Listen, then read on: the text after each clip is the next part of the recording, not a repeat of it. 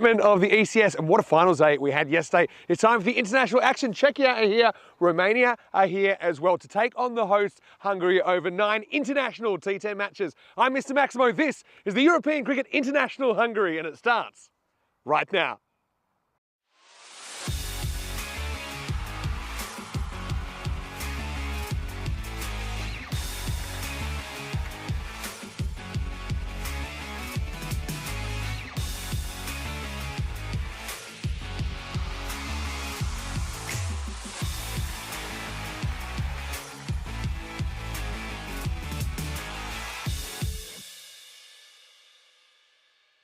This European Cricket Network event is proudly brought to you by HCL Software and Paramatch. Yodegal, dobre rano, good morning to you wherever you're watching from around the world, and welcome to a huge weekend of European cricket action. It is time for the internationals to break out here at the GB Oval in Hungary. We have 3 sides playing, so we have Hungary the host, we have Czechia, they're behind me right now just doing their final preparations. Also the Romanians, we'll get to see them again, of course. Quite coincidentally, these are the last 3 locations that we visited on the ECN tour, so I think you'll have a lot of names, a lot of faces that will be very, very familiar to you, and players have played recently on the network. So we are starting with the opening match. Match number 1, we'll see the hosts Hungary taking on Czechia. A little bit earlier, Suleiman Saeed had the 2 captains for the coin toss. Let's see what happens. ECI game 1, Hungary against Czechia. Czechia, it's your call? Heads. Heads is the call. And it's tails. So we'd like to bat first. Hungary won the toss and they will bat first. So the captain of Hungary, Vinod Ravindran, has won the toss and he's elected to have a bat. It looks a good, confident move. Often we'll see teams, especially early in a new series, wanting to bowl first. But I suppose Hungary, they have the advantage of knowing the conditions. They have the advantage of having played over the last 2 weeks, and every single member of their squad did participate in this European cricket series. Obviously, Ravindran himself, the captain, had the day off yesterday because UCB weren't able to make the final 4. But I think for some of the players that did play yesterday, they must be finding it tough to back up this morning. Of course, yesterday we saw the Blinders take out their 2nd ECS title over the Tigers. Also, the Cobras had a pretty big program yesterday, and all those teams are fairly heavily represented in this Hungarian side. And look, they've got 4 matches today. So again, I just wonder if they'll be able to keep that energy up. I suppose the new challenge of international cricket might be enough to keep that fire burning. Certainly looking forward to seeing a couple of less experienced players. We've got Kashif Shamsha of the Super Kings making his debut this weekend. Also Waka Mahmood, who we've seen previously for Gozo's Army, plays here for the Royal Tigers. He'll be playing his first international cricket as well. And then you've got some young players, Matty Ainsworth, for example, from the Kangaroos. I think he'll be pretty interesting to watch in a Hungarian shirt. Let's talk about Czechia, though. They are behind me right now, and we know from their European cricket series that they have been doing some pretty good things as well. I think that they have a lot of attacking options. Sazi Buyan was brilliant in that European cricket series, and don't forget it was Bohemians that upset Prague CC just 4 weeks ago. But I'm really looking forward to Czechia bowling first, and Riaz Afridi. Let's see if he's fully fit, because I think if he can get it going, he's the fastest bowler that we'll see this weekend. So we know this pitch, it involves flat bounces, it involves consistent bounce, big runs. With the ECI here last year in mid-July, it was absolutely crazy. In fact, the last day of ECI cricket we had here, the average run rate was 17.2 and over, so it's absolutely insane. Don't know if we'll see anything quite that destructive, but we will see a lot of runs, I'm sure, this weekend. Conditions-wise, a little bit hotter than yesterday. Clear skies, blue skies, heat. It's going to be hot stuff, no doubt about that. 33 degrees we're expecting currently. It's around about 25 to get us going. Nishay Bhatt is in the commentary box. We're almost ready to go here. Day 1, match 1 of ECI action. This should be a doozy. Hungary versus Czechia. Hungary, they're going to bat first after winning the toss. Over to you. Let's get ready for some international action. Thank you very much for that lovely update. And after a great couple of weeks of ECS action, it's now time to turn our attention to the internationals. Really looking forward to this weekend. 3 sides are very evenly matched. 3 sides are capable of providing plenty of entertainment. This is going to be a fun weekend of ECI action. The Czechia team are making their way onto the playing field. Of course, we're going to see the hosts, Hungary, have a bat to start things off. Yeah, this should be very, very exciting. We'll have a look at the fantasy dashboard here for our upcoming match. Of course, Hungary led by Vinod Ravindran of UCB. And just take a look at some of the names on that sheet. Of course, we had a good chance to have a look at many of these players over the past couple of weeks. Abazgani, of course, was involved in yesterday's action. Ali Farasat was the winning captain as his Budapest Blinder side went on to win it all. Sheikh Rasik, we saw him do a terrific job during the ECS, picking up the MVP, scoring more than double the amount of runs the second place batter did. Here's a look at the win predictor. Hungary given a 77% chance, according to that win predictor. You can see the old computers just giving home advantage a huge boost in this situation. Obviously, Hungary are much more accustomed to playing here, but Czechia, we know, certainly not a side you'd want to have down at 23%. Not a team to underestimate. They're a quality team. Obviously, they're in the Challenger division while Hungary are in the Premier division, but Czechia is certainly a team who you fancy to earn a promotion and make their way back to the Premier division.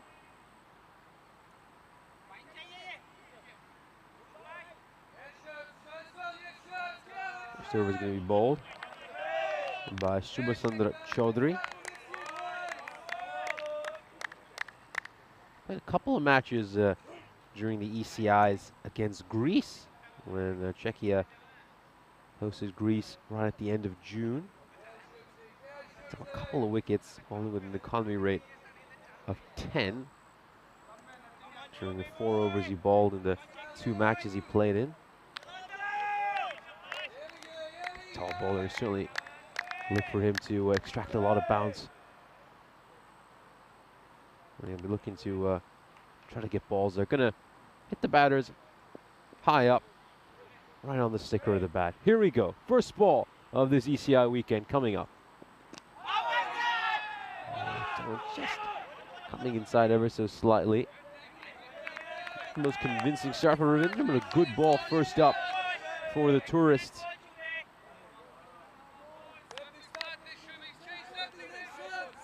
Take another look at this. Yeah, just sneaking down the leg side there. Not going to be LBW.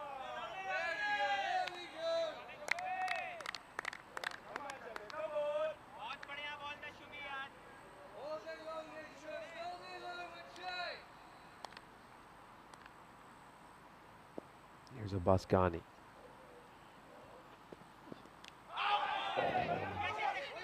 Another top ball there. It's a great start here for Chaudhary. He's really hitting his lines and lengths well to start things off.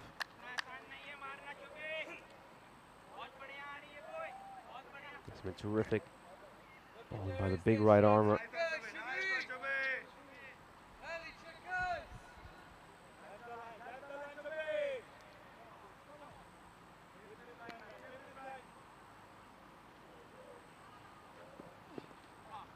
Down the leg side, that's going to be a wide. Just gets that a little bit wrong there. Pitching it a touch too straight. And it's just veered down the leg side. We'll take another look at that. Simple enough decision for the umpire.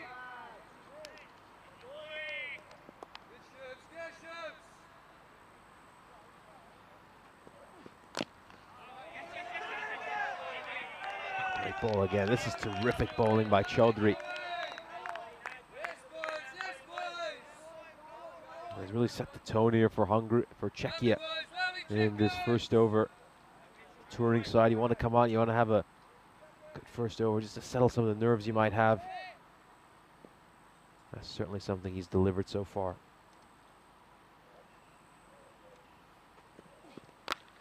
Real big over here. This one's popped up in the air. Could be an early wicket. And it's a great start for the tourists here at the GB Oval. Chaudhary, who's bowled superbly so far, gets a well-deserved wicket. You could see Ghani was going for the big shot, and he's not going to find the boundary. Instead, he's going to find Derek. Derek comes out to greet him very early in this Hungarian innings. Not the start the host would have wanted, but Czechia will be absolutely delighted. Let's take a look at this. He's looking to go big over cover, and he hasn't quite been able to time that one. It's popped up. Simple catch for the fielder at cover. The first wicket falls.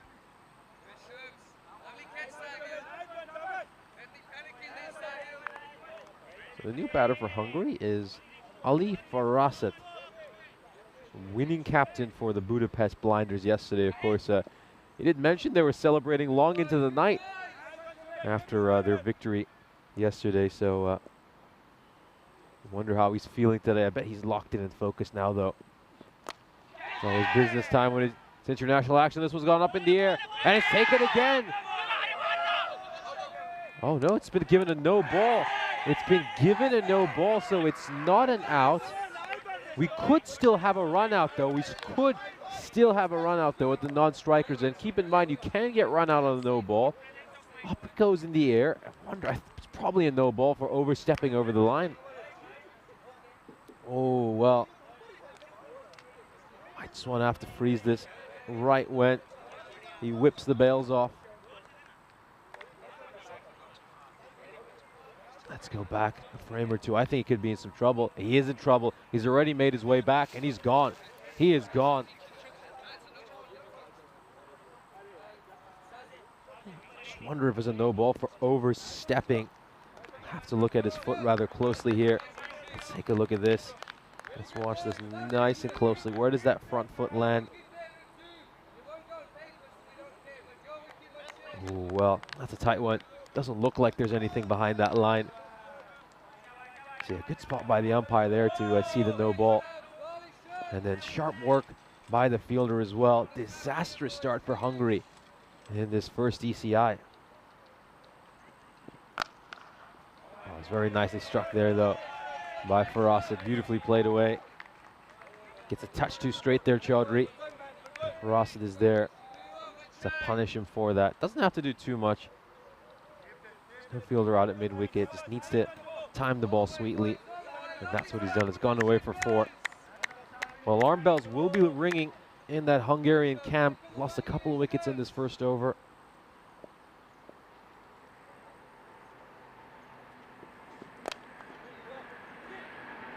This takes a Tortuga bounce, and you've really got to credit the fielder there. Rituraj Magare, he's done a superb job.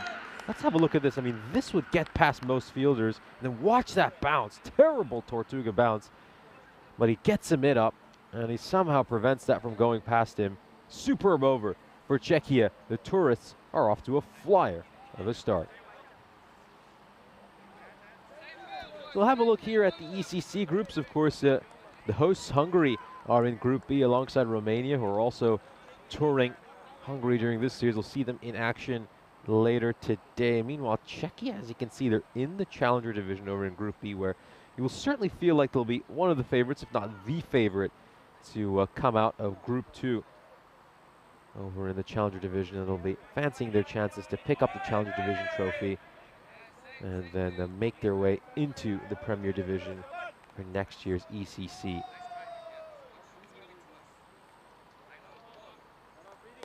Riaz Afridi now. Obviously saw him spoken about quite a lot in the introduction.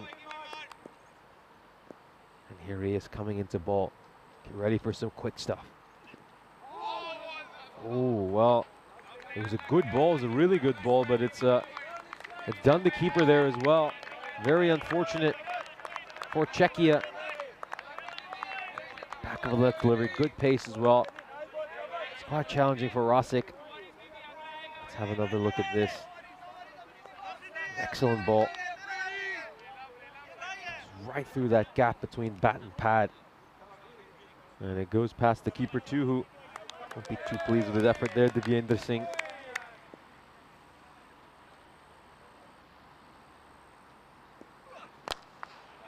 Straight down the ground. This is beautiful. Really nice shot. Just slightly misses the length there, Afridi. It's a little bit over pitched. And Rosic plays it beautifully down the ground. Good power play batting. Anytime you beat the inner ring, you know it's probably going to go for 4.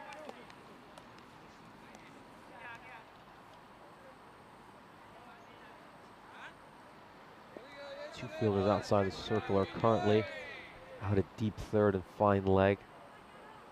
When's the shorter one coming? There it is. There it is. There's the bumper, and it's been given a wide by the umpire at square leg. Take another look at this, of course. This also is one for the over gone. Yeah, definitely a wide. definitely a wide. Loses his bouncer as well now for the rest of the over.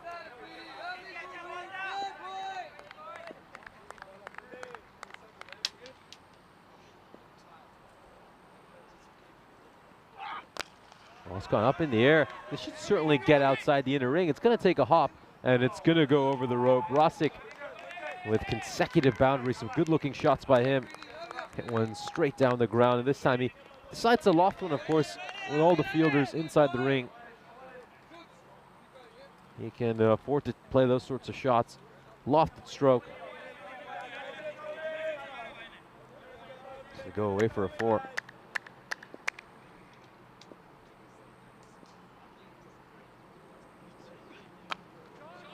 Some width wasn't offered, and it's cut away beautifully.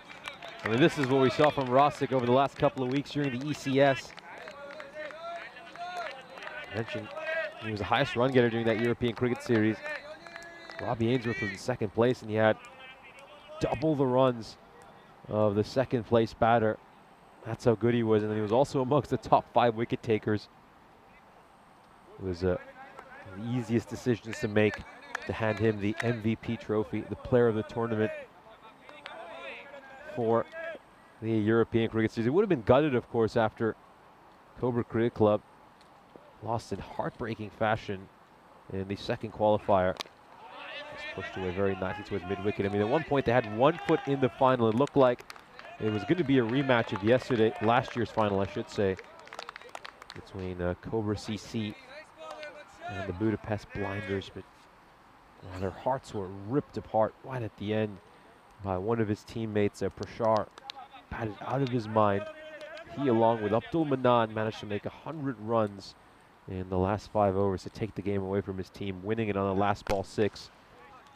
Oh, this is struck very firmly towards the field recovery, just about gets a hand to it, which will save his side 3 runs. They will grab a single in the first over. Hungary are 26 for 2. That second over a lot better for them. I think Riaz Afridi was just a little bit off with his length, and that's why his over was a touch expensive.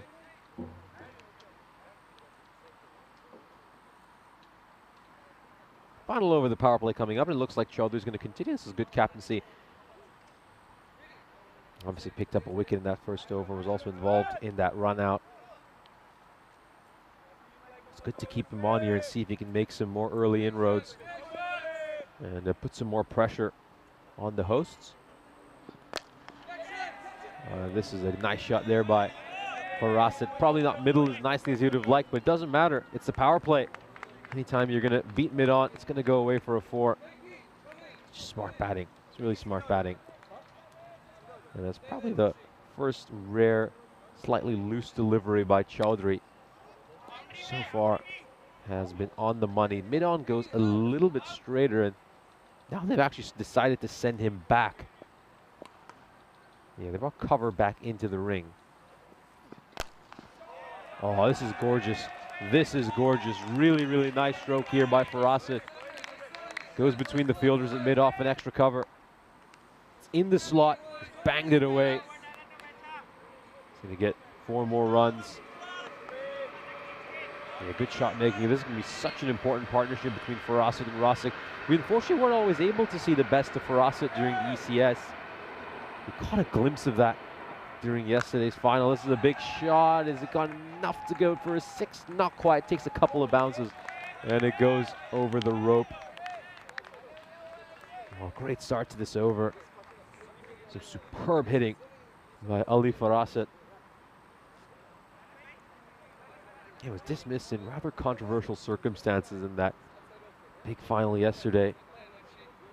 Would have felt like he should have had a no ball on the previous delivery, and then was dismissed on the following ball, which could very easily have been a free hit if that no ball was given. This one's a big shot again. Takes a bounce, goes over the rope. And it's 4 consecutive boundaries there, so 16 runs. Goes a bit short, but it's not spicy enough. Doesn't get that sharp bounce. Instead, it just sits up nicely. And it's going to be struck away by Farasit, who's capitalizing and cashing in on this power play, playing lofted strokes.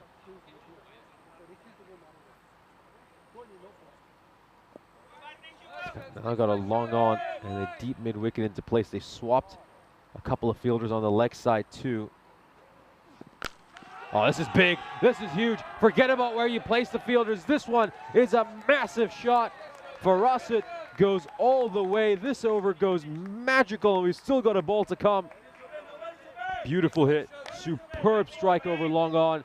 That's power hitting. That's T10 hitting.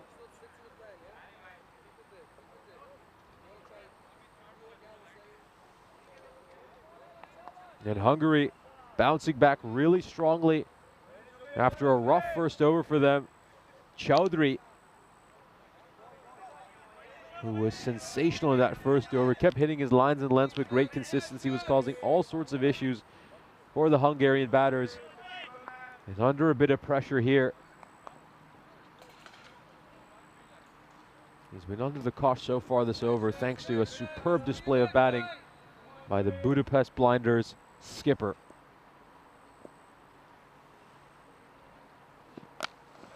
Oh, nicely struck, very nicely struck.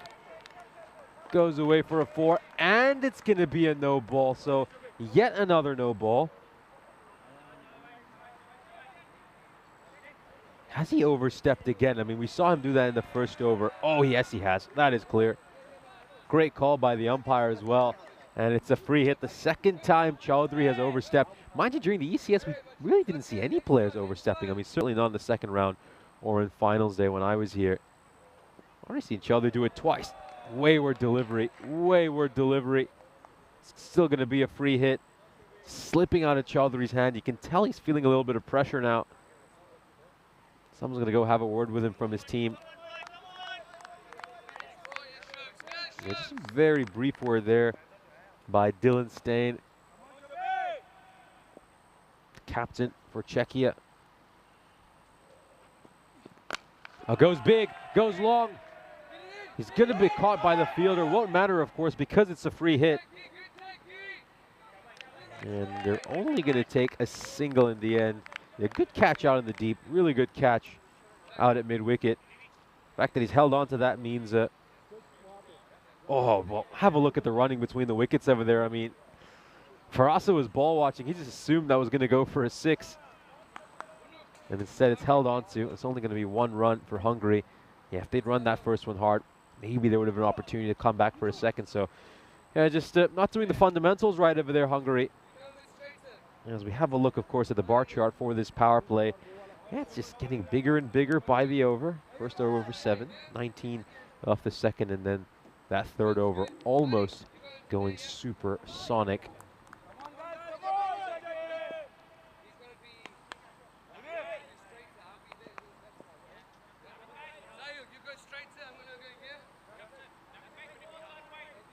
And the power plays, fielding restrictions have been lifted. Now up to 5 fielders outside the circle are currently at long on, cow corner, long off, deep extra, cover, and then he got a sweeper out on the offside as well. This one's going straight down the ground. Beautiful shot, wonderfully played, meets it on the half volley, and Farasat sends another one a long way. A superb batting performance so far by Ali Farasat. He saved his best for the national team, and he's taking his Czechia attack to the cleaners. Not the way you want to start as a new bowler. Immediate pressure on Ahmed. And when you go up against spinners, if you can just get a boundary off the very first ball, as a batter, you can just dictate the rest of the over. Pulls his length back a little bit there, Ahmed. Better ball, much better ball. Good comeback after that 6. Doesn't look to be a huge turn over the ball, Ahmed. Oh, better. Great length there. These last couple of balls have been superb by Ahmed.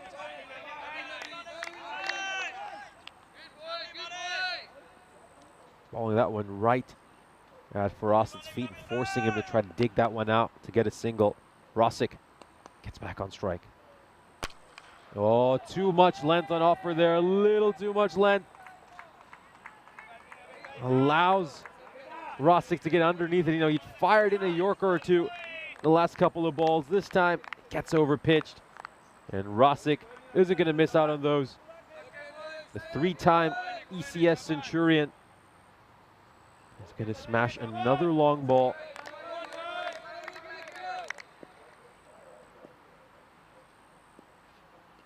Goes big again, goes all the way. This one's going to go sailing over the fielder's head. Nothing Sahil Grover could do about that except going to fetch the ball. It's been another great over here for Hungary, who have rebuilt their inning extremely well after losing those early wickets in the first over.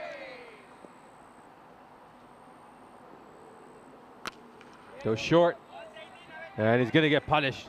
There's nothing the fielder at mid-wicket can do about that. Ritik Tomar is trying to get across, but all he saw was the ball going past him. 23 runs of this over, back-to-back magical overs for the Hungarian team. 52 runs off the last 2 overs. As Hungary find themselves in a very strong position at the end of the 4th over, they are 78 for 2.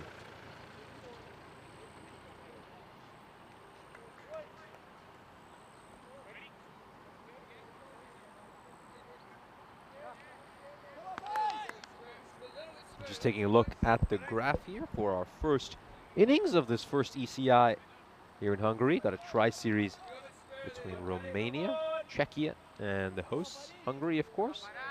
Romanian team are, of course, at the ground right now. They're just warming up over at the nets, getting in some practice ahead of their match at 11 o'clock local time against the hosts, Hungary.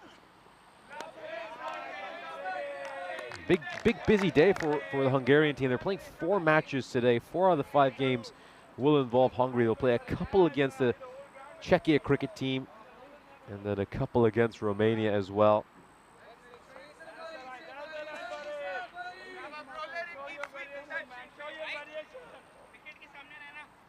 See, one match between the hosts. That'll be our lunchtime match. It'll be at 1 o'clock local time.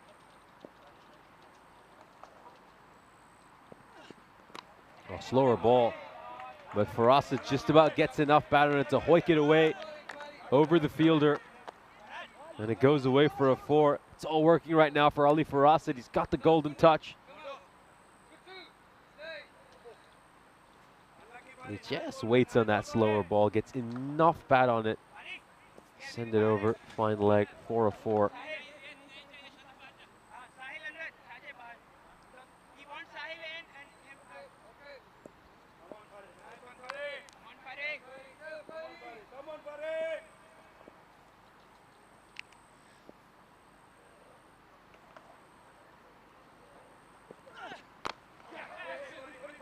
Oh, it's gone up in the air. Is it going to carry? Doesn't look like it will.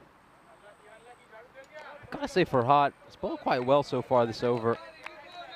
Just a touch unlucky with that slower ball, which went for a 4. I mean, he did almost deceive the batter. Yeah, they need to just sneak in a quiet over here, Czechia, to get things back under control.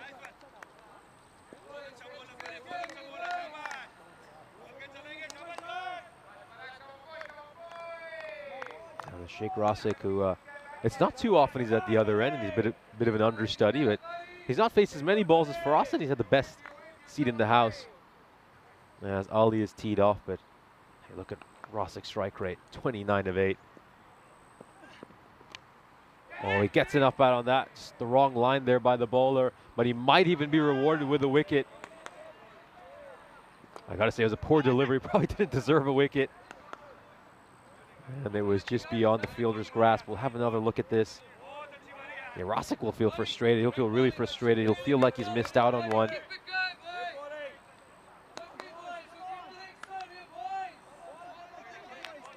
Yeah, I just got to say, I mean, of course, the fielder tends to be at that short third position, is normally someone who the team is looking to hide, for lack of a better term. So don't tend to see too many spectacular catches taken in that position. Oh, this is played away beautifully. Great shot there by Farasat. It's gorgeous, really gorgeous. It swivels on the spot, plays it away. Fine leg.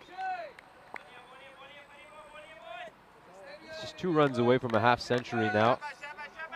Be a brilliant 50. It's come in no time at all. And he also came in when his side are in dire straits. Slower ball again. It's been well read by the batter, and Farasat will club it over the top for a 6. He starts off his ECI with a big century. He's going to raise his bat in acknowledgement to the rest of his team. And what a superb batting performance here for Ali Farasat.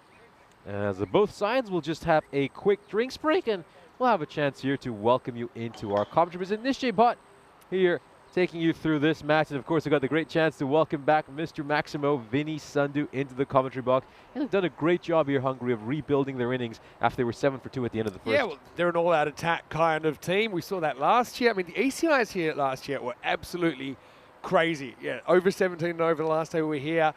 And really, to be honest, we've seen even more than that in the first 5 overs of the day. So, yeah, Czechia, I mean, see, got to kind of make the most of those potentially momentum-shifting moments. Saw the high catch goal. It was a pretty difficult one, kind of fell between the keeper and the field, a little bit of miscommunication there. But I honestly just think we're in for a great weekend. I mean, we've got 3 sides. I think they're reasonably evenly matched. I'd probably say on paper, the Hungarian squad probably looks the strongest, but I think there's going to be a bit of fatigue there as the weekend goes on. Czechia are kind of in a transitional phase as well. I've got Jan Hoffman here coaching them, having a word with them right now, but some of their kind of stalwarts over the last few years, Aaron Ashokin not on the side. The Beast, Wikramaseka not on the side either.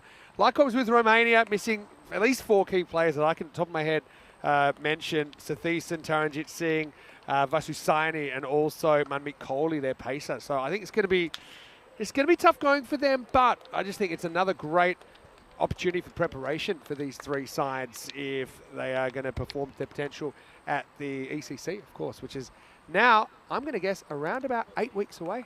And hey, for Czechia, obviously, you know, they're in the Challenger division, which is essentially the second division. And they'll feel that they deserve to be in the top division. They'll have the opportunity to be promoted from there, but this is a great opportunity for them to try and prove their case and come together as a group. They've also got their ICC qualifiers just around the corner. Yeah, they certainly do.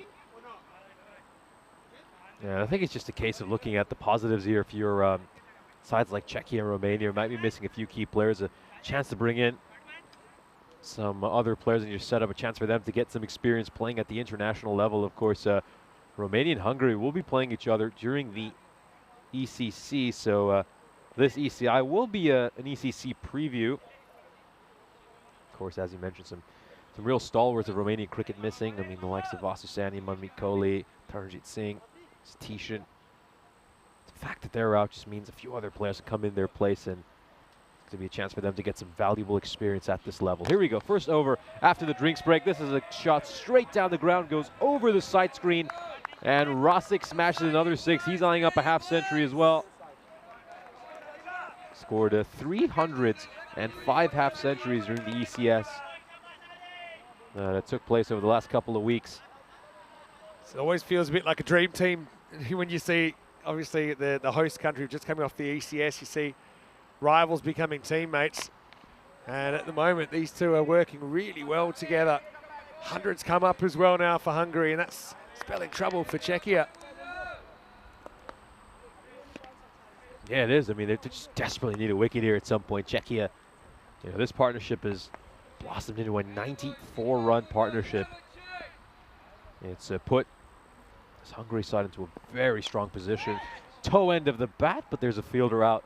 That deep throw is going to collect that, so it's just going to be a single. There's always a path back. I mean, if you learn anything from last year, is that anything's possible when it comes down to chasing in international T10s on this ground.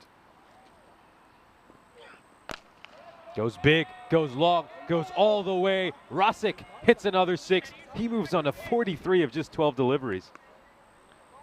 Yeah, Jesus continued on where he left off.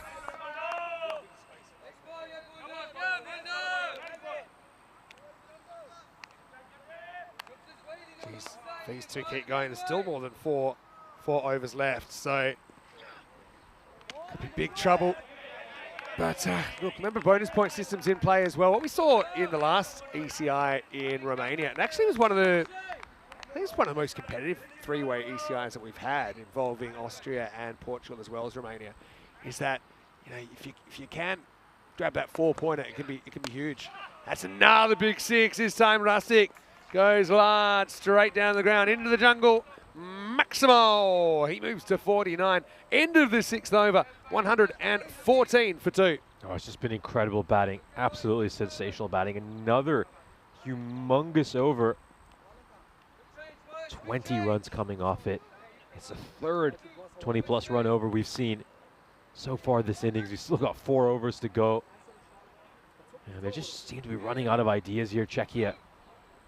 What can they contain Hungary to at this stage? We're having a look at the scorecard here. Ali Farasat bringing up the half century, and his partner Sheikh Rasic at the other end is closing in on his own 50 as well.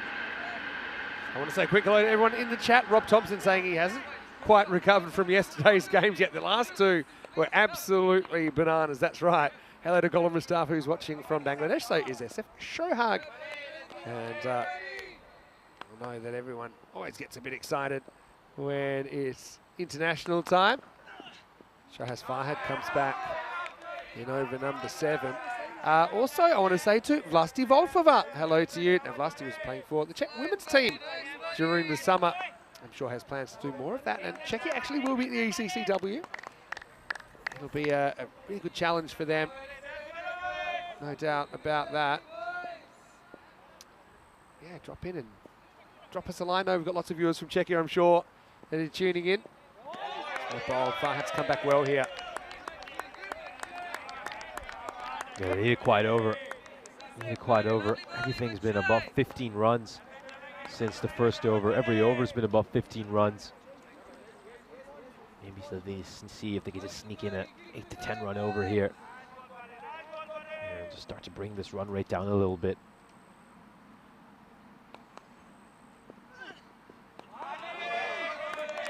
He's got a very good slow ball, Farhad. So, I mean, I know these Czech players really well. And I've spent a lot of time watching them. And Czechia actually was one of the first locations that we did in 2020 after the lockdown, when it became possible to start playing again. Farhad's had a bit of a mixed season. I don't think he's necessarily played his potential this season, but I think he's very skillful. You see, he's not the fastest bowler, but because he's got that very good slow ball, he's brilliant at throwing it in, and then it means that you are a bit late on his stop ball. You kind of saw it there. Yeah, I thought he was a bit unlucky in the first over to go for 16 runs. He did almost deceive the batters a number of times with the slower balls. There were a couple of missed hits that went for boundaries. He's looks to be a very good limited overs bowler. It's going to be a wide, just gets that one wrong, trying to go for the wide Yorker there for Hot, and he's missed the tram line by quite a bit. Not a bad spot to miss, really, though. You're going to go for 1 there. Remember, you do have that slight extra line to work with. That one misses, but all you got to do is get a bit of that line from that angle, and you're fine. Rasic on 49, piling on the runs again. Really deep in his crease over there. Just wonder if it's caught the line along the way, not according to the umpire, but have another look at this to confirm. It's pretty close. I mean, it could have gone either way, that one. Remember, even though he steps across, the line's the line. The line belongs to the bowler, but it doesn't move. That's the interpretation we're going with since about April. Just for consistency. And I think, obviously, to try and make life a bit easier for the umpire, you used to have to make judgments moving that line in their head if the batter moved before the ball was bowled. He missed again. So you'd probably rather give up 1 or 2 of these than bowl a hit-me ball that goes for 4 or 6, but still, there's a point where you're going to have to bring it back slightly. Yeah, 3rd consecutive wide. I mean, another one of these, and it's like gifting a boundary to the opposition. Yeah, geez, the ECS finals day was amazing yesterday, wasn't it? And Prague, actually, when we were there 4 weeks ago, had a pretty memorable final as well. Big upset, Bohemians getting over the incumbent, Prague CC. Yeah, that was a real shocker. I mean, of course, Prague CC, I believe they had the longest winning streak in the European Cricket Series, and for them to get upset by the Bohemians was quite a story. Yeah, but that just kind of shows you how unpredictable this format is. Yeah, Prague CC, 24 matches in a row. I was counting the blinders that they are up to, I think now 12 in a row. So the blinders are on a bit of a streak. Remember, they went undefeated 10-0 during this European Cricket Series. That's a really good over in the end from Farhad, even though with those wides in, just mixes up the pace, doesn't go to for a boundary. So 3 wides, 2 singles in the over, and 4 dots. So that's only 5. Just takes an over like that to get you believing again. At the end of 7 overs, it's 119 for 2. These are the squads, and so obviously you can see Hungary and Czechia on the park right now. But Romania have a slightly different looking squad. They'll be led by Cosmin Zavoiu. And I think it's great to see him leading the country now. A native Romanian player. And he leads his club regularly, the Bucharest Gladiators. Nadagotla, we saw him a fair bit during the ECS. He'll be behind the subs. Good young native talent in there in Gerasim. Luka Petra, I'd love to see him get a few more overs. I think he's a wonderful fielder, but I think he's more than that. Pavel Florin down the bottom as well is always an entertainer. Let's see how he's used during the weekend. Each team will play 6 matches. This one is punched through the point region, and it's just going to win the race to the boundary. So Rasic has brought up his 50, and now he goes to 54 with that. Really, it wasn't a bad ball, but you see how good Rasic is with those hands. Just jams the bat down on the ball and somehow gets it to the rope. Very nicely played there. Beautiful shot. Wasn't a bad ball at all by Magare. It's just been played exquisitely. He's going to go big over here. Hasn't quite directed it where he wants, but he's going to go for a 6. A lot squarer than Rasic would have liked it, but well, he's got enough of a big bat that he's helped to go over the rope for 6. Yeah, it wasn't a bad ball. Magare's bowling's actually come quite a long way. We've seen him for his club United. He'd be used as a kind of maybe an emergency option. Probably wouldn't be in the 5 bowlers they'd think of. But then he started doing a good job at the end and just slowly but surely bowled earlier. So we're seeing him bowling at the depth here. He's normally pretty good at getting that Yorker in. We've seen him just miss a couple of times at the international level. Just don't have that much margin for error at all. Rasic to 60 now. What a partnership this is. 3 for 2 was the score when they came together. They put on 126. Oh, this is a misfield by the fielder at a backward point. Probably only cost them 1, thankfully, in the end. Curious to see how the Czech team go on this field. Don't think they've played too much cricket here at all. ECI cricket's been great to see, just different countries playing in different locations more regularly. Oh, just going to catch an edge there. It's very lucky there for us. You got to feel for Magare. I mean, at times, some of his better balls have gone for a boundary. Oh, this is pretty much perfect, and it's a Yorker. It gives yourself the best chance, but it's off the bottom of the bat, squeezes into the ground, goes over Divi Singh. Well, that's just really the cricket gods toying with you. I think Magare should be happy that he at least located that ball pretty well. Still got 2 to come. Plays this one into the pitch there for Rossett. Yeah, it's been Magare's actually bowled quite well this over. I think he just doesn't quite deserve to have given up 15 runs so far off his bowling. He's hitting those lengths with a good consistency. Just got to control the controllables, I think. I think hit your spots and accept the outcome. It is tough sometimes, even like, that backwards 4 was pretty unjust. A nice ball again by Magare to end the over. 16 come off that over in the end as Hungary are 135 for 2. And we've got a couple more overs to go till the end of this innings. Yeah, well, look now. You've got Magare to bowl again. I thought he bowled pretty well there. If he could bowl, say, a 10-run over in the last, and maybe, let's say, an average at the moment, it's probably about 15. So let's say add 25 to that, 160. I mean, it's a lot of runs, but we have seen those kind of scores chased down here in ECI cricket. And you look at the batting lineup, you've got Dylan Steyn, who's leading the side. He'll probably open with, well, I thought maybe they'd go with Davitsi opening, but they've listed Sazib Bhuyan to open. That's not a bad option either. Ritik Tomar, the tank at 3. Certain players from Czechia, and Steyn's probably one of them. He kind of just gets locked into the zone. And if he could do that in a batting-friendly atmosphere, which it is here in Hungary, then really, they've got the talent in there to chase things down. Well, here's Riaz Afridi. Czech tearaway to bowl over number 9. It will all happen in this 9th. Riaz had some problems with shin splints, and we only saw him playing one match in the ECI 4 weeks ago now in Czechia. It's good to see him looking a bit fitter. Riaz, a former male model as well. Which won't surprise you if you've got your television on right now.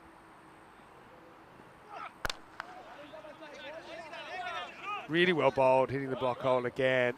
I think hit 2, but it's not there. I think sometimes he does get a bit carried away with bowling short, and even if he beats the batter and it's the top end, it's going to go for 6 in ECN cricket. So I like that. Even if Riaz said to the batter, look, I'm going to bowl a Yorker, and he knew it was coming, still not too much you can do with that ball except try and jam down and keep it out.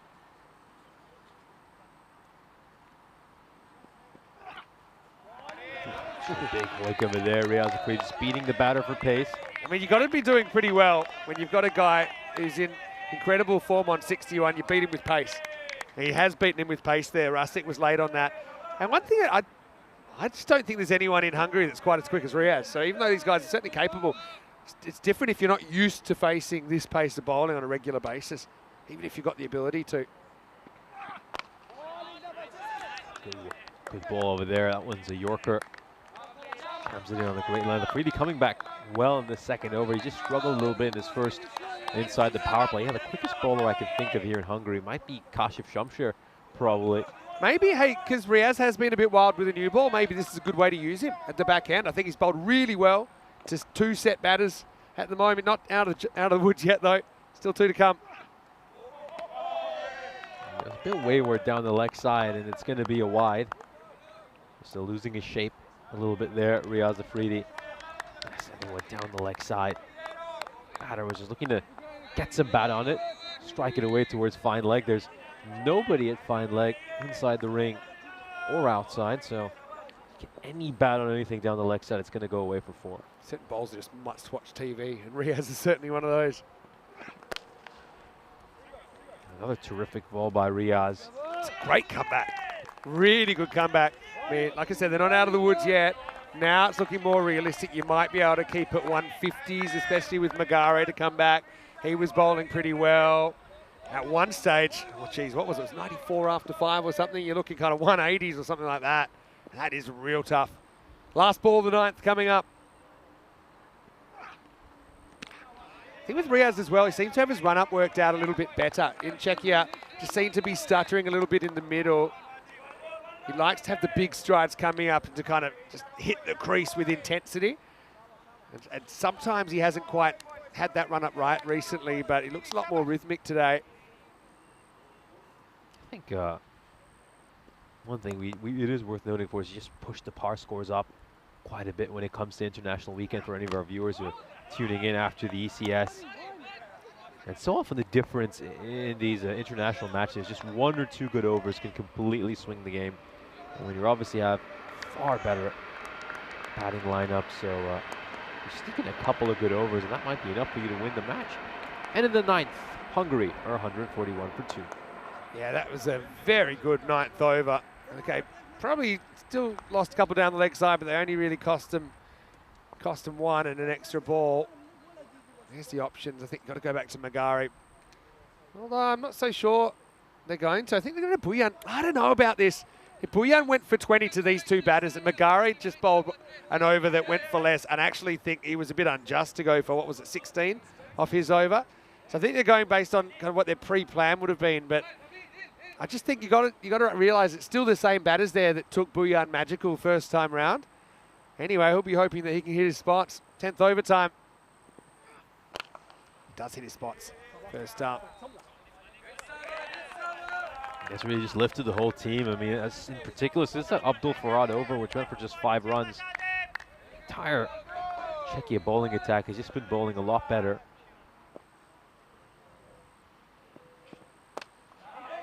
Pushed away towards mid-wicket. Just going to be a single. Yeah, boundary's drying up a little bit. We didn't see a single boundary in the last over. I haven't seen one here as well. This has been an incredible comeback. We haven't seen a boundary since ball 7.4. So what's that? 10 balls. It's 10 balls now, yeah. Mainly because they're getting their lengths right. Yeah, has he got enough on this? Nope, it's going to go straight to the fielder. Once again, it's dealing exclusively in singles. Oh, they need to find the boundary up here. Hungary to be very disappointed if they end up with something less than 150 after the incredible start they had.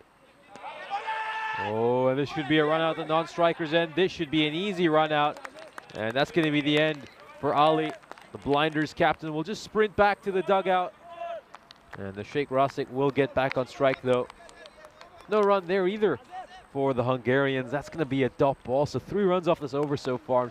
Still got a couple of balls to come. Yeah, they're going to have to find the boundary up here if they want to get to 150.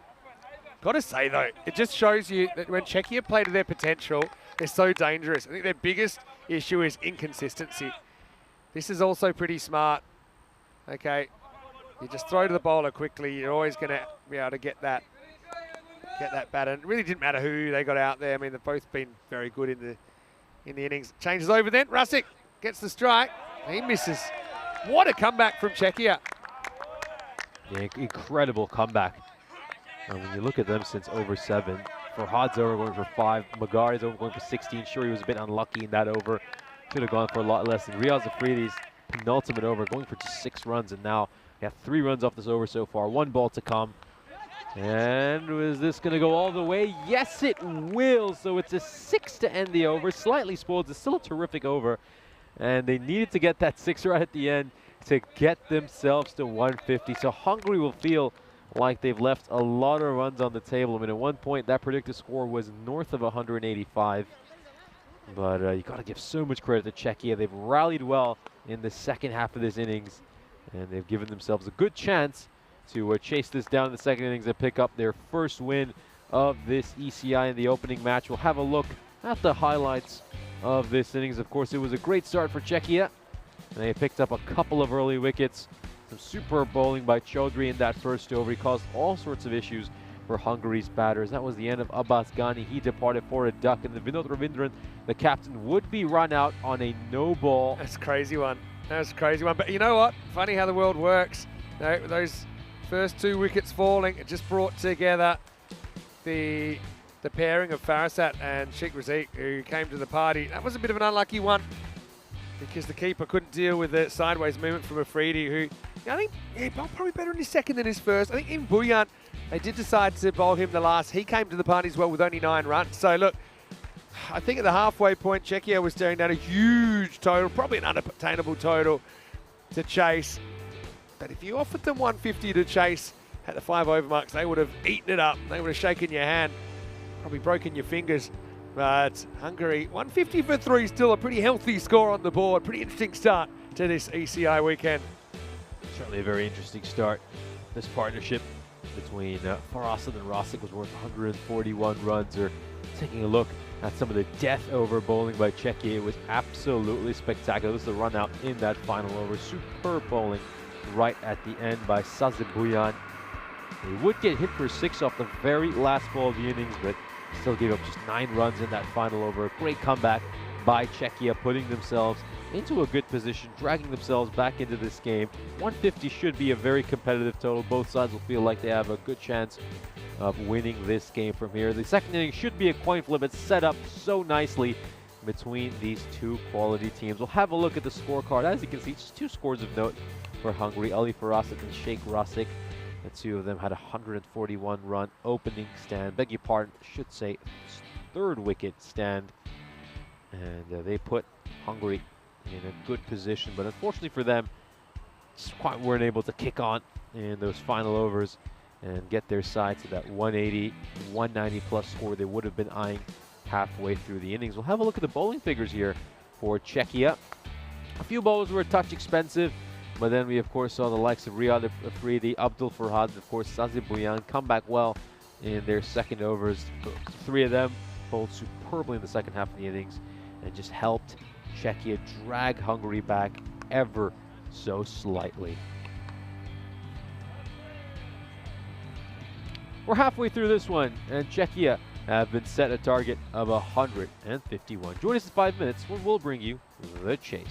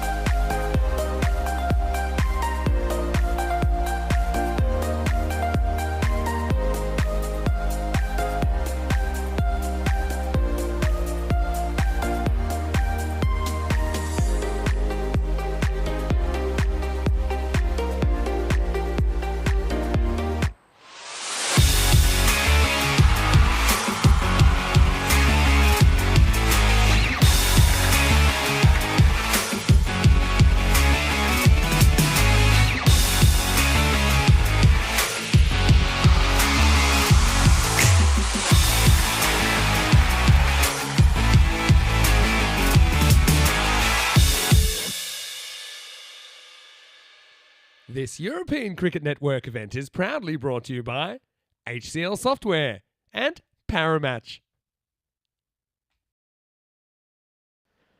Welcome back for the second innings. As Czechia rallied during the second half of their innings between overs 7 to 10. We saw just 36 runs scored. An incredible comeback by them after they were really under a lot of pressure.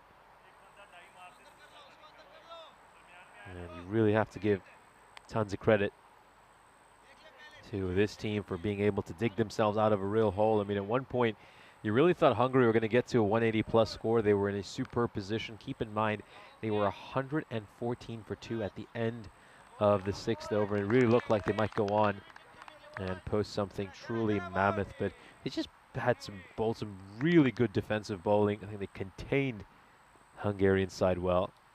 And now I would say Hungary have a slightly above par score, although you know it's going to be interesting to gauge what a par score is on this surface at the international level. Of course, I would say when we had the ECIs here, par score was about 130.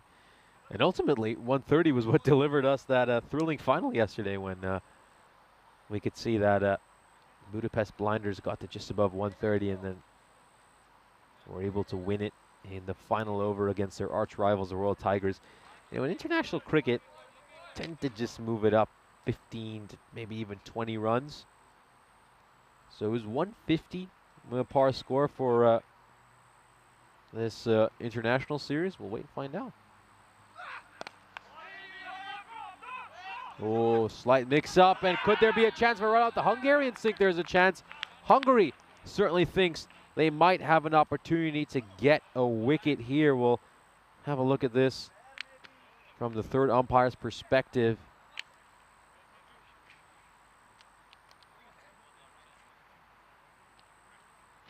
Now then, let's have a look at this. Here he is, Dylan Steyn, the skipper of Czechia. Might he depart very early in his innings? Gonna need to slow this down one. Very well. Right at the spot where the bails are whipped off. And he's gone. He's gone. That's gonna be it for Dylan Steyn. Oh, that is rough for the Czechia captain. He went wandering, and he's gonna be made to pay. Czechia lose a wicket very early in this innings. And it's one they really wouldn't have wanted to lose. And there it is. Off he goes, Dylan Steyn. And Dylan Steyn departs. Golden Derek to greet him. And the manner he's been dismissed in as well will certainly annoy him. He'll frustrate him a lot. Run out off his very first ball. Basically going on a bit of an adventure away from his crease. And he found himself stranded. Couldn't make his way back in time. And you got to give so much credit to the fielder as well. I mean, great sharp work there by Mohammad Burhan. Sharp throw back to Vinod Ravindran. This is a very nice shot. Beautiful shot by Tomer to get off the mark. Just caresses that one through the covers. Excellent, excellent cricket.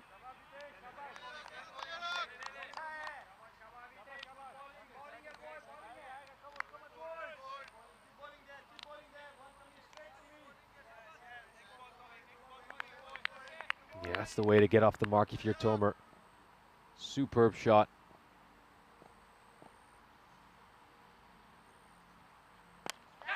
Oh, does this have enough to get past the fielder at mid-off? Not quite. He does a stellar job to come across and ensure it's just a single.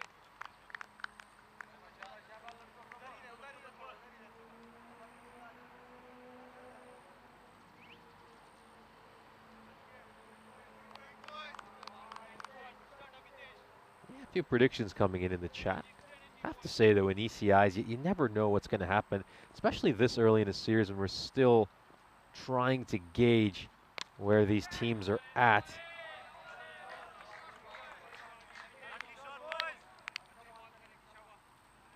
Yeah, it's not so easy really to tell what's a par score and what isn't this early in the series, as we of course see that one go away for a 4. Nice looking shot there by Buyan. So both the batters out in the middle have managed to strike boundaries.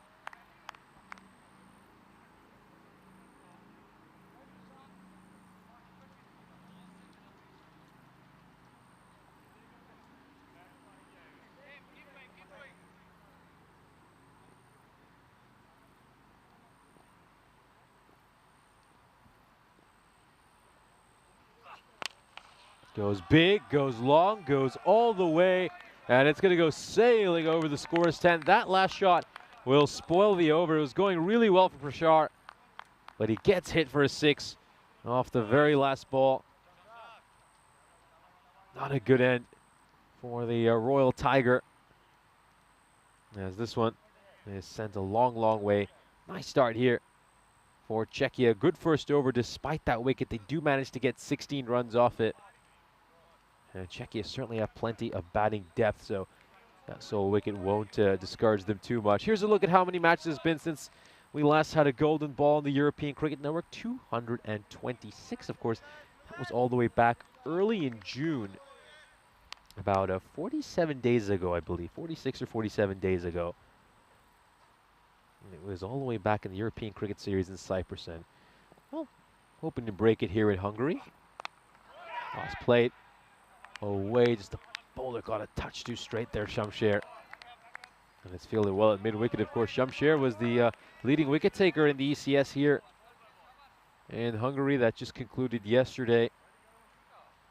And his performances during that ECS earned himself a spot in the national team.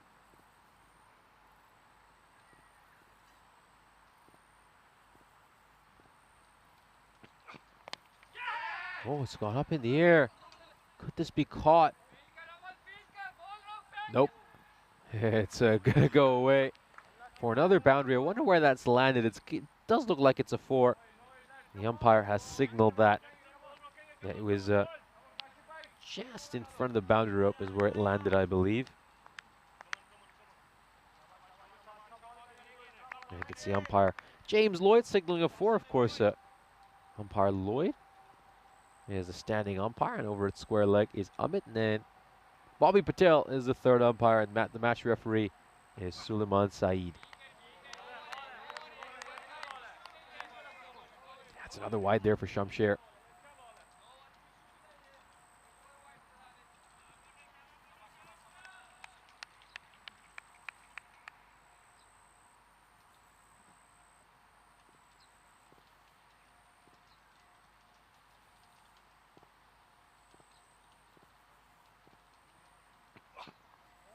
A big effort ball there. You could hear the grunt as he went in to bowl that one.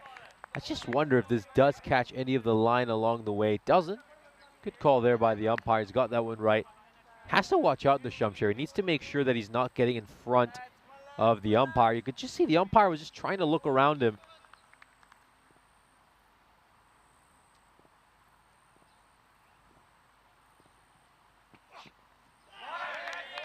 Another big effort ball.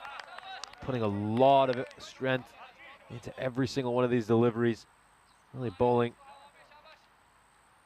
with a big heart right now, Shamsher.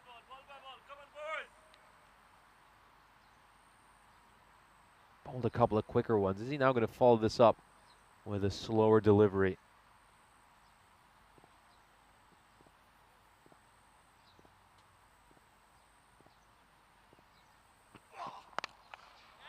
It's gone up in the air, and where is this going to go? It lands well beyond the rope. Buyan sends that away for a 6. Second 6 of the innings for Buyan. He's batting on 21 of 6. Oh, very nice shot. Just hits that one over long on. Watch that one very closely. Read the delivery. And he sends it a long, long way there. I'm going to send mid on back. They're bringing third man into the ring, so they've got long on and mid wicket out. Oh, he goes short, and he's gonna get punished. Hooked away by Buyan for another 6. Back-to-back 6s. Oh, that is a terrific shot, isn't it? He's picked up the length so quickly, and that's what's allowed him to get onto the back foot and play that hook shot as well as he has. He's in complete control of the shot. It's very, very nicely played. And away it goes for a 6. Very safe shot to play as well, since there's no one back. That fine leg. Even if he miscues that one, you would fancy it to go for a 6. And yeah, of course, generally the fielders you do see inside the ring at fine leg and third tend to be some of the weaker fielders in the side. So yes, always it's a risky line in length. That edge, and it's gonna go over Marc Desfontaine's head, and it goes away for a boundary.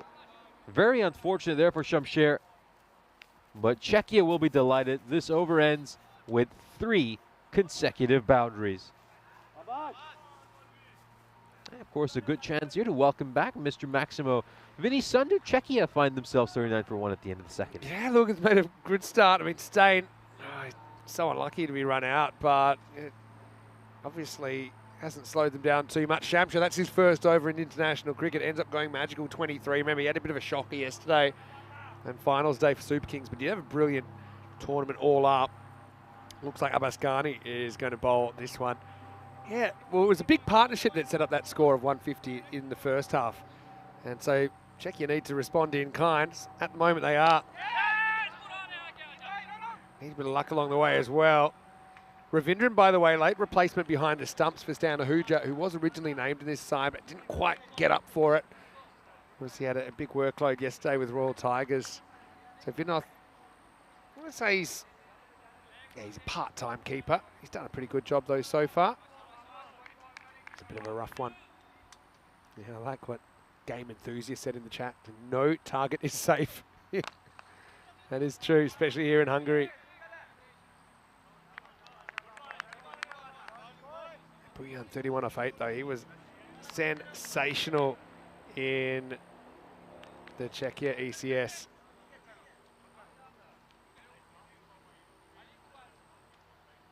Actually scored 100 in 8 over reduced match, Sazi Buyan, to give you an idea. It's the first time we've ever seen 100 in a less than 10 over match.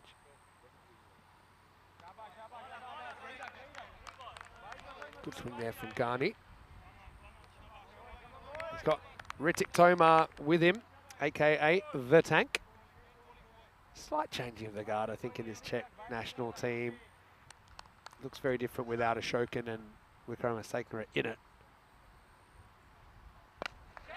Goes straight, doesn't really get it. Oh, that would have been a sensational catch from Harsh Mandian. Oh, geez, it reminds me of one that he took for Royal Tigers at the ECL. To be honest, the fact that he even touched that was a miracle. Only a single. Wow. Stop the voting. If this gets taken, it's probably your catch of the year. Look at him get airborne. Did everything he could. Wow, that was very athletic from Mandian. Ghani's been pretty good this over. He's read the room. I think full is your only chance here. Full and just try and jam the batters. So they have to jam the bottom of the bat down on it. Especially against top order batters. Length balls are just disappearing. I like that. It's up. It's out of the ground. Maximo. Tank fires a shot. And the Czechs bring up their 50 within the power play. A really good shot there by Tomar. Hitting that beautifully over the offside. Take another look at this. It's in the slot. And Abbas just getting the length wrong there, Abbas Ghani.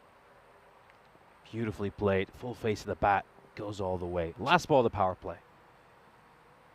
It's just going to get that one wrong. Abbas Ghani just feeling a little bit of pressure after that last boundary.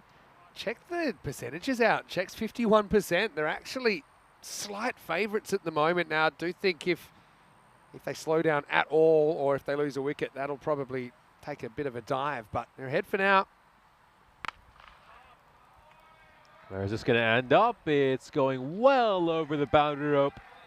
Ends in a 6. Ghani's over goes for 18 runs in the end. Another terrific over for Czechia. We're going to end this power play with 57 runs terrific power play for them. They've put themselves into an outstanding position. They're more than a third of the way there, and we're just come to the end of the power play. Yeah. So a bit of head scratching to do here for Hungary. That went off the rails, didn't it, a little bit, with the first 4 balls only going for 5, and then the last 2 balls went for 13 in that over from Garni. I thought we might get a change of pace here. Looks like they're going for Sheikh Rasik. But I thought maybe it's worth giving Jacob an over here, just with the 2 right-handers at the crease. You're out of the power play. Maybe you can just disrupt the rhythm of the game. I do have him in the side, left-arm spinner, but it's going to be the MVP of the European Cricket Series here in Hungary, Sheikh Rasik to bowl over number 4. He's quite clever as well. He does bowl a good Yorker. I think that's mostly what he's going to try. Coming into Sazi Buyan. He's going for the Yorker, and he's missed that one. Ends up becoming a wide. Take one more look at this. Yeah, you can see he's going for that slower ball, slower Yorker. Doesn't quite work out for him. Yeah, it's clever. We wouldn't expect him to bowl a slow ball first up, so he's pretty good at kind of giving you what you don't expect. Goes long, goes all the way. This has gone very, very big. It's a huge 6 for Buyan. Great shot here.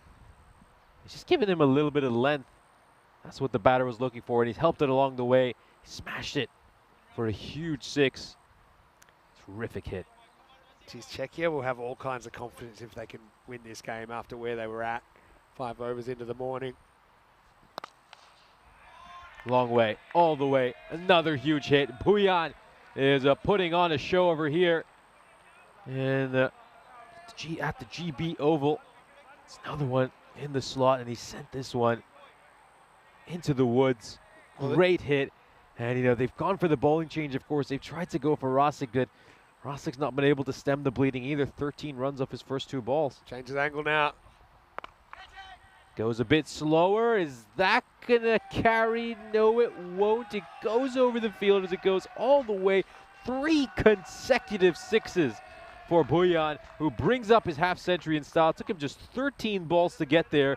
And the man who, of course, plays his cricket for the Bohemians back in Czechia has put on a great show here in this opening ECI match. They had several players they could have opened with. They went for Buyan. Obviously, he's just in red-hot form. This is more block coalition, so he can't get underneath this one. So 13 ball 50 is just what the doctor ordered for the Czechs.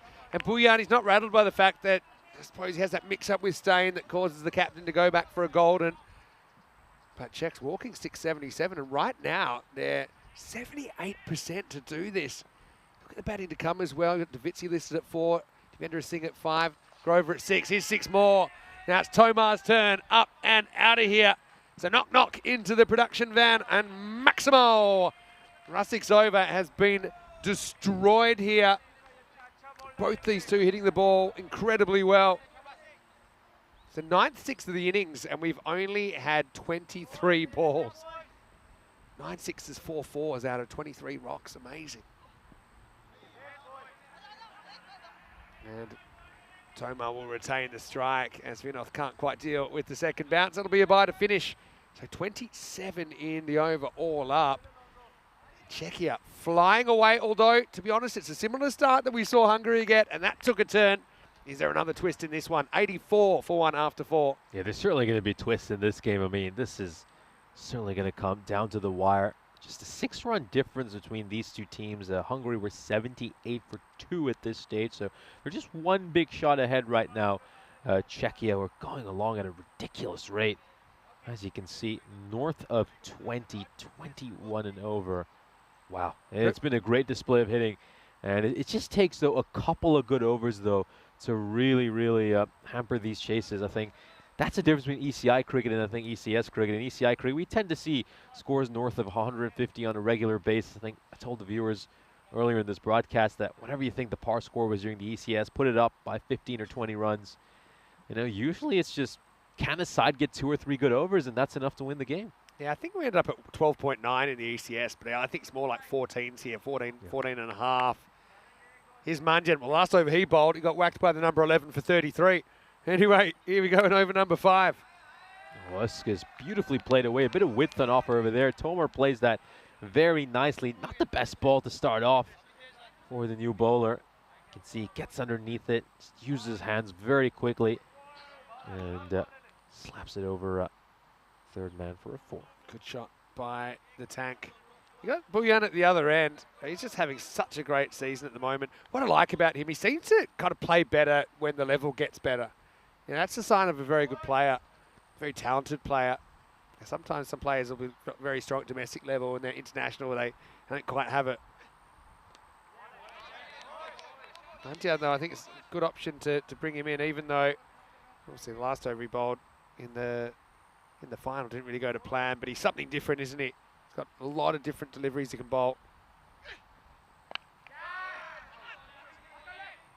That was the leg spinner that he rolled out. So he can bowl kind of off spin, he can bowl these kind of front of the hand, almost carom balls. He can bowl the more over the wrist leg spinner. But, so far he's held things pretty well. Bullion on fire though, faces up. Up and out of the ground, Maximo! Bullion, he's in incredible form. And he smashes that one.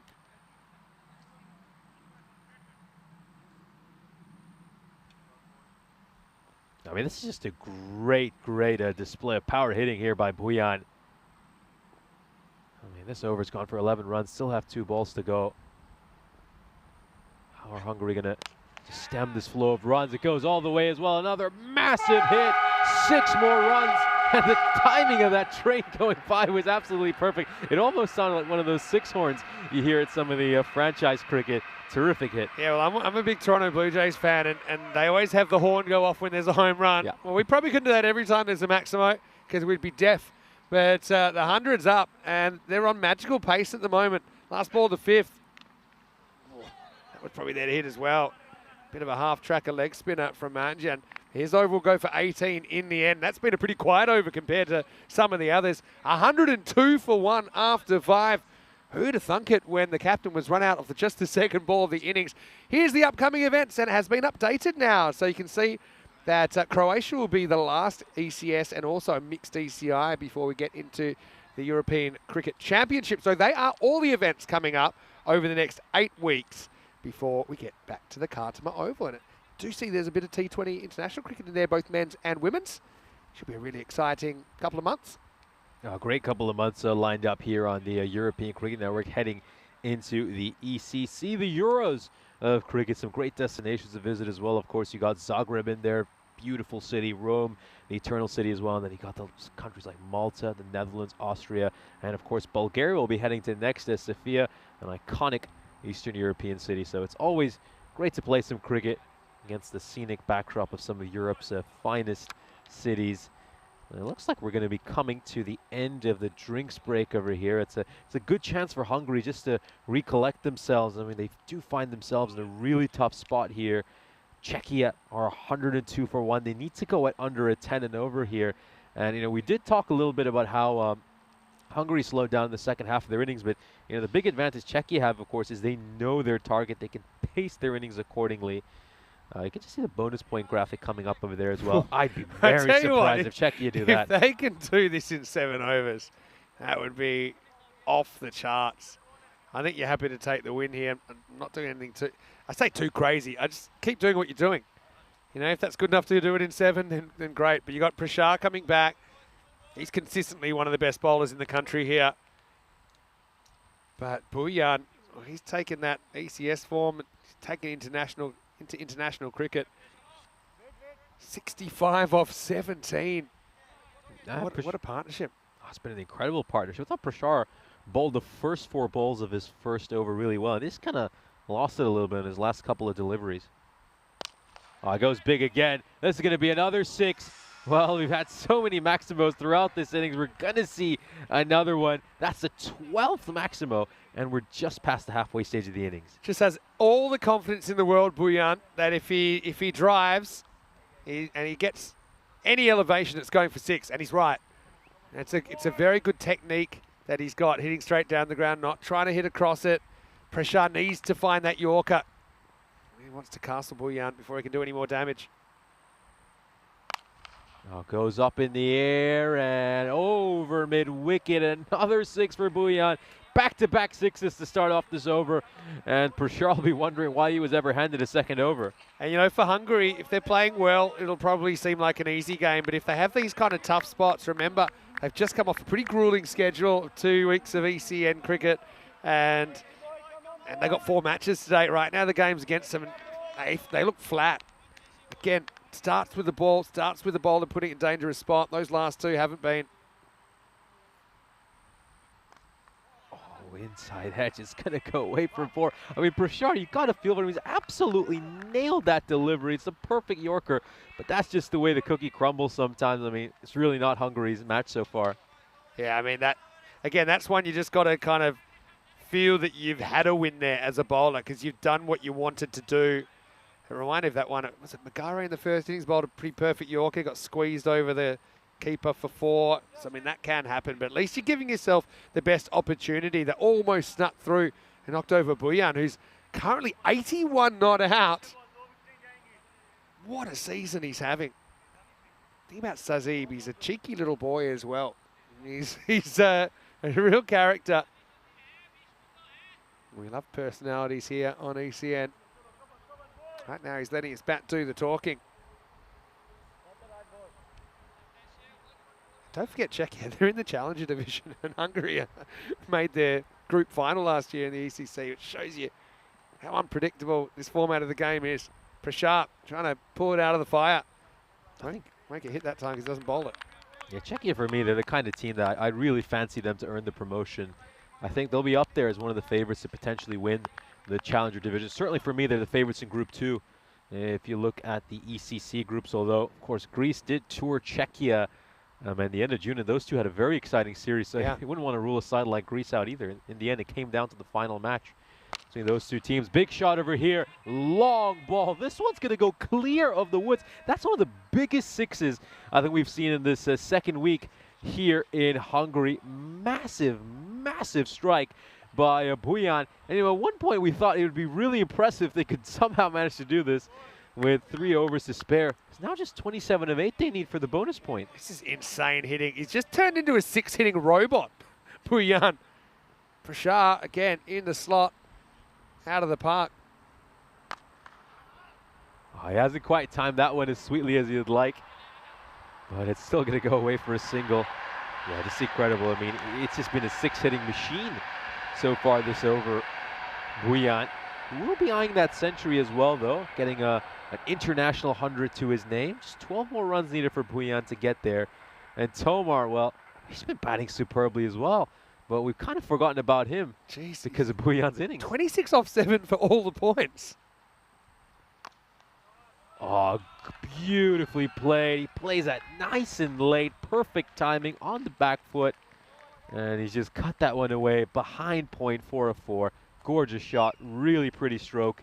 And yeah, all the points are on over here. They're going to need 22 runs off 1 over to pick up a bonus point. I hope someone does communicate that message to the Czechia batters. And here's a look at the Hall of Fame. 84 is Sazib Buyan, 103 off 30. That was an 8-over game in the ECS. If he can do it, it'll be 94 of the season. Sheikh Razik, can see him there. Anna Baskani, both playing this morning for Hungary. Rustic actually got 3 centuries in the series. But this is crazy. Yeah, see, Sazib Buyan, 103 off 30. It was against Ostrava, playing with his club Bohemians. End up winning. It's all right. They're going to go to Burhan. The last time he bowled, he had a bit of a shocker. And right now, it's not getting a lot better because that's 6 more, and this could be an amazing piece of Czech cricketing history. I mean, it's been a big year for them. Don't forget, their club PCC beat Wimbledon at the ECL. Obviously, the quality in Czechia is going up all the time. They're trying to bring a bit more professionalism to their national setup. It hasn't always been there, I think, over the last few years. 94 for Buyan. Oh, it's going to go down the leg side. This might be a minimo. This might be a minimo. It is going to be one. So it's just 11 needed of 5. And yeah, I am a little surprised they've turned to Burhan. I mean, we saw the way he bowled yesterday. It was a lot of hit-me bowling. And they really got to prevent this Czechia side from getting the bonus points, but they go for the gamble. What's Jacob in the side for? He's a left-arm spinner. He turns the ball away from the right-hander. 11 off 5. Bujan for his first century in a Czech shirt. He doesn't want it. Interesting. Because the thing is, that actually getting all the points could be pretty important. You've got to prioritize that over him personally getting a century. He still probably feels he can hit 2 of these 4 balls for 6 and do it. Oh, has he got enough on this? He does. It goes to the right of the commentary position, and he brings up his century. Bujan with an international 100. It comes off just 25 deliveries. That's pretty much hitting a boundary every ball. Bujan, take a bow.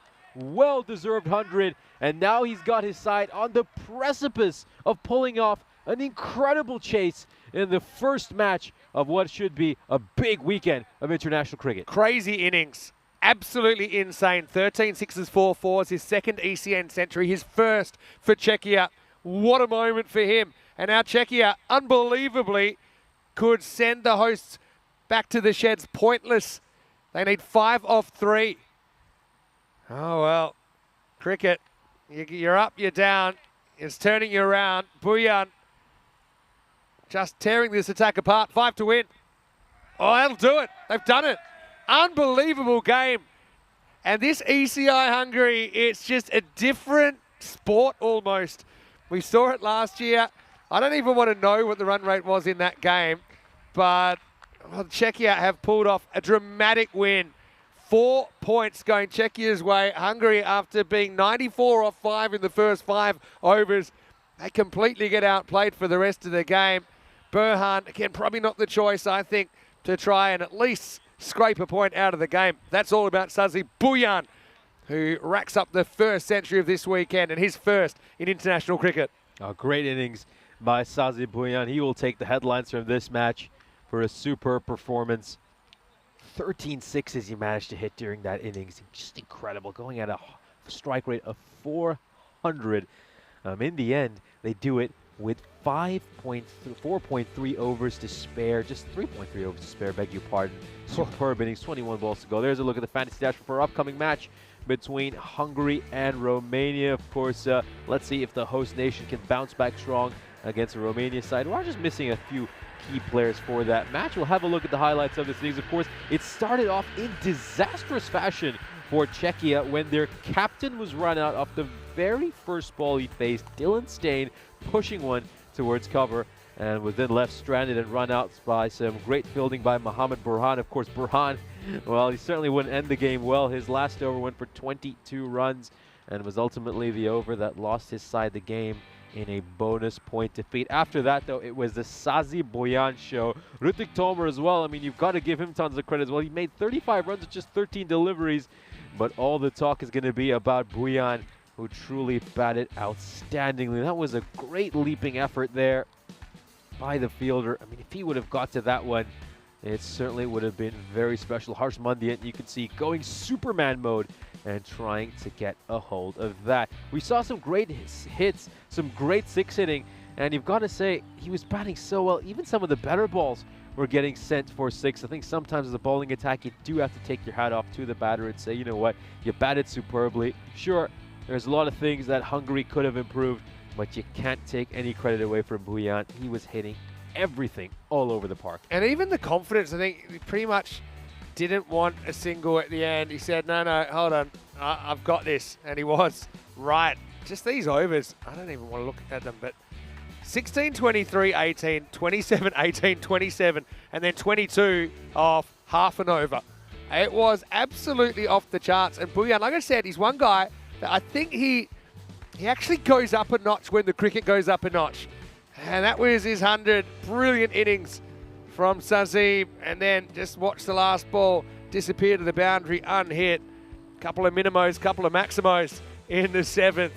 And the Czechs chased down 151 in 6.5 overs. ECI cricket's back in Hungary and it's next level. Let's have a quick look at those teams. Romania, led by Zavoyu. Pavel Florin is in the side. Petre's in the side as well. Young Safi's in the side for them. Nadagotla, vice-captain for this series, listed to open, and he will have the gloves as well. Hungary, again, they're going to have Vinod keeping the gloves. Matty Ainsworth comes in for them. I think that's the only change that I spotted in there. As Jacob misses out. Pretty surprised they didn't at least give him a chance to break that partnership. Okay, let's look at the scorecard then. Next game, by the way, starting in exactly 30 minutes, but this one was over early. I don't think anyone saw that coming, as the Czechs went absolutely beast mode, didn't they? 100 off 25, even 100, scoring at 400. Strike rate 13, Maximo's 4-4s for Buyan. Tomar certainly held up his end of the bargain as well, 35 off 13. We didn't even see batters like Davitsi, Devendra Singh, Sahil Grover, Magare as well in there. But I think they were pretty happy to watch. And Hungary, well, when the game turned against them, they went flat, didn't they? And it's always a risk, I think, when you've had a pretty intense European cricket series. They just had no answers at all. Bowling figures to make your eyes water. They only survived 6.5 overs into this chase, but it'll spur them on. There are some positives there. The form of Farasat, I think, obviously Rasik's batting really well, but the Czechs started that comeback in the second half of the innings when they started to hit their spots. You got to bowl Yorkers. That's your only chance here, honestly. Maybe you want to mix it up one and over, but I think even early in the innings, you got to try and challenge the bottom of the bat. Otherwise, it's going to get ugly, and it sure did for Hungary there. We'll take a break and we'll be back in 25 minutes. And the Romanians will get their chance to make an impression. They've sent in Hungary, which is an interesting choice in match number 2. Vinny Sander here, Mr. Maximo, with Nishay Butt, back with some more international action from Hungary when we return. After this break, you're watching ECN, and you're watching the ECI Hungary.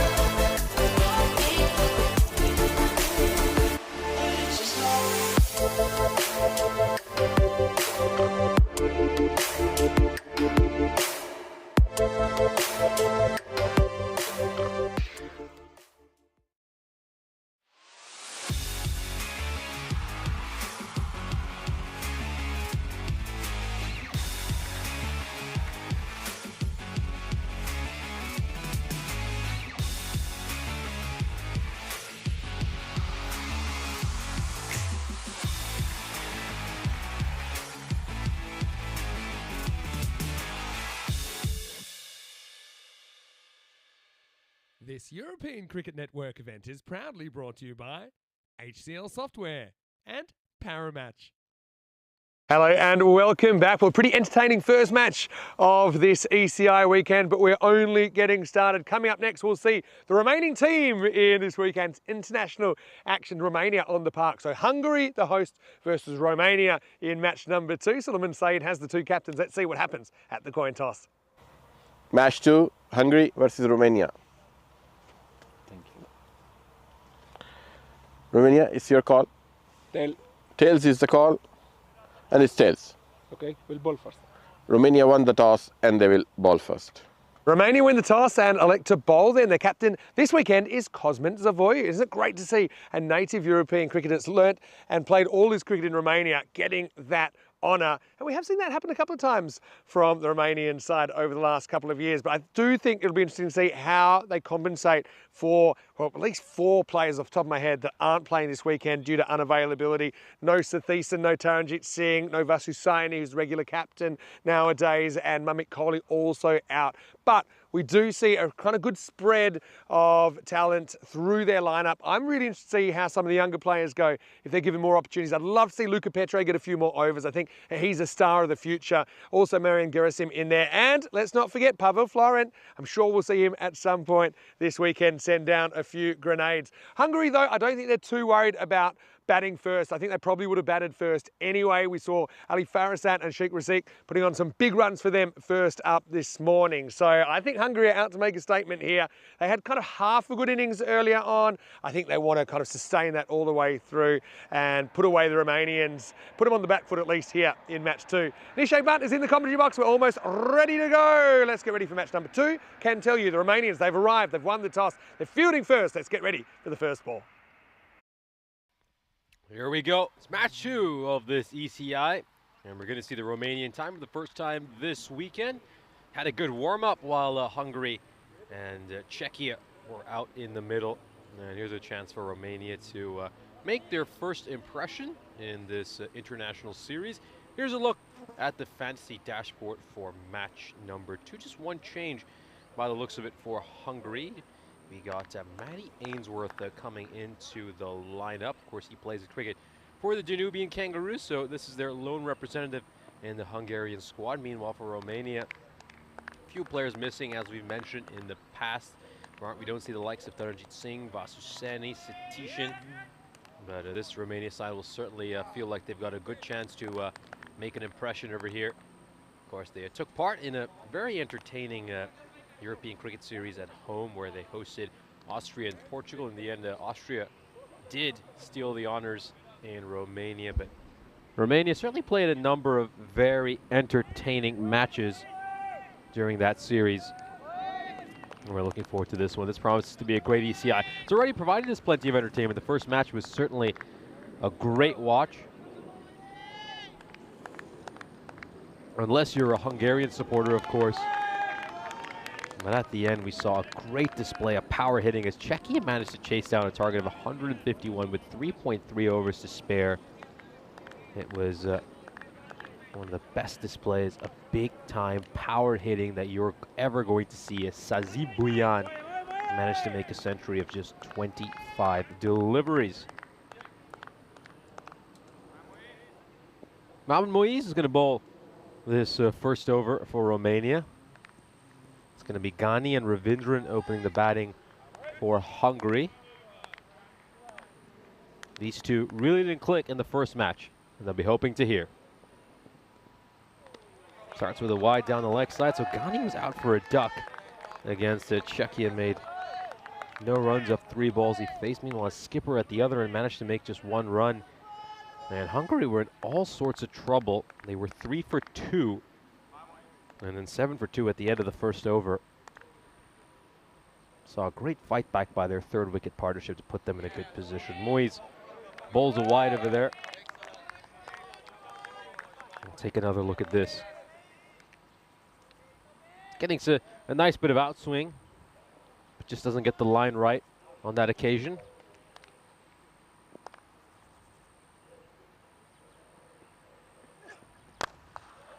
Oh, good shot, really good shot by Ghani. And he'll be feeling good to get off a pair with a terrific shot. Very nicely played. Not a traditional cover drive, but it's just very good hand-eye coordination on that shot to elevate it over the rope for a 6. So yeah, 8 runs off the first legal delivery for this Hungarian cricket team.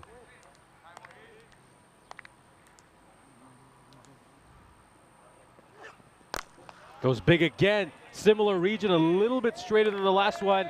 And Ghani makes it back-to-back 6s to start off this innings. Moise just giving him the room to free his arms. And he has smashed that one nice and flat over the rope for a 6. Just shifting that front leg so he has the room to free his arms, bring his bat down quickly.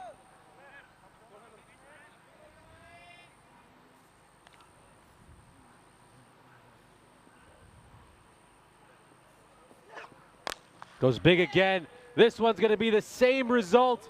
They just sent a fielder out there to deep extra cover, but there's nothing he can do about that as it sails over his head. Ghani with 3 consecutive 6s to start off his innings. What a way to come back after you were dismissed for a duck in the previous match. You have very similar shots. I mean, these 3 shots are absolutely identical. And, you know, Moise, at some point, he's got to try something different. Go for a leg stump Yorker. Goes a little bit straighter here. Hasn't quite been timed as nicely by Ghani. And it's just going to be a single.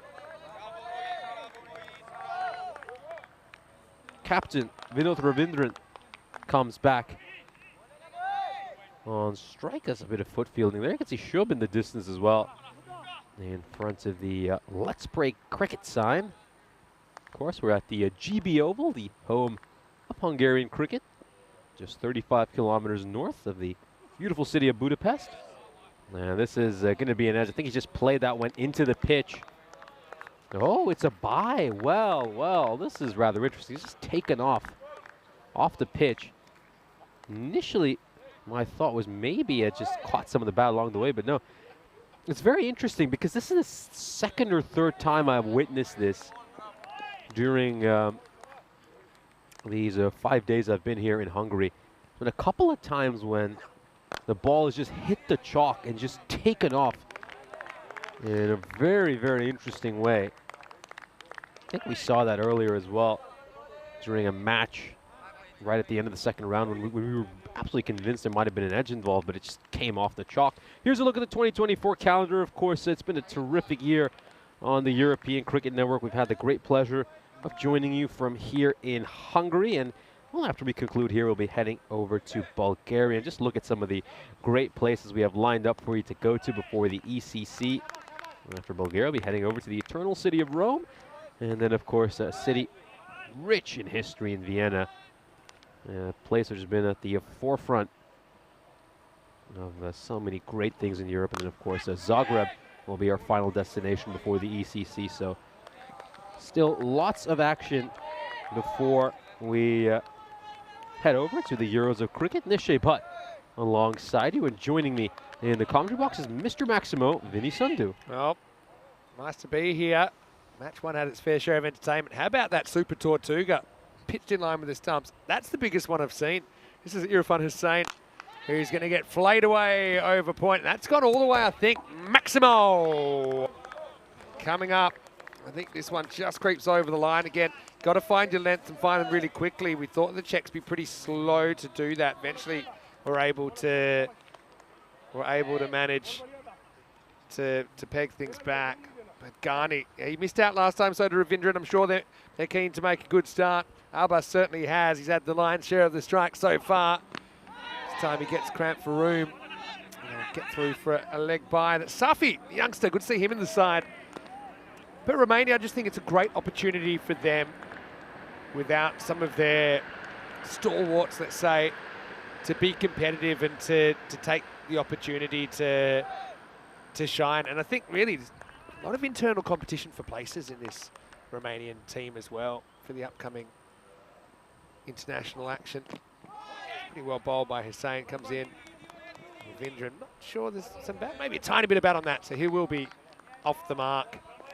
But you saw there on the ECS calendar that the last 3 places we've been, Czechia, Romania, and here in Hungary. So it's got to be the first time we've had our 3 most recent locations all playing in a European Cricket International here on the weekend. Hussain just getting a little bit of shape in at the moment.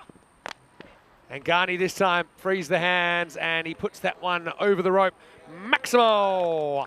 Lightning 30 for Ghani, who does have a century during the fortnight for the Blinders. Of course, he was crucial as well in retaining the trophy for the Budapest Blinders last night.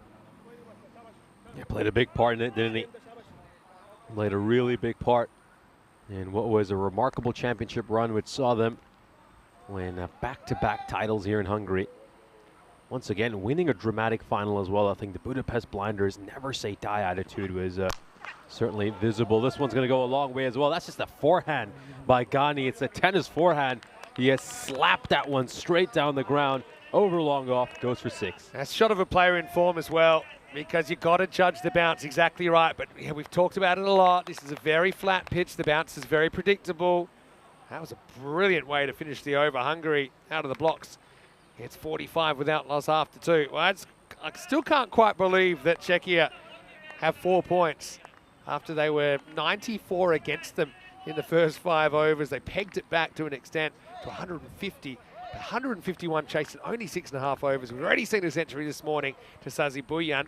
And actually Ravindran, who's on strike now, I actually think, and I'm 99% sure, he has the most 50s on the network of someone to never score 100. I think they are going back to Moyes, even though he went magical in the first over. He's going to get worked away.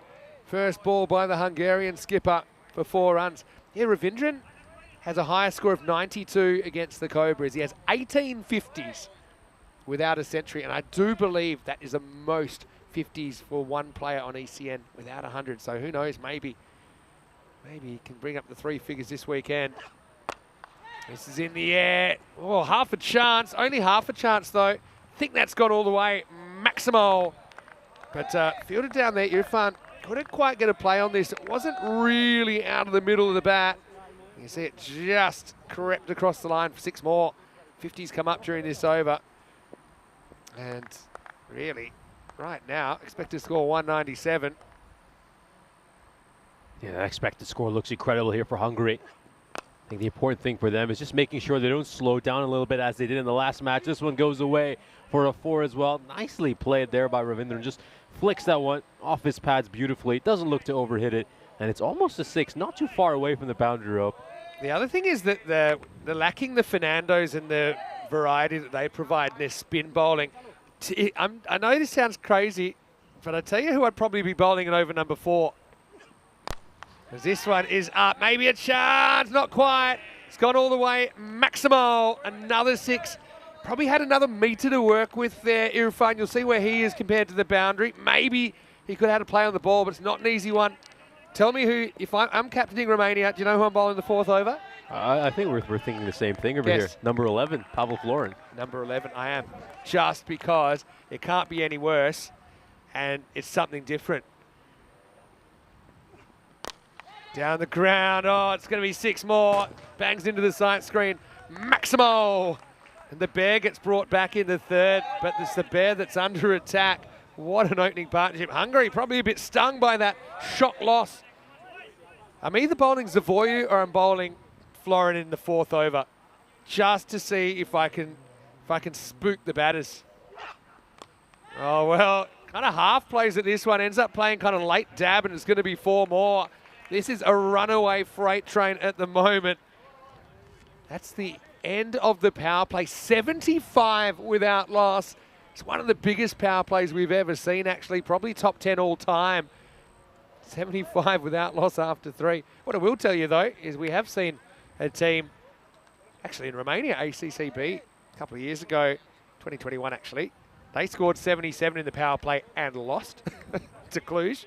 Also, the previous record holder before that, 74, Badalona Shaheen, they also lost the game. So we know things can turn around, but we are going to get something slower now. It looks like they're going to go for Adil Muhammad in over number 4. So yeah, I just think, you know, when I think about, okay, if you've got like a Florin in your side or you've got a Zavoy, what are the situations where you actually want them to bowl strategically? And I actually think this is a tailor-made situation for it, because it can mess with your concentration. They go for a bit of a normal spinner option, but Adil, he's a genuine leg spinner. Although that one doesn't hit the ground, he's pretty happy, I think, to get away with a dot. So at least they do change the pace. This is going to disappear as well. Maximo! And even then, still some sort of pace on the ball. He pushes that one through. Ghani stands tall, bangs him over, cover for 6 more. Yeah, he's pushed through what's almost a half tracker. That just makes it easy for the batter to play it. Sits up nicely for him, and he slaps that one over long off. Ghani now 7 runs away from a 50. 207 expected. That one just stays really, really low. Actually gets good revolutions on the ball. Have a look at this one. Certainly turns. Not a lot of foot movement from Ghani ever. It's probably one of the first bits of uneven bounce I've seen this week. Well, a couple of dots in a row. So you see the change of pace. Certainly a more effective strategy. Hey, I didn't even get a chance to refer too much to the chat, but I know a lot of people watching from Czechia in the first game, they couldn't believe what they're seeing. Danny Hudacek, of course, who was with me in the first part of this tournament. Another miss hit here. So I think you've got to stay slow at the moment if you're Romania. Yeah, I saw Mark Smart in there, Skippy, watching from Bruno. And a few familiar faces. Last ball, the 4th. Skied. All right, he's got to go right back to the line here. It's just going to creep over.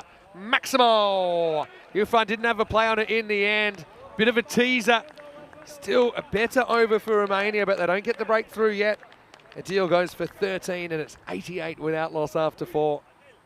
That was Irfan Hussain just trying to go all the way back. In the end, the ball sailed over his head. Nothing he could have done about it. Spoils the over with that 6 at the end, but 13 run over is just about par in T10 cricket, so not too bad in the end for Adil Muhammad. We'll have a look here at the graph. So they've been going at 22 and over here, Hungary. And the question is now, who are we going to see introduced into the attack? So they are going to go with Ijaz Hussain. So they're going to stick with some pace. As you mentioned, it might have been a good opportunity to bring in someone like a Florin or a Zavoyu. It's just what I would have done to try and change the narrative a little bit. I mean, I do like that they went to spin anyway. Ijaz has very little margin for error. Does get the first one through to Nadagotla behind the stumps. Crazy so far. I watched the last ECI in Hungary on TV, and I was kind of, my head was spinning for a few days afterwards. I feel like we're ready for, we're going to get the same again here. Ghani on 44. Can't get under this one. I'll have to settle for a single. Yeah, some crazy matches throughout that ECI. I think very little separating the teams in the end. Austria taking 4 wins, and you have Romania in second place with 3 and Portugal with 2. So it came down to very fine margins in the end to determine the winner of that ECI. Slow ball, but he misdirects it this time. Ejaz. Yeah, so that chase we saw in the first game, it actually kind of gave me vibes of when Hungary chased 174 in only 8 overs last year. That was, I think at the time, it might have been the highest chase ever. And it was Ravindran and Sheikh Razik that did the damage on that occasion. Well bowled. Ejaz has done a pretty good job here.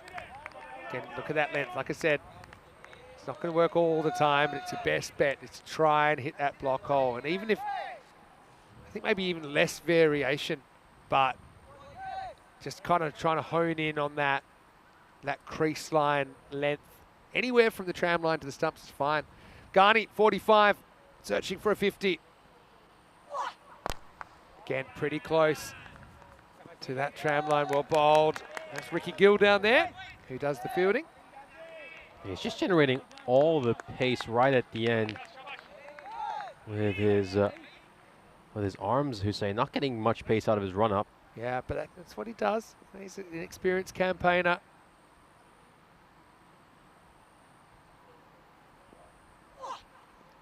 Well bowled. I mean, I know it's not everyone can put every ball where they want all the time, but am I making sense? I mean, look at that ball, hits the crease line. Just do that. Even if you were to tell the batter I'm going to bowl it there, it's still very difficult to do too much with it. Cannot allow them to elevate on this field. Otherwise, you're going to get hurt. You're going to get hurt badly. Same. Good over. I feel like I've been here before. Hungary at the end of 5 and 92. This time 92 without loss. It's a simple game sometimes. The bowler is the one person that controls a cricket match. Everything else is in response. Vinny Sandy here, Mr. Maximo. Got Nishay Butt with me. And yeah, it's good to see the Romanians out there. And again, we're seeing a fight back. Hungary flying away. I think at one point the expected score was over 200. But to be honest, they were exactly this situation before and didn't even pick a point up out of the game. Crazy stuff. Yeah, absolutely crazy. Just 17 runs off these last 2 overs after that incredible power play producing more than 75 runs. And this is often the difference between these sides in international matches. You get a couple of good overs in, and it just changes the whole complexion of the game. So bowling is one thing. I say this all the time. You can practice even if you don't have a partner to practice with, even if you don't really have nets or anything like that. It's about bowling line and length and being able to control where you want to bowl it. So what I would be trying to do if I was by myself, and I sometimes have to be quite innovative in Europe, is to try and basically hit the popping crease, and that's the length. So there's ways you can do it. You could lay down a couple of bats if you had them at the other end. You don't even necessarily need to bowl on a pitch. You just need to kind of be able to get that consistency of your run-up, your action. I know at high levels they do things like they cut a tyre in half and try and get you to jam the ball in the tyre. Or you can use shoes. You can use anything that's around. But just being able to produce that Yorker on demand and to get that, even missing by that much can be the difference between a dot ball and a 6. Very good start from Adil Muhammad to over number 6. You see, batting and stuff, that's a bit harder to practice because you normally need someone to help you out. It's Romania fighting back very well here, sticking with the leggy. Ghani is grounded in the 40s. And now he might be gone. It's up, it's in the air. Oh, he can't quite get there. He won't go for 4. We'll come back for 2 runs. Ghani to 48.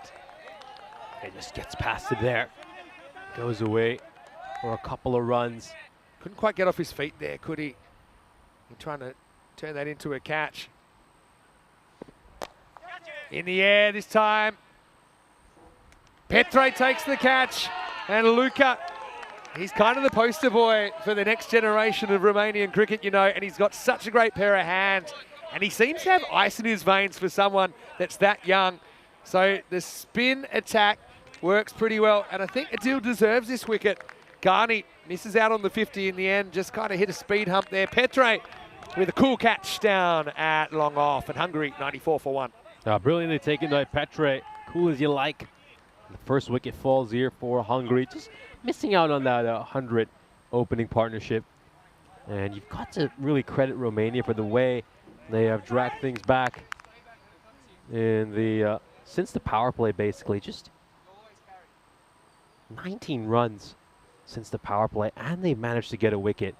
Really just dragged themselves back into this game and taken control of his innings once more. Adil Mohammed now to Rasik. Here's the scary thing. You got Rasik and Farasat. Both batted very well before. Could be gone first ball. He is. Adil gets 2 in 2. Safi takes the catch in the circle.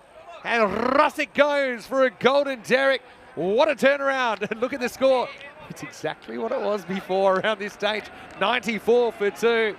As Rasik has to go for a globe. Yeah, Rasik, it's a rare low score for him. The first duck he's had over these last couple of weeks of cricket we've had on ECN. Rasik, well, you can just see that one there. Goes for the big shot, outside edge, really well taken by the fielder at third. And they managed to go bang bang over here, Romania. It's just been incredible. And it all started from Adil Mohammed's 4th over right after the power play, where they took some pace off the ball and they just started to drag themselves back into this game. Here's a look at the 2024 Hall of Fame of hat-tricks. The last hat-trick we had was all the way back in match 40, taken by Sajjad Mahmood. Here we go, hat-trick ball. Farasat gets careful, plays party pooper. There's Florin in the action. We actually saw Kadka, Josat Kadka in Romania take 4 in 4. It's the only time it's happened this season. You saw that on the graphic a moment ago. We see the importance of having variation in your attack. Nice ball for Adil. And he's going to get slog swept out of the ground. Well, that's just a good shot from Ravindran. Sleeping giant here in Hungary. Didn't have a great ECS. But the captain stepping up. He goes Maximo and brings up the 100 off the last ball to 6. It's 101 for 2. Going along at a similar rate to where they were in the previous match, Hungary. Looks like Luca's getting a bowl now, Luca Petre. He's one guy I would like to see him bowling a bit more. He's still young. I don't want to call him a specialist fielder, but he holds his place in the team as a fielder because he is so good. But I also rate his bowling. Luca Petre, he's played a couple of years of international cricket now. He's in the best 11 for me. And he's going to get an opportunity. It's going to be challenging, but I think he's going to be up for the challenge here. Over number 7 on the way. They were 114 for 2 at the end of the 6th over in the previous game against Czechia. Let's see how Luca Petre does here with the ball in hand. Steaming in. And this is the Yorker, but full. If you are going to miss, I think full's the way to go. Young Luca, he's an athlete. Where the ground is in Romania, it's actually slightly outside the city, and so there's a lot of youngsters that like to use the practice nets, and just like any kids anywhere, if there's cricket around, it gets in their veins. This one actually cramps him. That one's actually got him on the leg, Farasat. That's a nasty blow. Pretty good in-swing as well there from Luca Petre, who starts with 2 dots. Watch this one come in. So I want to say a quick hello to Jacob. I know he's a big fan of Luca as well. 2 young, enthusiastic European cricket aficionados. And yeah, Jacob actually said that endurance is here for the first time.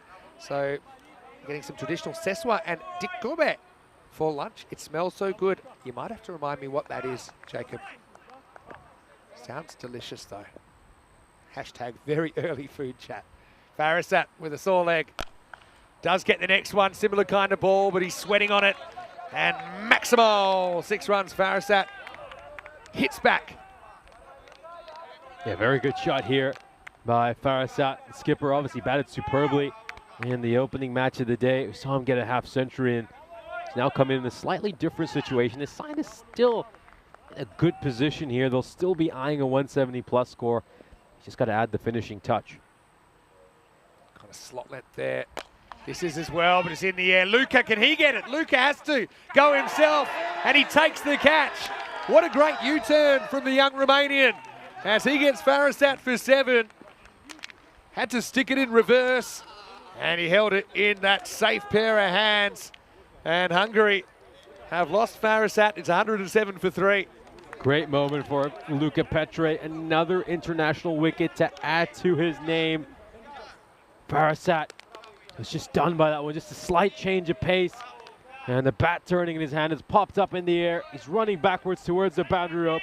And he holds on to a brilliant catch. Petre, Romania, grab another wicket. Very good catch. I think he realised no one else was going to get there. And he knew he wasn't going to get cleaned up. And he's got the bear probably charging in. Probably heard the footsteps coming Jurassic Park style. But Luca, very well judged catch. Not easy in your follow through to turn around so quickly. Prashar comes in. Hasn't he been a player for Hungary and in Hungary over the last couple of seasons? Saw him win a game off his own bat yesterday to keep the Tigers alive in the competition now. He's got the green shirt on. First one, just an easy free swing of the bat. That's going to be 4. Just hit too well. Prashar might be one candidate to have that Southern Cross field. You know, does like to hit straight. Loves kind of aiming at the sight screen. That one had a little bit of fade on it. If you're not going to have the straight fielder, at least I'd be squeezing my mid-on and mid-off on the boundary, long on, long off, to try and not let any ball through there on the ground. Last ball, the over. This one just clipped away. They'll get a single. Pretty good over from Petre. Goes for 11 and he does pick up a wicket. 7 overs in and Hungary 112 for 3. Have a look at the groups for the ECC. Of course, this is a preview of Group B action. Of course, Group B will be starting off on Sunday, the 6th of October. And these two teams will be doing battle it's once a no again. ball. Sorry, it's a no ball. I didn't pick it up straight away. So this over will continue. And it won't go any further. So they get away with that. Not sure why it was no ball. It was an overstepping or something else. And Ravindran, he'll be annoyed he misses out on that because that was a free hit, don't forget. So, sorry, let's go back to what we were talking about. It's the end of the 7th over, 113 for 3. Hey, what about the Czechia in the first game, blasting Hungary? And don't forget, Czechia aren't even in the same division. Although there are certain teams that you feel like are on the cusp. And, you know, Czechia, obviously, they would feel that they warrant a place in Premier Division, but they're going to have to earn it because it gets based on last year's performance, and that's why these decisions have been made about who's in which division. So Czechia did find it pretty hard going. They have actually typically found it hard going in the ECC, but they'll hope that they're building towards a good performance. Good thing for Czechia, they realistically could walk away with a trophy there if they can win that tournament. Anyway, here's Safi getting a ball in the 8th. Doesn't quite get his run up right first up. And again, he's another good young player we've seen emerging over the last couple of years. Good to see him getting a key role here in the bowling attack. Yeah, so Safi this morning was having a word with Gerasim outside our hotel. So we're getting ready for this game. And this one struck very, very firmly. It's going to beat the fielder out in the deep. That's Tarindu Sundarwan. So firmly struck. It's just raced away to the boundary. Barely has any time to react and get himself into the right position. Probably should have done better. Yeah, it's going to be 4 runs. It's a tough one. He tried to get the body behind it. It just kind of faded away from him. Safi can't bowl that length. Well, maybe you can, because it's up in the air. Petre coming in won't be able to make the stop. I think with Safi, because he's pretty low to the ground, as you can tell, but he's very skiddy on you. Now, that can work a couple of different ways. But if he gets too short, he doesn't really challenge you for bounce. If anything, it skids on, it doesn't bounce as much. But normally, good drivers of the ball will enjoy that. They'll get a good look at it. Ravindran, 44. He has had hardly any of the strike. He's only had about a third of the strike so far, remembering that he opened the innings. So Safi wants the deep third back, protecting against that thick edge. Wow, could be gone. Can anyone get that? They can't. Unbelievable. Chance for a run out. Well, there's a bit of an appeal here, and it's to do with, did Prashar change his line? I wasn't sure that he ever did. It just perfectly pops between the bowler and the keeper. But Prashar, yeah, I mean, doesn't really make a significant movement. And that's why he gets away with it. Otherwise, potentially could have been out for obstruction there. Right now, though, Ravindran will survive and he will reach his 50. That's what I'm talking about. Safi can't get too short here. 50 for the Hungarian skipper off 17 balls. Nice return to runs for him. Yeah, he just pulls the length back a bit too short, Safi. He's been playing with fire with this length he's been bowling. I think he got away with it a couple of times, but not on this occasion. Smashed away by Ravindran, the skipper. Great captain's innings by him. Brilliant half century. And despite that little hiccup which Hungary had between overs 5 to 7, they've come back strong here. They've already got 11 runs off this over. 2 balls to come. Oh, this one's going to be 4 leg byes, I think. Don't think there's any bat. Maybe there was. Wait for the signal. No leg byes. But again, Safi, you'll be able to see where he's gone wrong here. Just hasn't been able to get full enough and jam up the batters. And that one, of course, being in towards the pads just allowed Ravindran to get something on it, get 4 for his team. Well, Jacob, thanks for the heads up. Apparently, Endurance, his friend, says Seswa is a Botswana goat stew and Dikobe is maize meal with beans and peas. Well, that's flying away, and he's dropped. Well, you got to feel for the bowler there because Safi wanted that guy down there. And it kind of worked out perfectly. Ravindran should have been gone. Again, sun's a bit of a factor at this level. But yeah, Romania, they'll be a bit upset they can't get Ravindran. Instead, it'll be the end of the over, 129. See, just nervous moments. Irfan Hussein's had the ball following him a little bit down there on the boundary. It's 129 for 3 after 8, but Romania, after that shocking first 3 or 4 overs, have really brought themselves back into the game. Still staring down a 150 plus chase, maybe 160 plus. Looks like Petro's going to get a second over. I think he's deserved one. Yeah, so, yeah, interesting. Interestingly enough, the Romania has held back Ijaz Hussein after he bowled that superb over, which went for 4 runs. I assume he'll come back to bowl the final over, but of course Safi was the 6th bowler they introduced in the attack, probably because they didn't want to give Irfan Hussein a second over. Well, here's Petro to Ravindran, who just had a life.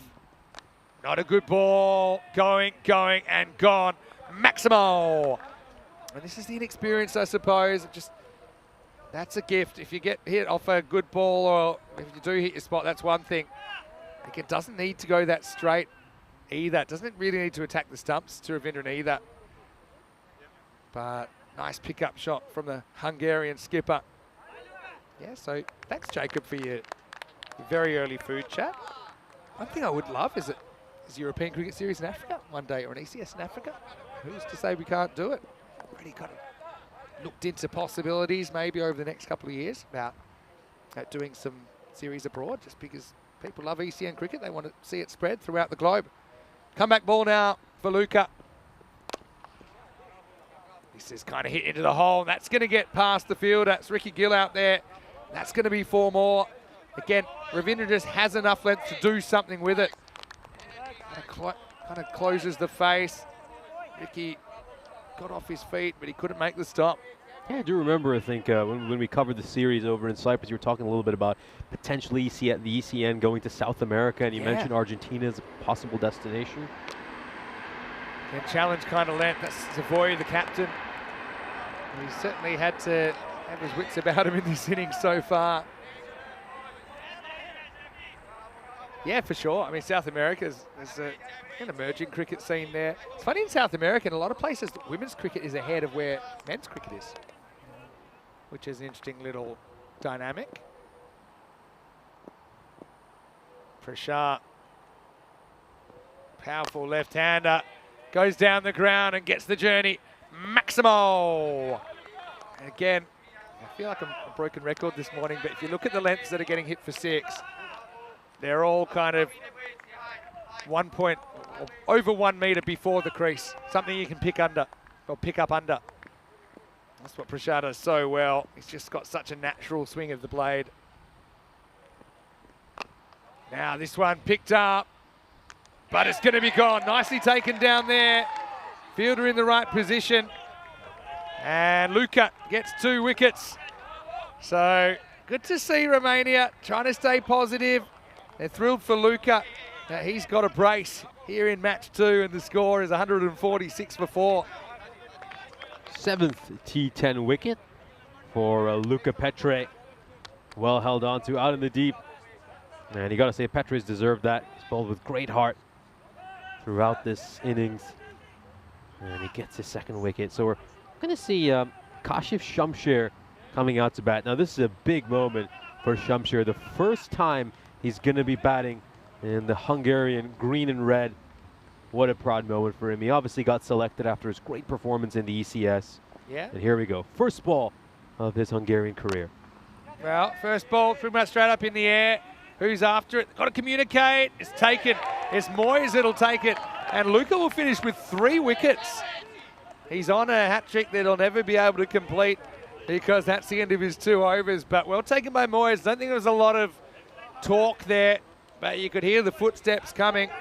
So Shamsher will own a golden duck in his first innings for Hungary, but still, he's unselfish. He's trying to squeeze every run out of this innings. 17 runs coming off that over, but 2 wickets at the back end. And Hungary, 146 for 5 after 9. No, not the way you dream of your first ever ball in the national team going. Gets out off the very first ball he plays in international cricket. I'm sure Shamsher will play a big role in the 2nd innings. Of course, he was the leading wicket taker in the ECS we just had in Hungary. Here's a look at the bowling figures. As we can see, good figures for Luca Petre, 3 for 29. And Ijaz Hussain, he's been terrific. He's going to come back for the 2nd over, bowl this final over. And you got to give a lot of credit to Adil Mohammed as well. I think he really triggered this Romania comeback when he bowled superbly in that first over after the power play. Kept it to just 12 or 13 runs, which honestly was big for them, considering every single over inside the power play went for over 20 runs. Yeah, maybe it's a case for spinning the power play. Who knows? Power play really did get out of control. Hussain was held back. Here he is in the 10th. First one almost a Yorker. Can't get under it. Get a single. It's interesting. So I was just looking up a few things about cricket in Argentina. So, Argentina has had a head start on a lot of countries in cricket. I mean, the sport was first played there in 1806. And have a listen to this story about their first ever international match. It was in 1893 against Chile. Whoa. And I'll tell you a little bit about it after this ball. Slow ball in the air. Oh, great effort there from Safi. I suppose at this stage, the wicket's not worth as much, but it would have been a sensational diving catch. Yeah, it's their 3rd ever match, I should say. And in order to get to Chile, they crossed the Andes by mule, which took them 3.5 days. I mean, you talk about dedication to get to your away tour. Wonder if they were all carrying 12 bats each at that stage. Probably not. Oh, well, that has gone many a mile. Wow, it's gone all the way into practice nets. Maximo Ravindran gets a strike back. Hussain doesn't quite get it right. If you want to bowl that wide, that's fine, but you can't really give him that length to lift up under. But really, you've got to give credit to the batter there. It was a brilliant shot. Oh, great shot. I think Ravindran's in fine form, and he got such a strong bottom hand. Great stroke by the Hungarian skipper.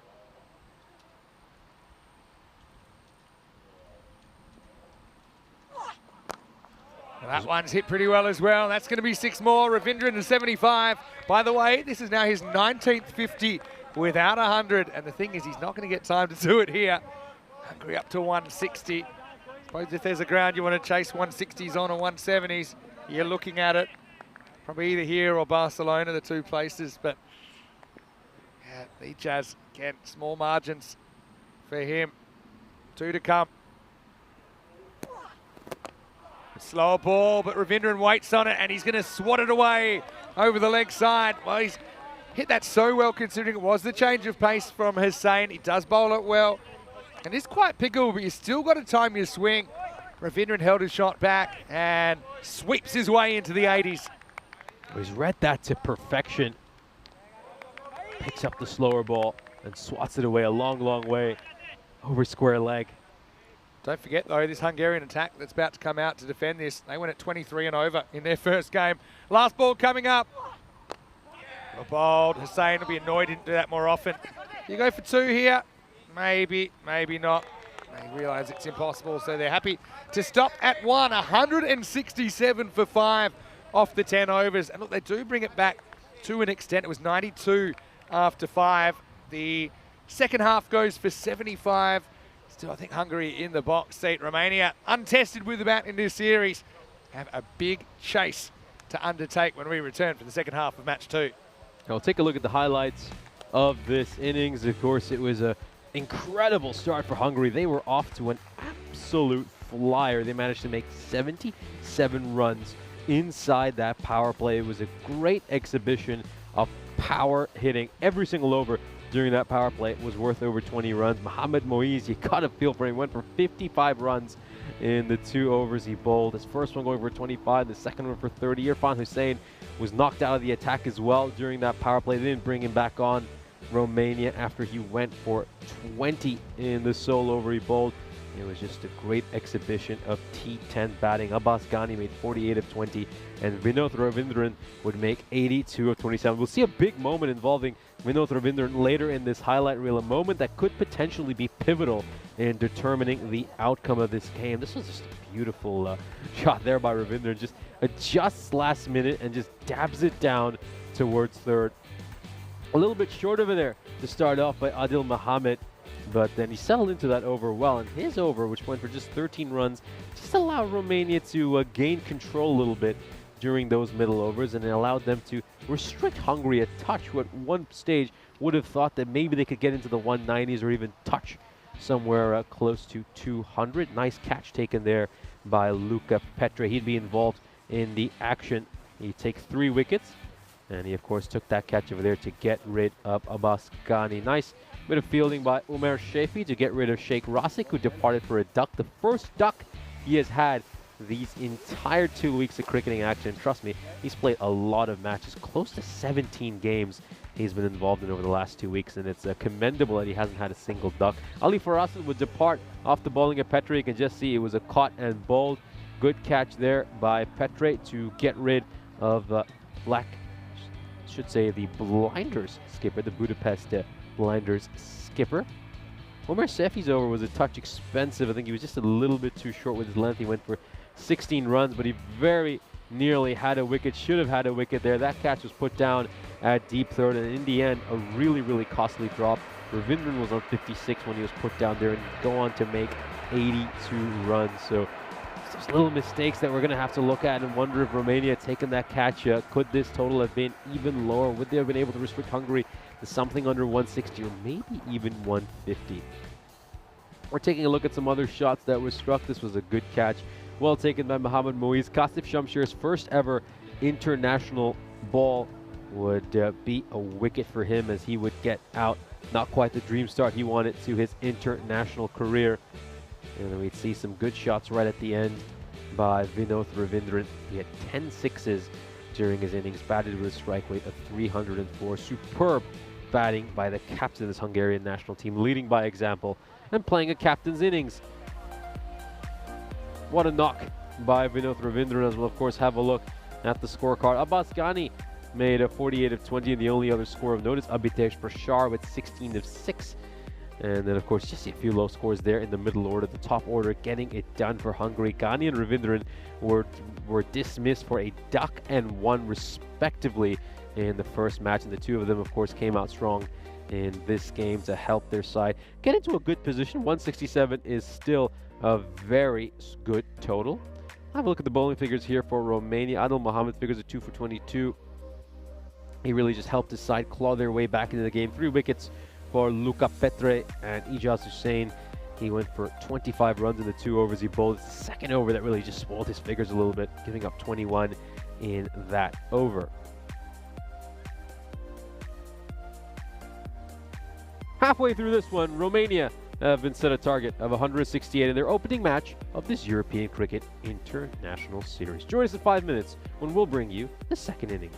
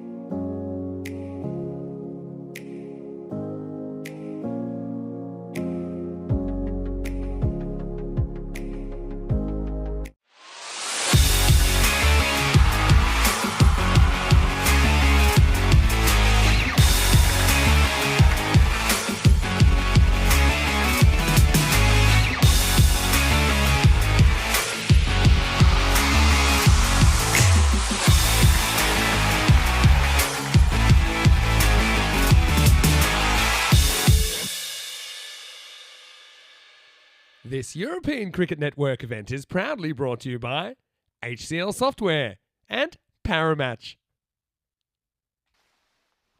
Welcome back for the second innings. Romania have been set a target of 168. It's a good batting effort by Hungary, and they put themselves in a good position here to pick up their first win. Of course, they had their issues with their bowling in the previous match. Before we discuss that, we'll have a look at the bonus point equation. Of course, if Romania can chase this target down in 7 overs or less, they'll be leaving this match with a bonus point. And if, of course, Hungary can restrict them to 116 or less, then Hungary will be leaving with the bonus point. Of course, many of you might be thinking, well, bonus point with a target of 167, surely Romania won't get there. Well, I'm about to tell you something that happened earlier today. That was truly astounding. But let's just wait for Abhitesh Prashar to bowl this first ball of the second innings. Oh, gorgeous shot, but it goes straight to the fielder. So, of course, Abhitesh Prashar bowled the first over earlier today as well against Hungary. Beg your pardon, against Czechia. And Czechia put on an absolute show with the bat in hand. They had a target of 151, and they managed to chase it down with 3.3 overs to spare. Superb batting display by Czechia this morning. This one going down the leg side for a wide. And just a little bit wayward there by Prashar. He'll pick up a single as well. Or oh, it's not been given a wide, actually. It just looks like it's flicked the pad along the way. So it's going to be leg byes. Yeah, clearly some pad involved. But yeah, they had a... Czechia went at 23.2 and over this morning against this Hungarian attack, so their confidence will definitely be down. And they're going to have to do a lot better than what we saw from them this morning.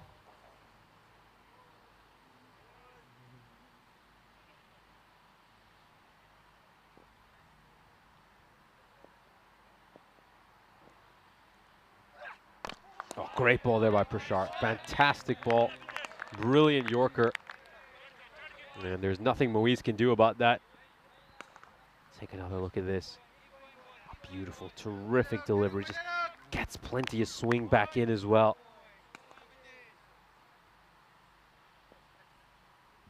Of course, Mohamed Moise plays his cricket for the Bucharest Gladiators in Romania.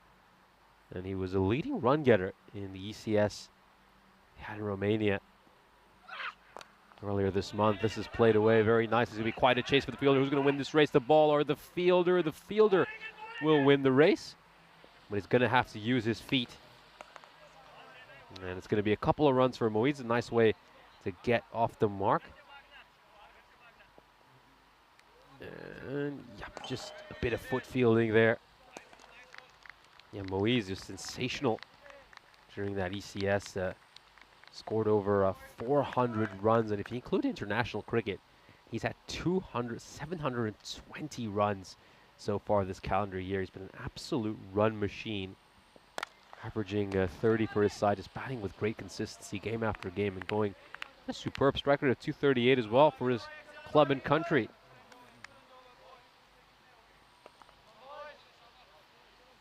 He's another player, mind you, despite all the runs he's made at the T10 level. He's been batting on the European Cricket Network since 2020. He's never had a T10 100. Still something that's just been eluding him. Pushed away. It's going to get past the fielder, Desfontaine. And they'll pick up a single. So great bowling by Prashar in this over. He keeps things very quiet. Just 5 runs come off it. And that's exactly the start Hungary would have wanted after the bowling effort they had earlier today.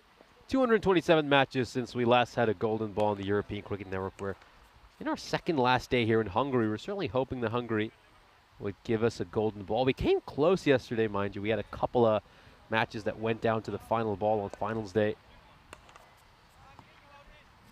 And in the end, we would just miss out on the golden ball. I'm going to see a man playing for the first time for Hungary, just his second match for his country.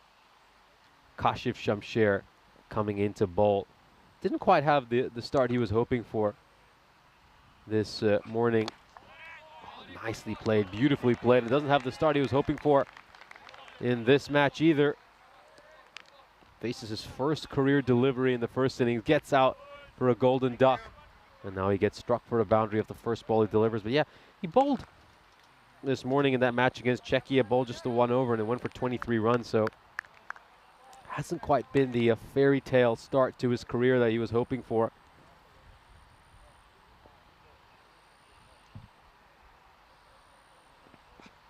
Goes a little bit shorter, and it's cut away.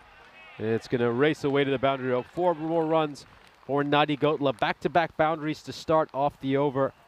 And this is just what Romania would have been hoping for. Of course, taking through the second innings is Nishche Butt alongside Mr. Maximo, Vinny Sandhu.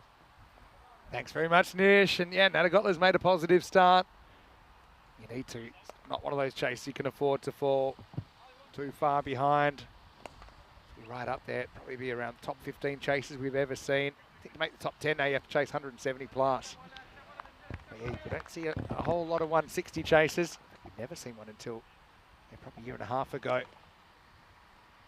Shamsher still searching for that first wicket. It might come here, but it might not. It's over the top of Ainsworth. Well, he was the right man for the job. He's very tall, but Maximo Nadi Gotla, he's a pretty good offside player, as you can see, and he backs himself to be able to time the ball, even with the fielder there and a tall fielder there, to get it over him. That's exactly what he does. Yeah, he's got it over. I think that's Ainsworth out in the deep. Just flies over his head. And yeah, you have to say though, I mean, especially since the ECC last year, I think at the international level, this one is a full toss in and around the pads. Going to be struck away for a 4.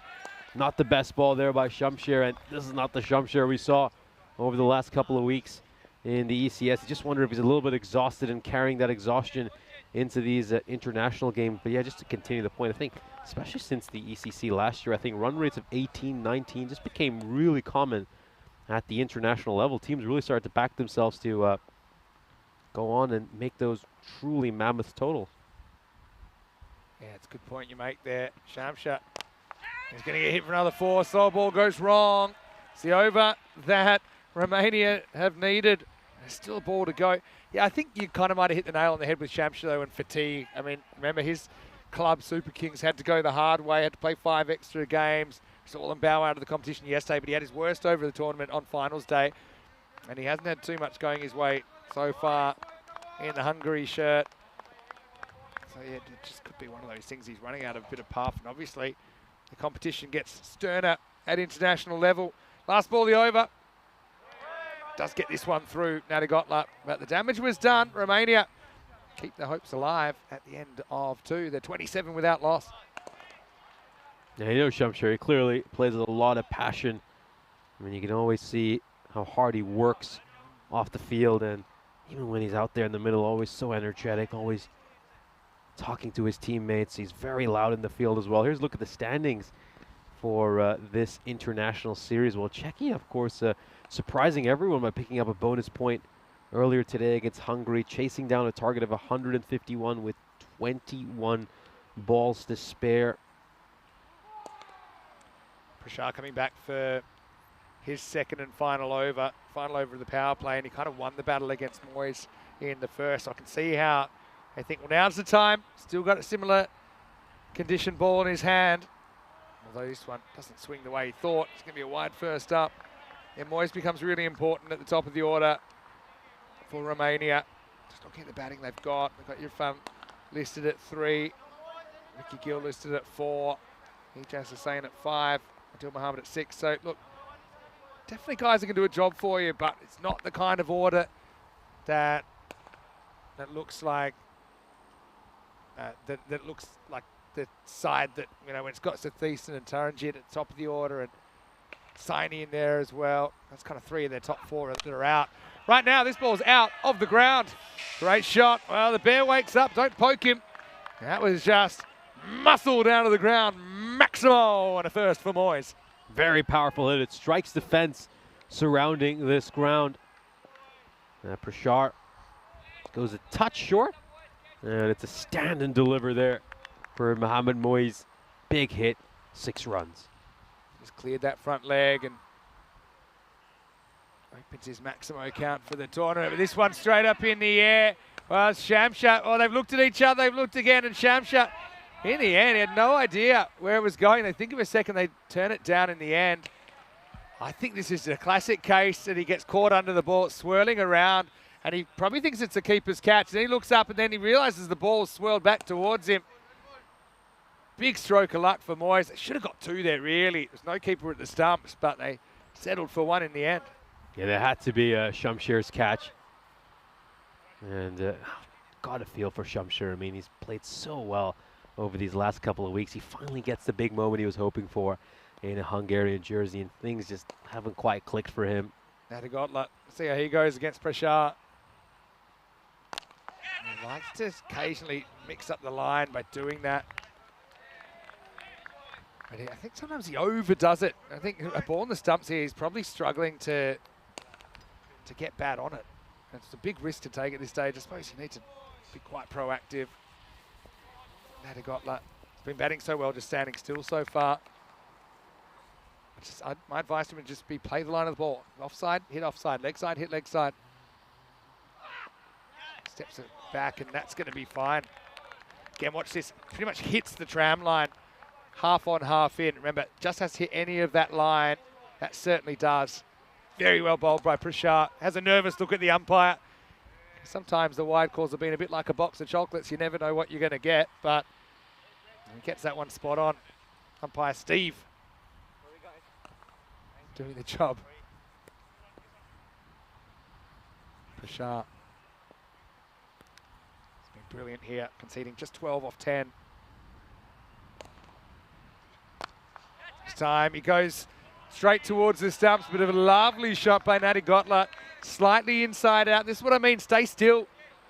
Yeah, you don't have to really have too many tricks. You just need a solid technique and a good eye, I think, at the GB Oval. The GB, by the way, I think stands for Great Big Scores.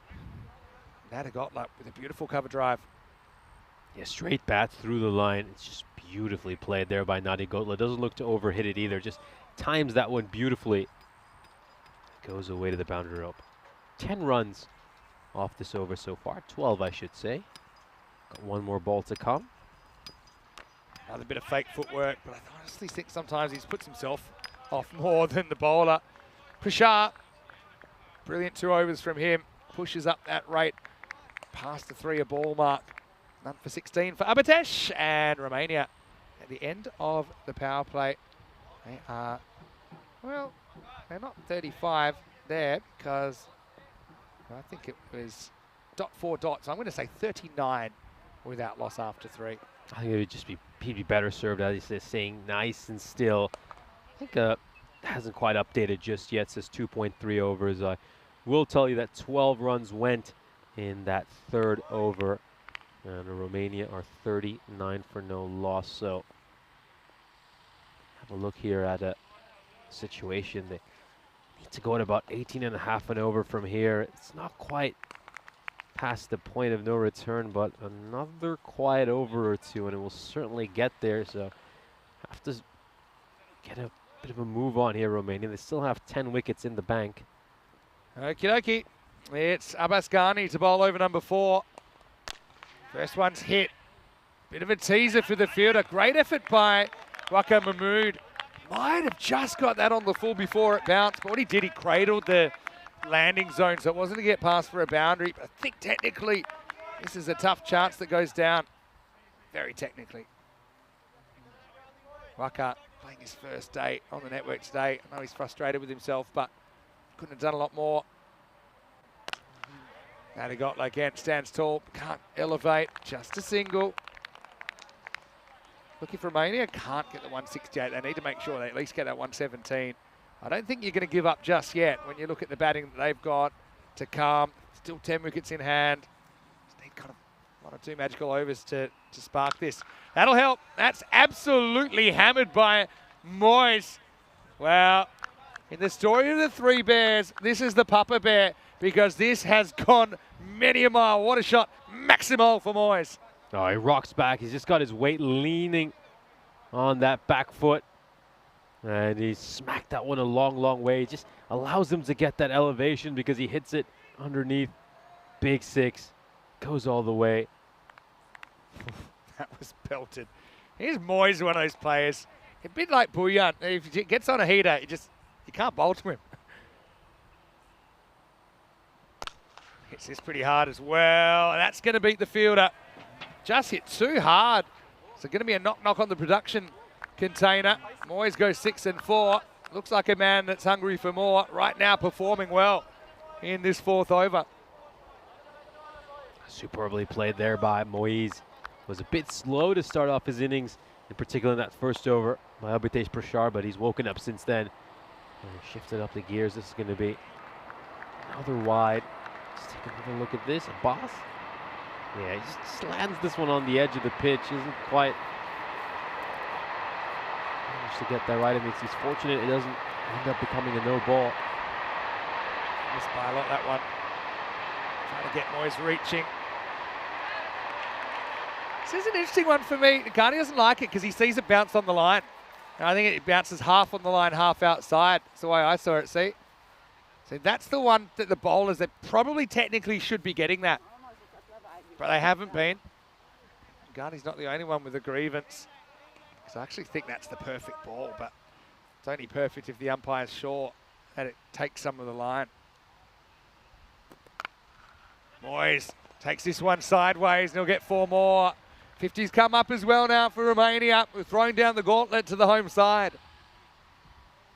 A beautiful shot, just swivels on his back foot, rolling the wrists to keep the ball down. And he gets that one away for a 4. It's a nice safe shot as well. Picks out the vacant boundary. It's good cricket here by Moyes. And they've really woken up these last 3 overs, Romania, after a quiet first over. This is going to be, well, I was going to say 1. Is going to be 1. Out to Shamsha, his lucky white hat. That's the end of the fourth over, and the score 58 without loss. I want to say a quick hello to Sam Price. And he's watching from Canberra. Just asked him in the chat, does he follow indoor cricket? Because the ACT Rockets are a very good indoor cricket side, current national champions. Sam must be a bit cold at the moment. It's, yeah, probably right in the thick of the winter down there. And Canberra's a little bit inland, so it's one of the colder places in Australia, actually.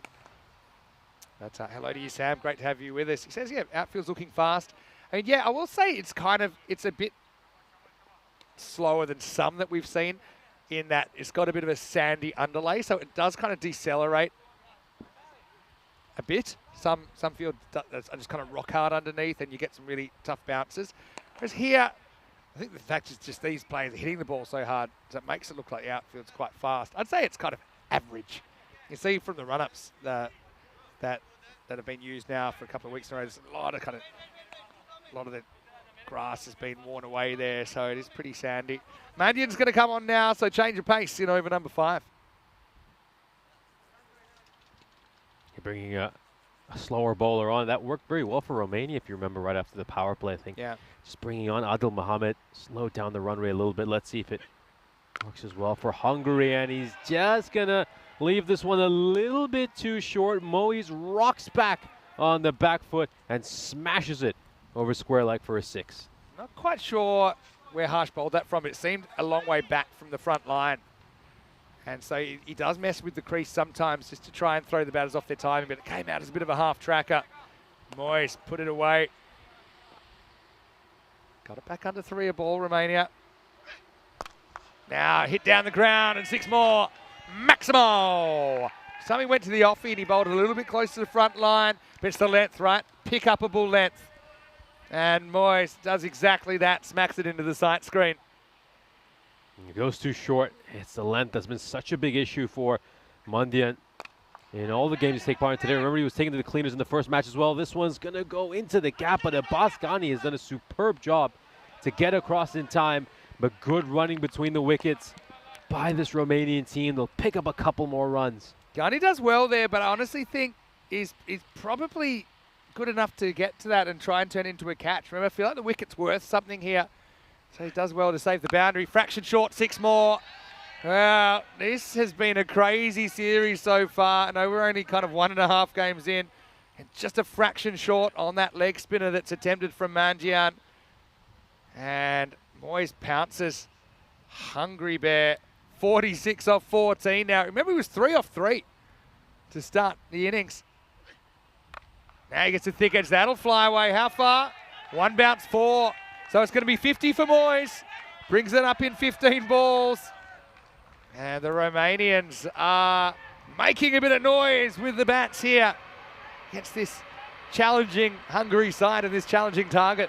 It's been a difficult day with the ball in hand so far for Mundy, and he was quite expensive against Czechia as well, and mainly because he was bowling too short. It's gotten even worse for him in this match against Romania.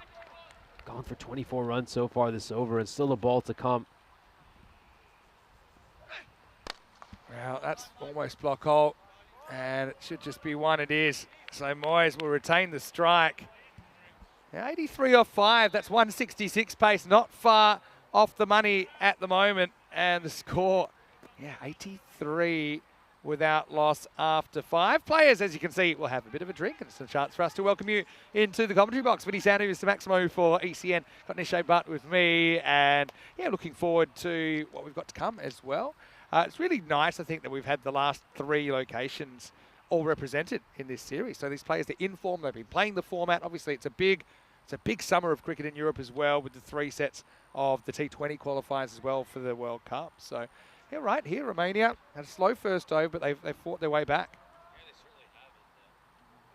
Yeah, they certainly have, and of course, I think the big thing about them, though, is the amount of runs. They're pretty even at this stage. I mean, Hungary were at 93 for no loss at this stage, and if you look at where Romania are right now, they're about 83 for no loss. So these teams are going about even Steven, and I think it's going to be a very, very exciting second half of the innings. So I think also kind of partly the fatigue factor. I mean, Ghani, he owns that long off position there.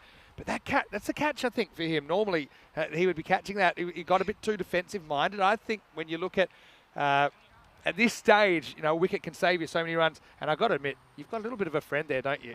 You've got a little bit of a friend. Chasing me around throughout the innings. You've done pretty well to hold it together, but Nish, come on, let's sort you out. We don't need any of this. We have been having a few visitors in the commentary box. Not all of them have been welcome. But anyway, welcome to you. Great to have you with us. And great, Sam, for example, just popped into the chat. Great to see some new faces. How about we do a bit of a lurker alert? So if you haven't, no, he's following me.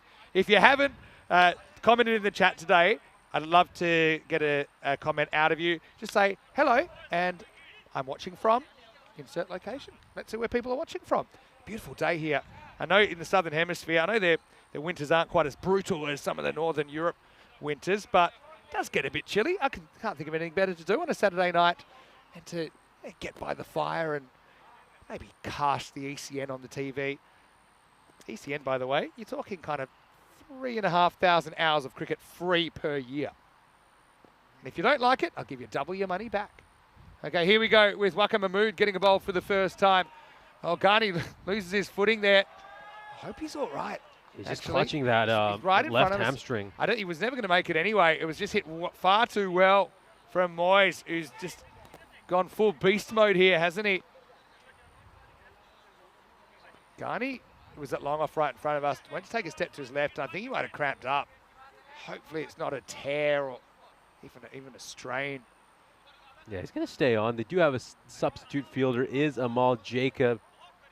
And he was just considering going on. I think they'll be watching him very closely in that Hungarian dugout. Goes for the big shot here. This one's a long ball. Moyes hitting that one very, very far away. It's gone well clear of the boundary rope into the woods again. What a strike. Well, M-O-I-Z, Maximos is what we want to see, and he's providing them. Mohamed Moyes, he's a real kind of cult figure in Romania. He's qualified for the national team, and he's just woken up at the right time, hasn't he? 61 on the board.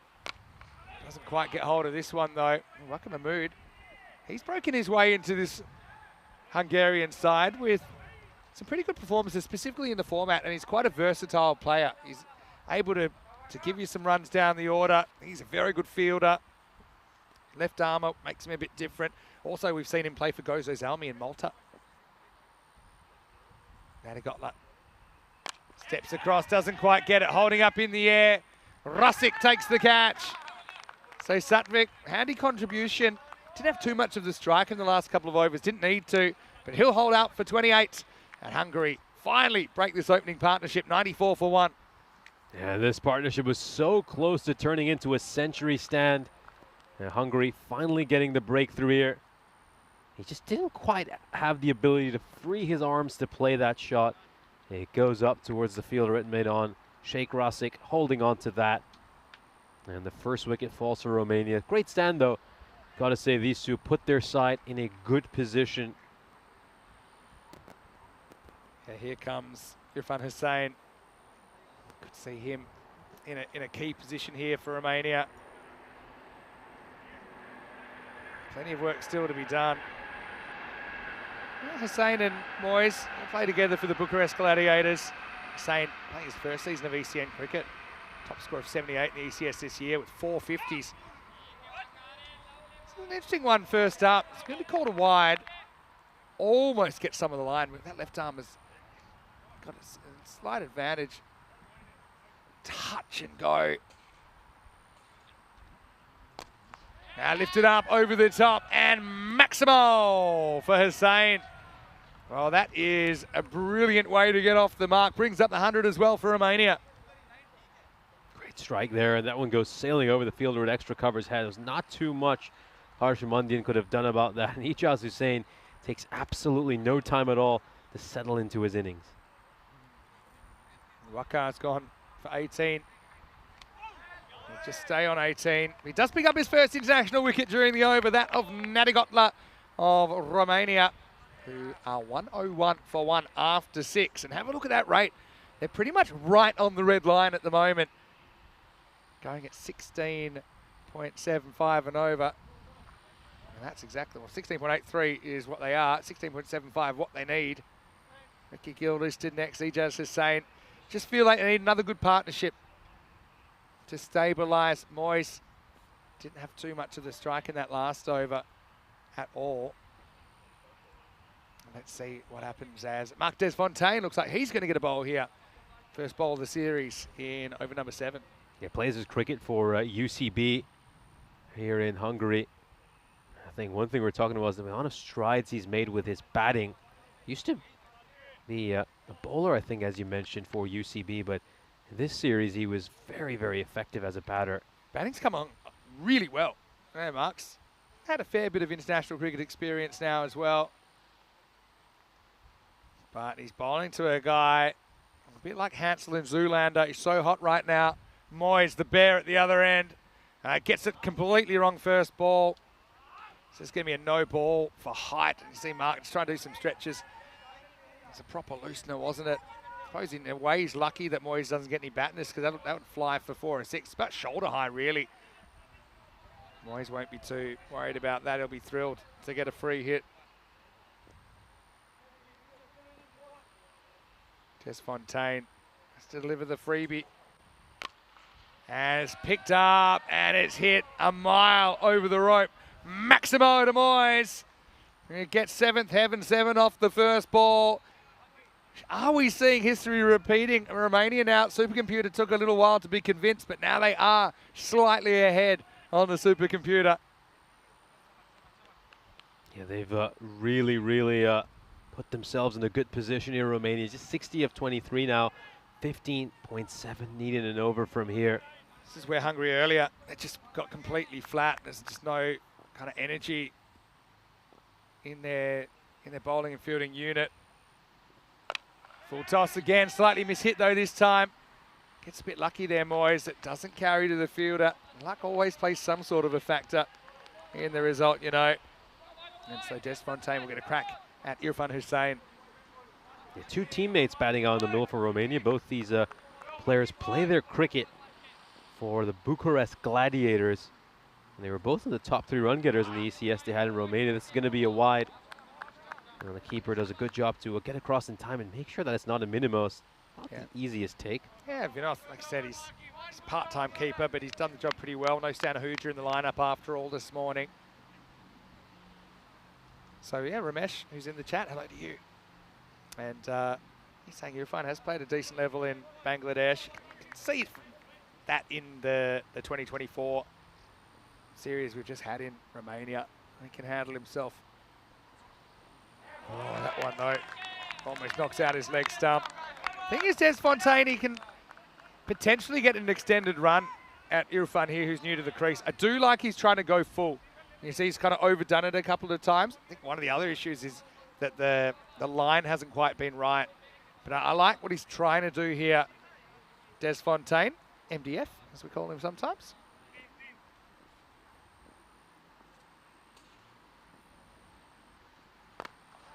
This is kind of skewed up again. I like that length. So he couldn't do too much with it. You could actually see there, Irfan, he's quite smart. He knows that he kind of backed away a little bit. That's not the play. You should never really have a ball go between yourself and the leg stump at this level. So how do you counter that? Step back and across instead. Moise gets another fully. Again, see, going full is it's just a better strategy. Even though it is a low full toss, it's an unnatural ball to try and hit if it's bowled at pace.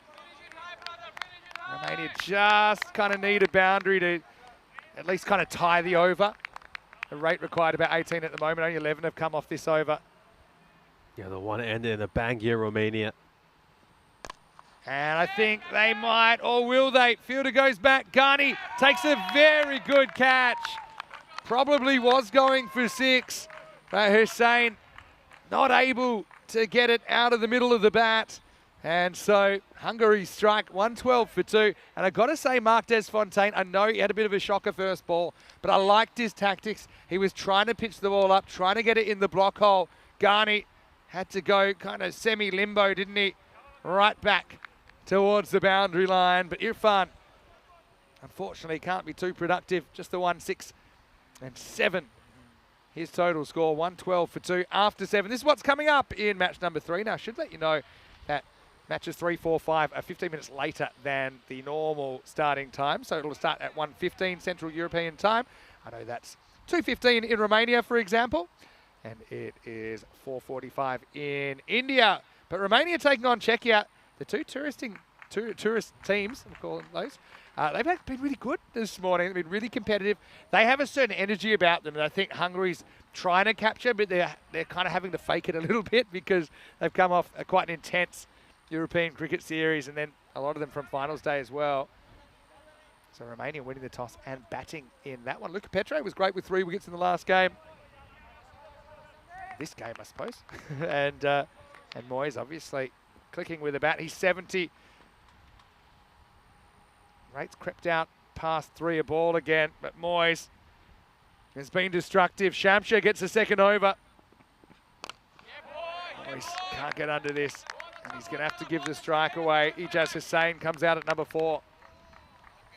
So Ijaz Hussain, he bowled superbly in the first innings, and now he's going to have a big task at hand here in the second innings. Of course, we know Ijaz Hussain, he's somebody who's capable of hitting some big shots. Probably doesn't have as many runs as some of the other batters in this Romanian lineup to his name, but he is a powerful hitter. Well bowled, gets it up well. Oh, if he picked that up, he had a real chance to run out somebody. But because it was a weird hit onto the foot, the spin was strange. Look, where he lifts his kind of head before he actually had the ball. Good comeback, and Sam, well, he must be cut from the same cloth because that were my thoughts exactly. Des Fontaine last over, making a real effort to get it full. I think Shamsha's trying to do that too. Boy's on 71, needs to lift again. And he will. Well, that's a brilliant shot because he's only just missed there, Shamsha. Low full toss. Mentioned not an easy one to get under, but the bear is strong.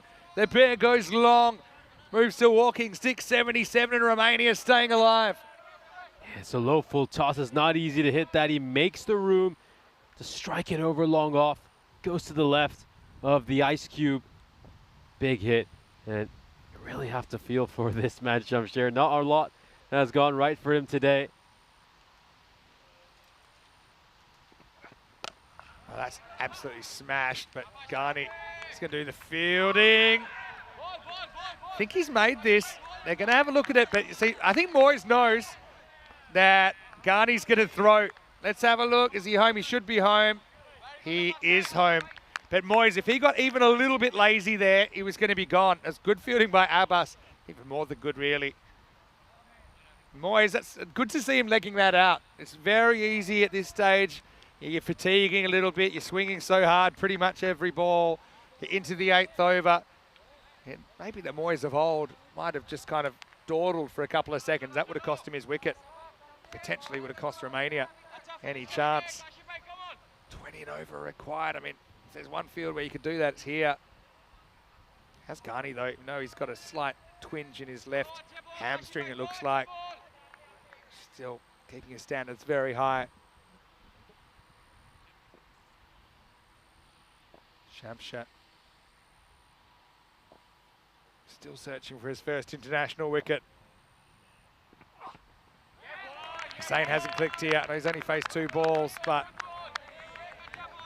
just probably if there is a concern about Romania, it's that their batting doesn't quite have the depth that the other teams do. So even his footwork there wasn't very productive. The way he stepped outside leg stump. Got to hold your position here. Last ball of the over coming up.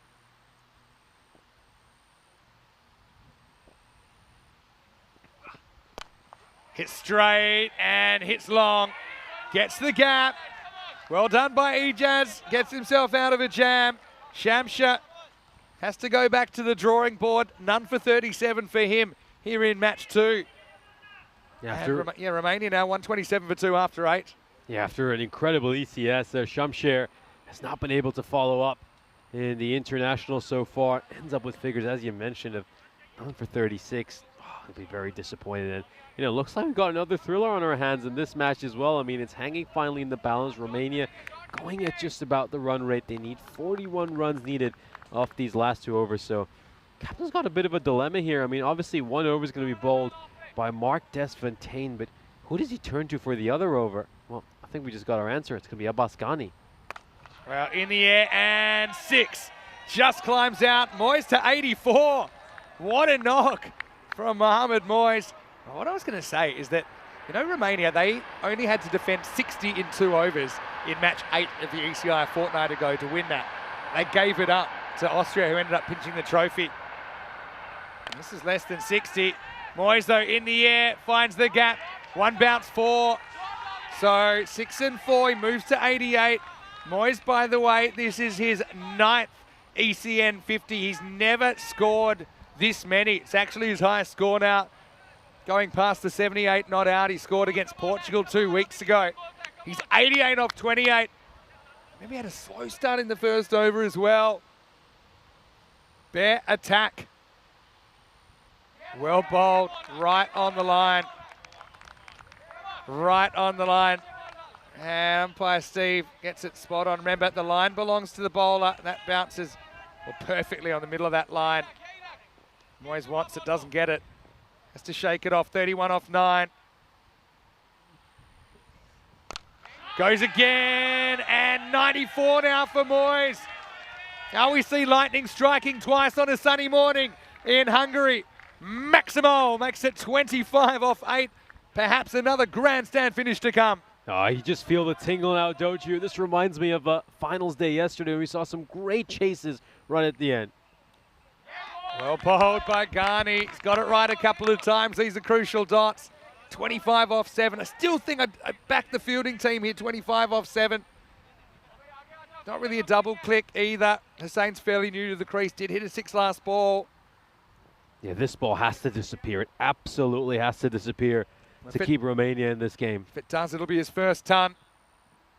I think that is a wide just. I think Steve's umpired very well this over. Whole ball outside the whole line. 1 run. They're okay for time here. Hungary. Jeez, it's been a great series so far. We're only just getting started. Well, it's going to be a second wide, so it's another wide. I mean, the plan is right here from Ghani. He's trying to go for that wide Yorker. He just hasn't quite been able to execute it. Yep, that is very clearly on the wrong side of the line for the bowler. Credit to the officials. These are big calls. They've been getting them right, and everyone's quick to stick the boot in if they get one they don't agree with. 94 for Moyes. That's his 100, his first ever ECN 100. And the Bear has arrived here in this European Cricket International. 100 off 32 rocks. And he's given Romania a fighting chance. We'll go to the last 17 required. But what a moment for Mohamed Moyes. Incredible moment for Mohamed Moyes, an international 100. He has brought his side into a great position to pull off an amazing away win.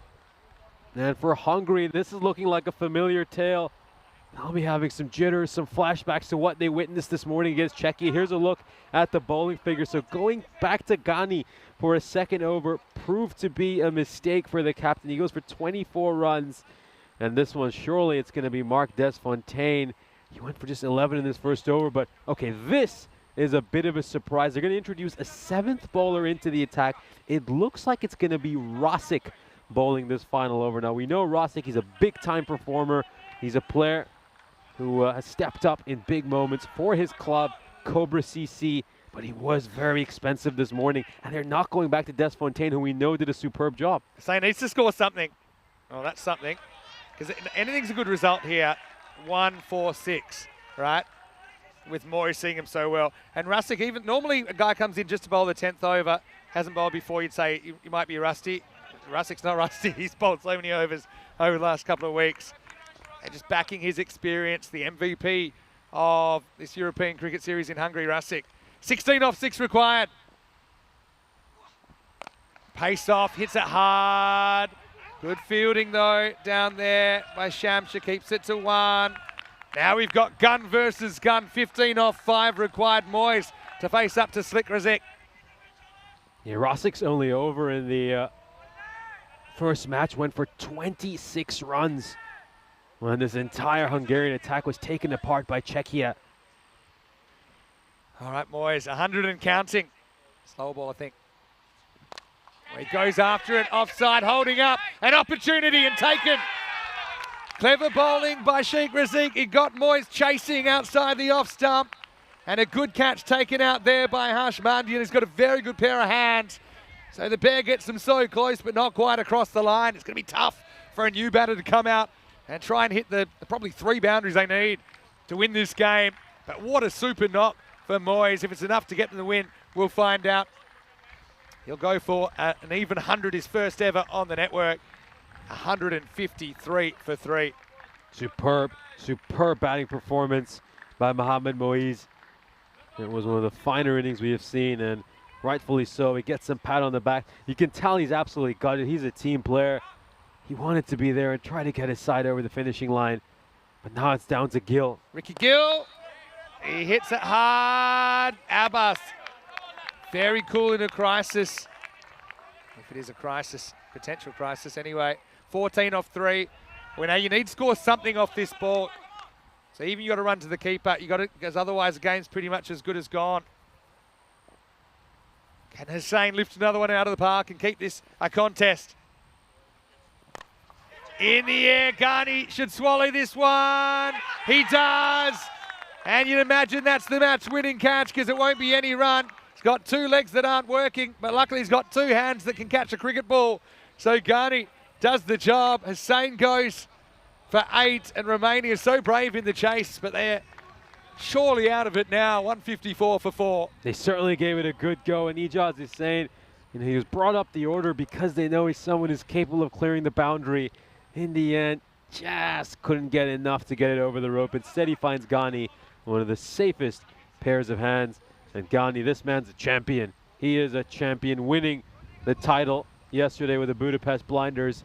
He's involved in another big moment here for his national team. And it looks like Hungary might be able to pull off a really nervy win here against Romania. How about Sheikh Razik in corner crisis? Just needs to keep it legal here. Safi to do the impossible. Just pretty good shot though. Well, Safi, last time I saw him, he was batting 11, and he wasn't doing that.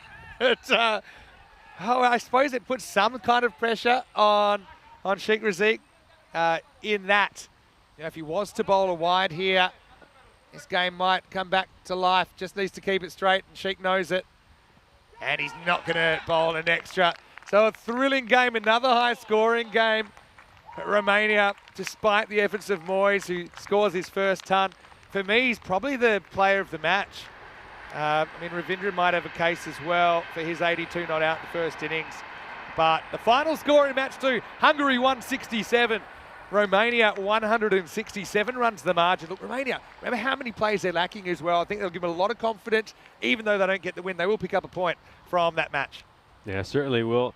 And Hungary, well, we saw them taken apart this morning by Czechia in what was an incredible chase there. Their bowling attack won at 23 and over in that match. And here's a reminder, of course, of the great century witness, Mohamed Moiz, adding his name to that list. Big congratulations to him. Of course, a very proud moment when you can make 100 for your country. Our next match, our lunchtime match, is between the two tourists, Romania and Czechia will be taking on each other. Hungary get a breather because they have another doubleheader in the afternoon/evening when they'll be once again taking on Hungary and Romania. So a chance for the two touring teams to just get an opportunity to play against one another. We'll have a look at the highlights of this innings. It was a thoroughly entertaining innings, another incredible match that we have witnessed in this European Cricket International Series. These first couple of matches have been great viewing. Of course, it was Nadi Gotla and Mohamed Moiz who opened the batting for Romania. The two of them did a stellar job. It was a 94-run partnership that put Romania in a very, very strong position.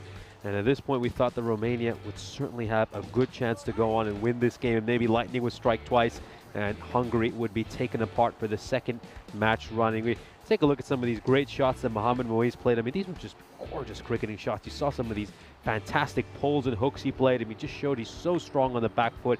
He's great with those cross-batted strokes, but he's equally good with the vertical bat strokes as well. It was a real pleasure to watch it. Some of these sixes he hit, boy, did they go well clear of the boundary rope. And, well, there's an example of his pulling ability. Look how far that has gone. It was deposited into the woods. Well, Sheikh Razik gets the player of the match for his 2 for 9 last over. And look, not to minimise what he did, but I don't know. Does that outweigh a guy scoring a ton? I don't know. I don't think that there's even a game on if Moyes doesn't perform like that. And Sheikh got a golden duck in the first half. So I think they must have been on the Kool-Aid over there. But again, it's a bit of a byline, isn't it? Because Hungary, they do get their first win in the series. The Bear, though, he'll have bittersweet memories about this because he got them so close, didn't he? 11 Maximos and 5 fours in there. Again, I don't think they bowled particularly well to him at times, but other times they did seem to bowl pretty well to him, and he was hitting them anyway. A couple of really low full tosses. Just he's so strong with that bottom hand, getting him up and out of the ground. Ghani was important, but he looks a bit broken, doesn't he? I wonder if he'll be able to keep his place in the side and play all 4 matches today. Rusick, though, I suppose he got the playmaker, didn't he? Manjian taking a catch out the deep cover fence. Good field placing as well. And, well, this one kind of sealed the deal, didn't it? Meant they needed more than 6 a ball, despite Safi coming out, playing a brilliant game. A brilliant shot, I should say, to grab that 6.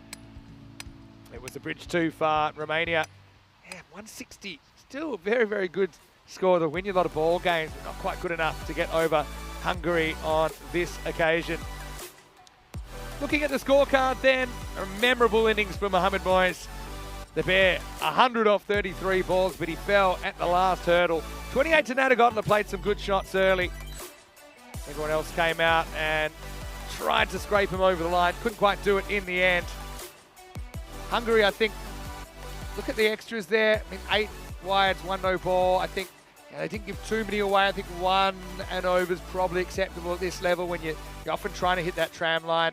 Sheikh Razik 2 for 9. Well, if you told me with 1 over to go, he'd be the player of the match when all he'd done in that game was a golden duck, I would have said you're crazy, but I suppose he does win the game for his team in the end, and he held his cool with the game on the line. Waka Mahmood with a wicket in there, his first international wicket, and Mark Desfontaine with 1 as well. And absolutely, I have to say, Vinod Ravindran turns out to be an absolute genius for turning to Rusick in the end. He, of course, still had some other options there, including Desfontaine. We wondered if he'd be a bit of a risk to go back to Rusick after he was so expensive in the first match. But yeah, an absolute masterstroke by Vinod Ravindran, trusting the cool, calm leadership of Sheikh Rasik, and he certainly didn't fail his captain, bowled superbly under pressure, and that over ultimately wins it for Hungary as they pick up their first win of this ECI. Yeah, so we'll take a break, slightly extended break as well. Be back in 30 minutes, and well, it'll be Century Maker versus Century Maker when we return. The big dogs have turned up to Hungary, so expect more action when we return to the GB Oval in Budapest for more ECI Hungary.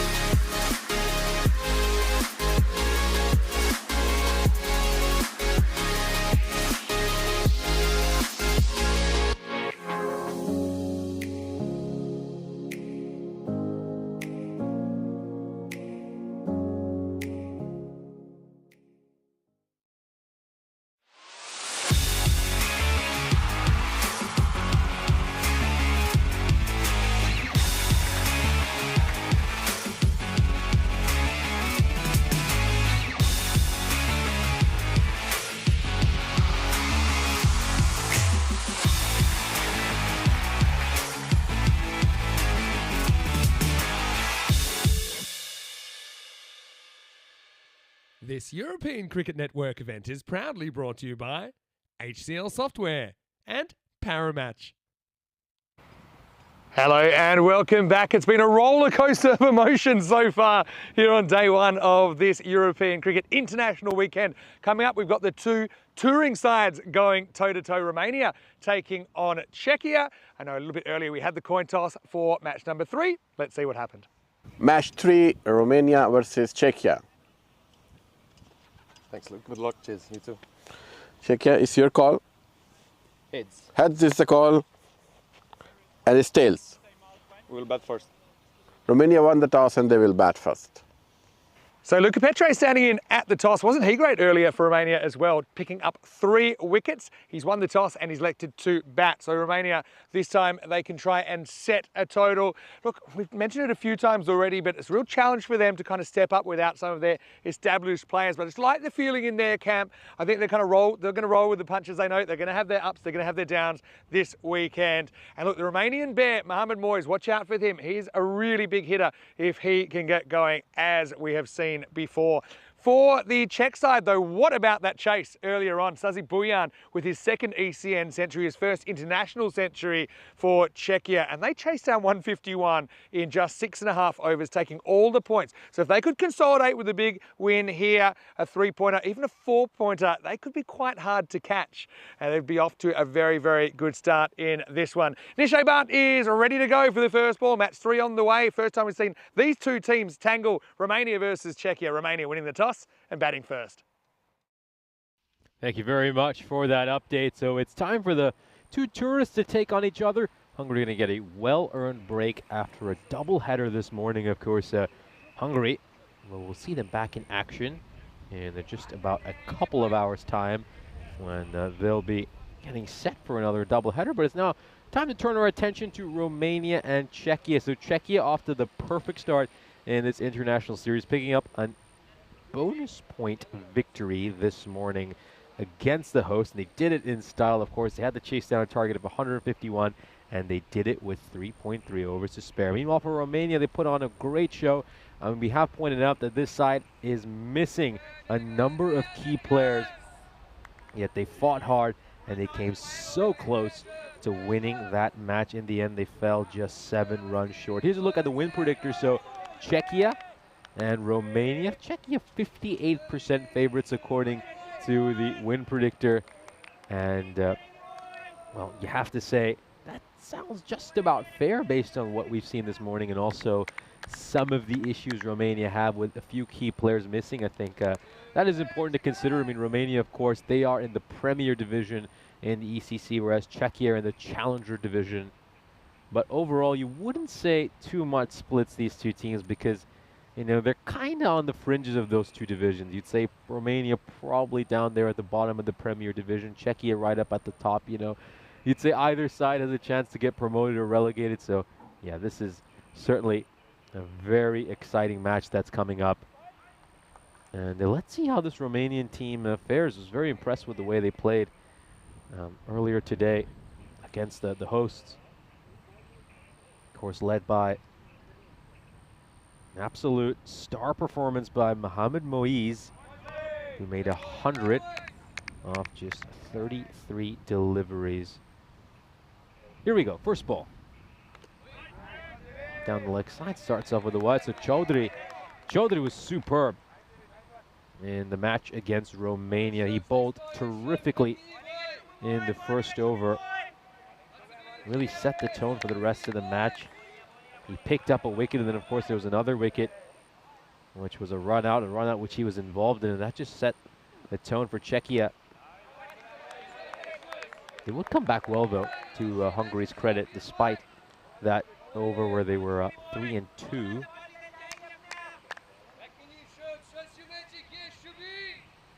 I have to say, that first over in particular, I was so impressed with the way he was bowling. He just kept landing it on his sixpence. He was so accurate, and you can see what a big, tall man he is. He gets that extra bit of bounce. This is beautifully played by Nadi Gotla, and the fielder at deep third tries to use his feet. You know, if he goes at this with his hand, if he tries to slide and dive to get this, I think he might have had a chance to cut this one out. You can see he's just trying to side-foot it. He gets wrong-footed in the end. And I don't think he's even getting too many call-ups for the Czechia futsal team.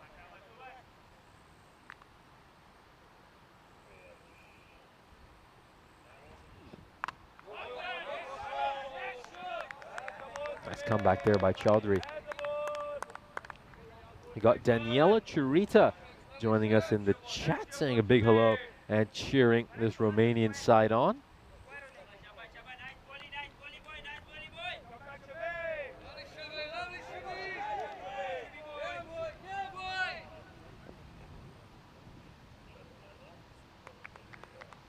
And of course, Daniela, very passionate Romanian cricket supporter. Great ball there by Chaudhry again. I just want to have a look at the height of here. I think has been given the one for the over, so I'll have a look to confirm. Well, keep in mind he's leapt up over there, so the umpire has certainly got that right. He's off his feet, so that does look like it will be Chaudhry's sole bouncer for the over.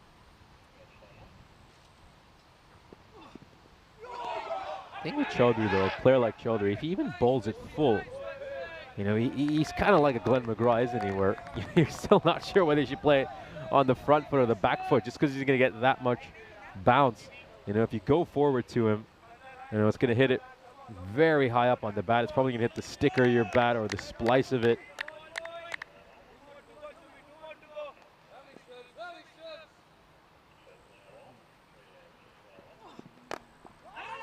Pushed away towards cover. I think that's going to be a single. And it's a good thing there was a fielder backing up over there, because that could have been a little bit costly. Huge bounce that goes flying over the keeper's head.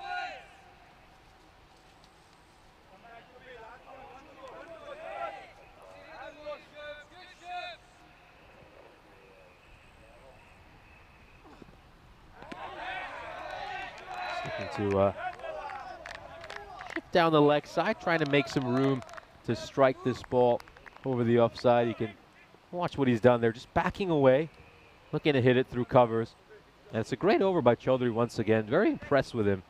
He's been superb with his bowling so far this weekend. Here's a look at our 2024 calendars. It's been an absolute pleasure to be alongside you from here in Hungary. And well, the 2024 European cricket season has provided us plenty of thrill and excitement. We've, of course, taken fans on a grand tour across the continent. We started the season off all the way back in my home country in Cyprus, and there's still plenty more to come. We've had the great honor of bringing you some great blend of culture and cricket at every destination we've been in. And what better a place to be in than Budapest, a city which has so much culture, so much history. And now it's also getting a taste of cricket. Here he is, Afridi coming in to bowl the second over. Very quick bowler. quickest bowler we'll see this weekend, most probably.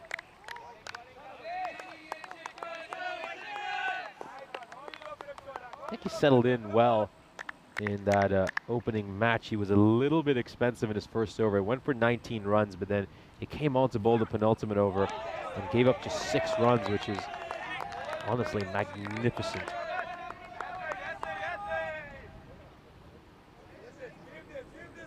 Yes, perfect ball there, and also great umpiring as well. That's James Lloyd. There's the standing umpire. He's got that one spot on. Remember, the line belongs to the bowler. Of course, James Lloyd is joined by Bobby Patel, who's at square leg. Goes big. This one's gone high up in the air. Looks like it's going to go beyond the fielder, and he's actually made a sensational effort. I did not think he was going to get around and even get close to that. So this is a sensational bit of fielding. I mean, he's covered so much ground. I wish I could just see the back of this jersey and to credit this fielder, but have a look at that. Oh, well. Yeah, just at the end there, number 11, that's Abdul Farhad.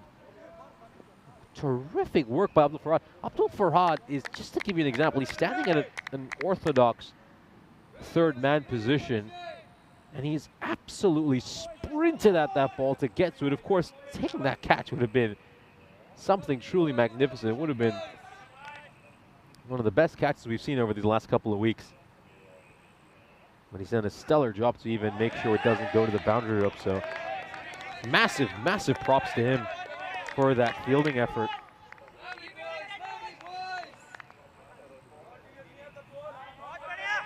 A good ball in the channel there by Riaz Afridi. I think, Nadi Gotla, he keeps trying to back away to hit these shots, and it's just not working for him. He isn't still at the point of contact.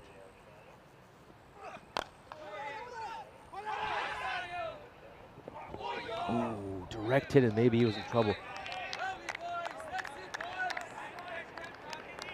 Let's have a look at this. Plays this away as a lowish full toss, and he's sprinting to the non-striker's end, and yeah, he was gone. Direct hit, he wouldn't have even been in the frame. He wouldn't even have been in the side-on frame. Up in the air, and is this going to land in front or beyond the boundary rope? Beyond is the answer, and Moise hits his first boundary of this innings. Of course, Moise coming off that big century. Unfortunately for him, a century in a losing cause against the Hungarian national team.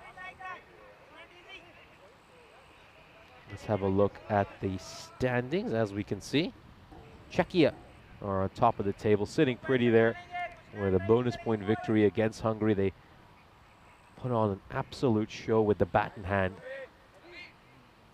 Meanwhile, for Romania, well, they came so close, didn't they, to getting that victory against the Hungarians, but unfortunately, it just wasn't to be for them. Of course, Hungary-Romania, big rivalry in a number of sports.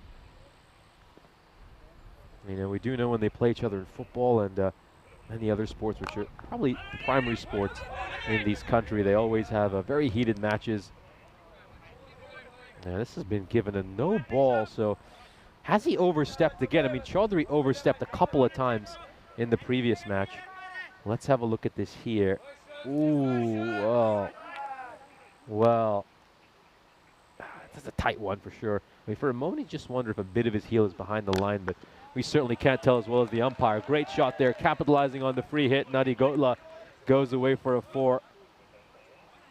Beautifully plays that through extra cover. He's been looking to make some room to hit these balls through the offside, a bit like Scott Burdikin, the captain of the Cyprus national team. And he finally connects on one, gets the boundary. Yeah, Chaudhary just, he's really pushing it, isn't he? It's the 3rd time he's overstepped. And this is just the 4th over he's bowled so far today. It goes big again. This is going to clear the fielder, and it's just going to race away to the boundary rope. It's going to be a big chase for the fielder, but a chase in vain. Nadi Gotla with a couple of boundaries, finally starting to middle a few. Once again, backing away, looking to hit it through extra cover. He's got a couple of options here, Chaudhary. He can either go for that wide Yorker when he's backing away, or he can just look to follow the batter and try to land it around his feet.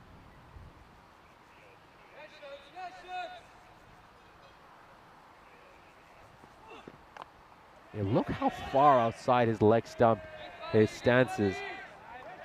You know, he's not even taking leg stump guard. He's taking sort of fourth stump guard, but fourth stump outside the leg stump. He's telegraphing that he wants to hit it through the offside Nadi Gotla. Yeah, maybe there. That's where he got to look to nail that wide Yorker.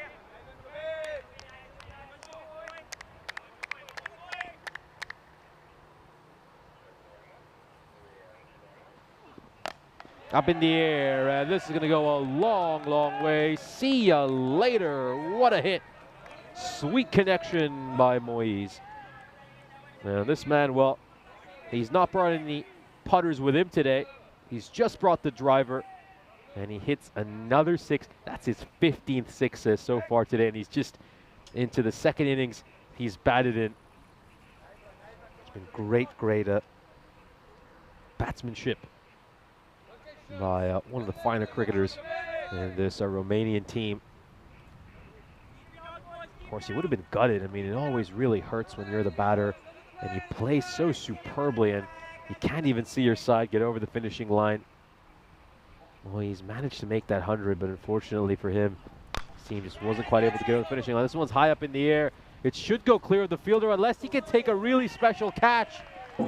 Oh, he made the effort in the end, and the unfortunate thing for him is because he's made that effort, it's come off his hands and gone away to the boundary rope. He was in a tough spot. It's always really challenging to be in this sort of position. You obviously want to go for the catch, but you know if it comes off the outside tips of your finger, it's always going to go away to the boundary rope.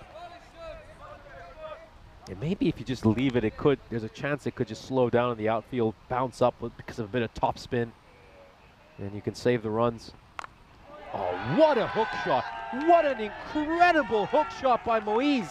I mean, Chaudhry's a big, tall man. He's banged in a pretty good bouncer. And Moise has played that beautifully. He is so good on the back foot. We've seen him play some exquisite pull shots and hook shots. Oh, magnificent. Absolutely magnificent.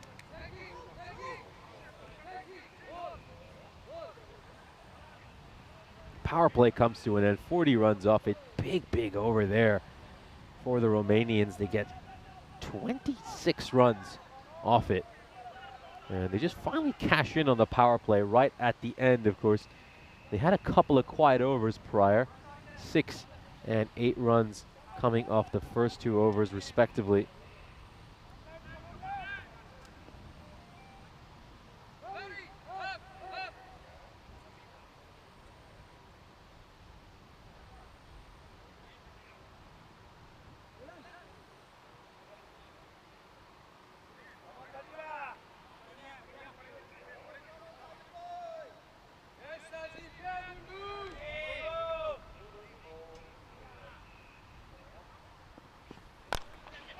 This is struck away,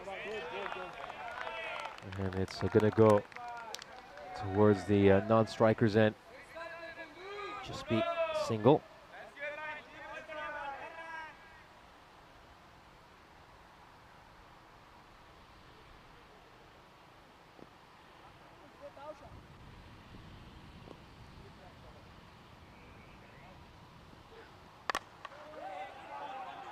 Away on towards the offside.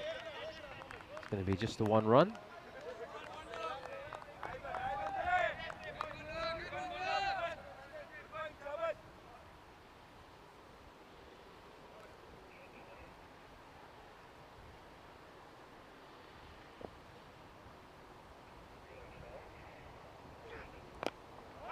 Just goes across there, Nadi Gotla.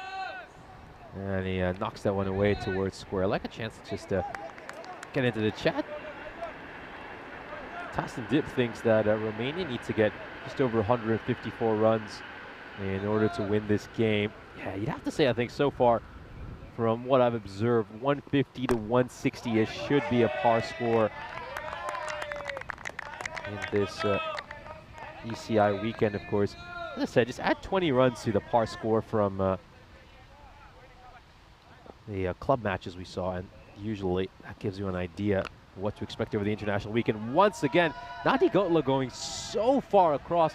It's smart batting. It's really smart batting. He knows there's no one back in that region. He just needs to get a little bit of bat on it to help it away for 4. And he needed to get that boundary as well. I mean, Nadi Gotla, despite hitting a few good-looking shots, his strike rate has probably been a bit slow. I mean, 19 of 16, that doesn't quite cut it. I don't think we'll start with the retirement conversations just yet. This is a full toss, and this should be punished. It will be punished. Just hits that stronger together banner. We're always stronger together here in European cricket. Nice shot, very nice shot along the carpet. Goes away for 4. Well, it's very good to see you here, Chris Smith.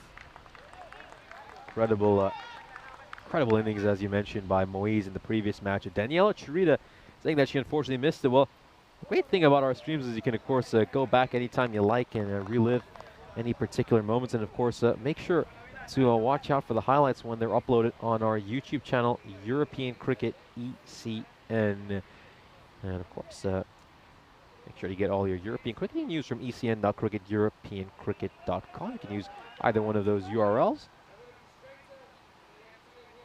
Romania, 54 no loss at the end of the 4th over. I believe we had the pleasure of meeting last year, Daniela Chirita. I think had the chance of coming over to Romania to cover the Continental Cup. Was obviously a great experience, a beautiful country, lovely local cricketing federation as well.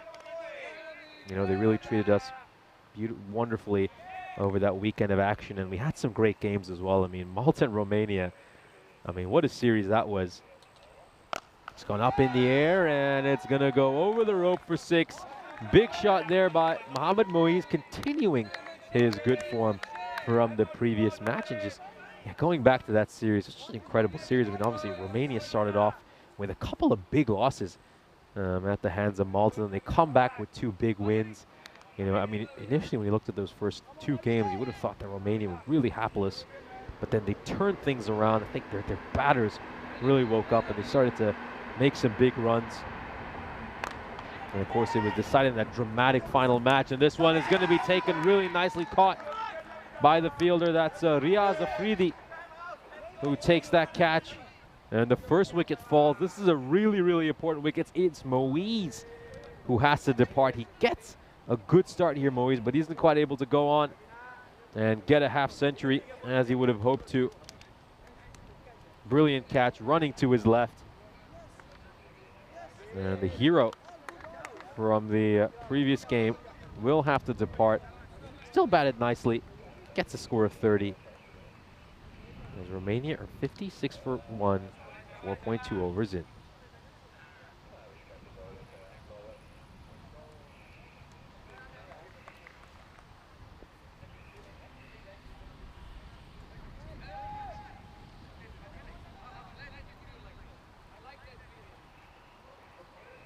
Ijaz Hussain is coming in at number 3.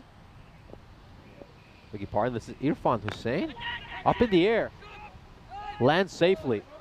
And he's going to get off the mark with a single. Not a shot he was completely in control of. Of course, Irfan Hussain, 3rd highest run getter during the ECS in Romania. Plays the cricket for the Bucharest Gladiators. Quite an incredible, of course, run of form the Bucharest Gladiators top order had. This one is played nicely towards long off. It's going to be a single.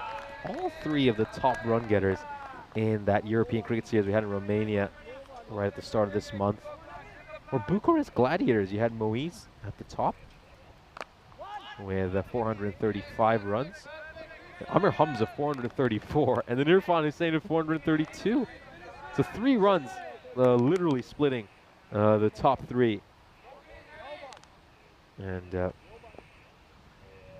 it's quite a great outfit the Bucharest Gladiators have over there. What a nice shot, great pickup shot. And Nadi Gotla flexing his muscles, hits a big 6. And once again going across, and he's just picked up one of these straighter deliveries and managed to smash it.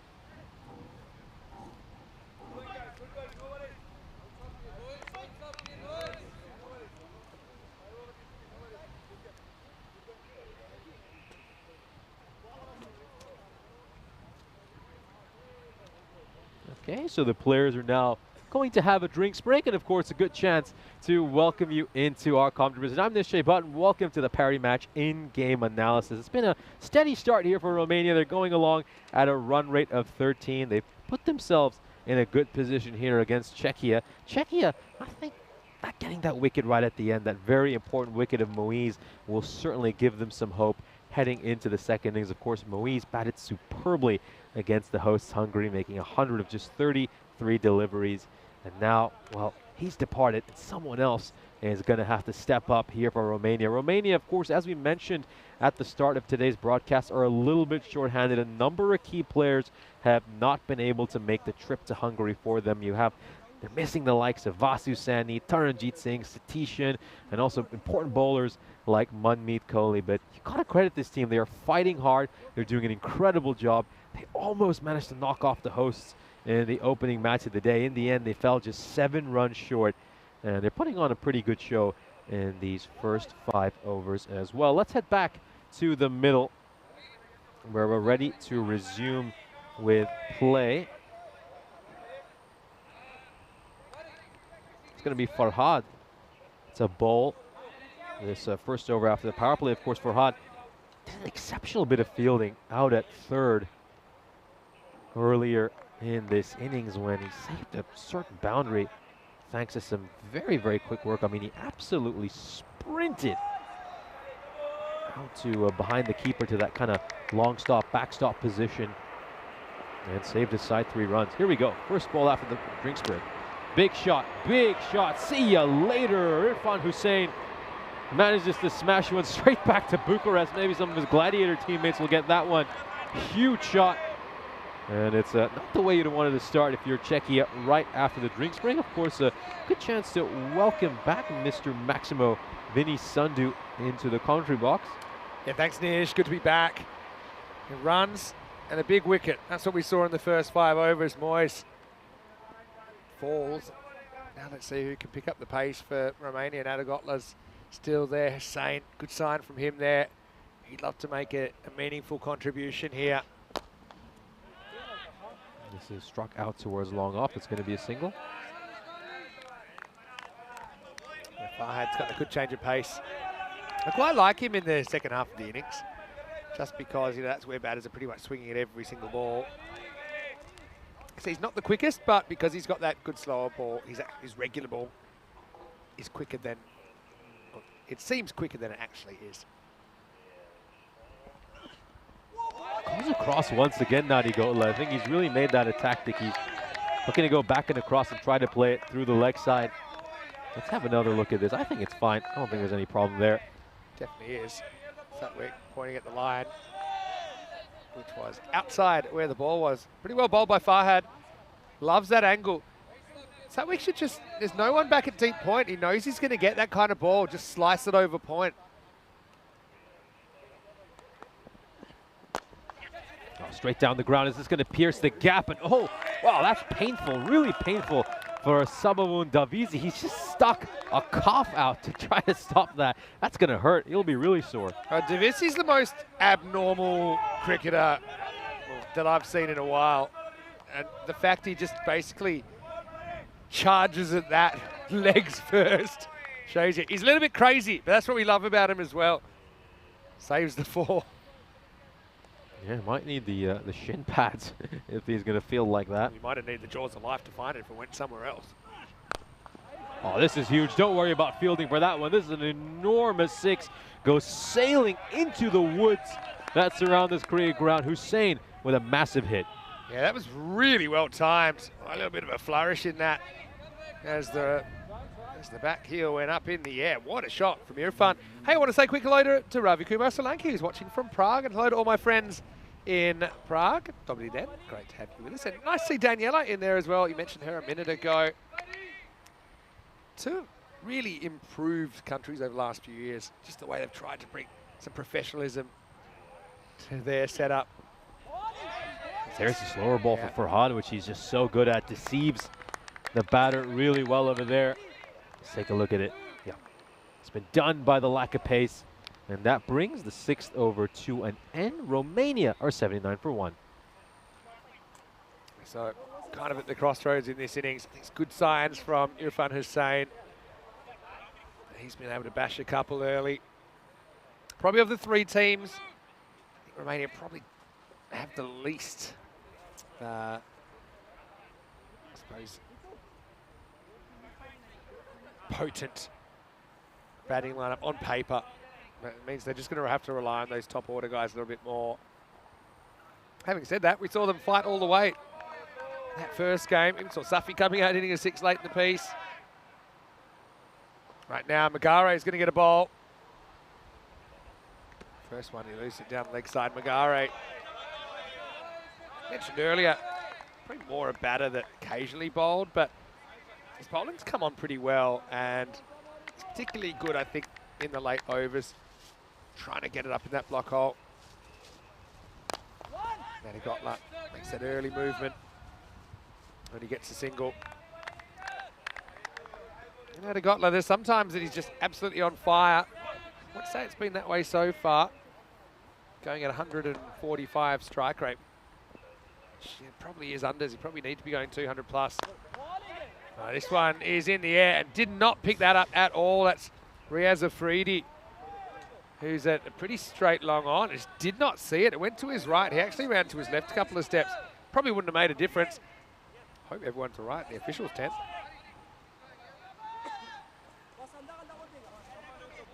And Chris Smith as well. Good to have you with us. And I want to say big thanks to everyone who helped us out with lunch as well.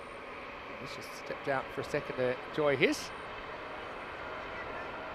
Always great to catch up with these international cricketers as well. We're basically on this journey with them. It's only 5 years ago that the ICC recognised all accredited countries with T20I status, and so it really has been a big boost to the game around the world, even though obviously there's still a large spectrum of international cricket all the way up to the big countries: Australia, England, India, Pakistan, Bangladesh. Down the ground. Still Testovitsu, who's going to go with the hands this time. Had time to get down. Magare doing a pretty good job here. Been hit for the 1-4, but that's it. Great bowling. Great bowling. And this is what I mean when I talk about a length. This should be your primary length.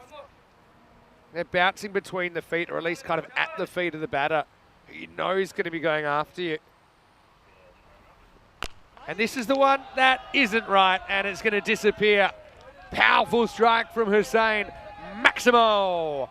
Still a decent note from Magare, but he'll be disappointed that he missed his spot last ball. That one's deep in the jungle, and it's the end of 7.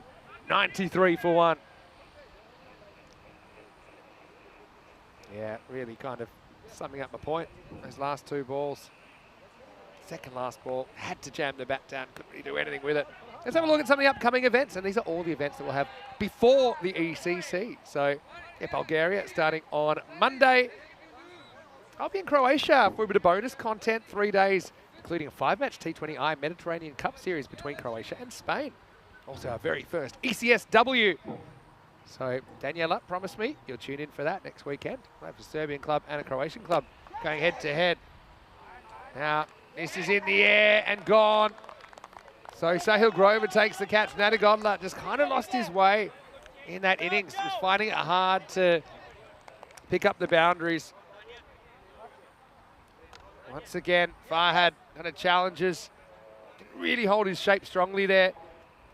One thing I'd love to see from Nadigotla is him trying to hit the sight screen a bit more, just kind of keeping his front shoulder in play, and yeah, just kind of being able to own the ball rather than always trying to maneuver square. I just think he's got the technique to be able to do it. Just needs to hold those hands firmly. Still, 33, not too bad from Romania's keeper.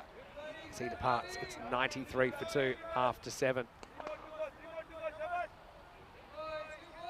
Here's Ricky Gill, who is coming in at 4.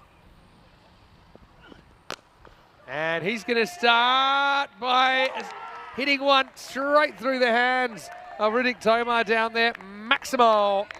Let's check this one out, because I thought this was pretty close to him. live. Really, it's a misjudgment, and it's going to cost him 6 runs. Sliding doors moment. Ricky could have and probably should have been out first ball, but he will survive.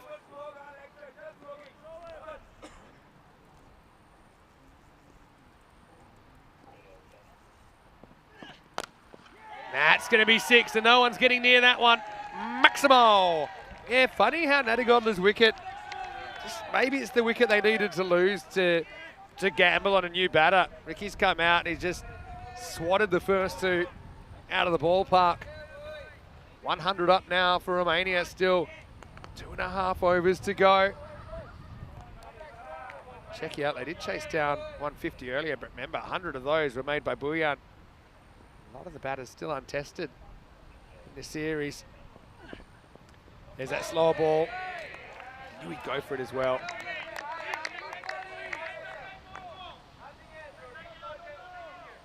Such an interesting ball. I think sort of slightly different grip. I think it kind of, to me, it looks like it comes out between the thumb and the index finger. So it's more to do with the grip and where he holds the ball rather than actually trying to maneuver anything with his fingers. Well bowled. There it is again. This time floats a bit wide. Farhad's been good. I'm pleased for him that he's having some success. He has had a tough time. That one, well, it's probably not a wide, you know, really. No, it's a bit tough when you've got the angle across. Umpire only gets one look at it.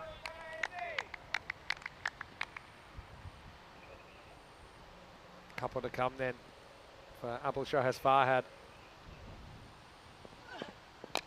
Now the slow ball, this time in the air. Sahil should take it. He will.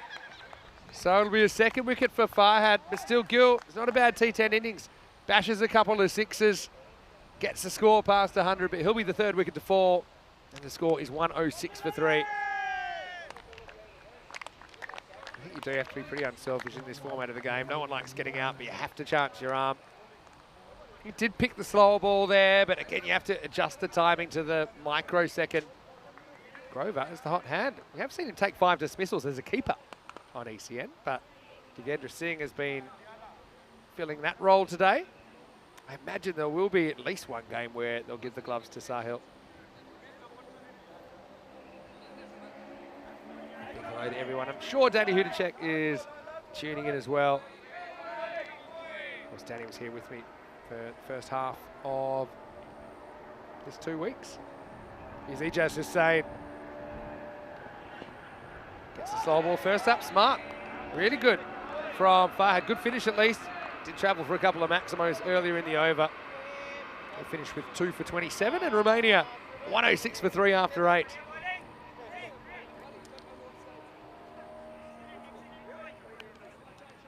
Remember, Romania and Hungary have been drawn in the same group in the ECC. And the other thing is, yeah, you don't want to be negative on any team, but one team will be demoted, will be relegated for 2025. And really, it could be, I could give you 12 teams that potentially just could have a bad couple of days and find themselves in the Challenger Division next year. Here's Riaz Afridi, box office stuff, over number 9. Loses his run. Mentioned his run up. Seemed a lot better this morning to when I saw him in Prague, where he just seemed to not have his rhythm right. It's about the length of these steps. He tends to kind of hit halfway and then kind of go into this slightly more, what do you call it, like a slightly longer stride, like a gallop. Let's watch him here. Riaz.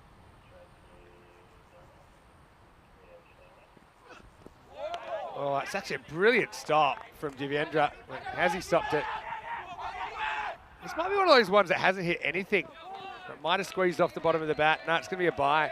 That area around the line of the stumps, we've just seen some of these trampoline Tortugas. Divi does pretty well to save a couple of runs. Harsh in the book and be 2 byes. But that's a good length for Riaz. So he's still trying to get that run up right. Again, he's got sometimes a short step to long steps, a sign it's not quite rhythmic. Well bowled though. Actually bounces off the stumps. but wasn't touched. Decent result in the end for the Czechs, just a single. I like this length though from Riaz, because what are you going to do with it? I don't know. And the thing is, he might even set the table, bowl 3 or 4, and then he can bowl a length ball and get away with it, because he's surprising you.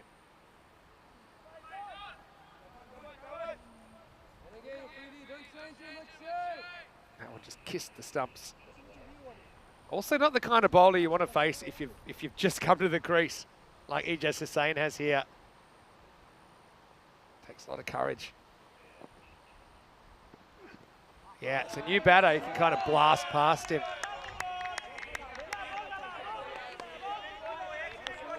Riaz plays this cricket for Brno in the Czech competition. It's a great story about him kind of moving to Czechia. Previously was in Italy, and he did play cricket for a while there. He walked past the cricket ground one day and said, "Oh, they've got cricket here. I play cricket." Uh-oh, that one's gone a long way off the pitch. It's going to be 5 wides. It just probably gets a bit carried away with the length here. And because it seems, it just takes off left to right. And by the time it reaches Devendra Singh, it's about 3 body lengths away, 3 dives away from him. So kind of went away from plan A. And have a look at that. When you're so far back to fast bowling, if the ball starts moving sideways, and that sideways is accentuated by the time it reaches where you're standing. And really, Divi had no chance. I think there's a keeper in the world that's stopping that one. Hussain, enjoy getting 5 just for watching. Charges, that's pretty courageous too, but he'll only get a single. He's off the mark. It's looking a bit light on here, Romania, but don't judge it till both teams have batted. If they can get Bullion early, I know we saw the tank with a pretty handy cameo, but no one else has really had any time at the crease. We saw Stain get run out for a duck after only facing 1 ball. He's likely to open again with Sazib, you'd imagine. Goes full this time. Stain attacks it, does really well. It's going to be called a no ball for height. Again, we'll have a quick look at this one. Yeah, I mean, it's probably fair enough. It's probably around belt height. Riaz said no, that wasn't what he was trying to do. The free hit to come. I wonder if you get a bit crazy and try and ramp here to use the pace of a free hit. You can't be out. Free hit time. This one floats wide, it'll be another free hit. Riaz using a lot of energy. Again, seen back a little bit. I just think it might be worth a go, because if you get any bat on a freebie, it could fly for 6 if you're shaped to deflect. And the thing is, you could even give up your stumps. If it hits the stumps, it could probably deflect for a boundary as well. But the other thing is, you might get your head knocked off your head. Or your shoulders. Couple to come in the 9th. Free hit again. Oh, geez, that's going to be a no ball. Second bouncer in the over. So it's going to be another free hit. I suppose it was already a free hit, so probably no different to if he bowled a wide, essentially. Yeah. He needs to just take 2 or 3 deep breaths and get back to plan A here, Riaz. Still not a lot of damage in the over 12 off it. There's 2 to come. But just give me 2 good balls. That's what Dylan Stain's saying here. Hey, don't get too short. We don't want to risk another no ball for height. Still on a free hit here, Hussain. He's lost it left now. Just struggling a little bit, just physically here, I think. I mean, he's a magnificent specimen. We know that. He just has unclicked, hasn't he, Riaz? Hello, Helix, who's watching from Australia. Hello to all the viewers that are tuning in. Right, he's still on a free hit here. All right, Ijaz, have another go.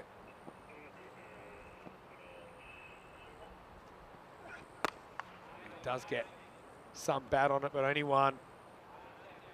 Tell you what, they're lucky they've got. Lucky they had so much time to play with, because this has been a long over. It's going to be an 11 ball over. assuming this one's legal. It's a be a good contest though. Irfan facing up. Last ball of the ninth. Can a free to get it right? Some bat on it, but long chase for the fielder. Well done out there by Tomar. That'll be the end of 9. Afridi. He's very Afridi in that over, but on the scoreboard, none for 22. Not too bad in these conditions. 122 for 3 after 9.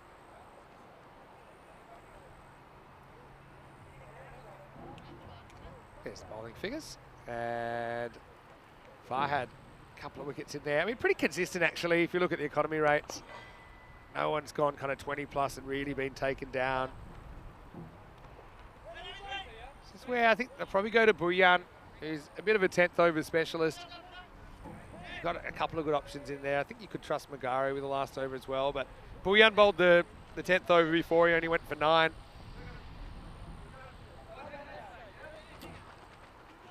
It's just good to see teams playing with confidence. Really, all 3 teams expect that they're going to win every game in this tournament. I love that vibe. Love that confidence. 10th overtime. Oh, it's not a good start. And that's going to be no ball +4. It's the non-standard minimo. Buyan goes 2 full. You see there. Full toss, waist higher above it on ECN. That's a no ball. Yeah, that's where you cross the line into 2 full territory. Another free hit. This time it's Irfan to face up. Very good. So it should have been the first time. Even on a free hit, couldn't do too much with it. So 128. Can they push up to the 140 here? Yes, it's been a pretty interesting battle. Maybe not quite as consistently high scoring, but I still think we've got a contest on our hands here. Yeah, this should be an exciting contest. I mean, we do know, of course, Czechia are capable of hitting big runs. This one's going to go up in the air. It's going to carry, not quiet. That was Abdul Farhad out in the end. The bowler is livid. He's like, why did you not make an attempt at that? I don't know. I think in the end, you've got to credit Farhad for at least making sure he prevented the boundary. Because maybe if he lunges forward, it might slip past him. He went super conservative. I think Buyan thought he could have got there without a big dive. Anyway, it's a really nice shot from Irfan. And he's shown he's got a few tricks. It's been a really exciting play to watch over the last few weeks on ECN. I love the way he just tucks this way, makes a really good shot selection. And with nobody in that area, races away for 4.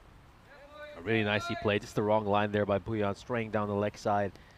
And all Hussein has to do is just get some bat on it. And it goes away for a 4.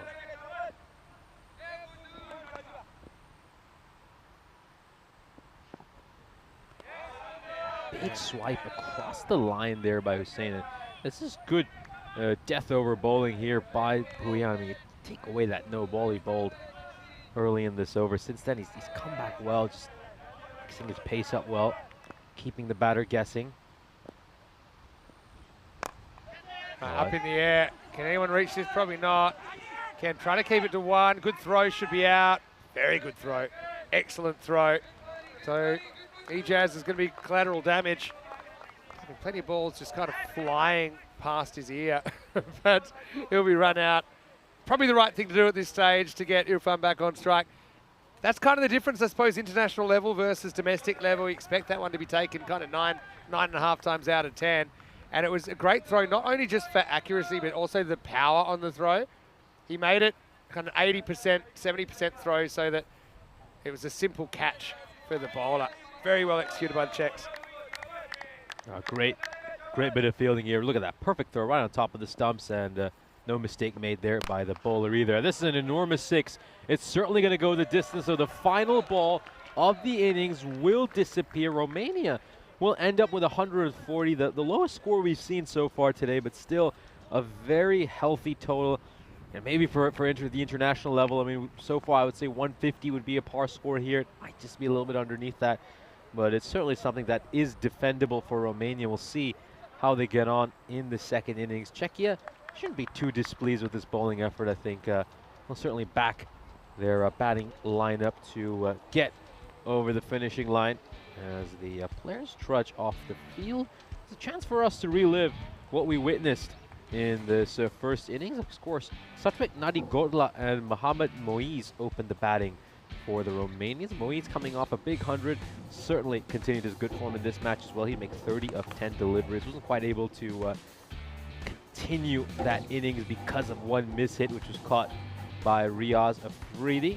Just take a look at some of these great shots by me. And 4 big sixes during his innings. We saw Satwik Nadigotla really struggle out of the gates in his innings. He was 15 of 17, and then he started to accelerate a little bit later, hit some good-looking fours, mostly just by trying to be cute, shuffling across the stumps, playing it over fine leg. Early in his innings, he kept trying to back away and hit balls over extra cover. He did manage to connect on 2 or 3 fours, but you just have to think that he probably should have gone a little bit quicker for Romania, considering he faced 24 balls. He'd have liked him to at least get to a score above 60 or 70 plus. In the end, he was on 33, and you just wonder whether all those balls he chewed up might cost his side. I mean, he still had some batting left in there, Romanian. We even saw Omar Safi give it a big swing in the previous match. And of course, Irfan Hussain made the top score of this inning, 45 runs of 20 deliveries. He had 7 boundaries. Good catch there by Sahil Grover, one of 2 catches he would take in this innings. One to get rid of Satwik Nadigotla and another to get rid of Ravinder Gill. Nicely held onto there. There it is, the second catch he took. Well played by Sahil Grover. This is a beautiful shot, but just a little bit unlucky that it comes off a little bit extra. And then, well, that one could have done better there. Couldn't you? The bowler trying to dig one in short, bit too short, bit too wide. It turns out to be a minimo. And then this was the moment right at the end, the run out of Ijaz Hussain. A great throw by Abdul Farhad. Thought he was terrific in the field. Abdul Farhad, I mean, he obviously stopped a great one when he was out at deep third, and then a good throw that he fired in at the non-striker's end. And Sazib Buyan would make no mistake and just very gently tap the bails off. As that would be the end for Ijaz Hussain. Romania would end up with 140 runs. Is this a par score? Is it slightly below par? Well, we'll wait and find out. Certainly it's the lowest score we have seen in these first 3 matches this first day of our ECI. Here's a look at the scorecard. You'll find the same top score with 45 runs of 20 deliveries. Mohamed Moise with 30 of 10. Satwik Nadigotla made 33 runs, but 24 balls is probably a bit too much. That's a strike rate of 138, which unfortunately for T10 cricket is just too slow.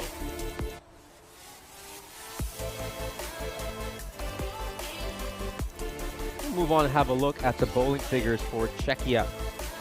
Great bowling effort by Riaz Afridi, 2 for 22. You'll be mightily pleased with his figure. The Sumansa Chaudhary started off with a great first over, but it was a bit expensive in the second. That ended up spoiling his figures. Abdul Farhad with figures of 2 for 27. He'll be impressed with the way he played. He also did a stellar job in the field, taking some catches. Had a good run out as well, and then he saved plenty of runs with his ground fielding too. Halfway through this one, Romania have set a target of 141 for Czechia.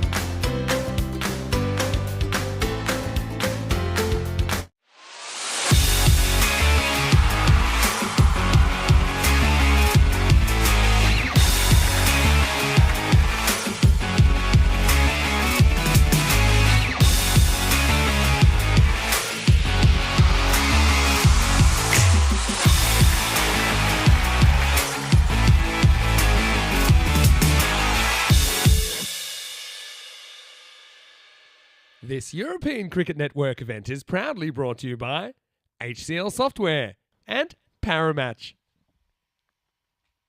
Hello, cricket lovers. Welcome back to Hungary on a beautiful sunny summer's day. It's international cricket T10 style. And we have the Romanians and the Czechs going head-to-head. The two touring teams tangling here in match number 3. 140 for the Romanians. Now, it's not often you hit 140 and I reckon you're behind, but I reckon they're behind on this field where we've seen some crazy scores. We saw the Czechs chase down 151 with 3.5 overs to spare early on. You can see there, 7 over chase. If they could do that, it's another 4 points to the Czechs. That's 20 and over, basically. 98 or less, if the batting was to fold, then Romania could take all the points. That's the equation. We've had 2 centuries already. And neither has been to a Hungarian.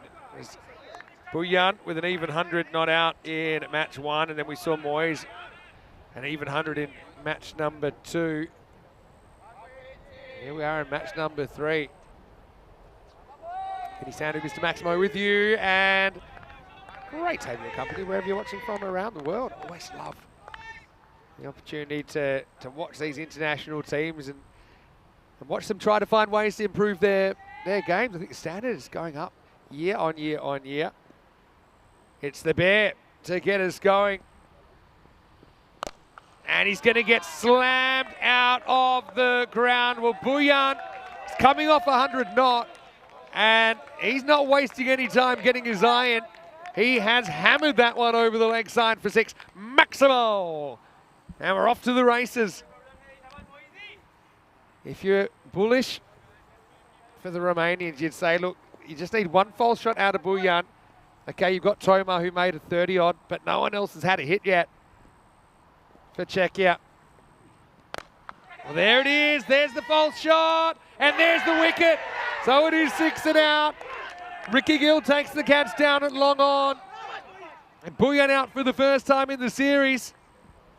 And Romania, well, they'll feel a lot more confident after that. Yes, there are other threats for the Czechs, but he was the guy who was pretty much unstoppable in his only other innings. Long on was back. Sazib didn't care. He's been hitting the ball a long way further than the fielder all day. Ricky keeps his cool, takes the catch. 6 and out for Buljan. You'll have to watch the rest from the bench. 6 for 1. Here is Ritik Toma, who did get a bat earlier on. Dylan Staines out there. He was run out for a duck earlier on today, but he's a very good player. Technically an excellent player, and he's kind of another one of those guys that when the game gets tough, he plays better. He's a very, very gifted player. Right now, it's the tank, Ritik Toma, to face up.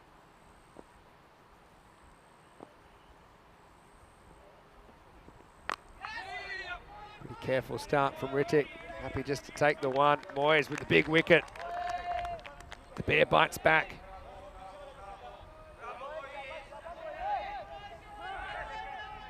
How much does that change the needle? I think the odds have changed a lot. Maybe they've dropped a couple of %. He's staying.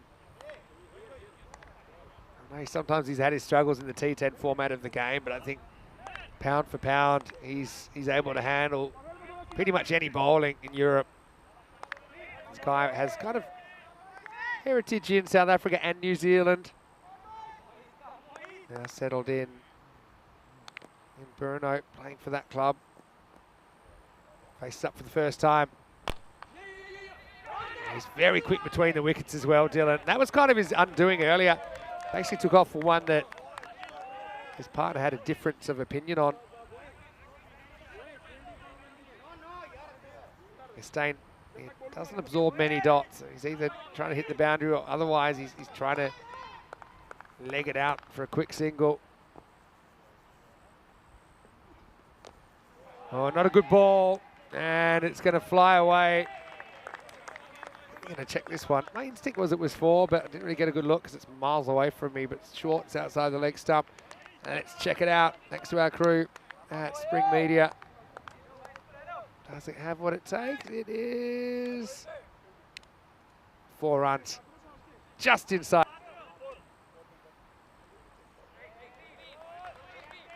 It's been given 6. Does this hit the rope or not? Does it hit the rope? Phew. I think that's 4, honestly, but they've seen it differently. What do you see? I see the ball bouncing in the ropes in the background. That's why I thought it was 4. But I suppose it only matters what they think in the box.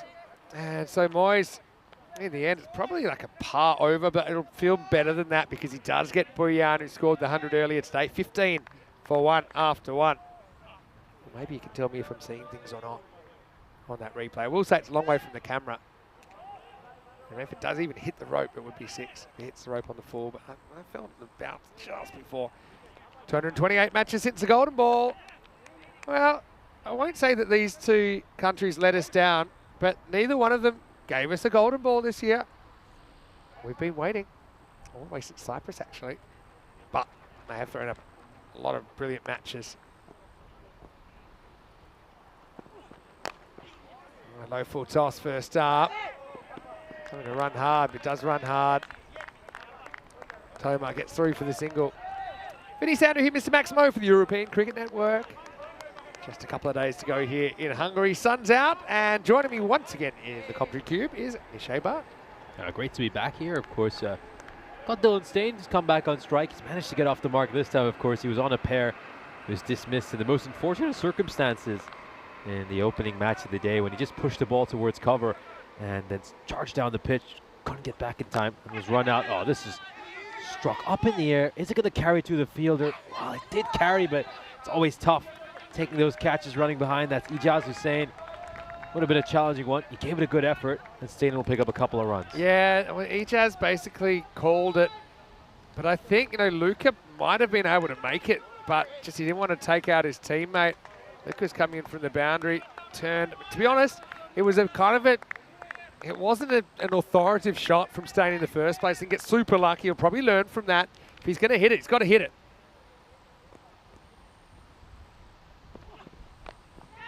Plays this one down to third.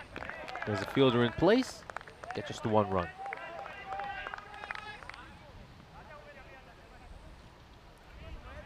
So Tomar gets the strike back. You can see Stain hates getting out really early. Probably feels the longer he stays there, the more he can work his way into the innings. He's a slightly different kind of player. Oh, beautifully played. Gorgeous looking stroke. Just gets his hands underneath that ball and he's cut it away behind point for a 6. It's a shorter, wider delivery. Plays that beautifully nice and late. Gets the elevation. Goes over the rope. Yeah, strange how 140 looks like a pretty light score in ECI Hungary. It's strange because, the ECS scores in Hungary, they're not that different to a lot of other places, but the ECI score is just off the chart. Oh, and he snaffled it. Oh, he had to reach up to try to get that. Ijaz Hussain, that was a tough catch. He's leapt up, grabbed it, plucked it out of the air, and that's going to be the end for Tomar. What a catch to dismiss him. Hussain and Ijaz combined to get rid of him. Well, life doesn't always give you second chances, and it's not Stain, but it is Tomar, who has a bit more batting under his belt today. Ijaz, I actually think he jumped a bit early, but he left the hands up there, and he stayed airborne just long enough to grab that one with 2 hands. And so Czechia loses second wicket. Now we're into guys that haven't had a hit yet in the series. 25 for 2, but here's Sababun Davisi. He was player of the series in the ECS Czechia last month. He's a very, very talented left-hander. And I actually think, he's made efforts to tighten up his game in the last 12 months to make him even more dangerous.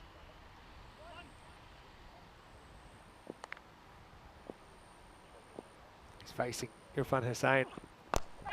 Straight down the ground. Beautiful shot right through the line there. And it's going to land right on the scorer's tent. That's a wake-up call for everyone there. End of the over. Czechia, 31 for 2. Well, it's not a bad first ball of the series, isn't it? Just to go, just lean on it and stick it out of the ground. So Sabah's on.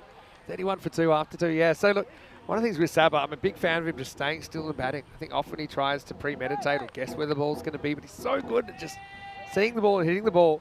Czechia with 4 points from their first game. If they could chase this down, they open up a fair bit of a gap between them and the rest.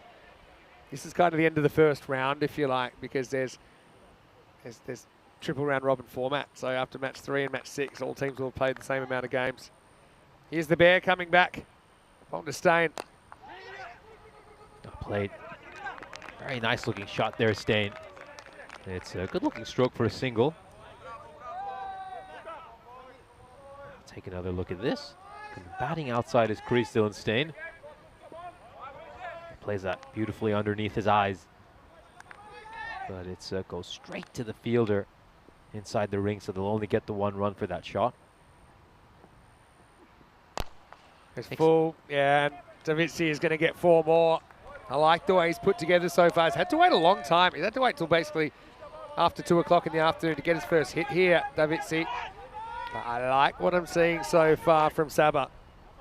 Yeah, obviously we saw him earlier sticking his cough out to try to stop a boundary. And yeah, this is very interesting. Not often you see 2 left-handers out of the middle. This one's gone a long, long way. It's just going to land up pretty close to the practice nets. Oh, jeez. Well, Saba, I think he's been suffering for a bit of FOMO watching Sazib and Tanki crack 150 to win the first game. That's a big, big 6. Again, standing still. Might have finally started listing, and that's dangerous. Saba scored his first century on the network. He scored 101 against United. That was in match 16 of ECS Czechia back on the 20th of June. Jeez, he's made it look ridiculously easy so far, hasn't he, Saba? Yeah, these strokes just absolutely effortless. Just pure timing. Some of these shots have been glorious. Takes that one in a little bit shorter, Moise. Probably the easiest one to hit of the lot. And he's just wrapped his bat around it. Hasn't got the timing, but you can see they are ahead of the rate now. 2 balls to go on the power play. Batters tend to get a bit itchy in the third as well, just knowing that time's running out before there's a bit more protection in the outfield. Oh, there was some width over there for Davies. He's actually missed out on a couple of the poorer balls so far this over. I think he would have felt like he's missed out on one, Davisi. Yeah, at least it's a better area for Moyes. Can use that angle a little bit. Last ball from him. Tries to go for the Yorker. It turns into a full toss. And it's a big chase here by Petre, and he'll put his body on the line. Won't be able to get to it. The ball's going to beat the fielder in that race. Nice effort, but the power play comes to an end, and Czechia are 46 for 2. Yeah, well, kind of lucky that wasn't straight to an infielder because it was catchable height. It's right in the gap, though, as you can see. Petre never gave up on this. Actually had a despairing swipe at it, but you got to love that. Love that effort from the youngster. And so that takes us to the end of the power play, and the score's 46 for 2. So I want to say a quick hello, buenos dias, to Monica. And welcome once again. She's watching from Colombia. We talked a little bit earlier, maybe one day we'll do it. A European Cricket Series in South America. Well then, Monica, we'll have to get you on as a special correspondent, I'm sure. Have a look at that 4th to 10th overs, just kind of consistent bricks from Romania. So you're going to give them some credit. Even though Czechs were throwing everything they could, they were still able to kind of get a serviceable score on the board. And this guy bowled so well earlier, Adil Mohammed, with his leg spin. The left-hander is probably not a great matchup for him. He's got 2 of them to deal with. I think I might have held off bowling him just yet against 2 left-handers. I suppose depends if he can maybe get one to go the other way. Then he becomes a bit more dangerous. But I do like the change to spin. It worked pretty well on the 4th over earlier as well. There it goes. Takes this one in a little bit shorter. Mohammed is going to get punished for that. Davizzi with another 6. Another one of these incredible shots he's played. It's the 6th boundary he's already hit so far this innings. Yeah, well, this is kind of what I'm talking about. It's breaking right into the sweet spot for Davizzi, and he puts that one miles over the boundary. Almost no room for error against a player of his quality. Looks to toss this one up. Much better length. Got that a lot fuller. Because I'd rather a deal ball over the wicket and then, at least he's angling across and then maybe straightening it down the line. As it is, okay, that one he gets away with because the length is perfect, kind of right up in the block hole. Yeah, I think this is just perfect for the left-hander. They could just play it with the spin towards mid-wicket, and Dylan Steyn is going to give this one a bash. It was a full toss by Mohammed. Steyn looked to advance down the wicket, and he was presented a juicy full toss, which he has sent over cow corner for a 6. Yeah, it's funny. This is probably one example where you had to deviate from your earlier tactics because there's 2 left-handers there. I think Adil bowled so well earlier, but it's just not a good matchup for him. It's not working out so far. Straight to the fielder, fine leg, and they're going to come back for a very sharp single. It's a really good run. I mean, it's a masterclass, really, of backing up and running. And Sabah, his running used to be, let's just say, below average, but he's really worked on that aspect of the game. I think he realises how important it is. Goes for a big heave there. Davitsi just went across. Watch how early he is through this shot. He sees it so well. He's actually swung and completely gone through the line of the ball before it arrived. So Davitsi missing the easy ones, but hitting the rest. Here's the end of the 4th over, and the score is 61 for 2.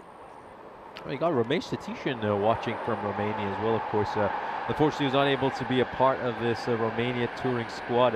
Made a comment on the catch that Ijaz Hussain took earlier, and also suggesting that Thurindu's off spin might be a good option here against 2 left-handers. Yeah, I have to agree. I think the leg spinner, it's not a great matchup for the bowler, isn't it? I mean, especially if he's going around the wicket. He doesn't really bowl a massive wrong in either. Sometimes it can be when you've just got that back of your mind where you can draw the batter forward, maybe into an error where it could spin either way. But yeah, that over ended up going for 15. So look, we've seen worse overs. They're just hanging in there. Ijaz Hussain's going to try around the wicket. He's on now. No full toss, just patted away for 1. Steyn moves to 14, brings Sabah back on strike.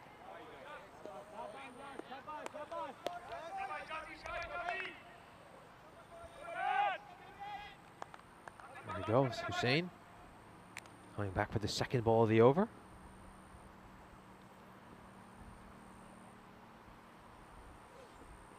Looks to go across Davitsi, and he's going to bash this one away as well. But it's going to go straight to the fielder. Great catch out at cow corner. And Davitsi's innings is going to be cut short. Important wicket here for Romania. Davitsi was looking scintillating out in the middle, but his cameo is going to be cut short. Slight change of pace by Ijaz Hussain does the trick, upsets the timing of Davitsi. If anything, he was seeing them too well while he was out there, Sabah, because, again, he just kind of spent it before it came, didn't get the whole bat behind it, and the Bear prowling at deep mid-wicket takes the catch. You better take your opportunities if you're going to rock this check side. And Hussain effective in the 5th over. 1 for 1 now. This will bring Sahil Grover to the crease.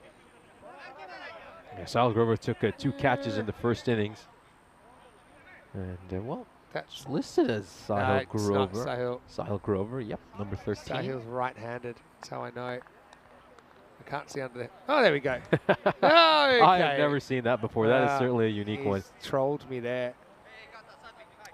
It is Sahil. He's looking pretty good then, Sahil. Anyway, rock and roll with Ijaz coming in. Oh, great ball there by Ijaz. Jams in the Yorker, and that's good awareness as well. I mean, to his credit, he knew the batter was outside his crease, throws that one back to Satwik Nadigotla. Well played by everyone, because Grover, it does stop, sees it's fielded, basically gets chased back. But it's good cricket all around, really. He's just such a fun player to watch, Ijaz Hussain. There's always a live wire on the field. Very entertaining cricketer. Goes for the fuller ball again. Grover will get off the mark with a single. And yeah, this is a great bowling by Ijaz Hussain. He's just starting to bring Romania back into this game. That required now is creeping up a little bit for Czechia. Certainly not out of control or out of their grasp. Stein, lefty. Oh, it's a full toss. He's trying to go for the wide Yorker, and oh, he's been saved by a brilliant bit of fielding. That looked destined to go for 4. And Tarindu Sundarwan gets in the way of destiny and stops that from going to a boundary. Stein's just a bit frustrated. He feels that maybe if he hit this a bit later, it runs away for 4. Again, kind of checks this shot. Had to get it past the infielder first, though. Brilliant stop. There's Sandaruwan out there. That does very, very well. Stain's a lot more reactive than proactive, which I don't think is a bad thing. He'll kind of play the ball that's bowled to him and play that shot accordingly. Knows that rate's still pretty much under control. Oh, this could be a no ball. This could be a no ball. It's beautifully played by Dylan Stain. He looks straight at the square leg umpire. We'll have a look at the replay, of course, to confirm. I think it is. Let's have a look. He's not tall, Dylan. And where's the contact point? I think it's waist high at a minimum. It is no. Even with him leaning, it's still going to be. It's still high for me, because even with his slight lean, he's.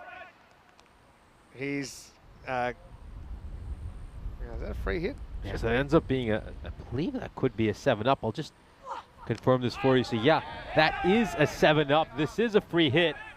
So it was given a 6 and a no ball, and Czechia unable to capitalize on the free hit. Dylan Stain, you could just see him at the top of your screen, was absolutely disgusted that he's missed out on one. And Ijaz Hussain will get away with it despite that mistake. So the 7-up, well, despite the 7-up, his over still goes for 11 runs. Here's a look at the action we have coming up in Bulgaria on Monday. Yeah, Blacksmiths have a pretty busy start to the tournament. And watch out for them. A little bit like the Danubian Kangaroos, have a very heavy kind of native Bulgarian influence or native European influence in their side. Pack Falcons will make their start on Monday as well. We'll see Pleven, Medical University Pleven. We've seen them before a couple of times.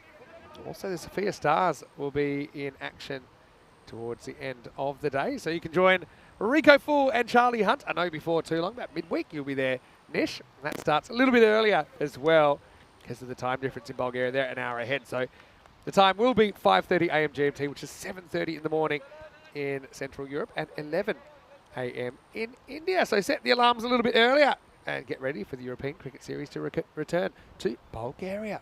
Yeah, Bulgaria, of course, in the Eastern European time zone. So same time zone as Athens, Nicosia, and a number of other cities in Eastern Europe. So to the halfway stage of this innings. Czechia a little bit ahead of the required as things stand, just 3 runs ahead of the required. Got a weird golden ball tingle about this one for some reason. I don't know, the rate's pretty static.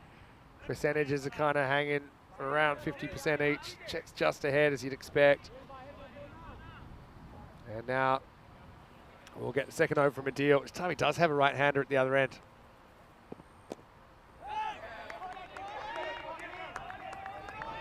Starts off with a dot ball. And you can just see Grover looking to target that leg side boundary. And it's just good length there. Really good length by the bowler. Edegotler comes in as a chat to Adil as well. That was about 50-50 game right now. Grover, first hit of the series. This is a good bowling here. Just slightly adjusts his length. You saw Grover was looking to calm down the wicket, so he pulls his length back a little bit and makes sure that Grover gets yorked. It's good theory by Grover because he has kind of bowled quite full and he kind of jumps early but not too early, gets on the full. Only thing is he doesn't time it, only gets one. Stain, he'll probably feel this is a good matchup for him again. We saw him being able to manoeuvre the ball over the leg side last time he met Adil. Push towards point. And it's going to be a single. There's Florin doing the fielding. We haven't seen the bodyguard with the ball yet, but he's always an enthusiastic presence in the field. Now, I think it moved as well now. They're going to push him to third man and put Umer Sefi in his place instead. The two of them swapping positions. Thing is, Adil, I like it, an over-the-wicket approach to Stain. Can't get too close to his pads. Otherwise, it's going to go in that direction. So, I think it's ended up over the boundary. That's going to be 4. Just ran out of real estate, didn't he? Irfan down there. 4 runs to the Czechs. Oh, very nicely played there by Stain. As you said, he shouldn't get too close to his pads. He does get close to his pads. And Stain beautifully uses his wrist. Lovely looking stroke. The fielder tries his best. Could he have done better? It was always going to be a very challenging bit of fielding to accomplish.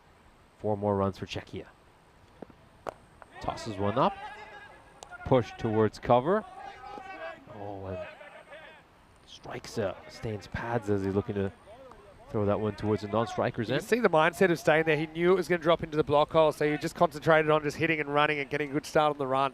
Wasn't going to be able to kind of get that one up in the air and over the boundary. Great ball there by Mohammed. Great ball. And you have to say the run rate it's slowed down a little bit these last couple of overs. 11 coming off the previous one. Just the 6 so far this over. As we come to the end of the over, Adil Mohammed pulled a superb one. 6 runs off it. 17 runs off the last 2 overs. And the thing with, like Stain and Sal Grover, the two of them look to be more like stroke players rather than your typical aggressive T10 batters. I think it'd be good for Romania here to just continue and stick to defensive bowling, looking to keep it outside the off stump and ensure these two can stay out there for a couple more overs if they bat at this rate. Against slightly more traditional batters, probably the main difference is they'll respect the good ball. So if you can bowl more good balls, then you have them really not looking to score boundaries. Again, bad balls, they're going to put them away. We've seen that already. Grover is probably relieved, I think, that Adil is off. He ends up bowling a pretty good spell, none for 21. But yeah, Grover, if he doesn't fire in the next over or 2, I think they might look to make a change. Petre comes on in over number 7. Comes off the bottom edge. Back of a left delivery there by Petre. So he's the 5th bowler they have introduced into the attack. You'd expect Irfan Hussain, Ijaz Hussain, and Petre to bowl the remaining overs here for Romania. Well, this is the over where they need Grover. This is the over that he has to win this battle with Petre, I think, because otherwise this is just drifting away. He's putting more pressure on his captain to the other end if he's not able to find the boundary. Oh, is there something there for a second? Just sounded like there was a click, and then the way the ball deviated as well, but yeah, nothing involved. Yeah, and this is the difference bowling someone who's slightly out of nick versus someone that's hitting them well. I mean, that's the kind of length we've seen. If you can hold your shape, you can kind of check that one drive, or check drive that one out of the ground, straight over the bowler's head or over mid-on. Grover, 2 off 6, struggling. Big swing over there again, and now thing will start to get a little bit agitated in that Czechia dugout. How short a leash have they given to Grover? At this stage, I would pull him. I know it's brutal, but if you sit in your hands too long, even if you leave him 3 more balls, okay, I hope he proves me wrong. I hate to see people with the struggling because we know how good he is, but in this particular innings, it's just not happening for him, and it's costing his team. Petre needs to deliver that one again. Shorter. We'll have a look at this side on, and it's been given a wide by the square leg umpire. He probably didn't need to go that short, Luca. I think it is a wide. There goes his one for the over as well, so. Yeah, it's judged at the crease, even though it might have grazed his helmet where he tried to intercept it. I think it is a good call. Yeah, they still have plenty of batting talent in that lineup left to come. It's going to be another dot ball, and he just looks straight at the square leg umpire. Isn't going to get a call for that. That is well below shoulder height. Yeah, he's all right. You got to pull him. You got to pull him. You got Devendra Singh, Magare, even Afridi. Almost anyone's a better option right now because he's still got 2 balls against the guy who's beaten him 3 times in a row. And that's on top of not really being able to time up the spinner. Yeah, Devendra Singh just had a great year so far, averaging 30 with a strike rate of 198. Why wouldn't you want him out in the middle, especially when Grover, I mean, it just feels like we're watching a loop over here. It's the same result of the same ball. You know, I feel for Sahil, because it's tough. It's probably the first match he's ever played on this ground. He knows that the game's slipping away. It's probably getting in his head. He just needs someone with a blank page out there. But now you got to, if this is a boundary, you'll definitely get yanked, but probably burnt about 3 or 4 balls. Oh, What an over from Petre. What an over, just one and a wide. It could be the match-defining over in the end. The score is 80 for 3. Luca Petre stepping up for Romania. Oh, this game has turned on its head since that 5th over. We've seen just 19 runs produced in the last 3 overs. That wicket of Sabavun Davizi has turned this game on its head. I mean, Davizi was batting superbly, and neither Stain nor Sahil Grover in particular have been able to pick up the slack since then. Here's a look at the fantasy dashboard for our upcoming match between Hungary and Czechia. Yeah, Huja back in for Hungary. He'll be behind the stumps for Czechia. Chagi comes in for them. And Martin Verndl, the native Czech player, makes his first appearance in the series. Join us 3:15 local time at 6:45 in India for the 4th match of this ECI. Okay, now, Sahil's still out there, but to be honest, if he gets back on strike, I think I'm yanking him, honestly. Safi gets the ball. Played beautifully. But straight to Petre at cover, and he's in a couple of good-looking cover drives, Dylan Stain, that have gone straight to fielders inside the ring. And Grover is going to come back on strike. I'm surprised he's still out there. I would have thought they would have pulled him during the over break, but they clearly have a lot of faith in him. And look, the only thing in his favour is he's got another bowler to see if he can maybe get hold of him. Safi's a different type of bowler. He's a bit skiddier. Still moving the field around. But now have a look at that rate. It's crept up to 21. The thing is, Dylan's out there. He's at the other end. I don't know, maybe I don't know who's going to make that call. Maybe that's a bit unclear with the leadership. Got him. And that might be a big favor for Czechia, the way Sunil Grover was going. Great ball there by Safi. The perfect Yorker cleans him up. And Grover has unfortunately been put out of his misery. Just 2 runs off the 11 balls he faced. And Romania take a big step towards a victory. Czechia's asking rate has climbed to 22.5. And it's a very good ball from Safi. Finds the stumps. Little bit of in-swing on that, but it's going to be a pretty ugly 2 off 11 for Sahil.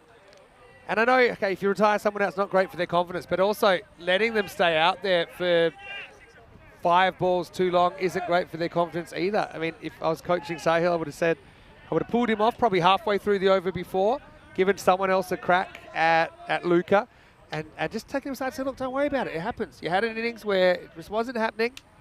Don't worry. Go out there with a fresh mind next time. I like this move, though. Riaz Afridi, he is a large striker of a cricket ball, and they need it. Now you can see what they need just for a point. I don't think they're out of the game yet. Oh, and that's why they need to make the change. Riaz Afridi comes on the very first ball and smacks a big 6. He would have been pretty agitated waiting in the dugout. He gets his moment, and he hits a big blow. I actually think they've sent Riaz up a couple of spots. They still have 3 options I think they could have turned to.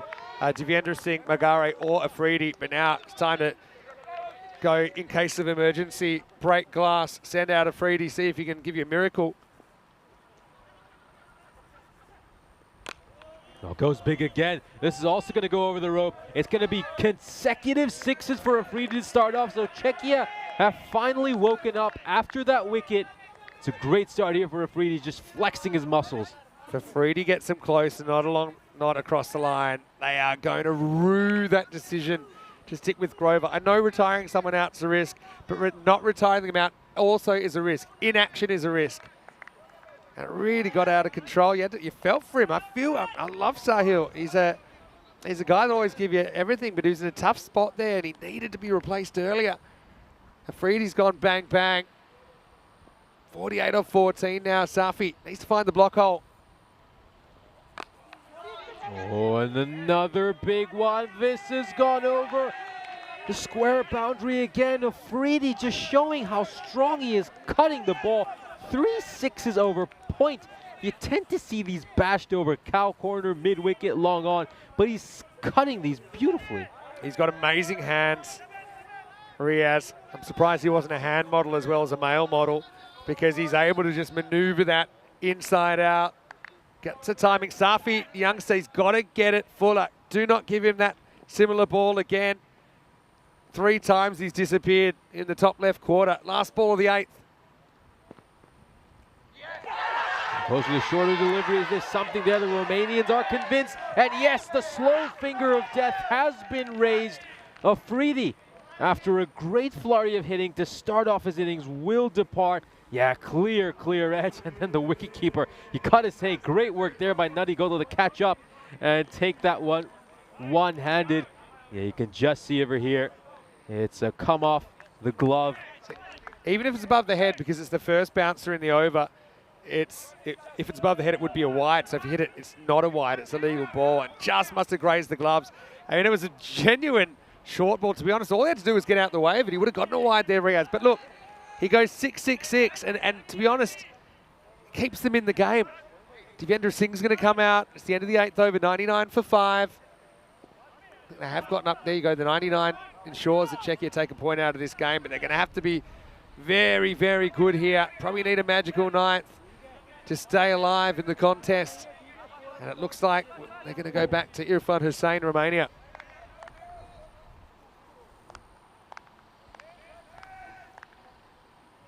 Probably a bit lucky as well. If Riaz misses that, probably has to bowl another ball to him.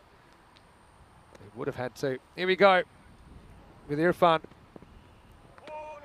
Wide down the leg side. Interesting to go with Irfan and went for 16 runs. I personally would have stuck with giving this over back to Luca Petre again and then let Ijaz Hussain close it out in the final over. Yeah, that's true. See, they like Irfan, giving him that responsibility. Petre, keep in mind, went for just 2 runs. Yeah. And the sole over he bowled. I mean, he comes out here, he bowls a good over. That could be the game. Inside edge to at least not hit cleanly out towards mid-wicket. Yeah, it's a tough one. Petre did bowl pretty well. You look at his numbers, but again, he really was facing a batter that had zero confidence at all, and maybe they feel, you know, with different batters there, they didn't like that matchup. Still could go back to Luca in the last over if they wanted. Luca, just for such a young player, he just seems to be able to handle pressure very, very well. Seen him do it at the Cartmore Oval as well. Need something big out of Divi. Faces up. Goes big, goes long. This one is gonna go towards the scorer's tent. And it's a 6 more runs. And Devendra Singh now joining in on the 6 hitting action as well. Oh, if Czechs lose this by 15 or less, I think you can draw a very straight line between you-know-what or not doing you-know-what and the result. Divi comes out and he smacks a 6 first ball as well. Oh, beautiful shot. Beautiful stroke. And these Czech players, they're so good cutting the ball. They're very strong on the square boundaries. Short, wide, cut away for 4. Cricket's a funny game. I mean, we could come back in the next game and see Sahil going whack first ball and some of the others swinging and missing, but timing's such a peculiar thing. Sometimes you got it, sometimes you don't. You never know when it's going to escape you. Devendra with a very good start to his innings. Goes big, and this goes away for 4. Singh with a beautiful looking pull shot there, so starting to get a little bit interesting here. 26 needed of 8. We have seen some really remarkable chases over the last couple of days, in particular yesterday on finals day. The Czech side themselves, keep in mind, we all know what they did to Hungary this morning. Could we have a surprise up our sleeves? 26 off 8. Divi's 3 for 3. Oh, is there an edge there? Is there an edge there? Well, the Romanians are celebrating, but the umpire hasn't raised his finger. The batter hasn't walked either. Oh, I heard a big nick, if I'm honest. I should say I heard a big noise. Let's have a look if we can pick up a deflection. Let's have a look. I mean, in the end, it's just a ball they don't score off. Honestly, I find it hard to believe it could have been anything else, but hey, them's the breaks. At this stage, just got to say, look, dot ball's a good ball. Gotta say, these Czech batters are certainly not fans of walking. I mean, we don't know whether there was an edge there or not. We'll never know conclusively. This one's going up in the air, and this has gone all the way. It's another huge hit over cow corner, and once again, we are going to have a dramatic finish here in Hungary. 20 runs needed off the final over, and now the captain's got a big decision at hand. Who is he going to give this final over to? Terrific hit by Devendra Singh right at the end of that over. We're going to look back at those little decisions which we've been talking a lot about as we have a look at the bowling card here for Romania. Do they go with young Luca Petre in this pressure situation, or do they turn to someone like Ijaz Hussain, who just has a little bit more experience in these kinds of situations? The fact they've go with Ijaz. I was going to say the fact that they've got two good options is a good thing. You'd rather have two good options than no good options. They are going with Ijaz, as you said. 228 matches since the Golden Ball. Are we heading for Golden Ball territory? Yeah, it is worth keeping in mind that point I was making about walking. I mean, we saw one earlier involving Czechia where he clearly gloved the batter, and well, he certainly didn't walk. And then it took a delayed decision by the umpire to finally give him his marching orders. Full toss, but it's not going to be punished by Stain. Ooh, he's missed out on one there. To be honest, gets a single. Dylan's never really had a run on in this inning, so I think you'd rather have Devendra Singh on strike. So I'd normally say that caught behind, whether it was, whether it wasn't. At this stage of the game, the wicket doesn't matter too much, but it feels like it does, only because they're kind of running out of batting. They got Magare, who's a former player of the series. That was from the 2023 ECS. He's waiting in the wings, and he's an opener for his club. So he's very, very capable. But now, a lot of pressure on Devendra Singh. 19 off 5. Oh, great for Yorker. Terrific ball there by Hussain, but he somehow managed to squirm that one away for a boundary. It never looked like he was going to go for a 4, and he's beaten Luca Petre, probably the best fielder on the field. Well, actually, one of the benefits of EJ's bowling is you got Luca as a fielder. You got him out in the field. And look, it was good effort. Just kind of snuck under him, didn't it? So 15 off 4. I think you need 3 boundaries to win out of 4 balls. Divy's another guy, you know, he could easily open the batting if things were different. Plays for the Prague Barbarians. Right now, he's playing with Czechia. He's trying to pull off a miracle to win the game. 15 off 4 required.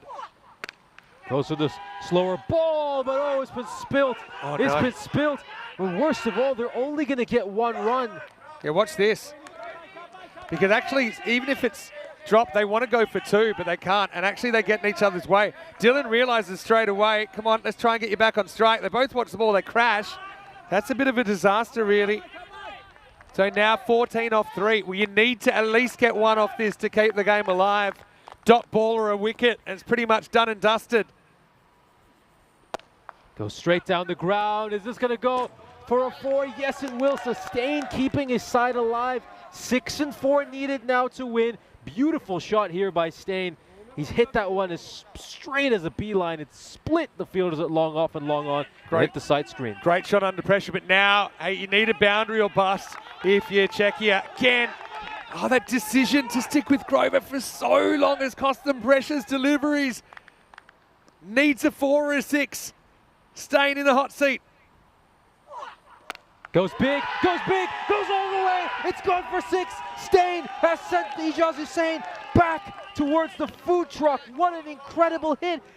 And Czechia can win this with a 4 off the last ball. Is the captain going to pull off some late innings heroics? Well, this would be amazing. It'd be probably the best judged chase I've ever seen.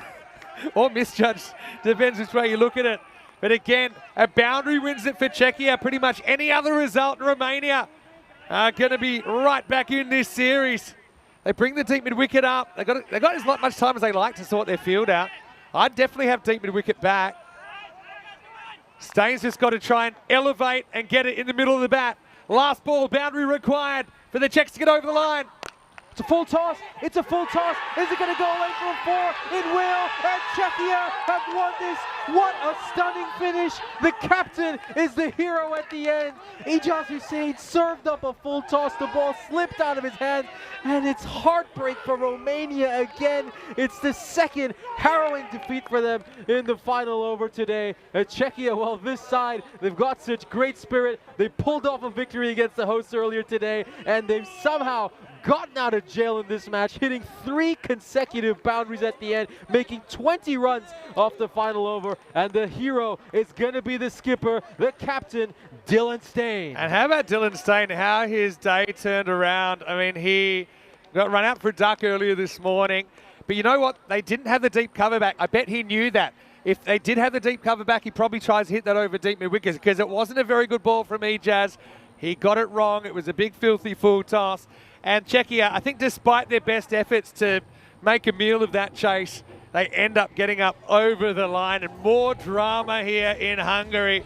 And everyone giving Stain a lot of stick, saying, oh, well, is he up to it in this format? Well, just check that out. You need some variety in your batting lineup as well. And he was very, very cool when the game was on the line. Credit to Devendra Singh as well for his innings there. Match number 4 coming up in around about 15 minutes time. We're back with that. Hungary, Czechia. So Czechia, they'll be hoping they can make it 3 out of 3 in the day. But the Hungary team have revenge on their mind. And Hungary, they won the toss. This time they're saying to Czechia, well, you guys bat first because we remember what you did to us last time.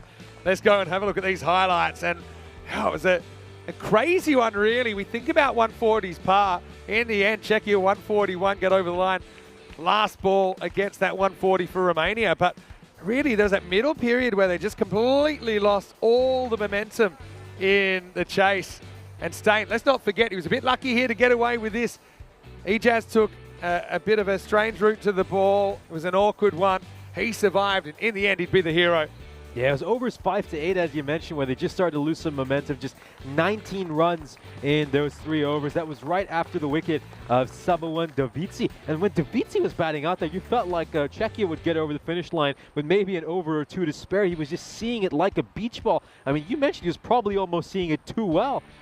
He would hit 3 sixes during his innings, made a strike rate of 270. His wicket was a huge one. Ejaz Hussain got rid of him, but well, Ejaz Hussain would unfortunately go from hero to 0.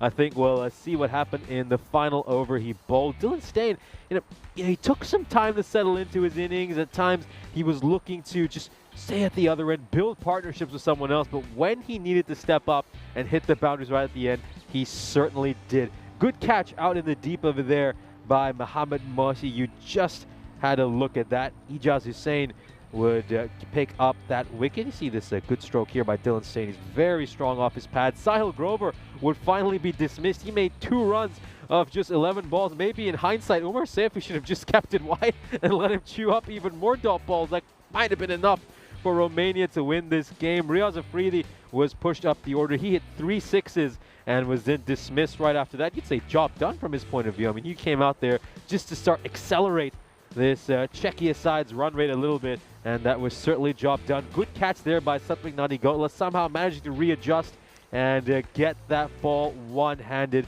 And then, of course, Devendra Singh would come out at the end. He would play an incredible knock, 25 of 7. This was a big controversial moment. Romania were certain it was out, but Singh was unmoved. Yeah, okay, but here's the thing. It cost him 6 next ball. Now, we never know what would happen if it was someone else that was batting, but really, Romania, you can't fault their effort. I mean, they were throwing themselves at absolutely everything in the field. Stain, maybe a little bit underwhelming for some of the viewers during the 10, but he kept his cool with the game on the line. They elected to go no deep cover at the end. He spotted that gap, and, well, it's heartbreak for the Romanians, but still 4 games left to go in this series. They are a bit of a development team as well. But, I mean, that'll hurt a little bit. For Czechia, I actually think it would have stung Czechia more if they hadn't won, considering that they kind of had the power in their hands to make a tactical change. They didn't. That's probably something they'll learn from, but they do get across the line in the end. The decision to go for Hussain doesn't really work in the last over. He went for 20, including 6-4 off the last 3 balls. And for the second time in 24 hours, we see 3 boundaries to win a game for the chasing team. Yeah, absolutely. It's just been incredible. These last couple of days have served up some very entertaining chases. We're having a quick look at the scorecard over here. The captain, Dylan Stain, playing a captain's knock, as one would say, 45 of 21 for him, hitting 3 consecutive boundaries right at the end, 4-6-4 to win it for Czechia. Sabawan Davici was batting superbly. He was seeing it like a beach ball, but eventually he would be dismissed. We'll have a look at the bowling figures here for Romania. I think there might be some questions of whether Luka Petri should have come back for a second over. I know you did mention he's such an asset in the field. You'd like to have him out there. But Petre, it's the second time he's bowled just 1 over. Ijaz Hussain did come back for the second after giving 11 runs in his first over. Second over would go for 20. It's a strange one. I mean, the thing is, maybe they feel Luke is not up to that, but they never know if they don't try him. I know, it looks funny, doesn't it, that he only goes for 2 and doesn't get a second over. We'll never know, you know, and it is tough. I will say it is tough captaining in this format because sometimes you've got to make decisions really quickly. I suppose in theory, having Luke on the boundary, you know, was an asset. But what a game at Czechia. They almost botched it terribly, but they have gotten across the line, stayed with 45 not out of 21. And his 14 off the last 3 balls drags them to another win. Now they're pretty clear on the top of the table, but they have a return match against Hungary coming up in around about 15 minutes. Until then, we're going to have a quick drink. I think we need it. Vinny Sander, Mr. Maximo with Nishay Butt. Join us when we return to Hungary for more ECI action.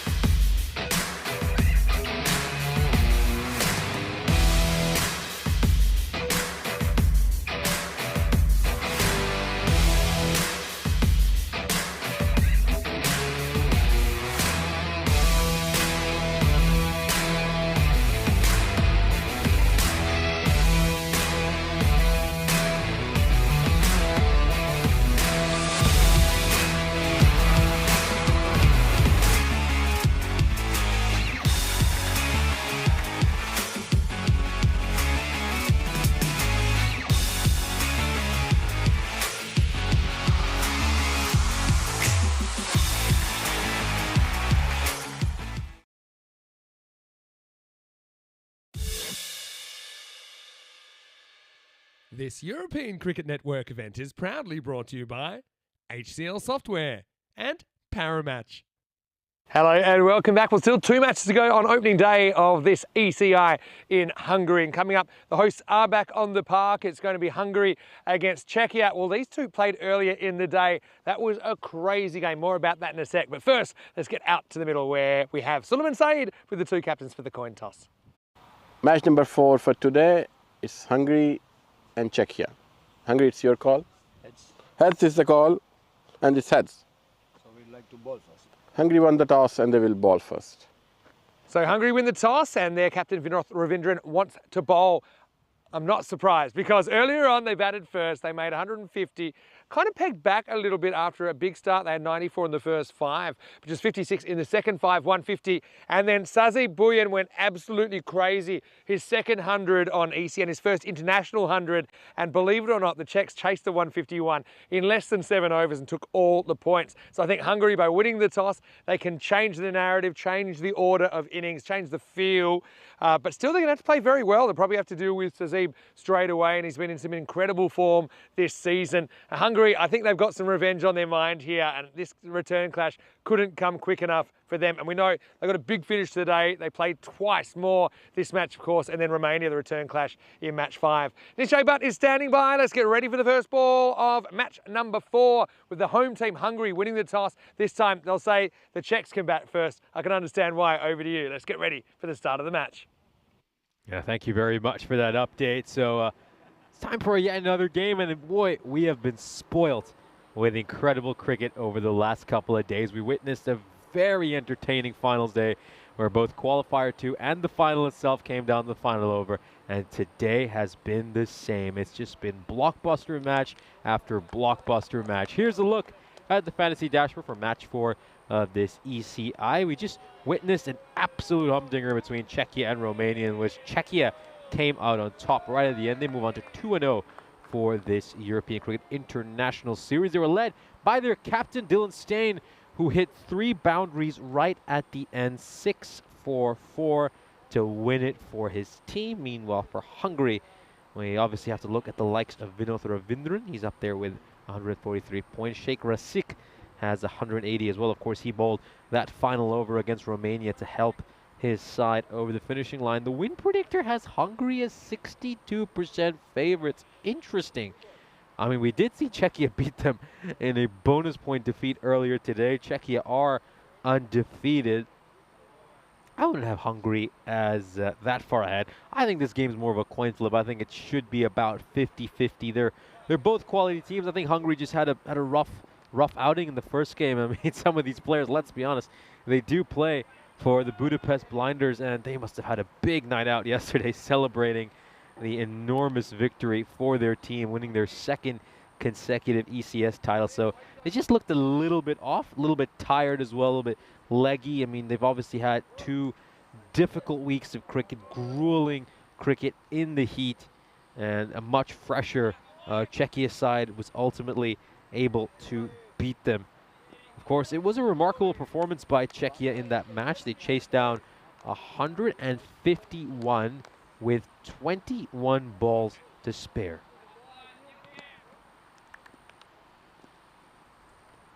Now then, first ball coming up. Starts off with a great one. And once again, it's Prashar bowling the first over for the 3rd time today, becoming a first over specialist here for the Hungarian national team.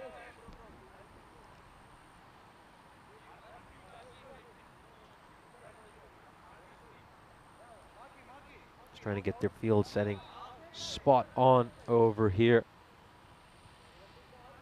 Got a fielder out at a deep backward square, and they're just sending mid-on back now as well. Hungary. Okay, just a slight changer. So it's deep backward point going back. Of course, it is a left-hander, so just make a mirror image of what I said. So it's long off back, and they're moving, I would say, a very deep, square, deep 3rd man. Beautifully played there by Davizzi. I mean, if you're going to have that kind of field setting, you shouldn't be bowling that straight. Good thing, though, for him is Davizzi doesn't get a clean hold of it. Is there a chance for a run out here? Not too big an appeal. We'll have a look at it to confirm. I think he's made it back safely over here. Shouldn't be much of an issue. Yeah. It's very, very safe there. No problem whatsoever. That's what Dylan Stain not opening the batting in this match. I mean, you can understand why. He must be absolutely exhausted after that long innings in the heat. It's just a 10-minute turnaround between the two games, so not much of a chance for him to rest either. Oh, good ball there by Prashar. That's where he needs to be. With the kind of field setting he has, that's where he needs to be. Went too straight on that previous ball. And yeah, I think it's a good thing they've gone with Davizzi to open the batting. I think he batted superbly, beautifully in the previous match against Romania. He was seeing the ball like a football until eventually he absolutely crunched one, but hit it straight to the fielder out in the deep. And his innings was cut short. Goes deep in his crease there. Davizzi just gets a little bit of bat on it, and it goes away for 4. Just anticipated what Prashar was going to do there. Knew Prashar was going to attempt the Yorker, so goes very, very deep in his crease. Yeah, I'm not sure that's entirely intentional in the end, though. I think it's just taking a thin edge along the way. And off it goes for 4. Yeah, it's time to lock in again for Czechia. Coming off a very emotional victory 10 minutes ago. That's the nature of these long ECI tournaments. This one's gone up in the air, and is it going to go clear the fielder? No, it won't. Just bats it down, and they'll stick to a single. I mean, in most sports, you know, after you get a victory, you do have some time to cherish it, but part of the challenge of playing in an ECI is, you know, you just come off such an emotional victory, but then you got 10 minutes, and you've got to put that aside, and you've got to come out and focus on the next game. And it's going to be interesting to see if these Czechia batters can just lock in immediately. I mean, they can't live on the high of the previous victory. It's a new game. It's a new team.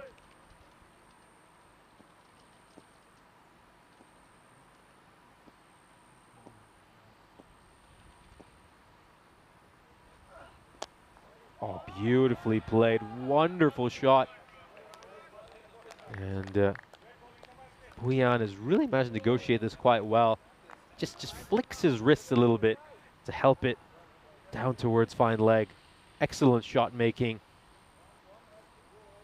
And the over will end with a 4. 12 runs off. You can call that over. Even Stevens, it's a par over.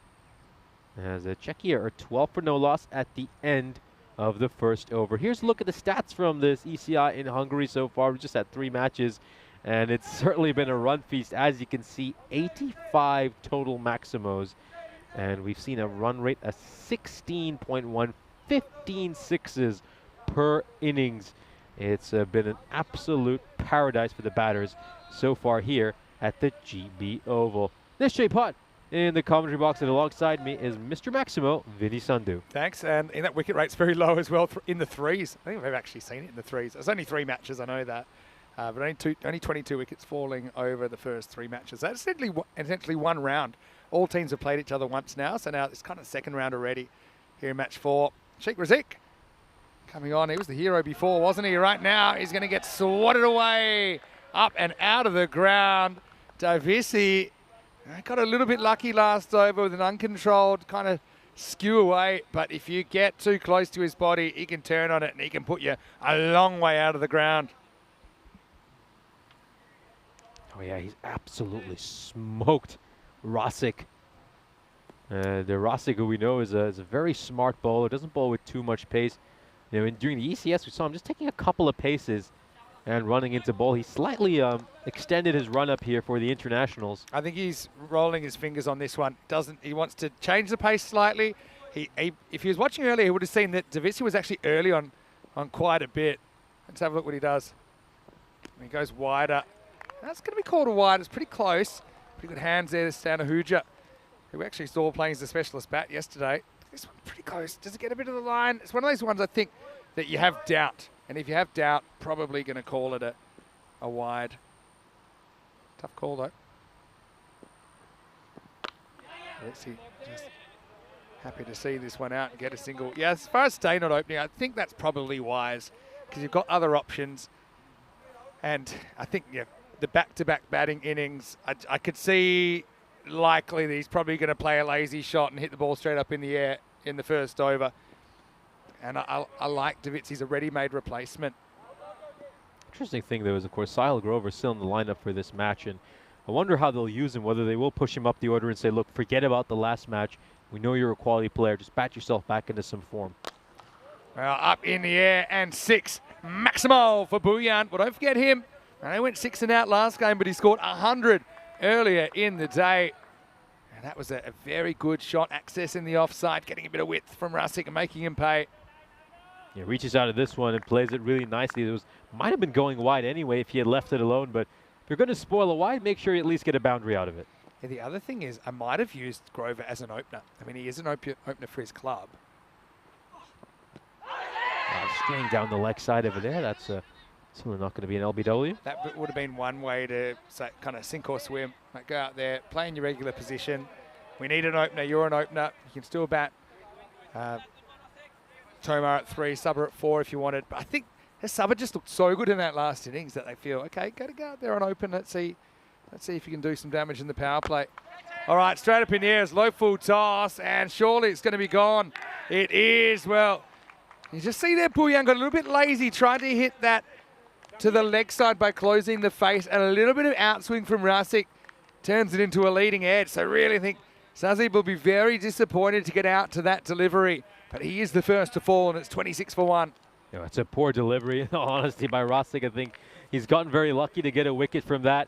He'll be gutted. He'll be absolutely disgusted with himself that he's got on that sort of a ball, Sazib Bouillon. It's the second time he's been out in a similar way, when he was out hitting a 6 off the previous ball.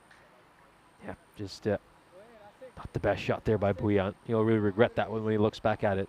Yeah, it's a slight, I guess lazy might not be the right word, but it's a bit of a habit, I suppose, to try and go leg side on those full tosses when really, he could have hit straight through the ball. Or could have even probably hit that with a kind of high elbow over cover for 6 as well. Anyway, Rusick, bit of a golden arm, isn't he? Now he's going to get a bowl to the tank, Riddick Tomar. Swung away, and it's going to be a quick throw to the non-strikers and his fielder backing up, so it's going to be a single. Yeah, Chris Smith with a very interesting factoid. Make sure to read this in the chat, commenting on Joe Root's average. Yeah, I find it incredible that he averages 50 in Test cricket, especially for a player who plays almost half his Test cricket in England.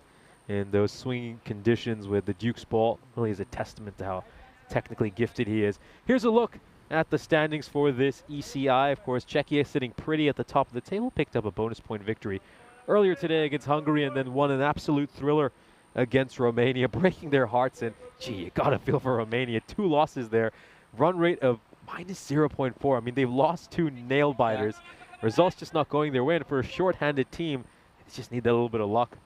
Here's Prashad, who's going to come back in the 3rd. First one up in the block hole. Tomar will leg out a single.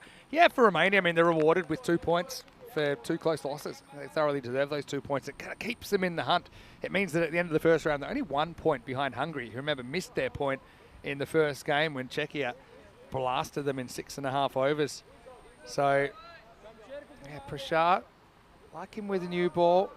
This will be a good battle, actually, Davitsi taking on Prashad. Martin Verndl as well comes in for Czechia for the first time in the series. This guy, is that a really great story? They picked up cricket at a reasonably advanced stage for a youngster. He's kind of, he was 16 or 18 when he first played. Technique here, kind of goes high elbow. Throw comes whistling in, but single to Sabo Davitsi. Yeah, so since then, Martin's just got kind of obsessed with cricket, and now plays his cricket in the UK. He's moved to England. He plays a club competition there. I think it's really great to see a Czech-born player in the side. Of course, obviously the majority of people that are playing domestically in Czech weren't born there. So when you do have stories like that, I think it's great. And true story, one of his cricketing heroes, Pavel Florin, they met last night. I've seen the pictures. I'd love to see Pavel get a chance to bowl at some point in this series. I think we're just waiting for that. We're just waiting for that. Pavel will get a bowl at some point in the series, I'm sure. I honestly think I would have bowled him this morning when they got hit for, how many was it in the power play? A lot. 75. Yeah. Honestly, I think that's one of the times you can use him, because worst case, it's just what everything else went for. As it was, actually picked some good bowlers to bring it back anyway. Savoy is another one you could use. Savoy takes a lot of wickets in Romania. In fact, he's taken a 5-wicket over. Only one of 2 people to ever do it.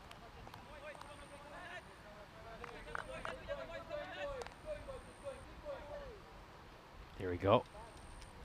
Good bowling by Prashar so far this over. Just 3 runs off these first 3 balls. It's the last over of the power play, so you just know that a big shot's coming at some point here from Tomar. There's no way they're going to accept getting through this power play with just 30 to 40 runs. This is where we get so many wicket-taking opportunities. I mean, you mentioned the stat earlier during this series that you do see a lot of wickets fall in the 3rd over when batters are just trying to catch up and push their run rate before the end of the power play. Definitely going to see a big shot coming. Full toss. Oh, gets through Garney. That could actually go. It does. Oh, you don't see too many misfields from Garney. And so Tomar, new bat, well, maybe went the extra powerful addition because it blasted through the mid-off and ended up sneaking away for 4 runs. Yeah, that's a costly mistake, isn't it? Because he was under quite a bit of pressure. The batter, even though it's a full toss, he hasn't quite hit it as nicely as he would like. And that would have just added that much more pressure on him if that had been a dot ball. In the end, he'll just feel a little bit of relief. No full toss again. It's a hard ball to get after. And I like some of the basics being done by these sides. And this is probably the difference between where these teams are at now compared to maybe 3 or 4 years ago. Even that, hitting it to the outfield, making sure you're running. You got the fielder actually looking to keep the batter honest, run them out potentially if they're sleeping. So I just like the intensity that we're seeing in European cricket internationally these days. And you certainly just see this incredible amount of talent in the national sides now. This is pushed away towards mid-off with the fact that they all have good coaching staffs as well, and their scouting reports. They're really starting to study the game. It's seen European cricket grow very, very rapidly. Czechia are 36 for 1 at the end of the power play. I think Hungary will be perfectly content with that. It isn't too bad a power play. We'll have a look at the bar chart for this innings. As you can see, 12, 15, and 9 of the first 3 overs. Gotta say, in particular, Abhitesh Prashar has been brilliant with his bowling. I thought he really hit those Yorkers with a great consistency. Really shouldn't even have gone for 9 runs. It should have been 5 if the fielder had not made that fielding error. So we're going to see Kashif Shamsher inserted for the first over after the power play. He's had a difficult day. He's had a really difficult day. You have to feel for him. An incredibly talented player, the leading wicket taker during the ECS here in Hungary. And his first ever day for Hungary has been a rather torrid one. Out for a golden duck. And he's gone for over 20 and over so far in the 2 matches he's been involved in. Yeah, cricket's a great leveler, as they say. He has come back to earth with a thud, but he's here because of his performances across the board. Look at Prashar's last over and where those balls were pitching. Just very good at hitting that block. Okay, some of them were full tosses, but they were low full tosses. And the quicker you are, the more of those low full tosses you can get away with. That was pretty well bowled as well. A lot better, actually. See, if he does have a weakness, it does kind of miss more outside the off stump than most. And it just doesn't move the feet a lot. Shamsha gets a couple of wins over Davitsi, but the over is young.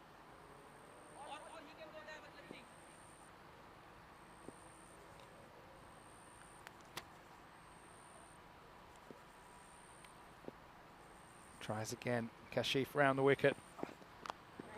Gets it wrong. And sometimes you get it right, sometimes you don't. I think that's gone for 6, you know. I'll have to have a look because it went at supersonic speed and the human eye couldn't do it. But I think this is 6. Never gets too high at all. But that is a 4. Changed my mind. It went so fast.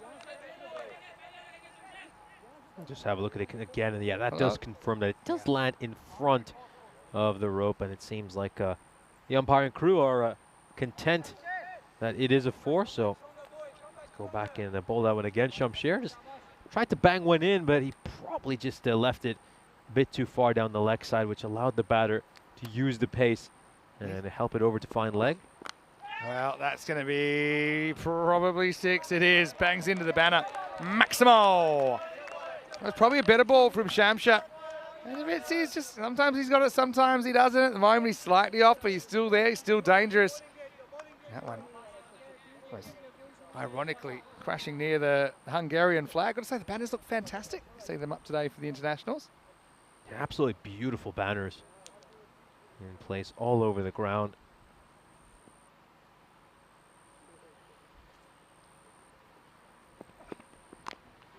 He tries to get across to it, but he'll only get a single. So Shamsha's been a better over. I still think it's probably that 1-4 that was avoidable, that was hooked away.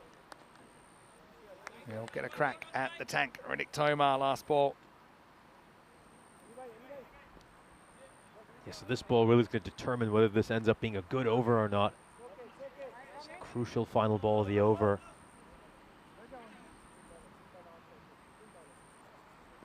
All right. Tanky. Certainly want to be getting after this. Tries, gets it up, but he's going to be caught. What a wonderful catch by Sheikh Razik. And he robs Rittic of a Maximo. Well, that is a sensational catch. Plus it saves 6 runs for Hungary. Not a bad shot at all, but couldn't quite get it over the climbing Slick Razik. And at the end of the 4th over, Shamsha has his first wicket in a Hungarian shirt. First wicket in international cricket. And Czechia are 47 for 2. Yeah, proud moment for Sheikh Razik. First ever international wicket for him. And he's had to wait a bit to get it. But he's finally got that. He's got that monkey off his back. And I think now we're going to see a player we've been so used to seeing throughout this series.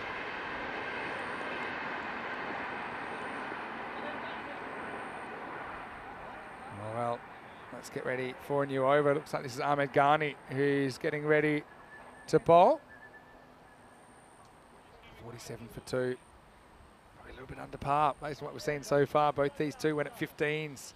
Actually, Hungary went at 15s. Czech went at 23s in the first match. But as we've seen, I do think about that 140 is the par score, you know, all things considered. Yeah, keep in mind, 19th wicket for him so far this calendar year, and he's bowled 32 overs. And it's just great. It's absolutely incredible. It just shows you what a role he's been on this year in T10 cricket, in particular in the club level. And he's now managed to get some success at the international level as well. We're going to see a bowler introduced into the attack. Wild swing over there. That's his little habit. See how he snuck back into the crease just before the ball is bowled. It means that he wants to either carve away over backward point or he wants to just hoik it away over deep square. Again, stay balanced. Don't commit one way or the other. Takes this one out. Ghani, he's almost like the $6 million man, you know, because he's had so many kind of injuries. He's had illness during the week. I know he had some problems with fevers during the week. We saw him get banged up a couple of times yesterday on finals day. We've seen him today struggling with some muscular issues with his legs, but he just won't get off the park. He wants to be there. He wants to be playing. You've got to admire his courage and his commitment.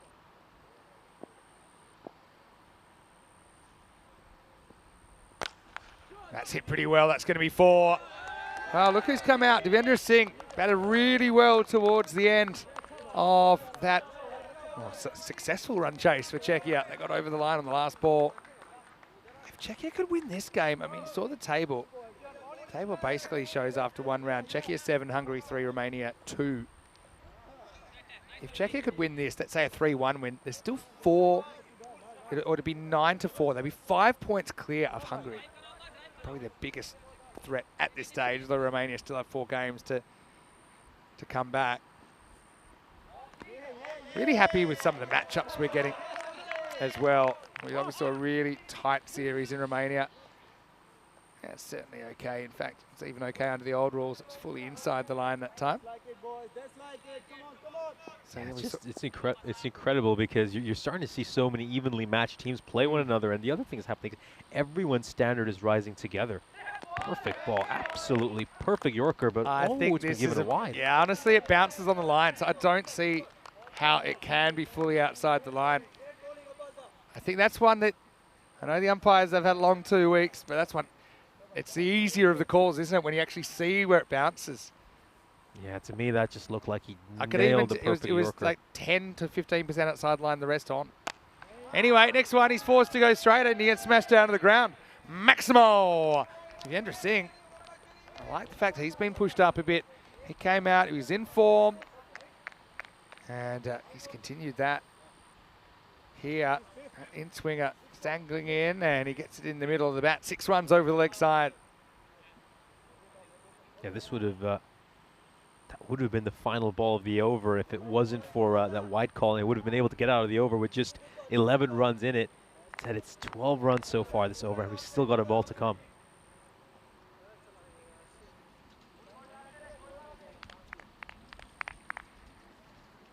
Garni, still decent-ish over. If we say past 14, if you can avoid going to the boundary here, probably wins the over. But he won't, because that's going to be hit over the top of the sight screen for 6. Maximo! Devendra's in some serious form here, and that'll take us to the end of the 5th over. And the score is 65 for 2. Check this one out again, not quite the Yorker. Step, hit, 6. Divi in the house.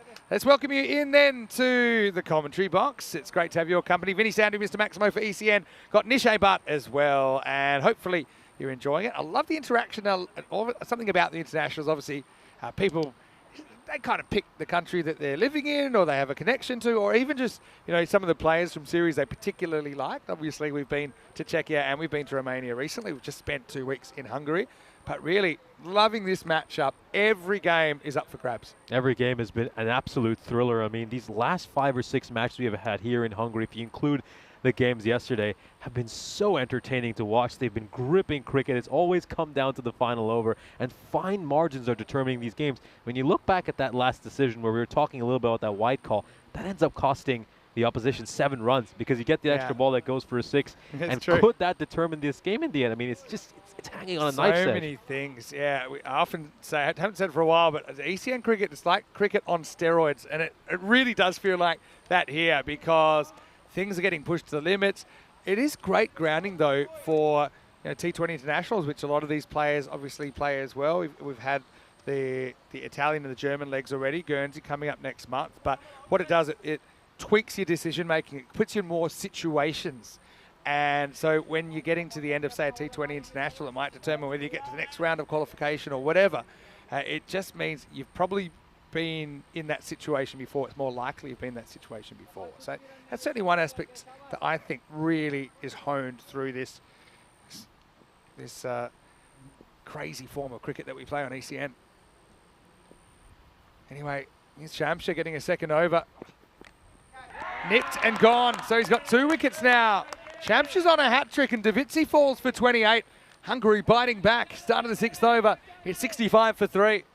Yeah, great ball there by Shamsher. Davitsi was looking for a big shot. He was just trying to whip through that ball a little bit. He's trying to use his bottom hand instead. It just gets a thin edge that goes through to the keeper. Yeah, you got to feel for Shamsher. I feel really happy for him. You know, it's his first day of international cricket. He had a rough first couple of matches, but you like to see him come back strong here. Yeah, just good areas. I think we see a bit more of, I suppose, the the darker side of Davizzi there. If you bowl well to him, if you can test him outside that off stump, because the feet don't really move, can get in trouble sometimes. Well, could we see a hat-trick here? I mean, Shamsher's taken a while to get going. Last hat-trick we saw was in match 40. Sajjad Mahmood, who funnily enough is regularly a keeper for Kashmir Budapest. He took a hattie against UCB. So Verndl comes to the crease, the native Czech-born international, to face his first ball in the series. Tall left-hander. He's got the facial hair of somebody that would have been a test cricketer in the 70s, but he's kind of behind his time in a way. Anyway, Shamsher. Hat-trick ball, and he probably knows it. Here we go. Do we have our first hat-trick of this ECI weekend? Nope, it'll be off the thigh pad. And it'll go down to Mark Desfontaine for a leg bye. So Verndl won't get off the mark, but he does get off strike. Verndl, of course, plays his cricket for Bohemian back in his home country at Czechia. Didn't feature too much, though, in this year's ECS, just 3 matches he played in. Although they played some handy innings during that time, averaged just about 30. Had a strike rate of 218. Yeah, and this is the thing, he didn't get to play this year because of his commitments in UK. Did manage to play last year, which I think is great. They want 2 here. Oh, geez. Ambitious. Oh, yeah, I think they were probably right to turn it down in the end. Yeah, Martin's a really unique story, I think. He played a lot of golf before that, and he plays golf right-handed. So he just picked up cricket left-handed because he didn't want to mess with his golf. He didn't want to compromise either. So he's not really left-handed, he's just faking it. But he's faking it pretty well. Oh, see? That's massive from Martin. Oh, hello. Dobry den. Maximo. He's off the mark with a thump in this European Cricket Series. Oh, what a great stroke over there. Shamsher just straying down the leg side. This is a wonderful pickup stroke. Gets underneath it and just slaps it behind square leg, 4-6. It's got a long, long way. You can see not too far from the pavilion itself. Haven't seen too many balls travel that far. But Verndl, on just his second delivery of this ECI, has sent one a very long way. If Verndl's a fake left-hander, he's probably the best fake left-hander on the globe. What a great shot that was. Again, he knows now. He's quite technical, believe it or not, for someone who picked up the game so late. And a bit like Stain, you know, he doesn't have to force the issue. He can play technical shots and just make good choices. And I suppose hope to have kind of hit me balls that are angled into the pads like that one that he just slammed away for 6. Apart from that, he'll probably look to accumulate more than the average batter that we'll see this weekend.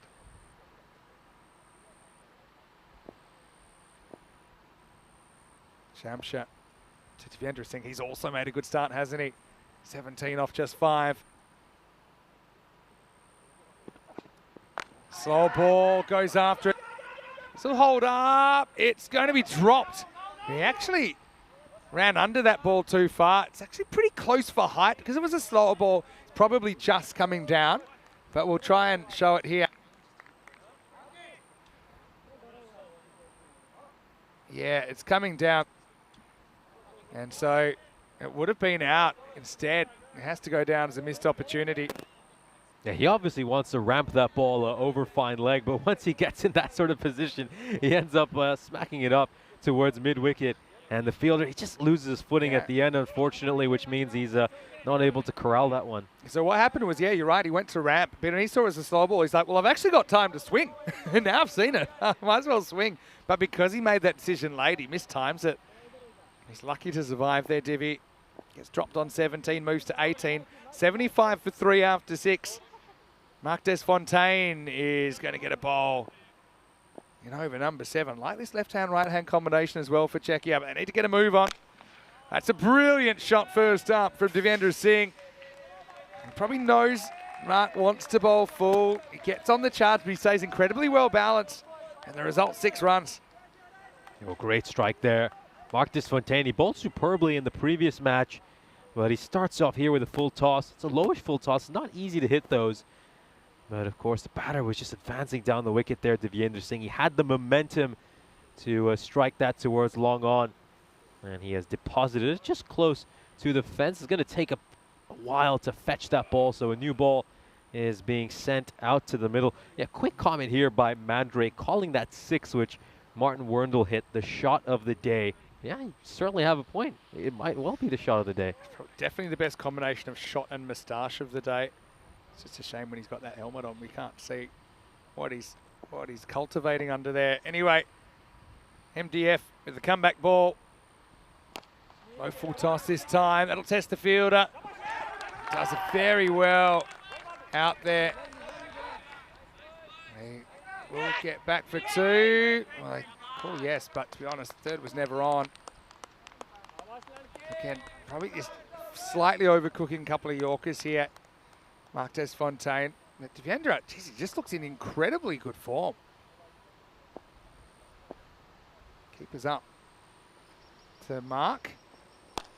Now this gets horned out of the ground. He misses slightly short this time, and it's in the jungle. Maximo! Deviendra Singh. Again, just showing the kind of options that this Czechia team have. Still to see Stain recovering, obviously, physically from that last innings. Saw him win it off the last ball. Another 6. Another slot ball. No margin for error for Mark Desfontaine. And Deviendra Singh, he's, what is he now? 38 off 10 balls, 5 Maximos. Train leaving the station, you might be able to hear it in the background. This innings is lighting up. Yeah, he overcooked the first couple of Yorkers, then he undercooks a couple. Is he finally going to get it right? He gets this one right, and he has. It's gone straight to Rosic, so he's managed to succeed on the 5th attempt. And you can just see what the batter's saying. It's come off the bottom part of his bat. It's come off the toe end. That's why he's not really been able to time it. It's a slight overcook, but it's a much better length than the 2 undercooked deliveries previously. Rosic slides in, and he takes that catch. See, it's how you take wickets, though, as well. It is to commit to trying to go block hole. And very rarely, I think, you should be deviating from that. Because even though, okay, and he only got him slightly wrong, but he did, and he kind of paid the price. But he gets his man in the end, doesn't he? And how does he get him? Challenging the bottom of the bat. And just kind of got clunked. Great catch by Rosic, by the way. He spotted that early. Sahil Grover, well, here he is. Let's see if he can turn things around. Well, that'll be a good way for him to start. He's already made more than he made in the last game. He'll start with 4. Could see his team getting behind him as well. End of the 7th over. It's 99 for 4. Yeah, big cheers for him there. They're trying to encourage him, I'm sure. And his confidence would have been down after that previous innings when he made 2 runs of 11 deliveries, chewed up crucial dot balls in a very important phase of the match for Czechia. Here's a look at the groups for the ECC. Of course, Czechia, as you can see, they're in the Challenger division over in Group 2. They'll certainly be one of the favorites to get out of that group. They did play Greece earlier this summer in a very entertaining domestic bilateral series. Meanwhile, the hosts Hungary are over in Group B. You can see Romania, the other participants in this ECI over there alongside them. Just look, yeah, I think if they keep playing this way, they should be the favourites in that competition. I mean, you've got Luxembourg there who've got a very good cricket team as well. So I think they'll be right up there. Greece certainly had the potential to do it. And to be honest, all the teams have the potential to do it. You've got Estonia, who've had a pretty packed program over the summer as well. Of course, we saw some crazy records being racked up when they were playing Cyprus. Yeah, Sahil Chauhan, fastest ever T20I century during that series in Cyprus. This is a full toss by Rosic. Werndl doesn't look to overhit that one, just times it sweetly and sends it over the rope for 6. Nice shot by Martin. I just feel like their best lineup has Martin in it. The fact he's a left-hander, the fact he's a bit different to some of the other styles of batters in there. I love the variety he brings to the table. Doesn't mind a bit of small ball. That time he gets a slower ball, and he's happy just to get it to the other end. He's focused. You know, I just think he provides some really good balance to this side in so many ways. Good fielder as well. He's listed in the team sheet as a slow bowler as well. I haven't seen him bowl before, and Well, looking at his European cricket stats, he's bowled just the 1 over. Slow is probably too fast. It's listed. I'd say his bowling is occasional. Don't see what. Look, I mean, I don't know if he's developed his bowling in England. well, him versus Pavel Bolov, I would watch that. And to be honest, now that they've got a bromance going, why not? No, he's a pure breed bat. We just let him do that. This is going to go straight towards the fielder long on. Of course, we were ready here to protect any equipment you were up, where the old wicketkeeper stands ready to get a hold of that one. It's gone right through the fielder at long on. A rare drop for Abbas Ghani. Tends to swallow these up pretty easily. Jumped a little bit too early. I mean, it had to be absolutely perfect, I think, with what he did. Similar to the one we saw Sheikh Razik take earlier, where he kind of robbed a Maximo. Verndl just put too much pace on it. Ghani couldn't deliver. Oh, yeah. I'm loving this batting from Verndl. And look, it took him a little bit of time to get into the T10 stuff. I think early on he was probably just trying to hit every ball out of the ground. That often is what cricketers new to the format do. But I think you can see here he's making good choices. That over in the end goes for 18, and Czechia 117 for 4. And this is an issue that a lot of players transitioning from T20Is or 50 over games coming to T10 have to deal with. I remember in Cyprus, of course, we've got Scott Burdekin, who faced similar challenges, but then he started to figure out T10 cricket and has become a very adept player at it. Was very successful for the British forces during the ECS in Cyprus. Love their pink uniforms as well. I've seen a few teams in pink this year. Hippos have a little bit of pink about them in Estonia. All right, Abbas Ghani coming back to bowl. Both these two ticking pretty well. First one jams him up. They scramble through for a single. A little bit of bat in that, I think, onto the pad.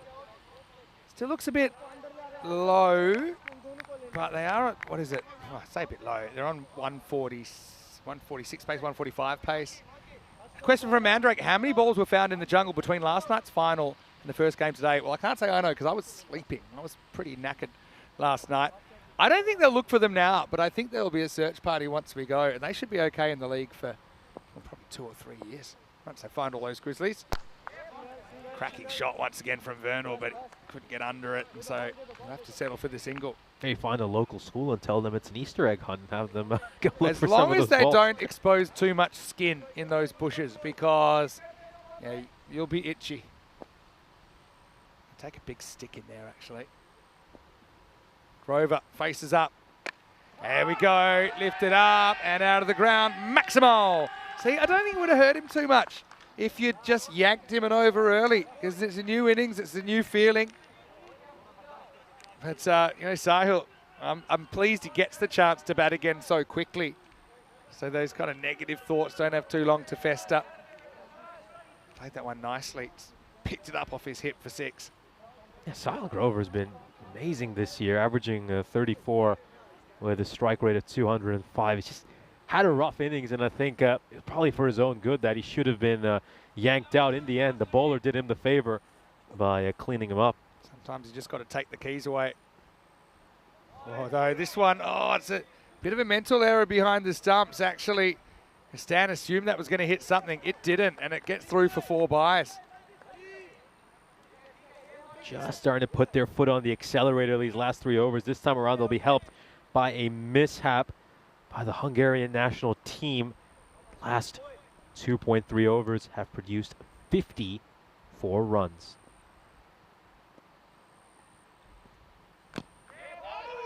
That's one of those ones that Stan just kind of didn't really track the line of the ball. So the theory would be that you pretend the batter's not there, the stumps aren't there, and track the line of the ball.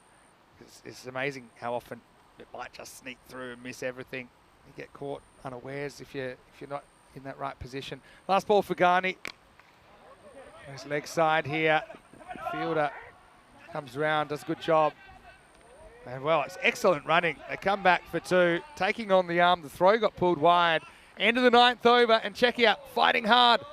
Looking like 140s to me, but we'll see after this over. 131 for 4 after 9. A great last few overs for Czechia. I think he does well there, Abaskani, to just pull that over back after he was hit for a 6. These last 3 overs have gone for 56 runs. So Martin Werndl and Sahil Grover have just helped their side put the foot on the accelerator. So this is interesting. They're going to go with Marc Desfontaine here, Hungary. The interesting thing was in the previous match, he went for 11 runs in his first over, but he wasn't given the second over. Of course, it was the right decision in the end to go to Sheikh Rasik, but they will go with him to bowl the final over here. Still got Jacob in the lineup, but I mean, maybe you don't want to bowl him to a lefty. Let's see if MDF can get it right. First one up in the air. Well, Sun's a factor here. Difficult catch, dropped. Now they might get 2 on the fumble, trying to recover. And he's missed. They could potentially go for 3. That was chaos. I mean, first, he risked permanent retina damage looking at that one.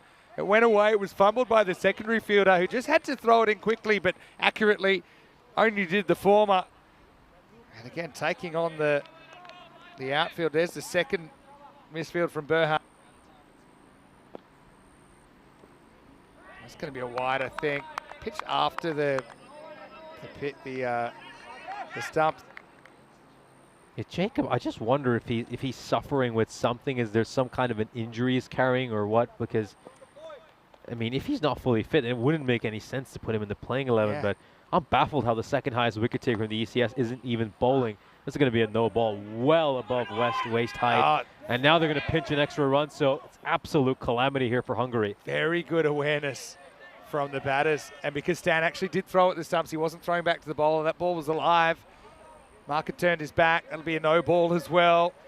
Proper chaos going on right now, isn't it? Czechs are scrambling for every run they can. That'll take us up to 136, still 5 to come. This is a free hit. Grover on strike. And he bangs it. Does he get the distance? Yeah, he does. Maximo. Well, Sahil's made more than 10, well, he's made 10 times as many and less than the balls he faced in the last game. Mark finding it hard going. I know he's struggling with a few little sore points physically. Okay, I think you've got to go offside, more tram line to Sahil. Does like to drag everything leg side, so you try and make him fetch. Well, that is offside. That's not too much better. That's running away for 4. And this time Grover, it's like a completely different player, isn't he? And he moves to 24. Czechia climbing into this last over. Even 150s on the cards now.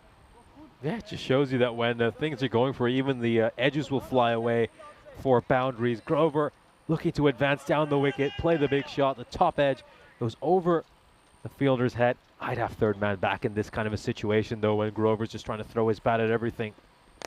He is trying to throw his bat at everything, just like here, but see, make it difficult for him that way. Yeah, I think it's good to take the one. They give Martin another crack. And it just forces Desfontaine to change his lines as well. 16 runs off this over so far. Still got 2 more balls to come. And yeah, you're talking about some of the niggles Desfontaine must be carrying. I mean, keep in mind, so many of these Hungarian players, they've played up to 13 to 15 matches over these last couple of weeks. Steps across, misses. Pretty well bowled by Desfontaine. Good lines there. Made up his mind he wanted to go leg side, to be honest. He would have been better just driving straight through the balls. No deep cover. Anyway, last ball coming up, 147 plus this. Pretty well bowled. Will they get one? I think he'll just probably eat it here, Desfontaine. And they basically toy with a second. They can't work out how they're going to do it. So 148.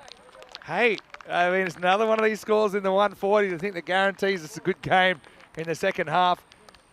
Now, Hungary 70% to chase this down. That shows you the supercomputer thinks that they've got the bats to swing and to do this. But Czechia, well, they've just had a bit of a dream day so far, haven't they? And they would be pretty confident they've got enough on the board if they bowl and field well to go 3 for 3. Remembering that Czechia, well, they can hit the showers after their third game here on opening day. Let's go back and have a look. We didn't see Stain during this 10 overs. They decided to put Davitsi in his place at the top of the order. Made sense, I think, just to manage the captain. Davitsi probably didn't hit him as well as he did. And maybe that's a sign that 4 is his place in the order. I think he did it very well. Obviously, you probably would put Steyn back to the top. But, yeah, Czechia just had a way to keep on trying to be aggressive, trying to find ways to score. They go 65 in the first half. And they go 83 in the second as they're able to turn it on, scrambling the way to a score of 148. Yeah, it just felt like this game was hanging in the balance throughout this innings. I would say the score is just about par here for Czechia. We're taking a look at some of these shots that Davici hit. That one was obviously a very lucky stroke. He had no idea where that one was going. A top edge. A great catch there by Rosik, leaping up in the air and snaffling that one to dismiss Ritik Tomar. There was CNC Raviendra Singh start to the middle. He made 38 runs off 11 deliveries, 5 sixes during his innings. Raviendra Singh was superb once again. Little edge over there. That was a wicket for Kasif Shamsher. You got to feel really happy for him. Obviously, he had a bit of a struggle this morning. Went for 20 and over in both his matches, and he picks up a couple of wickets in this game. This was a rather interesting moment, wasn't it? I mean, you could see that Raviendra Singh was just trying to wrap one over fine leg, but instead he sent one to the fielder at mid-wicket, and unfortunately, that fielder would put that catch down for Hungary. Then Martin Werdel and Sahil Grover would stride out to the middle. Those two would bat superbly right at the end, really putting Hungary, beg your pardon, Czechia, in a great position. Their partnership was worth 53 runs, and that was the amount of runs they were able to make in the last 3 overs. It was incredible hitting. I mean, you just look at some of these shots that Werndl managed to hit. They were absolutely effortless. 3 sixes during his innings, made 28 runs of just 13 deliveries, and Sahil Grover looked a completely different man. I mean, we saw how much he struggled in the previous match, making 2 runs off 11 deliveries, doing a very important spot late in the chase.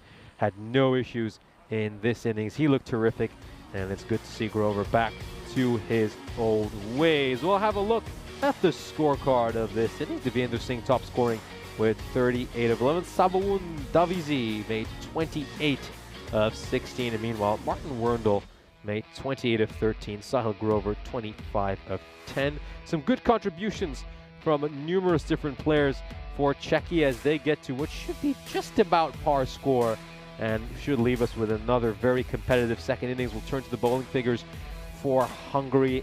Abhishek Prashar was, of course, the most economical bowler with figures of 0 for 21.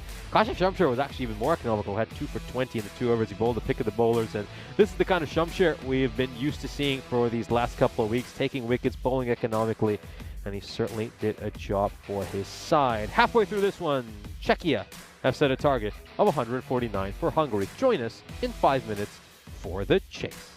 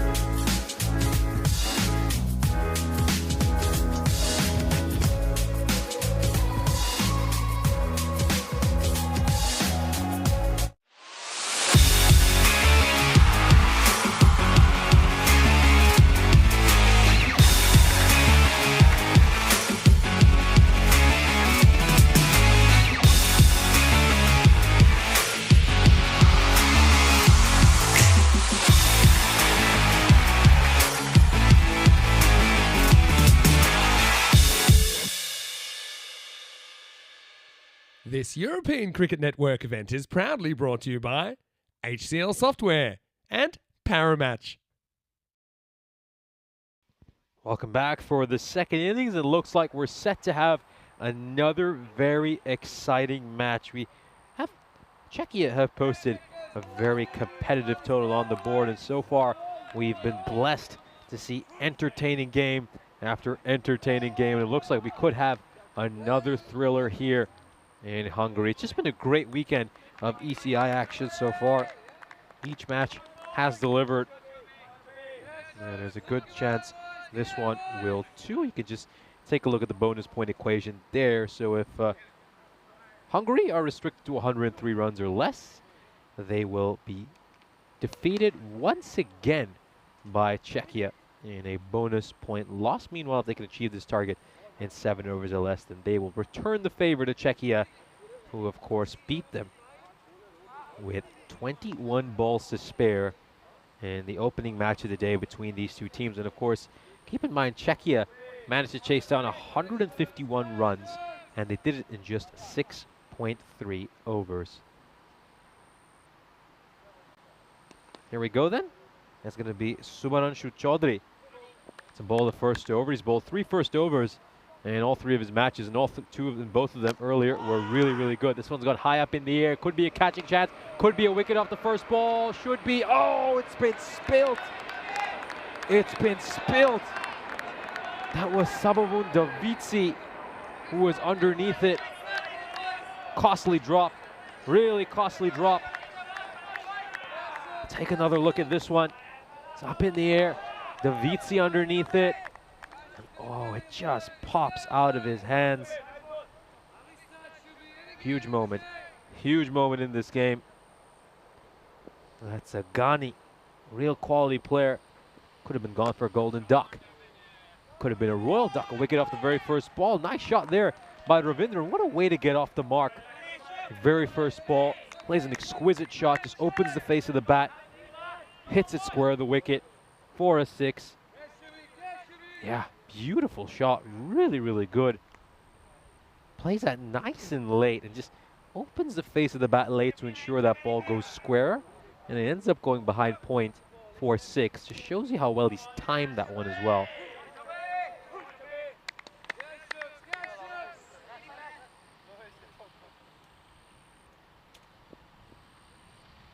Well, then Chaudhary was feeling very unlucky. Could have had a wicket off his first ball, and he gets hit for a 6 off the very next one. Goes a little straight over there, but there's a fielder at fine leg for exactly that. So Davitsi's 2 fielders outside the ring are a fine leg. Fine leg, mind you, is just a touch squarer than your traditional fine leg, and then it's got a very orthodox third man in place as well.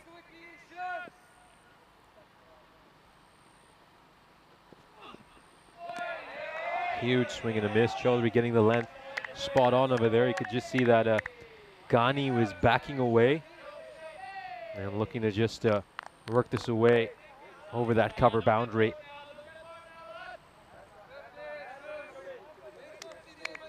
And a very rash start for Ghani these first couple of balls. He obviously could and should have been out on the first ball. And then a wild swing on the second delivery. This is not a particularly convincing shot either by Ghani, just taking his eye off the ball a little bit.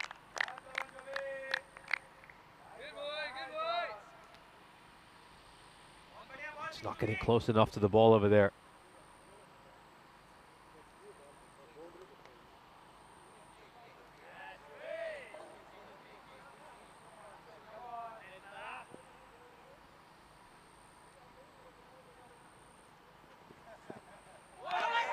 Oh, is there something there? The keeper seems to think there is, but no one else has joined in on that appeal. No one else has joined in.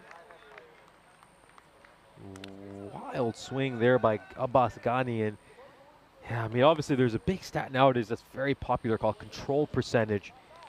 And if I had to look at Ghani's control percentage now, well, it'd be negative, if that's even possible. It isn't. 229 matches since we last had a golden ball on the European Cricket Network. That was all the way last month in the ECS that took place in Cyprus between the Kipro Tigers, Limassol, and the Cyprus Knight Riders still waiting for a golden ball. We went the entire tour in Czechia and the entire tour in Romania without one. It's our second last day here in Hungary, so surely Hungary needs to give us a golden ball fast. Running out of time. Beautiful shot here. Beautiful shot by Ravindran. Straight down the ground. Goes away for a 4. He's played that exquisitely.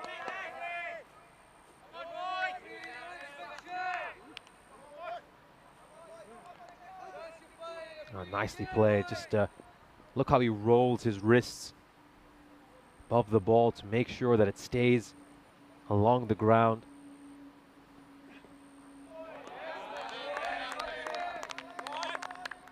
Would love to have another look at that.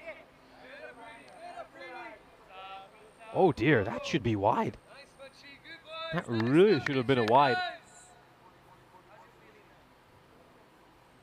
Well, we've often seen the bowlers be the victims of some very harsh wide calls since the rule changes have been made, since of course the line belongs to the bowler, but that one was a good few inches to the left of that trim line. Toe end of the bat. Doesn't have enough to go for 4. Is it going to slow up in the outfield? Oh dear, he's just pushed it along. Oh, he'd managed to get to the ball there, but was unable to prevent it from going to the rope. Have a look at this. Slides in. He's trying to push it back in, but he's unable to do that. That's the captain, Dylan Stain, as well. Oh, he's so disgusted with himself. Kicks the ground in anger.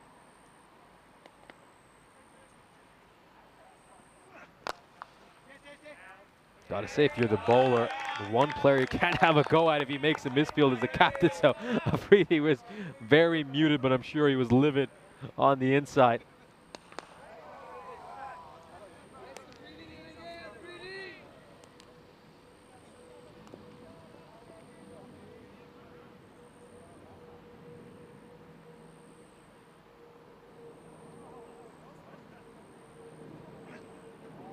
Oh, down the leg side. That's going to be a minimo.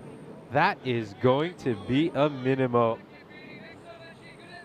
Not a good ball. It's a poor delivery in all honesty. There's no way the keeper's going to get to that either. 4 wide. And they will easily take those runs here, Hungary. They'll accept the generosity by Czechia.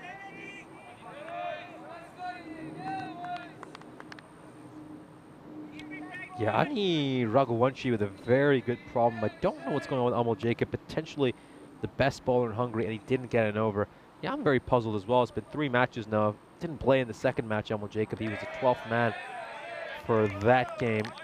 But in matches 1 and 3, which were, of course, both against Czechia, I was very surprised he didn't bowl a single over. And so he's officially listed at number 11 as well, so it's not like they're using him as a batter. Yeah, surprised me, really surprised me. You know, he's been right up there amongst the wicket takers, as I mentioned. Second highest wicket taker in the ECS. The first, of course, being Shamsher, and then Adam Gall from the Danubian Kangaroos in 3rd place. This is beautifully played, very nicely struck by Ravindran. Slightly over pitch delivery, just opens the face of his bat, caresses this over to long off. Doesn't look to overhit it. And Vinod Ravindran, the Hungarian captain, will strike another 4. He'll move on to 19 of 7. Let's have a look at the standings here for this ECI in Hungary. It's been a very entertaining ECI so far. I mean, these first 4 matches have been great viewing. We, of course, started off with a match in which Czechia managed to chase 151 with 21 balls to spare, and then Romania were involved in 2 absolute thrillers. And unfortunately for them, they lost both those games somehow. Of course, there was high drama in all the games Romania involved in. In particular, that match against Czechia, when Czechia needed 14 runs of the last 3 balls, and then Dylan Stain, the captain, stepped up and hit 4-6-4 on the last 3 balls to see his side over the finishing line.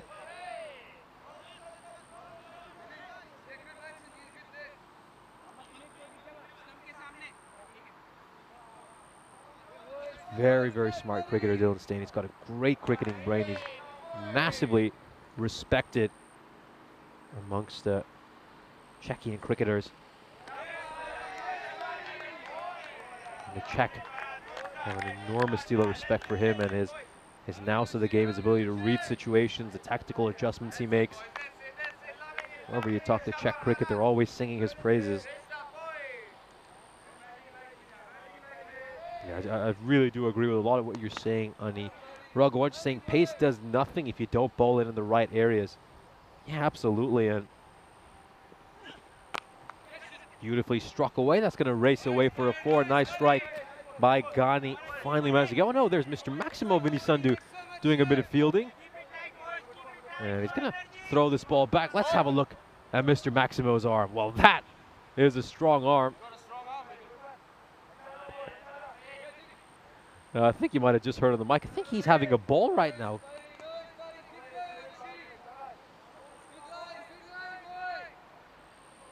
So he's having a ball right now in the nets against some of the Romanian players.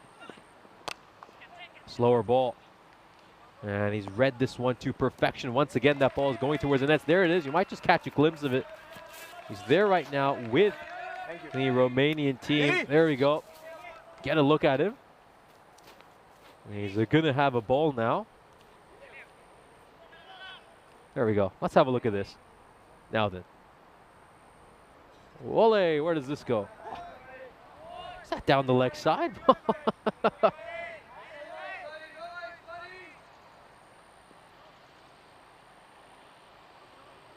Actually it wasn't. It was a pretty good length as well. Back of a length delivery around hip height. It's tough for the batter to play. This one goes away for a 4. Ghani gets some bat on it. And it's going to be a boundary. Let's just take a look at this. Is there just a little edge there? No, there isn't actually. I take that back. Umpire clearly signals a wide. So it's more extras over here. Extras really hurting Czechia early in this innings. Certainly needs to clean up on this. This is the second 5 wides we've seen so far.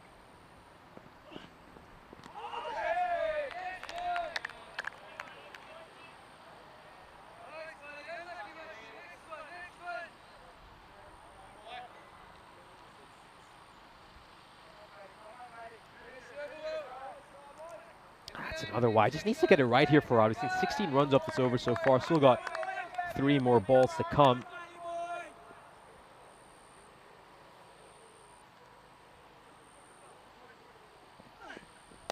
Slower ball. It's gone up in the air. There's a fielder coming underneath it, and he holds on to a really good catch.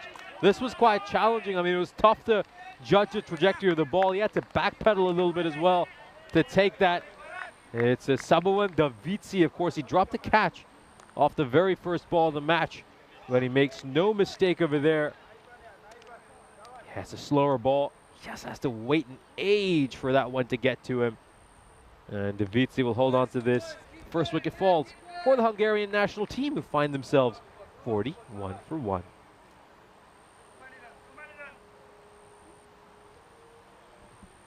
Yeah, love to hear everybody talking in the chat. Some real good activity there today. A lot of both the Hungarian and Czech cricket fans are in the chat cheering their team on. Of course, we had the Romanian cricket fans on earlier as well. Romania aren't done for the day. They'll be playing again later today in our final match of the day, which should be coming up in about 52 minutes time. Slower ball. Just not enough pace on it to play that kind of a shot for Ali Farasit. Got a few comments coming in over here from the likes of Raghuvanshi and Mandrake. Daniela Chirita saying, "Come on, Hungary, make my mama proud." Is your mother Hungarian by any chance, Daniela?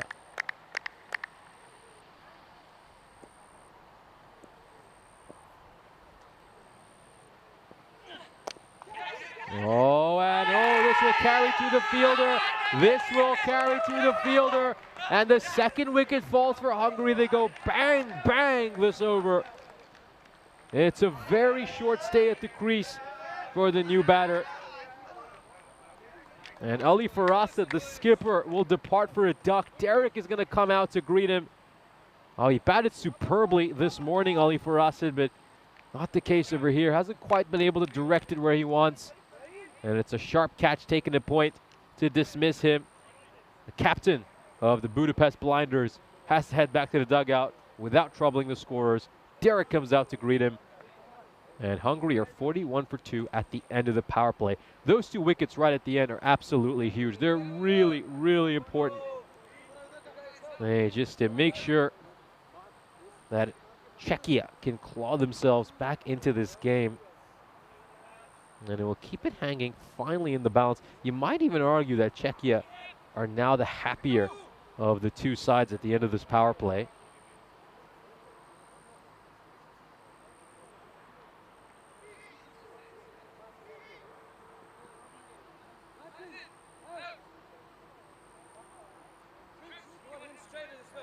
So the first error after the play is power play is going to be bowled by Sazib Bhuyan.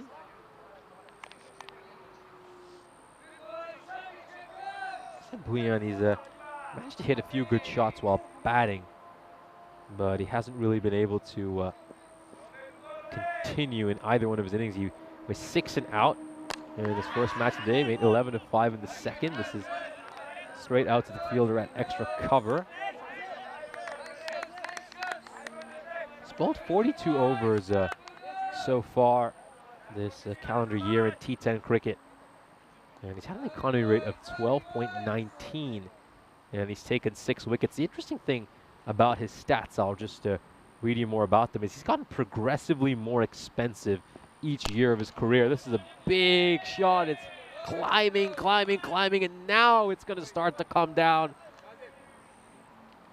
Massive, massive 6. I mean, we have a fence that surrounds this ground, and this has cleared the fence by a good 4 or 5 feet. That's how big a 6 it is by Rasic. Incredible shot. Yeah, going back to the comment on Huyan's statistics, though, his career economy rate was 5.7 at the start of his career, and then it just got higher and higher and higher. So then in 2022, he didn't play any cricket in 21. He had an economy rate of 9.5. 23, it went to 12. Now it's 12.2, so it's just a little bit higher than what it was last year. And oh, is this going to go past the fielder? Yes, it will. That's a misfield. That is a misfield, and that is not going to help Bhuyan after he got hit for a 6. I mean, this is where you've got to back up your bowler as a fielding unit.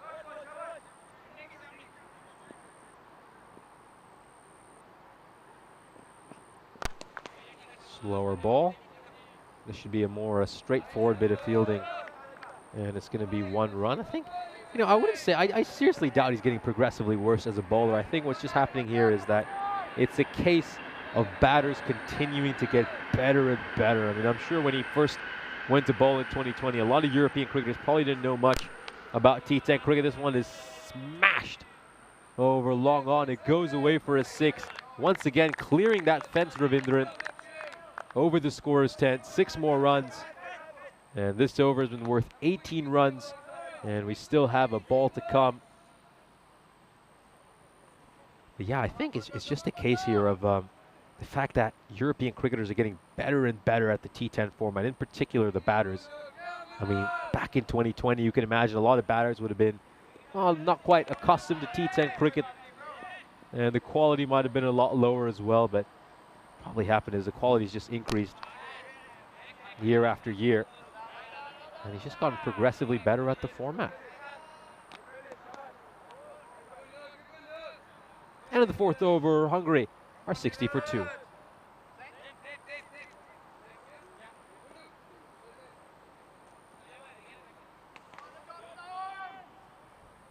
We'll have a look at the graph here, comparing these 2 sides. Hungary currently 60 for 2 at this stage. Czechia, as you can see, we're underneath what Hungary are right now. Czechia were 47 for 2. We're a little bit slow at the beginning, Czechia. They started to accelerate near the end, thanks to some brilliant batting by Devyendra Singh, Martin Werndl, and Sahil Grover. So Hungary certainly ahead of what her opposition were. Shot. And it's almost caught. That was, of course, Ravindran would have just had his heart in his mouth as the ball was up in the air.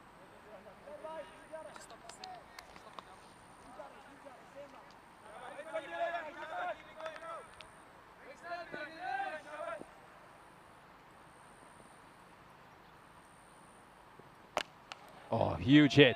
This one was going to be a 6 as soon as it left the bat. You just knew that.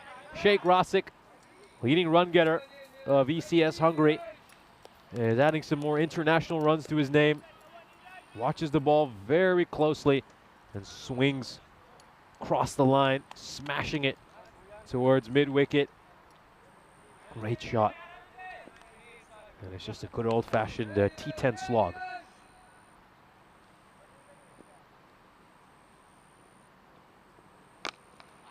Pushed away towards long off. Fielder is there. That's Sabuan Dovitsi. It's going to be a single.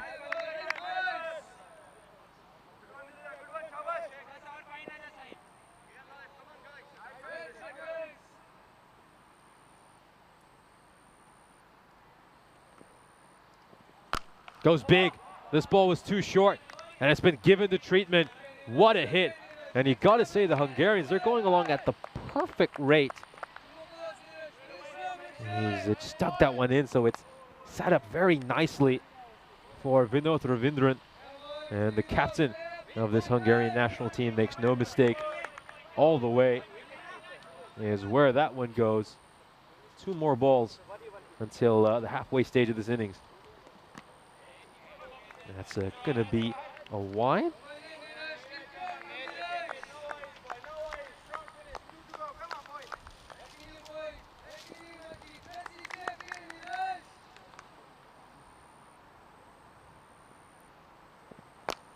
And hits this one through the line and over the fielder at long off.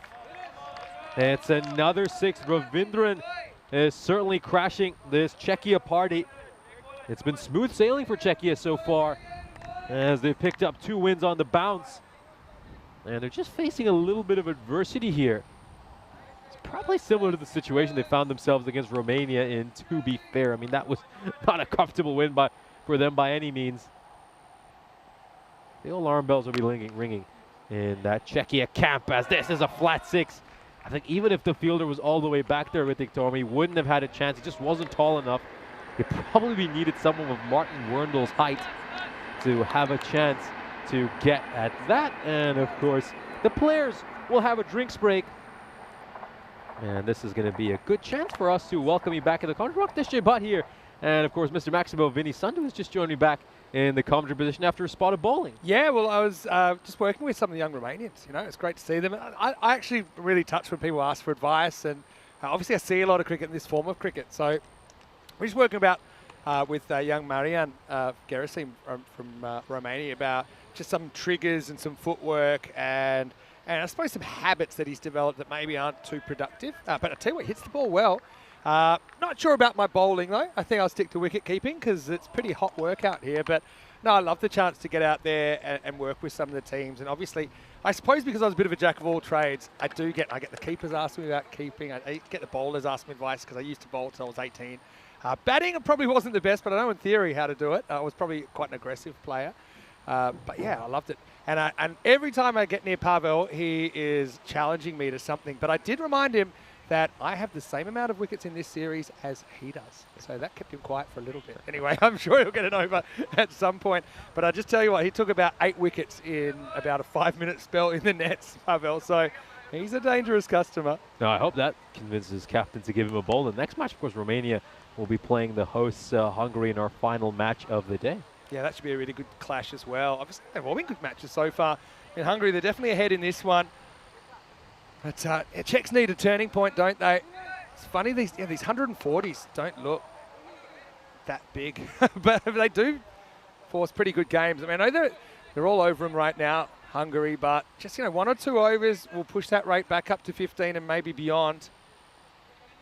And it looks like they're going back to Shub Chowdhury here. Oh, pretty good first over, only went for 8, so you can understand why they'd be going back to him right now. Probably that's why people warm up before they start trying to bowl as well, because right now I feel like some of my vertebrae aren't where they're meant to be. Anyway, here's Sheikh Rasic in fine form, 18 off 5. And he's going to smash that first ball out of the ground. That's a no-doubter. Maximo, look at that one. Made it all the way to the faraway jungle. Chaudhry rolls the dice with the short ball, but comes up snake eyes. Not a great start to the over, 56 off 29. You basically look at it as kind of a battle with 12 or 13 at the moment. 2 boundaries and over should see you through if you're Hungary. You can be a little bit selective, but not too many balls these guys can't hit out of the ground. See if Chaudhry makes the adjustment here.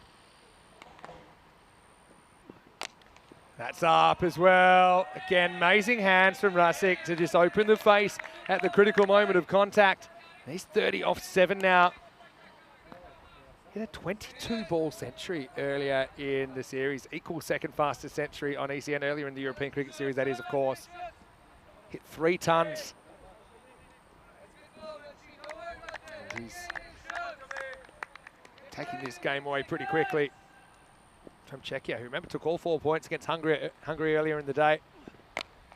Whipped away this time. There's open spaces over there, and that's going to be 4. It's a really good example of knowing where the fielders are, and more importantly, where the outfielders aren't.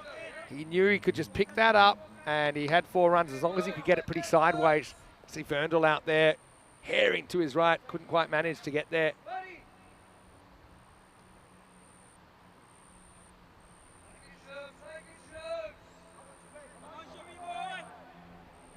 Chaudhry hasn't got a plan so far. 6-6-4.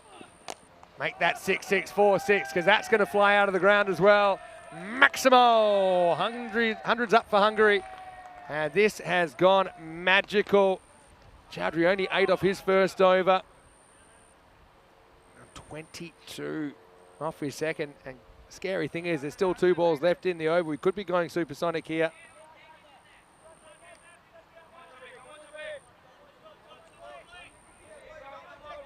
Got an 11 ball 50 already over the last 2 weeks. He's on for it again, Rasic. Every ball's giving him some length to work with, though. That's the thing. The only way you'll get him there is if you get a miss hit. Not too many of those. Well, there's the miss hit. A red dot. 40 off 26. They've got it under 10 and over at least. We'll have to see what happens with Romania and if they can pick up a couple of wins and throw a cat amongst the pigeons. Otherwise, if games go to form, then return clash tomorrow in match number 7 between these 2 teams might be the decider. Very early to say that, though. Goes down the ground. There's 6 more to finish the over. That was violent. 28 come off it. 5 boundaries in the 6th. And Hungary is theirs to lose now. 115 for 2 after 6. 34 off 24. Well, now you need kind of the antidote to that, which is to have some sort of dream over. Maybe that goes for, let's say, 7 or 8 or less. Race to 46 as Rasic is tied as captain. I like they're going to Farhad here. Again, he's got those subtle changes of pace. Just got to throw the timing out here however you can. This partnership has been brilliant, hasn't it? After we saw Ghani go for 11, we saw Farasat go without scoring. They came together after 3 overs, 41 for 2. So the first 3 went for 41. The second 3 have gone for 74. Crazy stuff. And the last 2 have gone for 55 runs. So Farhad gets the nod here. Need to do something dramatic. I mean, 34 off this over will get them 4 points. Well, see how it goes. Good start. Good keeping as well. Devendra Singh's having a very good day with the bat and also with the gloves. And I like that he's going up to Farhad because he's got that slower ball, which might just have a batter stumbling out of his crease. Also means he probably won't have to deal with a second bounce. And the pace on ball, I think Divi's good enough to handle that.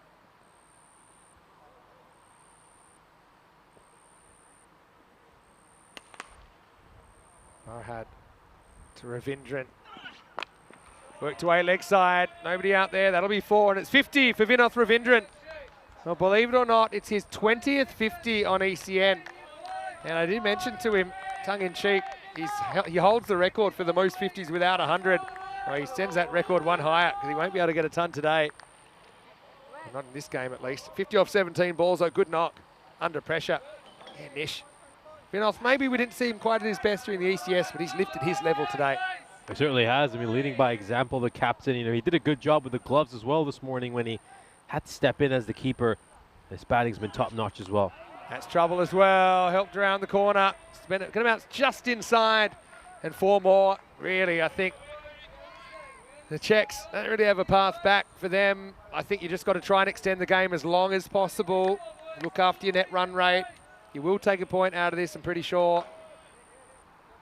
But yeah, just try and fight as long as you can. Runs above balls at the moment, so they've got some sort of chance, but they'd have to turn things around quickly. Because I don't think it's going to stay that way for too long. I think regardless of how this finishes, though, I mean, if you could have told the Czech team that they would end this day with 8 points, I think they would have certainly taken that. But one maybe slightly concerning thing from their point of view is that their performances have gotten progressively worse throughout the day. I mean, you know, you tend to want to end on a high, but it looks like it's going to end in a loss for them today. Yeah, I think also you had that just amazing individual performance. Remember, they didn't actually start that well in the first 5 overs of the day. It kind of got blown away by Hungary, 94 in the first half, but then they just kind of hit their spots a lot better back then. Still a long day for them, three matches. Steps across. Now this is a chance, I think, holding up in the air. And it's been taken easy as you like by Riaz Afridi. So Rusick will miss out in his 50, but he puts his team in a very good position. A quick fire 46 from Mr. Slick. And the score now, 124 for 3. How cool as you like there by Riaz Afridi. It's almost like he was just catching a tennis ball that had been very gently lobbed towards him.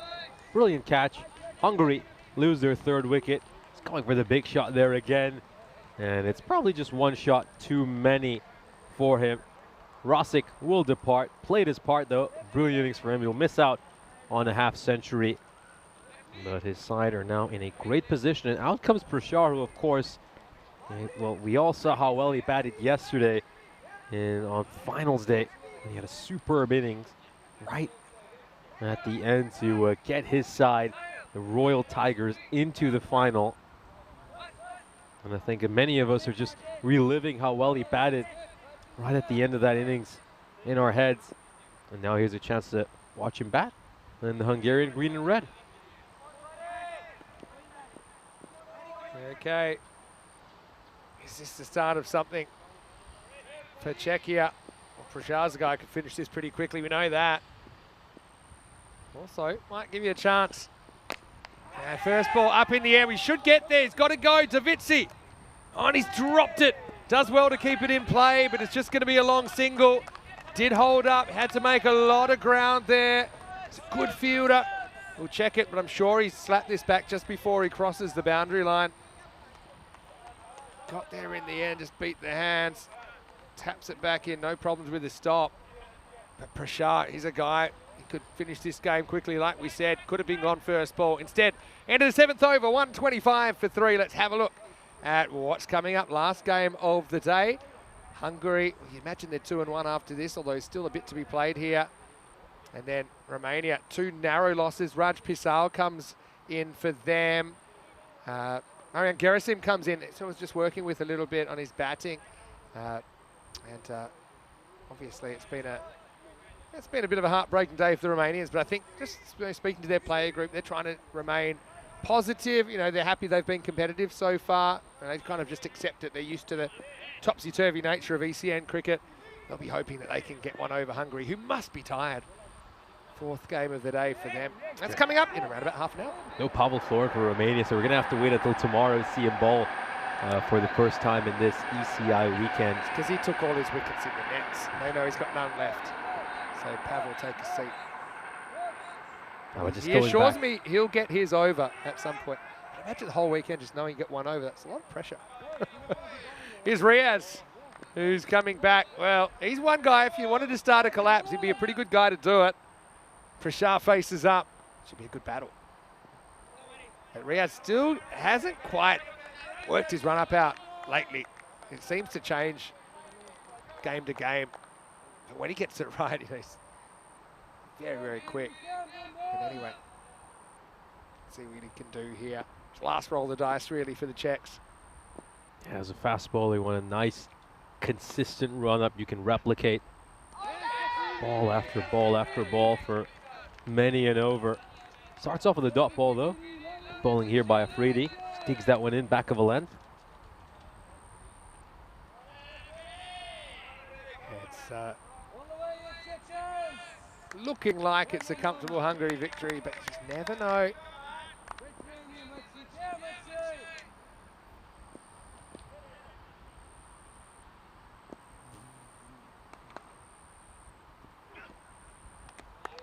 Probably just floats a little bit too wide. Doesn't get the call.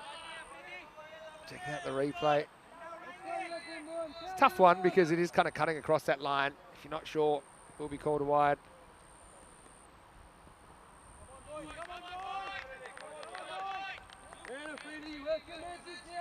Close at the moment, Hungary, but we have seen some chasers go off the rails over this last 2 weeks at the last moment. Didn't get this either.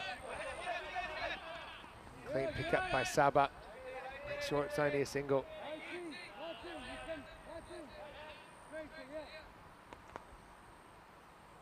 He's done well here so far, Free. Just keeping things quiet, making sure they're dealing exclusively in singles. The important thing for Czechia is just try to take this game as deep as possible. They've certainly shown a penchant for pulling out incredible victories. We'll have to see if they can do it once again here against the hosts. The block hole, pretty well bowled. Ravindran good enough to play it away to the sweeper. Very well played as well. Beautifully, full face of the bat. Not the easiest ball to get away. High elbow as well.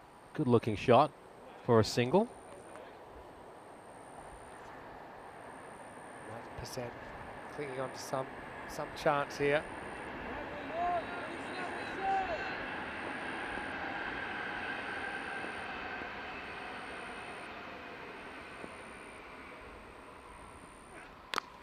Prashar able to free the hands this time, but it's going to be dropped over the boundary. Well, that could be the ship sailing. Verndl came across to his right, still on the move. Did get two hands to it, but just burst through. He's lucky not to wear it, actually. I feel that just might be one mistake too many for Czechia. Put down a couple of catches earlier as well. That's a third opportunity to let slip by. I think we can now safely say that Hungary should take it from here, and then, well, he's just going to rub some more salt on the bowler's wounds. An inside edge that goes away for a 4. Oh, you got to feel for Afridi. I mean, he's bowled so well this over, and he's just not going to get what he deserves. Yeah, it's just been one of those games, really. Partly self-inflicted, I think, on the Czechs. But still, you know, they've been very competitive. Like you say, they'll take 8 points out of a possible 12 out of the day. 11 to win now. Shah can finish it by going bang, bang. Well, he goes backwards, bang, but he will get 6. That's the pace of Afridi. I'm sure this is a Baximo. It's not even the quickest bouncer that Afridi's got, but it goes over the rope. So now they can win the game with one swing of the bat. One big shot will do it from here for Hungary, as they will finally get a win against this Czech side that tormented them this morning when they got romped in an incredible chase where their bowling attack was taken apart for 22 and a half and over. Here's a look at the line graph for this innings. As you can see, this Hungary side well above the required rate.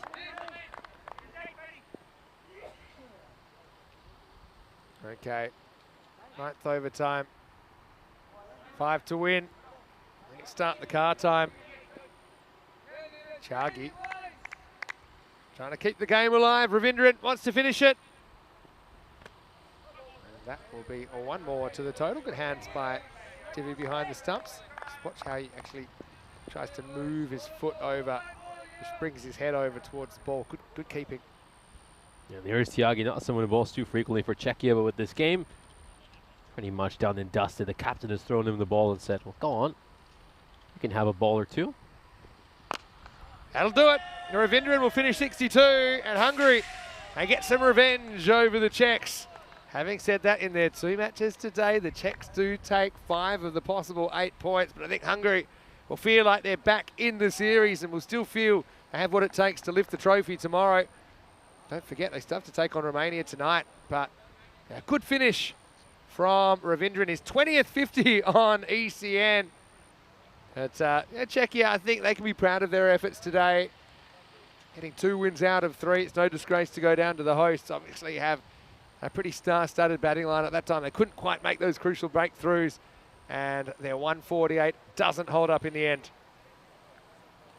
Yeah, you certainly have to credit Hungary. I mean, they've bounced back well after that tough loss they had this morning. I mean, they start off with a bonus point defeat. It's been a long, tiring day for them, but they came back well. They picked up a victory against Romania, and this has been their most impressive performance so far today, taking a comfortable win here against this Czech cricket team with 11 balls to spare. Here's the fantasy dashboard for our upcoming match between Hungary and Romania. Of course, Hungary now move on to 2-1. Romania 0-2, coming off the back of 2 tough losses. Let's move on to the highlights of this innings. Of course, it was none other than Abbas Ghani who opened the batting alongside Vinod Ravindran, the captain. The captain would play a superb innings. They unfortunately put down 3 catches. The Czech cricket team, 2 of them put down by Savavun Dovitsi, who just, you know, he just struggled taking his catches during this innings, and unfortunately for him, he was a bit of a ball magnet. The ball kept finding him. Abbas Ghani would hit a 4 and a 6 before he was dismissed. That was a little mistake there by the captain, Stain. We did see a few mishaps in the field by this Czech side. Just weren't quite at their best. This wasn't the same Czech team we saw in the match earlier today. A few extras as well. Had a couple of early minimos, which just got the Czech off to a poor start. This was one of the catches that Dovitsi did manage to hold on to. It'd be the end of Abbas Ghani. He'd make 11 runs off 8 balls. Ali Farasit would be dismissed for a duck, and at that point, you just thought maybe Czechia would be able to claw their way back into this game. I think they would have been the happier of the 2 teams at the end of the power play. They had Romania at, Hungary at 41 for 2. But of course, it wouldn't matter as Sheikh Rusik would come in and he would continue the good form we saw from him throughout these last couple of weeks. He made 46 runs of 12 deliveries. His captain batted superbly as well, 62 of 21. And their partnership would pretty much ice this game. It was worth just under 80 runs. The 2 of them batted superbly. They were striking the ball very clean. They were helped by the odd mistakes, such as the one you just saw before. But both of them just ooze class and quality. I mean, look at that shot there by Rosic, hitting a beautiful one over extra cover. And they've also both got the good old-fashioned T10 slogs. Have a look at that flat bat swipe straight down the ground. This one was worked away towards fine leg. This chance just went up in the air, and it was taken as comfortably as you like by Riaz Afridi. Ice running through his veins as he took that catch. Rosic would fall 4 runs short of a half century. Abhitesh Prashar, the hero for the Royal Tigers yesterday, the man who took them to the final with a remarkable innings, would make 18 of 6, 2 6s and a 4 to his name. And then these were the winning runs. A great shot, flat bat slog right down the ground. And in the end, Hungarians managed to win this one with 11 balls to spare. Let's have a look at the scorecard for the second innings. Hungary, well, they came out with a strong performance. They desperately needed one to get a winning record at the end of the day. They certainly would have been in a bit of trouble if Czechia were 3-0 ahead and they were 1-2. This just makes things more interesting. And although Czechia will have the lead in the points tally, Hungary are not too far behind. So we're set for what should be a very exciting Sunday. As we mentioned, the top scorer was the captain, Vinod Ravindran, and Sheikh Rusik batted superbly as well, making 46 of 12. I think you could argue he was really the standout performer. I mean, his strike rate of 383 was very impressive. We'll move on to the bowling figures here for Czechia, and unfortunately didn't quite click for anyone other than Abdul Farhad, who had figures of 3 for 26. Everybody else was just far too expensive, and Czechia will want to forget this game as soon as they can. 14 runs of extras isn't ideal either at the international level, so that's something else they'll have to clean up, I guess. The one concern for Czechia will be that their performance has just kind of declined as the day progressed. But otherwise, a great day for Czechia. I think they'll be very pleased with how they end up overall. They'll end this day with 8 points. They pick up a bonus point victory start off the day. They get one against Romania as well, and then they lose one to the hosts. So all in all, I think the Czechian team will head back to the hotel with smiles on their faces, knowing that it's mostly job done for this day, and then they'll come tomorrow and hope to replicate their performances from today. Hungary, though, have made sure they are still in the hunt, not too far behind Czechia, and they'll be nipping at their heels. We've got another cricket game coming up for you, our last match of the day, and it'll be on in just about 15 minutes time, so make sure to join us then, as we'll be back to cover the next and final match of ECI Saturday.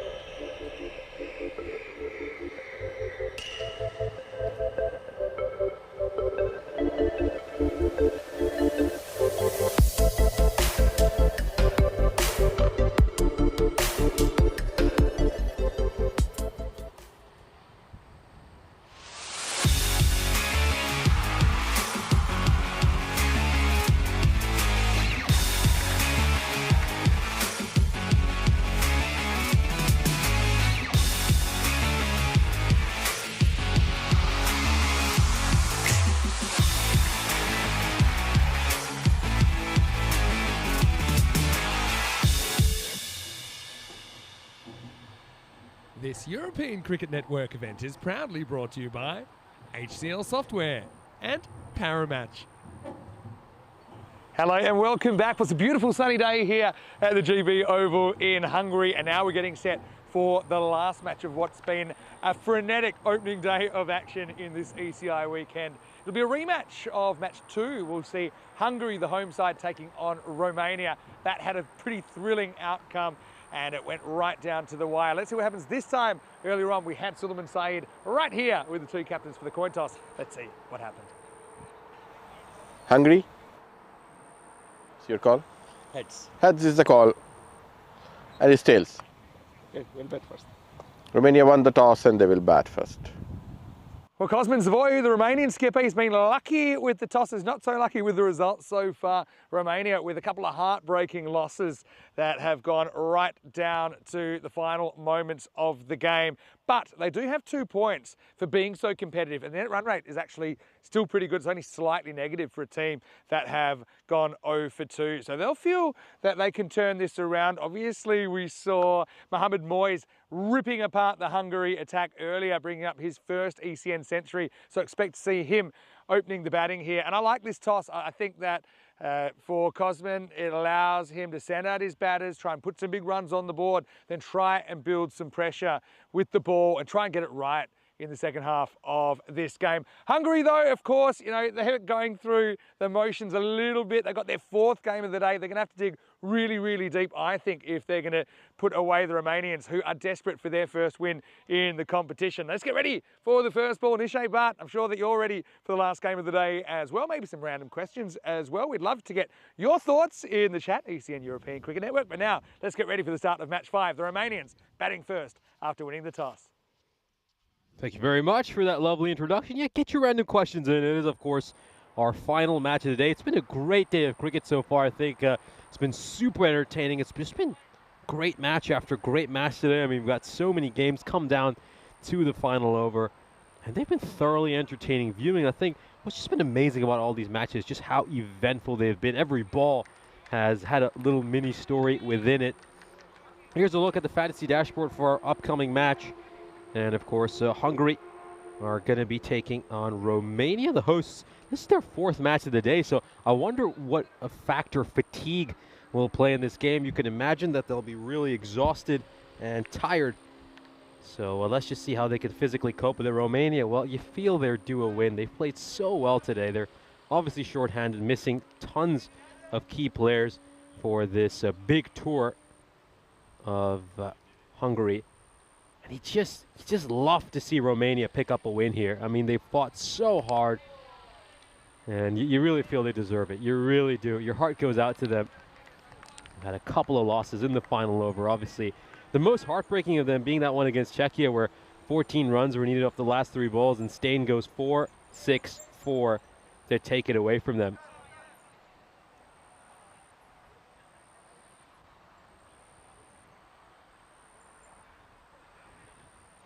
So we're set for the first ball. It's Abhitesh Prashar who's going to bowl this first over.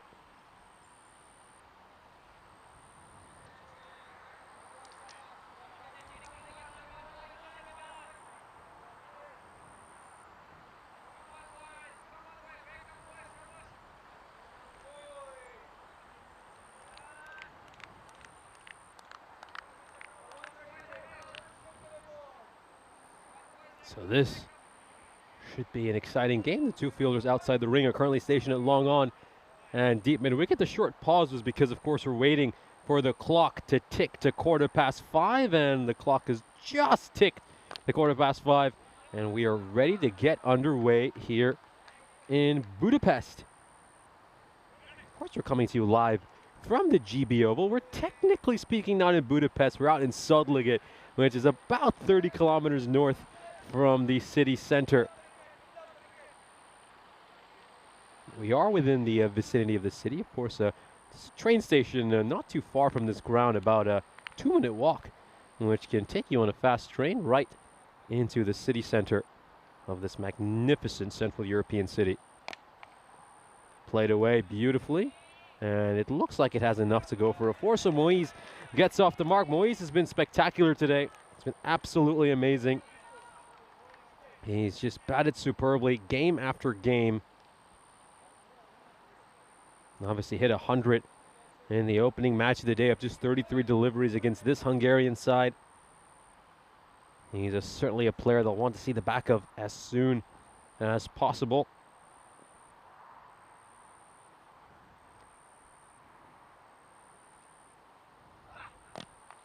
Inside edge onto the pads. Good comeback ball there by Prashar. He gets some lovely swing back in as well over there. Prashar, he's certainly getting some great movement. I think one thing on Prashar, though, is that he's bowled the first over for Hungary in every match so far. And on each occasion, he has done a terrific job in that first over. And so important that you set the tone right early and get your team off to a good start.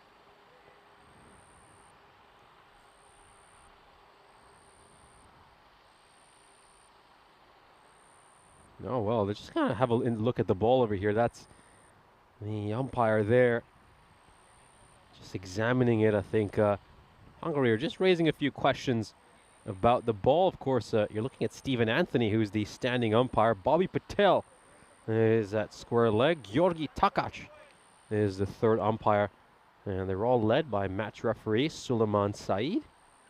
done a terrific job, this umpiring crew, on what has been a long tournament, several hot days. So never easy to be umpiring out in this summer heat. And keep in mind, I mean, these men are out there doing multiple games. Certainly not an easy task.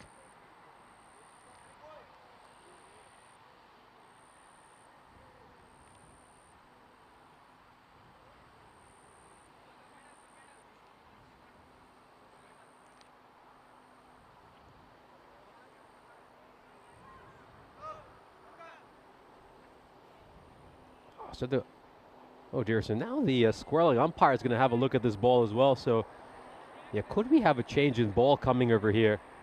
Yeah, Hungary do have a few issues with that ball. We're just going to see Ali Farasat walking up to talk with the umpires as well.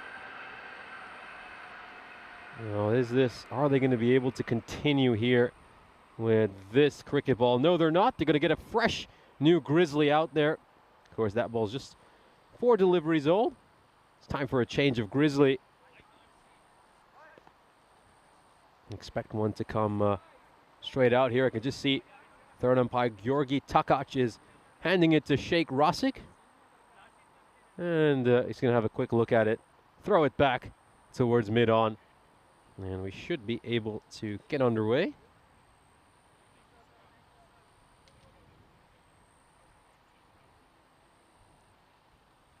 Big match for both these teams. Very important for the two of them. Great ball over there. Obviously for Romania, they wouldn't want to go down to 0-3. I mean, at that point, you'd certainly say that they are out of this tournament and that you can't really see them coming back from 0-3 down. Meanwhile, for Hungary, though, I mean, you feel these matches against Romania are the ones they'll really have to win to just make up for that gap they have against Czechia. And getting to 2-2 would certainly mean they'll have to rely on Romania to help them out by getting some wins. But if they can pick up this game here against Romania, that means their destiny will still be in their own hands. So it's a very important match for both these sides. You could almost say a borderline must-win for the two of them. Here's a look at the fixture list for Monday, when, of course, we start out our ECS over in Bulgaria. Charlie Hunt and Rico Full will be taking you through day one's action. I'll be heading over to commentate on Monday as well, but I'll do my first game on Wednesday. Got the great pleasure of working alongside Rico, and then I'll be commentating with Charlie for the first time. Should be very exciting. Looking forward to that opportunity. And as we can see, a great slate of games lined up over in Bulgaria. I've heard, though, it's a lot hotter there than what it is here in Hungary, so that's really going to make sure that it's testing conditions for both the players and the blue crew alike.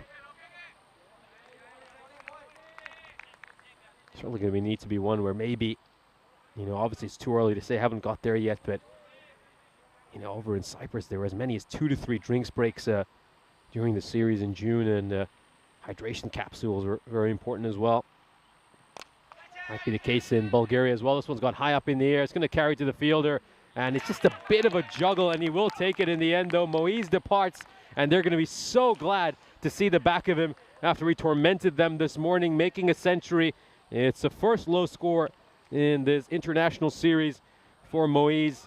He departs, having made a run of ball 5. And that's going to be a long walk back to the dugout for him. Let's take another look at this. Hasn't quite been able to get that one out of the sweet spot in the bat, so it's hung up in the air and gone straight to the fielder, a deep cover. He was held on to a great catch.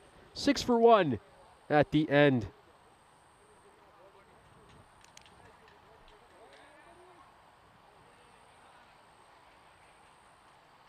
Also just having a look at some of the messages in the chat, of course. Mandrake and I were just talking briefly in the chat about some drills he does with his son with a tennis ball just to help his hand-eye coordination. Of course, I asked you if you played tennis because one of the analogies I used in the previous match when describing a catch was it was almost like just gently lobbing a ball up with a racket. And yeah, I mean, I totally agree with what Monica is saying over there. It's a great routine. This is just beautifully hit through the line, goes over the rope for a 6. Great way for Nadi Gotla to get off the mark. Beautiful shot. It's in the slot. And it goes away for 6. I mean, I used to do similar things all the time when I was younger. I mean, often I would bounce balls off the corner of the wall. That would certainly annoy my mother a lot. But I mean, one thing that did, though, is it made me very good at taking like one-handed catches. But yeah, I think little drills you can do just to improve your catching, your hand-eye coordination, or your reaction time are so helpful. And again, you can do a lot of them on your own. Just bounce a ball off a wall, bounce it off the corner of a room, and it can really, really help you just hone that reaction time, which is, you know, something you can use in a number of different sports. I mean, you know, and also outside of sports as well. I mean, hand-eye coordination obviously so important if you want to become an artist, an architecture, or no matter what field you'd like to venture in. A really good shot there by Nadi Gotla. Back-to-back boundaries for him. A little bit of width on offer over here. And it's just beautifully played. He plays that square of the wicket. Doesn't hit it too hard. He knows it's a power play. If he can beat that in a ring, it's always going to go away for a 4. And Mandrake says he also plays a bit of football with his son. Yeah, another great sport. You can always, it's sort of one of those things that you can just kind of play on your own, can't you? I mean, something like doing keepy uppies or just learning little tricks. I mean, that's something you can do on your own. This one is struck away for a 4. I mean, Nadi Gotla hasn't quite timed that as nicely as he'd like, but he's just picked out a gap. And the ball seems to have sped up a little bit on the outfield. Is it just me? But the outfield seems a little quicker today than it was the previous days. I wonder if it's just because of the extra heat. It's a lot hotter today. Not the best bit of fielding there by Brashar. But yeah, the outfield does seem a touch faster. Just wonder if that extra heat has spaked the surface. And this one's gone all the way for a 6 as well. So this is great hitting here by Nadi Gotla. And he's just hitting beautiful cricketing shots with a straight bat. You know, these aren't wild slogs or swings. And look at that. He's hit that shot right in front of Diana Oros. Only she had her burrito out to capture that shot.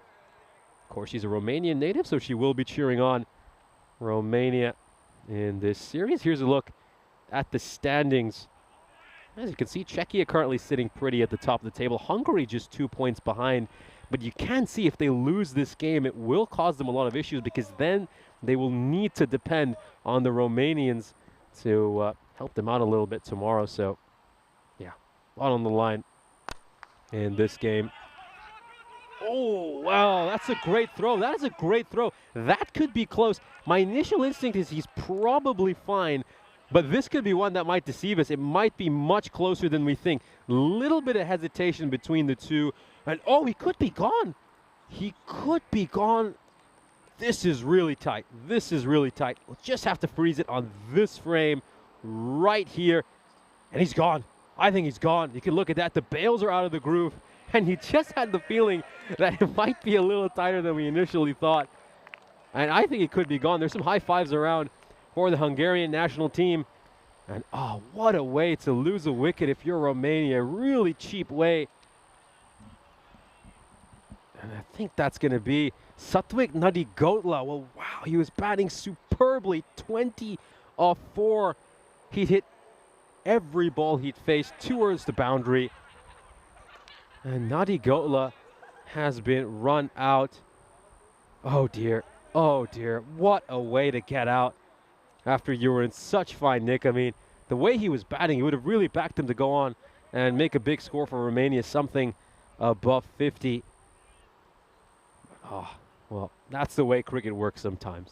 Second wicket falls for Romania. Oh, it's a strong throw again. Don't tell me they're going to get another run out here. That's good backing up, though, you've got to say. Great backing up to ensure there were no overthrows. Yeah, Hungary, great fielding to start off here. We saw Ravindran take a catch as well, and then Abbas Ghani with that run out. They look like they're on it. And you got to credit them. This is their 4th match today. And for them to still have this kind of energy and enthusiasm in the field is really commendable, especially coming off a grueling 2 weeks of ECS cricket. Goes across Hussain, and he has found the woods. What a big, big 6 there by Hussain. Just digs this one in back of a length, and he can free his arms and bash this one away. 6 more runs. That is a superb hit. And here we go. So far this over, we have seen 6 runs. So obviously that 6 was the first runs off the bat. Still got 3 more balls to come. Yeah, probably just going down the leg side. Might be better served there, just looking to step inside and take the wide, but easier said than done, especially with where he's taking guard.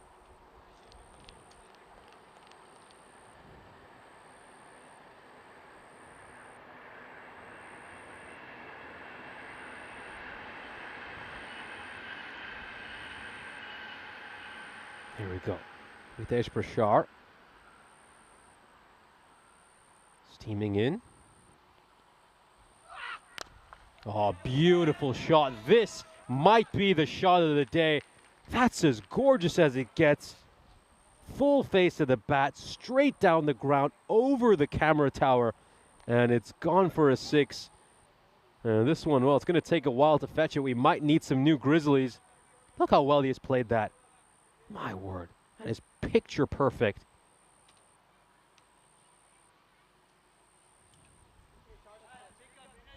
Yeah, sometimes you just have to appreciate the shot. I think I heard Rosick saying as well, that was a great stroke. And when even the fielder who had to chase it says he appreciates it, and you really, really have to take your hat off to the batter. Great ball there by Prashar. Comes back with a terrific Yorker.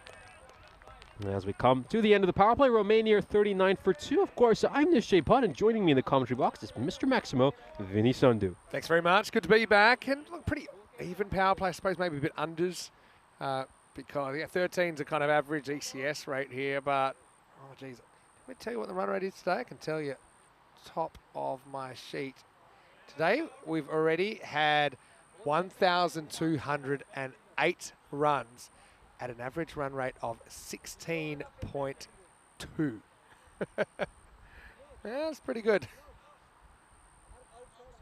But, you know, games can change pretty quickly.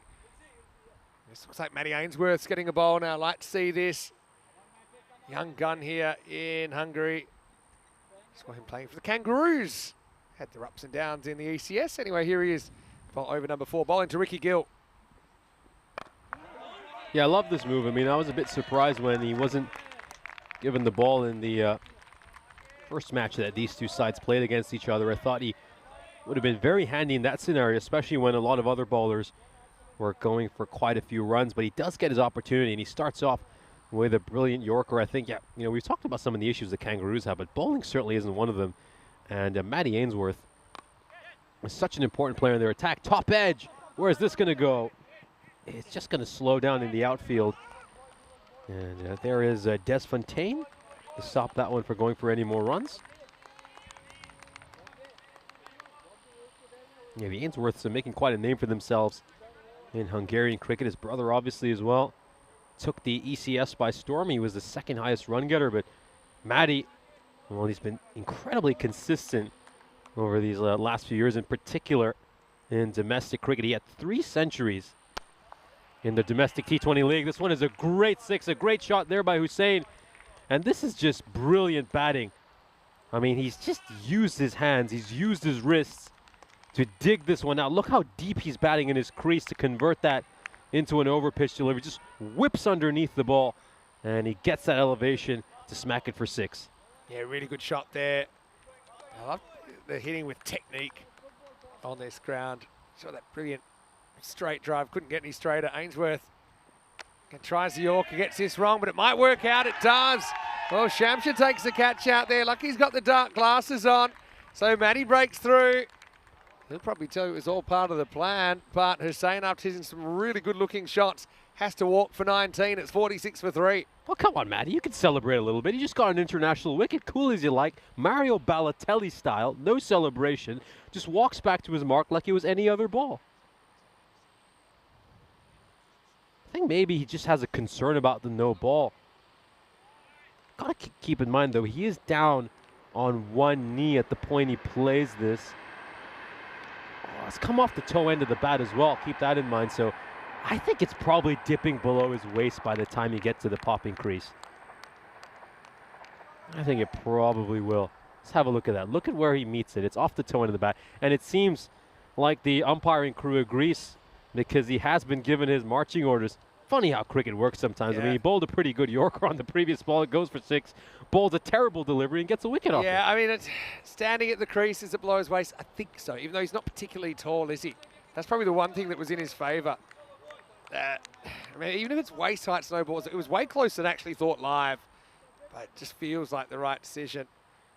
And Matty, maybe a bit sheepish, taking a wicket that way, but hey, wicket's a wicket. Hungary trying to finish the day strongly. Remember, they're playing their 4th game today. I mean, you have to credit so many of these players. I mean, most of their team has played 4 matches today, and they're coming off a very intense ECS campaign. Up in the air. Is this going to carry to Ghani? Yes, it will. Oh, what a catch.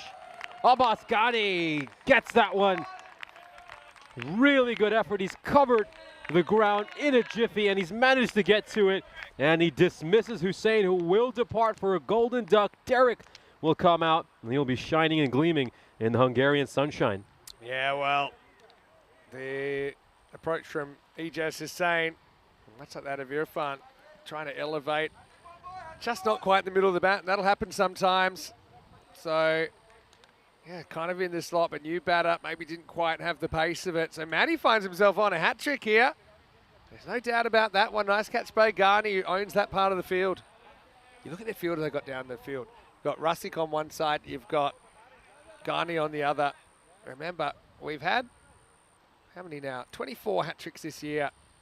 I mentioned the Katka 4 and 4 back on the 7th of July, so not a bad month for hat-tricks. I think we've got 5 of them in July. Yeah, but I'd love to just take a moment here to commend Abbas Ghani so much. I mean, this is the 4th match he's playing today. He's coming off an intense campaign with the Budapest Blinders where he won an ECS title. And look at him still diving around, taking terrific catches. Such an exceptional player. Probably sleep for 5 days after this weekend. But anyway, hat-trick ball here for Matty Ainsworth. Oh, that was a good ball. Really good ball for the hat-trick ball. In the end, the batter just gives him the respect he deserves. Blocks that one out. Terrific over for the young man. 2 for 7 in the first over. If you're gonna block a ball in T10 cricket, make it a hat-trick ball. Just spoil somebody else's day. Anyway, does take us to the end of 4. 46 for 4. Good over in the end for Hungary, that one. Romania, 11.5 and over. I suppose some questions about the depth in their batting. But they'll be trying to answer them. I mean, they still put good runs on today, haven't they? We saw them play in the 2nd game. They made 160. In the 3rd game, they made 140. This is their 3rd game, final game of the day. They've got 3 more tomorrow. But yeah, I would worry. A couple more quick wickets. This innings could get a bit ugly. Shamsha has gotten better as the day goes on. He's going to come on to bowl over number 5. Yeah, it's just tough on Romania. I mean, they're obviously going to be morally and emotionally very down after those 2 losses. They just got to find a way to rally here. They've demonstrated throughout this weekend that they have real fighting spirit. Let's see if we see some of that on display. In comes Shamsher to bowl the 5th over. Just straying a bit too far down the leg side, and Gill will just hoik that one away behind square leg. Away it goes for a 4. And Romania bring up their team 50. Yeah, really nice shot. See how he got the hands out in front. Yeah, Ricky Gill's a pretty dangerous unit. He'll be hoping he can be a bit more than a flash in the pan here, especially because he's had wickets falling around him. Chance for these two to build something. Romania's still a fighting chance, but they're going to have to, well, firstly, have to rescue this innings. Probably the best they can do now is an average score, which means they're going to have to bowl well above average and catch above average if they're going to pull off an upset. Oh, nicely played. Gorgeous shot there by Gill. Shamsher has been a touch expensive today. I mean, he came back well in the 3rd match of the day against Czechia. This time goes a bit too short and too wide. Needs to bowl a lot fuller. I mean, I know that Shamsher bowls some good short balls, but he's better off when he mixes that in every now and then along with his Yorkers. I think he's trying to bang in everything short right now, and Rosick seems to be having a word with him here. Looks like it's more to do about his run-up, that they seem to be having a discussion. But he's gone to give him a little bit of advice. Oh, yeah, got to stop trying to bang it in. Better length, much better. I mean, he is a brilliant wicket-taking bowler, as we mentioned. Shamsher led the ECS in wickets. And he's no slouch with the bat either. I mean, we've seen him make some big runs for Cobra CC.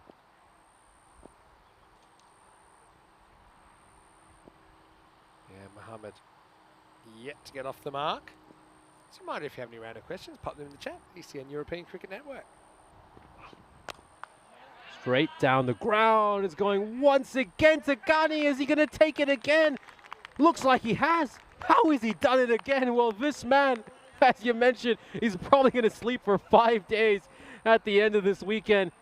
It's been a long, long day for him, a long ECS campaign, and he's still diving around and taking these incredible catches. Derek comes waddling out again. The Romanians have seen him far too many times this innings. And another wicket falls. Talk about helping out your buddy in a tight spot. Yeah, and well, just never got it anywhere near the middle of the bat. Ghani just very good at picking up the trajectory of the ball early, knows when he has to come forward and how quickly. But yeah, he must have a few hot spots on the hands. You can see him there, just looking at the fingertips, but he's an outstanding fielder. Unfortunately for Adil Mohammed, he goes for a duck.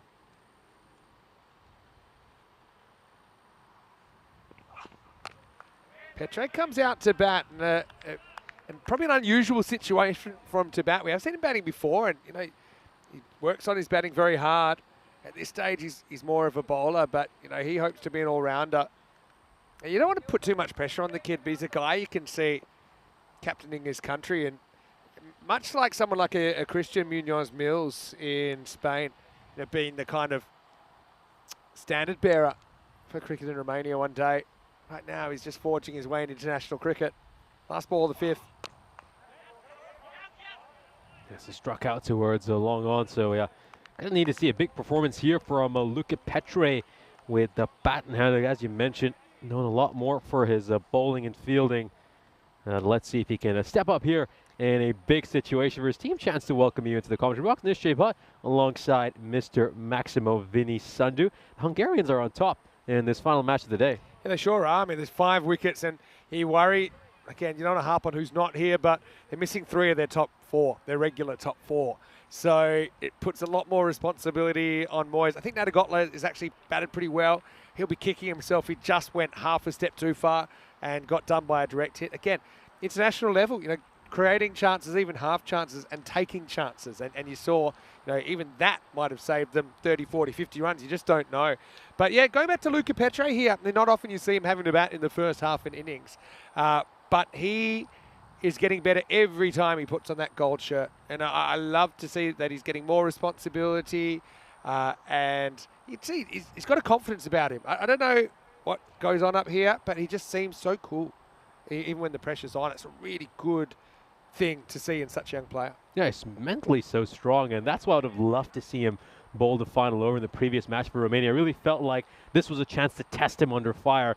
And as they say, diamonds are crafted under pressure, and Luca Petre certainly looks like he's going to be a star for a long time to come here for Romania. The drinks break has come to an end. We'll, of course, return to live action.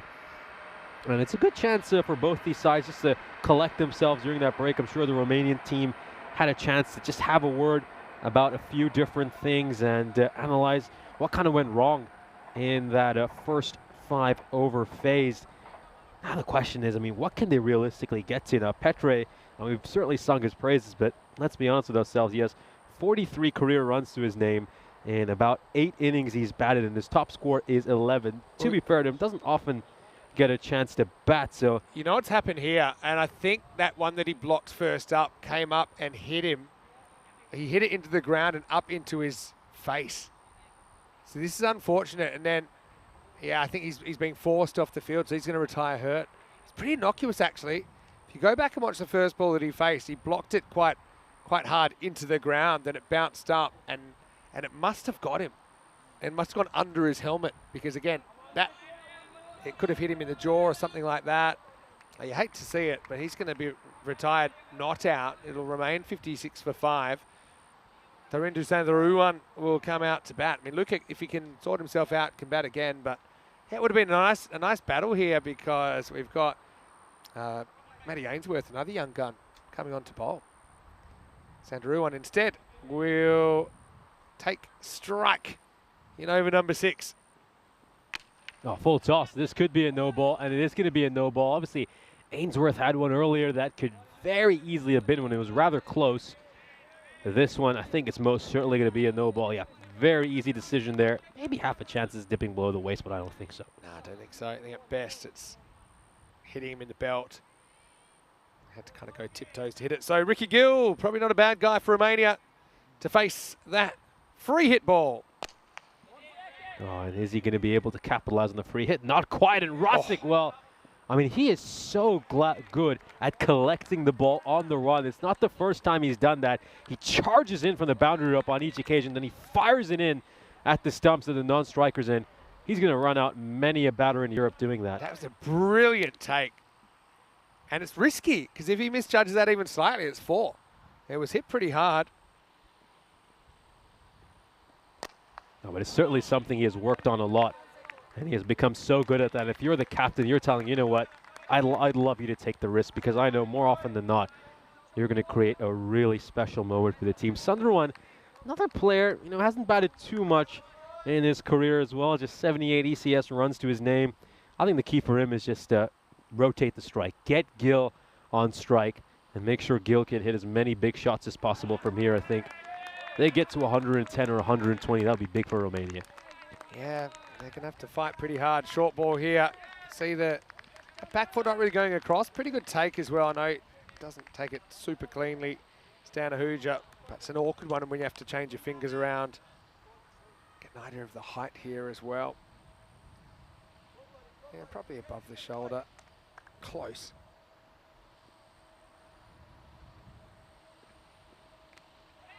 Just a little bit leg side-ish, and he's going to get a bit of bat on it, or it's going to be a wide actually. Well, yeah, it doesn't get anything on that. Thought I heard a sound, but it was the sound of the ball on the end of Stan Ahuja's fingers. See, he is blind here, Ahuja, so just has to try and get in the way. Not quite able to. It's a bit of a stinger for him, a couple in a row, I think, on the fingertips. See here, it just deflects off the end of his gloves, doesn't slow it down enough to stop it going to the boundary. 5 bonus runs, handy runs for Romania. this is played out towards mid-wicket where Ali Farasit will collect it, just the 1 run, brings Sunderwan on strike. You know, here's where maybe you just have to think a little bit about how you tactically approach it. I mean, you wouldn't want Sunderwan getting a single off the final ball of the over. So maybe treat these 2 balls as free hits. And I still think Sunderwan feels he can contribute with the bat. Probably just got a bit too front on there, loses his shape. Nice take by Hooja behind the stumps. John Gray said he's finally back in front of the screen for the last game. Good to have you back, mate. Daniela certainly tuning in. She'll be hoping Romania can turn this around.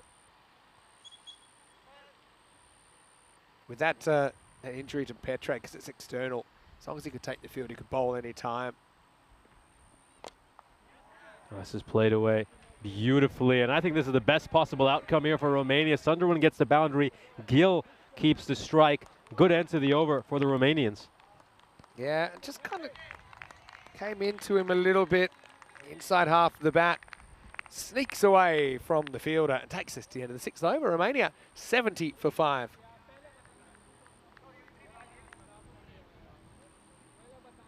$19 for Irfan, opening the batting. Didn't mind that opening combination. They went for Nadegotler at 3. Ran himself out. Fantastic work by Abbaskhani, who has 2 catches plus a direct hit run out of Nadegotler in this innings. Such a fast and furious pace of the game. Finally, I think we're going to get some Jacob. We've been waiting a long time. Amal Jacob to bowl some left armers. Over number 7. This is played out towards cover, so Gill will take a single. Sunderwan back on strike. Yeah, very surprised this is the first over Jacob's bowled, and we've had to wait till the fourth match to finally see him. It's a good situation for him to come in as well. Two right-handers out in the middle. But yeah, Jacob, man, as I mentioned, who was the second highest wicket taker in the ECS, bowled superbly.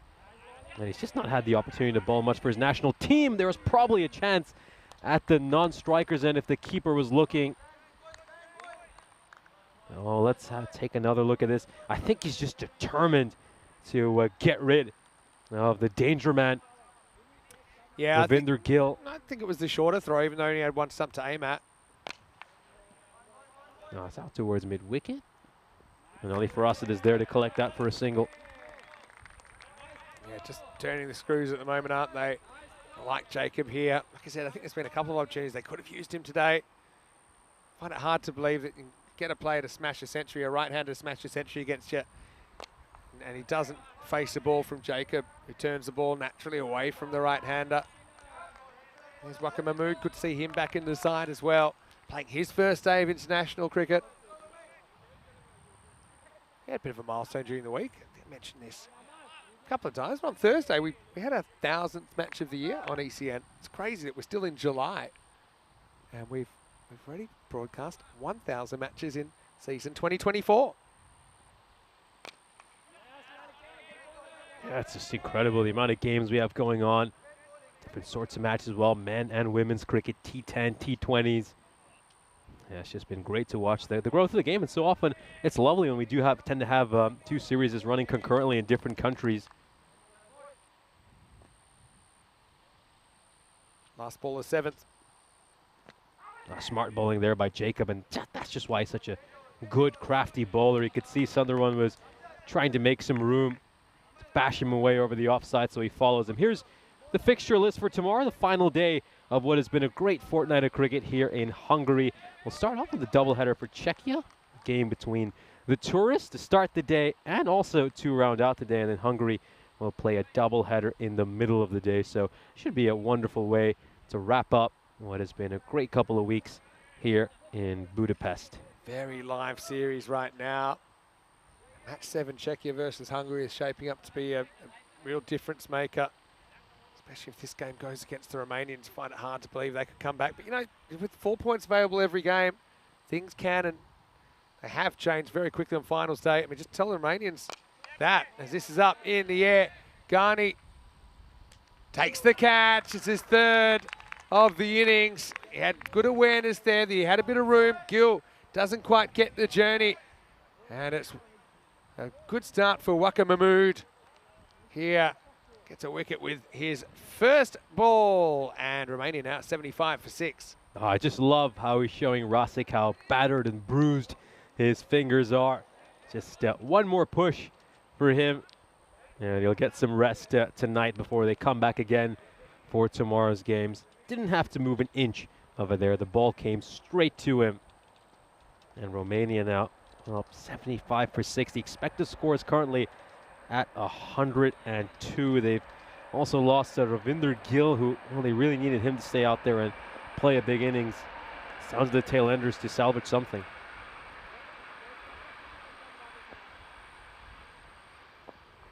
Pisau gets his first hit of the series. Oh, beautifully played. Very nicely played there by Pisau. Mohammed just slightly misses the length on that wide Yorker, so Pisau does a great job. Just opens the face of the bat, hits that beautifully square of the wicket, 4 runs. Wasn't a bad ball really from Waka. Yeah, Pisau plays his cricket for Cluj. Did a lot of keeping in the recent European cricket series with Natagodla moving to United.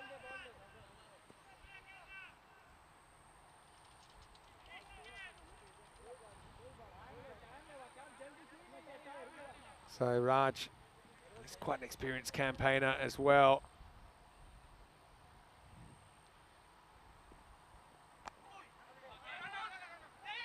Oh, just plays that with soft hands. He dabs that towards Desfontaine.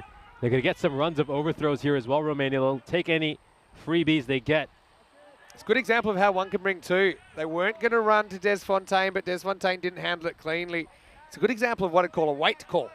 I'm not sure if they said wait or just no, but wait keeps your options open. If it's fielded, you don't go. If If it's fumbled, you go for a yes. Right now, it's a bit of a no way, I think, is going to be a 2 and out for Pisal. And just like that, Wakar's got 2 in the over. Romania 81 for 7. I wonder if Luca will be able to come back yet. Looks like he won't be back just yet because I think Cosman Zavoy is going to come to the crease. It's 81 for 7. Chipped up in the air and really comfortably taking a cover. Great catch. Probably puffed out from running the overthrow. Well, here's Cosman. A lot to like about Cosman. He didn't play a game of cricket until he was 30s, and now he's leading his country. And he's, like I say, he's got his own way that he does things, but he's played a lot of cricket now. You know, he's been playing probably for, I think, over 10 years he's been playing.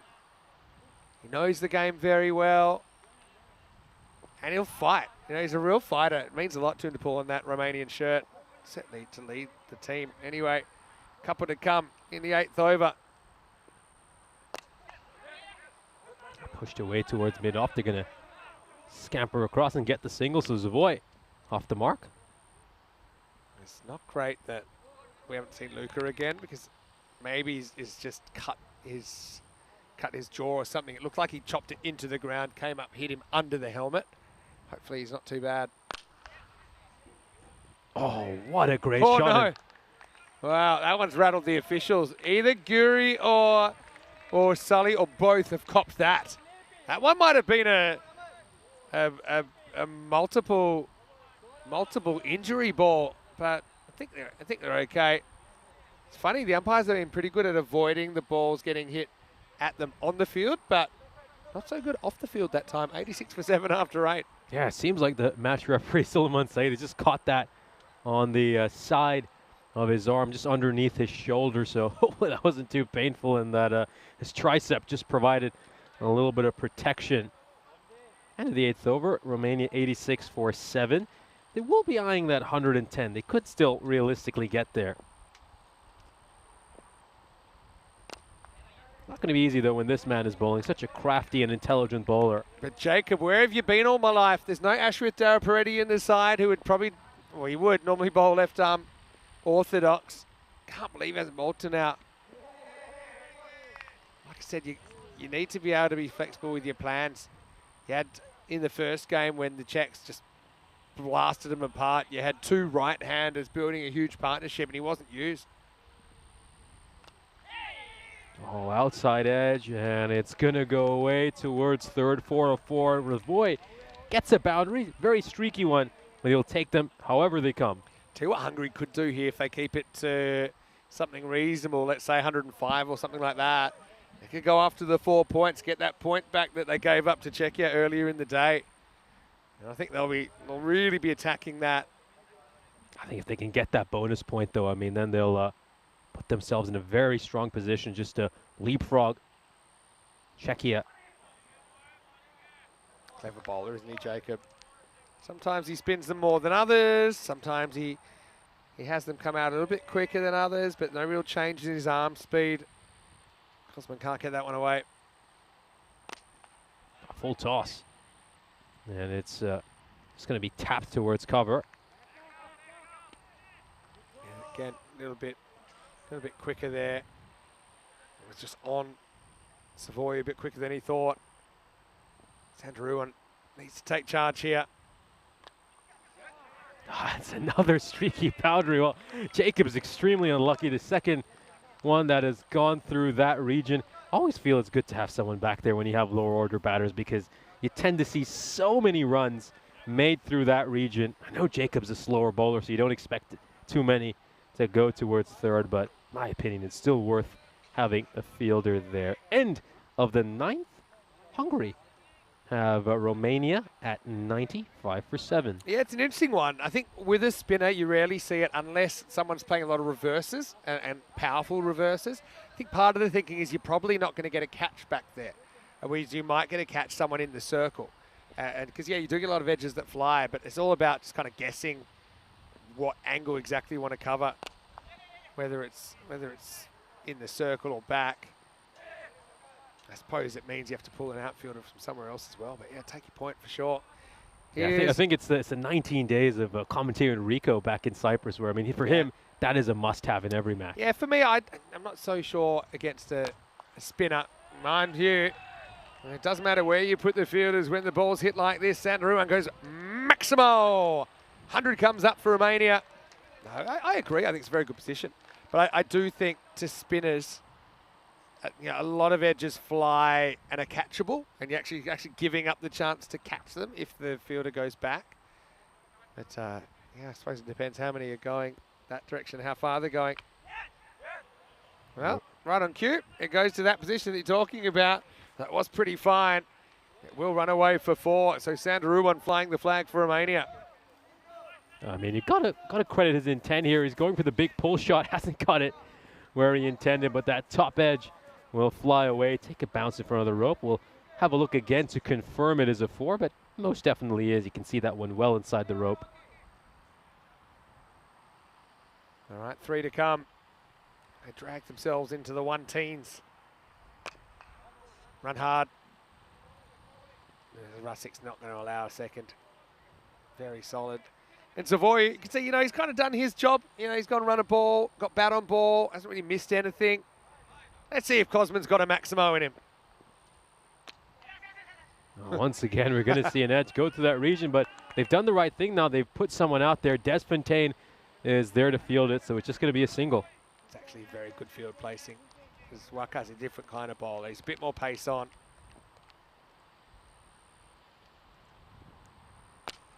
Oh, it's gone up in the air. Forget about where you place your fielders for that.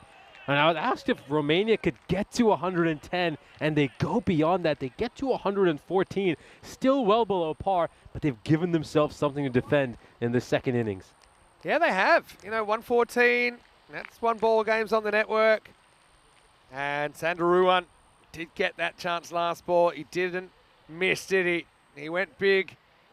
And Romania, I suppose, those runs give them more of a chance of even keeping their point in this game. I know that Czechia will be cheering on Romania quite heavily here to at least hold on to an 8th over. But who knows, maybe if Romania can execute their skills, create a few early wickets, they could pull off what would seem like a bit of a miracle defence. Romania, 114 on the board, first half of match 5. Let's have a look at the highlights. And the Bear, he scored 100 earlier in the day against Hungary, but this time didn't last too long, holding out for just 5. And that was actually quite a big moment early, wasn't it, in this innings? It certainly was a huge moment early in this innings. Taking a look at some of these shots, that was, of course, a great stroke there to hit that one away for a 4.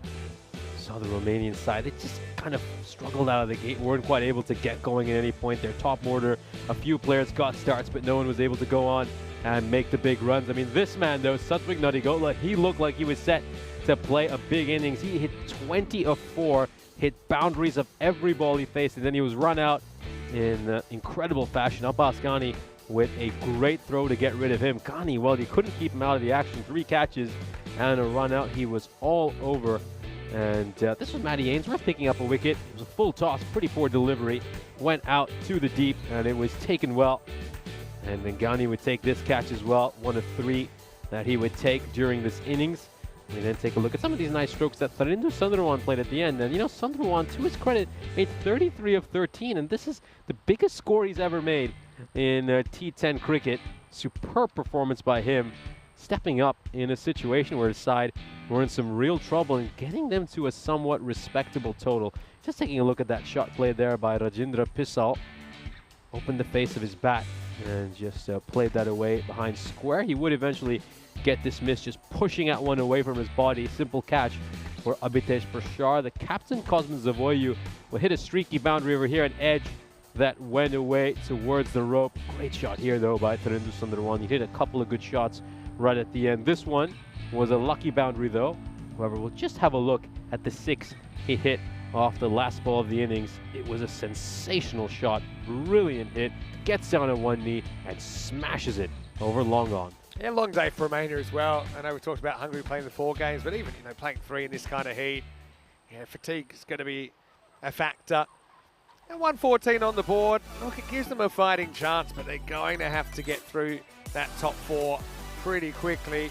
Can't afford to hand over too many runs. Sandaruan with 33 not out of 13. Good time for him to bring up his top score on the network. apart from that, 20 for Nadagot ran himself out after he made a promising start. In fact, he hit every single ball that he did face to the boundary or over. 19 for Irfan Hussain and 15 to Ricky Gill in there. Just the 7 extras, so not too many given away for free by Hungary, who restrict Romania to 114. Matty Ainsworth, well, he had a cheeky little twofer in there, didn't he?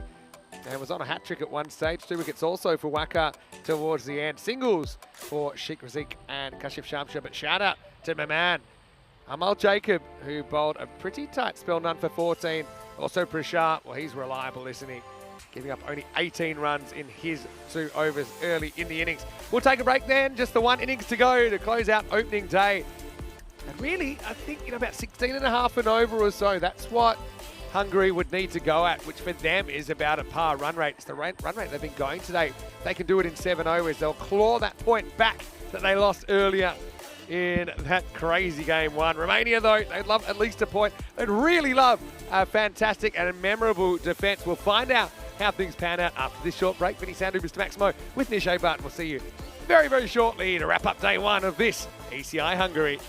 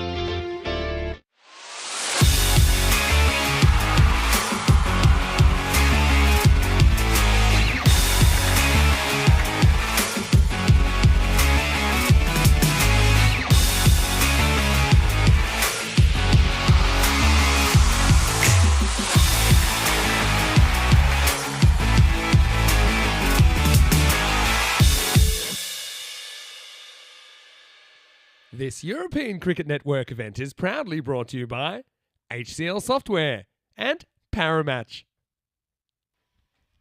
Hello and welcome back. Great to have you with us as we get ready for the last innings of what's been a really entertaining day one of this ECI.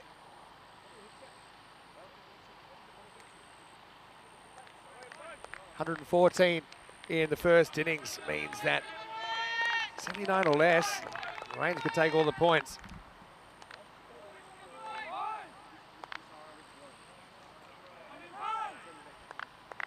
And so 7 overs. If they can do that, then Hungary will take everything away from this. Let's get going. Wow, first one. It's going to be a no ball, and he must have hit the stumps. He must have kicked the stumps over. That's what Steve's pointing at. Just have a look at the bowler's end. Did he hit the stumps? Or was it it must have been a front foot no ball he was pointing at then.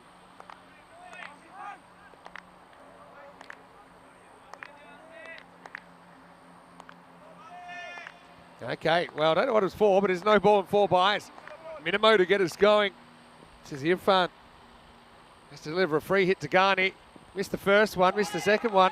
Ghani is, it reminds me of that video game Mortal Kombat when it was almost finish him. He's basically, I don't even know how he's upright. He's had such a workload over the last couple of days.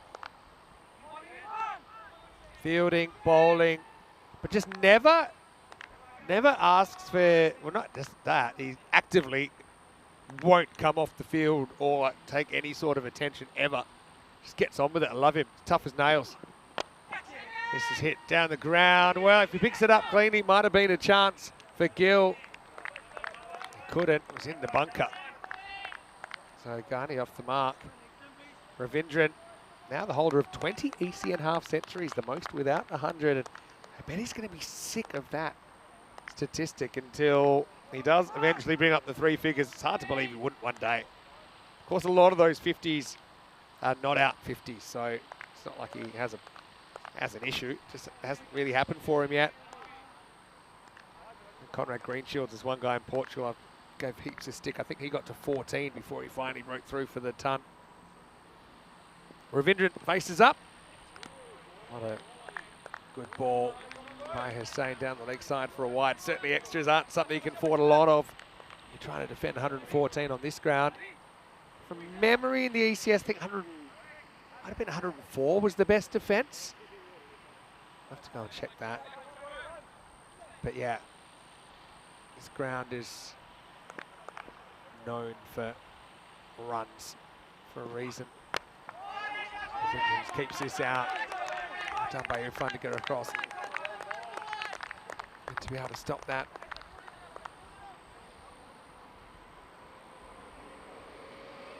Romania, can they be feeling it a bit? See, Pisar's gone behind the stumps now. Nadagotla is in the field.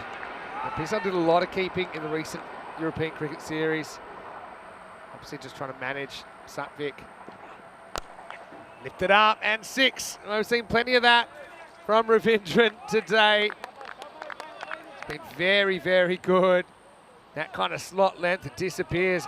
Maximal for Hungary. Just a clean swing of the bat, good technique, comes through nice and straight. Thanks for coming. 105 actually was the best defence in the ECS. Cut away, that'll be 4 as well. So he's very hard to bowl to. Good shot selection from the Hungarian skipper. 17 off this first over already. 105, it was the Kangaroos that were able to defend 105 in match number 14, and that was a memorable victory for their club, their first actually on ECN.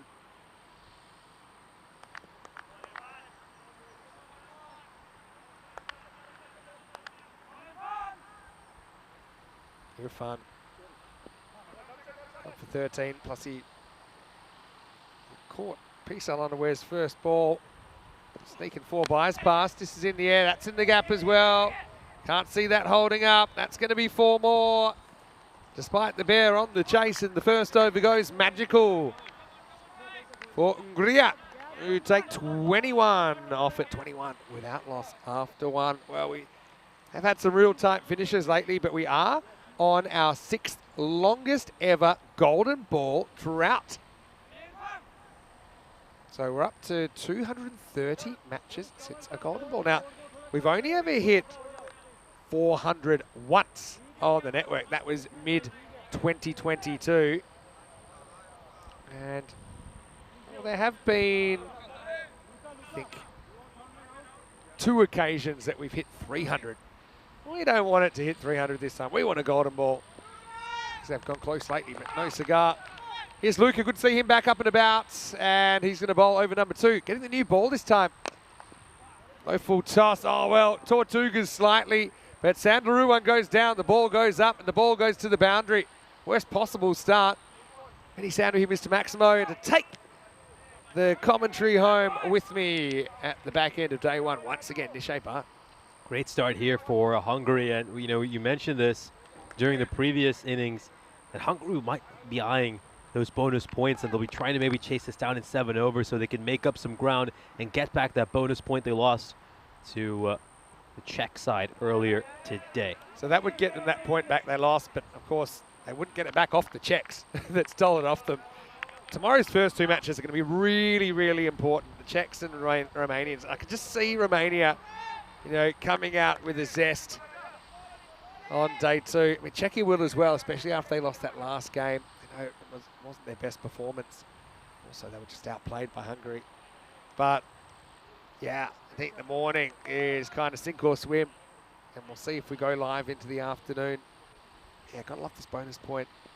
Kind of expanded point system this year as well. It's provided a lot of interest. Slightly short. It's a very good pull shot. That's going to fly miles over the leg side. Ravindra goes big. Maximo off Petre. A really, really good hit over here. Just shuffles across and smacks it over square leg. Great hit. Terrific pull shot. And Luka Petre, I mean, he bowled superbly against Czechia. But he's being taken to the cleaners early in this innings, of course. Carrying a little bit of an injury as well from the first innings. Doesn't seem to be bothering him right now. Good to see him. Not really showing any signs of it. And look, it's another challenge for him. You know, bowling at a guy who's in form. He's been making big runs bowling with a new ball. Can Luka bite back? Oh, beautifully pushed. Straight batted stroke towards mid-off. That was a good ball. And he's respected it and got a run off it. It's just good to see this new generation coming through. And Luka's just a bit ahead of where some of his contemporaries are. But there's quite a few teenagers in Romania that we've seen coming through the European Cricket Series, being mentored along the way. He's getting more responsibility every series. Wide. Just tries to bang that one in short. And he's going to lose his 1 for the over as well. Take a look at this side on. Got well above Boss's head. Keeps getting stronger as well, Luka, every time I see him. If they keep going at this rate, Hungary, they will be able to chase this down in 6 overs. This one's another wide down the leg side. So, well, they are on track to pick up that bonus point, of course. It's just a case of whether they can sustain this run rate for the remainder of the innings. Petre, by the way, is only 17 years old. We have seen him now playing 43 matches on the network. This is his 44th. So imagine that. Still, he's only just 17 as well. They're not the only 17-year-old in this Romania team, of course. We also have Gerasim, who's 17 as well. He's turning 18 in September, so quite a bit of young talent in all of these teams. Of course, Hungary have their own teenage sensation in Matthew Ainsworth, who's just turned 16 a couple of months ago. Yeah, it's fantastic to see that new generation coming through. What scares me now is when we talk about 16-year-olds, well, ECN's just turning 5 on Monday, right? So that would have been like 11 when, when we first broadcast a match. That could be trouble because it's going to be a no ball for the second bouncer. Just went a bit too short again. And you can see kind of jump hits that. So really Romania Not doing themselves too many favours here. Was climbing, was too high. Abbas went after it. Another free hit to come. Romania finding it tough going here. Yeah, it's just not going right for them. It just might be that dejection after all those losses they've suffered so far today. Got to find a way to lift themselves for one last push. He gets out of jail on the free hit at least. So well, Petre's over. Bit of a mixed bag. 18 come off it in the end. It's 40 without loss after 2. And there's one more, of course, 17-year-old player in this Romania side. Omer Sefi. He's going to be turning 18 in 3 weeks. Yeah, Safi's a good young talent. Happy to see him back in the Romanian side, getting an opportunity. Saw him whack a huge 6 earlier as well. First ball he faced. Table's interesting. Hungary with a win here. They go above Czechia, but they've played one more match. Remember that. And so Czechia will have the right of reply tomorrow to leapfrog Hungary again. If they can beat Romania, again, who's to say if they will or they won't, Czechia and Hungary will tangle in the second match of the day. Here's Ijaz Hussain to bowl over number 3, last over the power play. Oh, what a strike. I mean, the sound off the bat was so sweet. You could just hear the thunderous, sweet connection. They probably heard that at the train station a good 500 meters away from here. Beautiful shot. Sounded a bit like a motorbike backfiring, that one. That was loud. Ravindran 27 off 7. Well, he's in a mood. I think in Barcelona we saw a couple of centuries scored in these kind of targets where one batter's just basically hogged all the runs. It's kind of what Ravindran's doing right now. There's 4 more. Gorgeous, absolutely gorgeous there by Ravindran. I mean, he's just played a beautiful cross bat stroke out towards mid-wicket, and now it's a wider delivery. Plays a textbook checked cover drive away for 4. Yeah, he's just a glorious player, Vinod Ravindran. I mean, he's got the slogs, but he's also got the classical cricketing strokes. Now it's time to bring up the bonus point graphic. So 65 needed of 28. That's very doable. I mean, keep in mind at the moment they're going at 21.4 and over. I mean, earlier this morning, Czechia were going at 22.5 against Hungary. Ravindran flying away, still in the power play, 50's up. Next to no time at all. Romania, a bit like Czechia, fading fast in their last innings.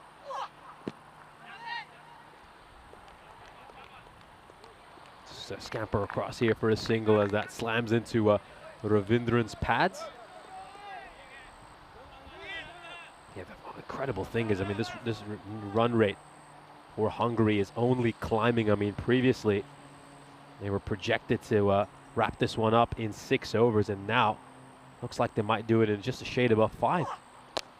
Oh, huge shot, massive 6. There's nothing the fielders can do about that. I think you just might have caught a glimpse of Mr. Maximo Vinny Sundu going to try to field that one. Yeah, beautiful. Hits that one through the line. And now Ghani as well joining in on the fun. I think he's been a spectator for much of this innings, and now of course he gets a chance to play a few big strokes as well, just falling over when going for that shot. A rare dot ball here for this Romanian cricket team. Just going through this graph here for both these sides. We've seen just 4 dot balls throughout this innings, and the majority of balls have gone to the boundary rope, which just emphasizes how dominant they've been. Looks like this one's going to trickle over the rope as well, so Ghani is going to hit a 4-2. This over's already gone magical, 21 runs off, and we still got a ball to come. Nicely hit, just trickles over the rope. And beg your pardon, that's actually the end of the over. Had 1 leg by. The extra we had early in the over was a leg by, so 21 off this over. And they're 61 for no loss at the end of 3, going along at 20.3 right now. So just going to do a quick update of the equation I have in front of me. So yeah, right now as things stand, they're projected to do this in about 5.3 to 5.4 overs. So yeah, they're on track here, Hungary, to get those bonus points. Taking a magical pace, aren't they? going it over 20 and over. I like this move though. The deal. It's probably just spoiled to wide delivery there. But look, maybe there was a case to go to a deal and 1 over before, even though it was in the power play. Because, yeah, pace hasn't really worked the same. Obviously, going the same way as everyone else. The overs so far in this innings, 21, 19, 21, as we just saw. A deal, though. I like him as a bowler. I like him a lot. See if he can get the breakthrough. Getting a lot of turn here, Mohammed. Getting quite a bit of spin. Have a look at this ball. It turns a lot, getting lots of revolutions on that ball. Doesn't bounce as much as the batter expects either. It's just gone underneath the bat. Yeah, middle that one. He's hit it straight to Zavoiu, the Romanian skipper. Yeah, well, nice start to the over. It's the best little mini sequence we've seen for Romania. Just 1 run off the first 3 balls. Deal's had a good day, for sure. Now looking to force the issue by coming down the wicket, and this should be a catching chance. And oh, a little juggle, but it is taken in the end. And a wicket will fall here for Hungary.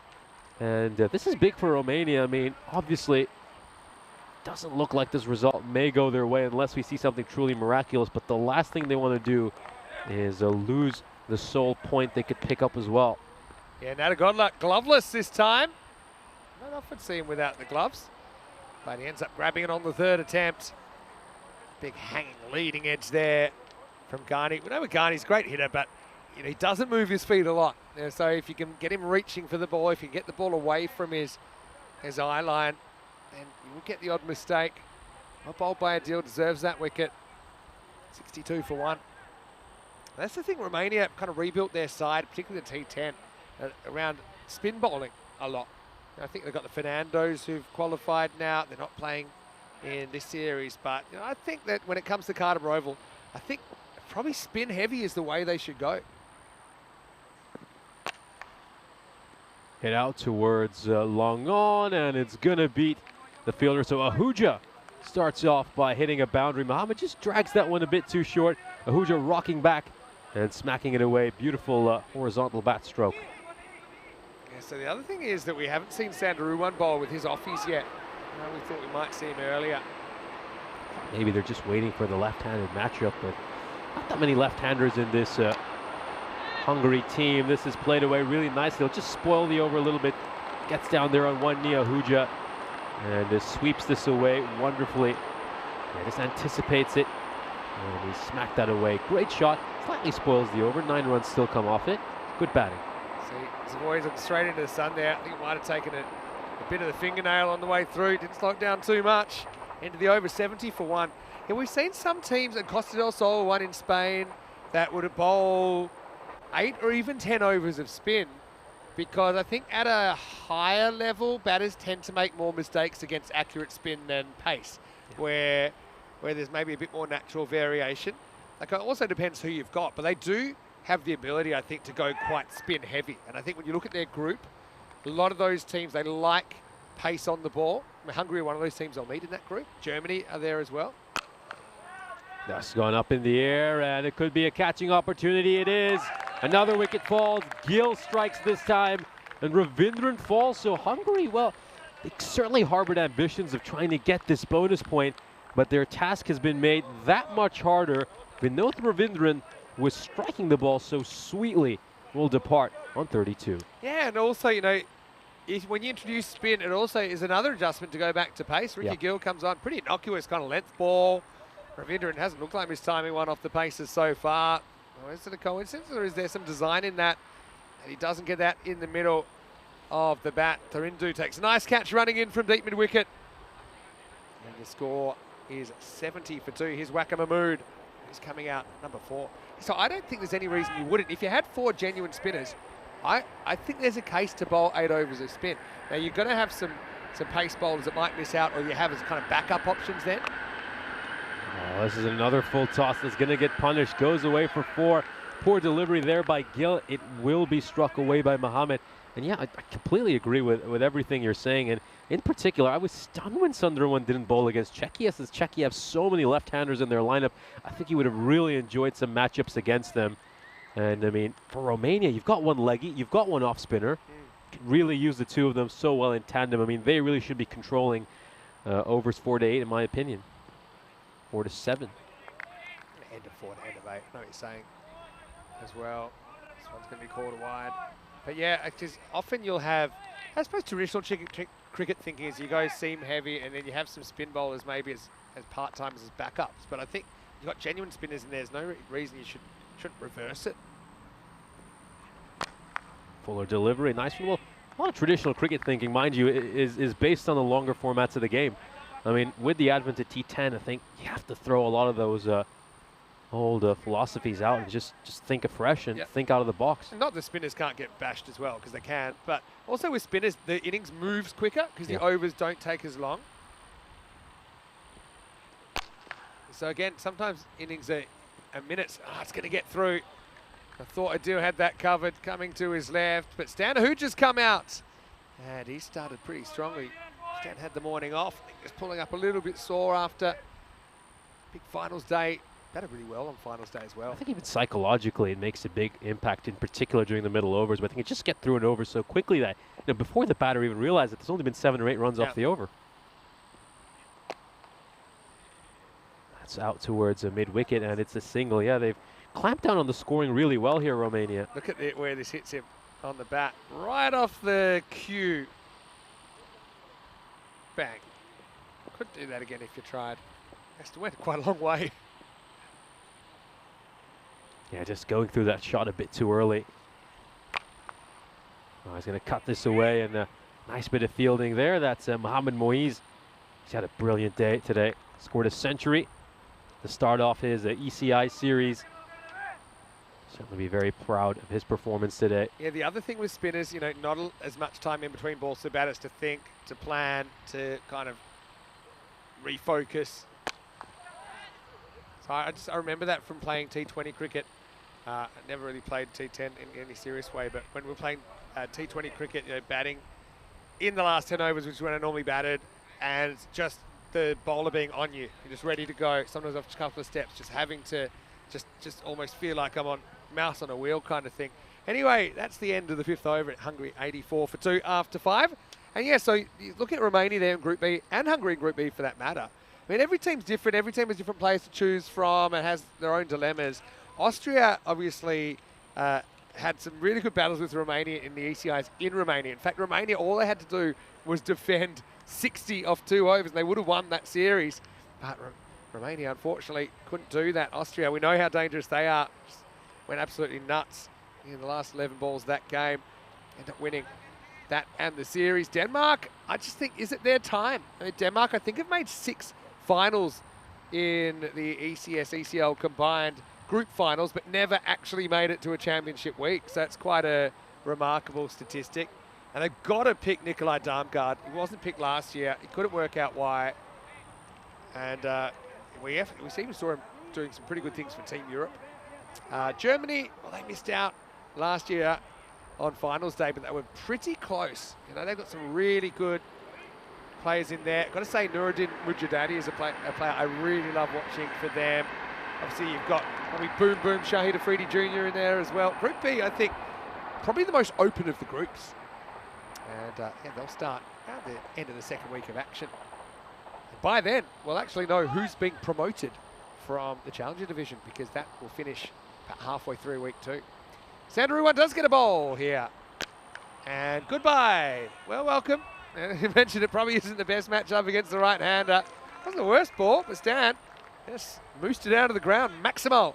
That's just a very well struck shot. That is so far outside the off stump, and he's managed to reach out there and smoke it over mid-wicket so comfortably. Bit like my golf. A lot of balls in the trees today. 25 off 11 for the BP. Make that 24 off 11. Sandaruwan.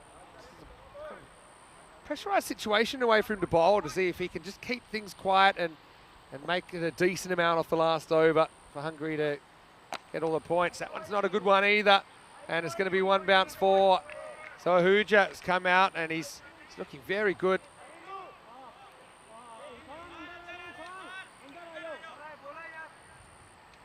It's going to be 4. Just taking another look at this here just to make sure that it's not a not ball. He is down on one knee, and you do expect that to be dipping below his waist by the time it goes past the popping crease. Yeah, I think probably already was, even when he hit it. 20 off 10. Okay, change of angle. Good to see Waka getting a hit in the top 4 as well. You know, trying to get him involved in the action. He's had a pretty good day. Hasn't looked out of his depth. Yeah, a very optimistic appeal. Certainly looks like it's going quite high. Does explain why Sunderwan was the only one who was even remotely interested. The impact wasn't quite right either, so really not much going for that. At least he turned it though. Oh, this is a miscue. This is a miscue. It's a chance here for Petre if he can get to it, but it's just going to fall short of him. And Ahuja will live to fight another day. Yeah, well, he had the bear attack coming the other way, and I think it just was in his mind. Had to decelerate slightly. If he was to catch it, I think he probably would have reached it. Had to go 100% all the way, but didn't want to risk injury. You can understand that at this stage. Oh, what a magnificent stroke. Gets down on one knee there, Mohammed. And he's drilled this one over mid-wicket. Really nice hit.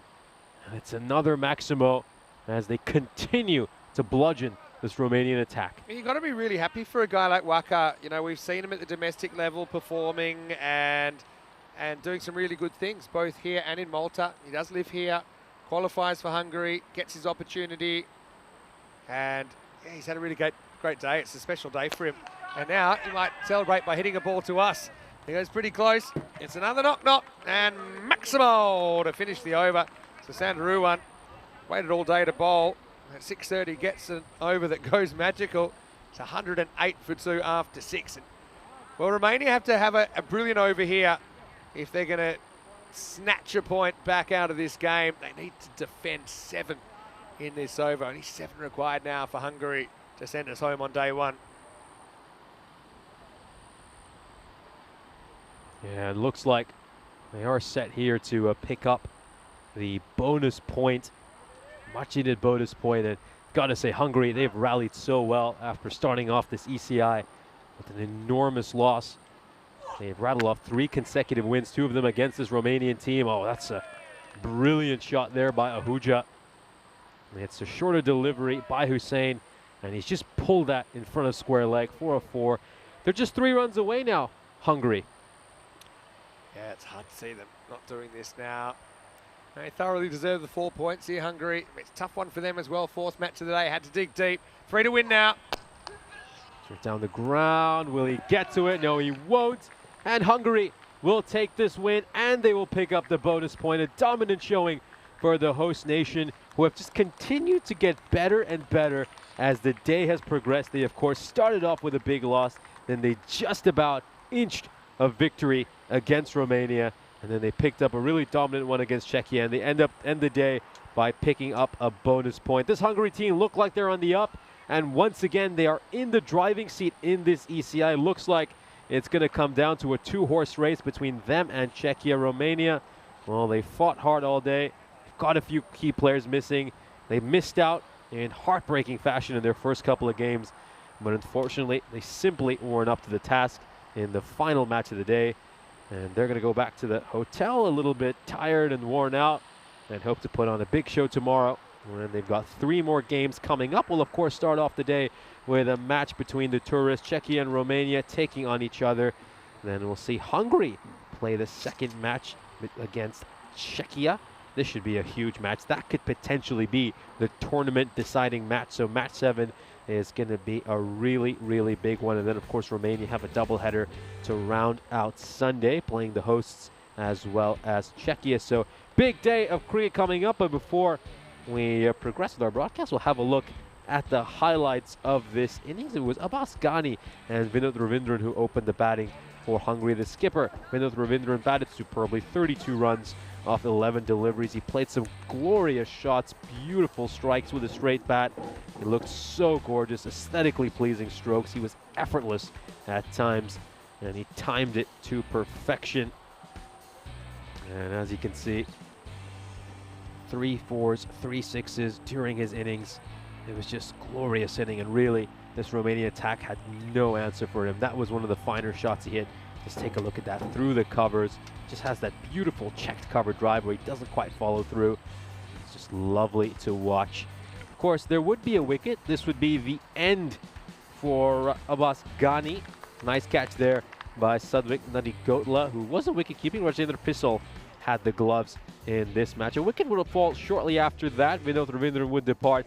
Tarendu Sundarwan taking this catch off the bowling of Ravindra Gill. Just wondered if Romania could make this a little bit interesting, maybe take this game a lot deeper, but unfortunately that wouldn't be the case, as Stan Ahuja would come out, make 33 of 11. Waqar Mohammed would bat superbly as well, making 18 runs of 5 deliveries. And they just took this game away from Romania, and at that point it was just a case of how many balls until the end of the 7th over. When are they going to pick up this bonus point? And that was certainly what they did. We're watching some of the highlights of the last couple of overs. A few good shots they managed to hit. That was the winning runs. Waqar Mohammed smacking it straight down the ground, and he won his side the game. So Hungary chased this down with 3.4 overs to spare, 22 balls left.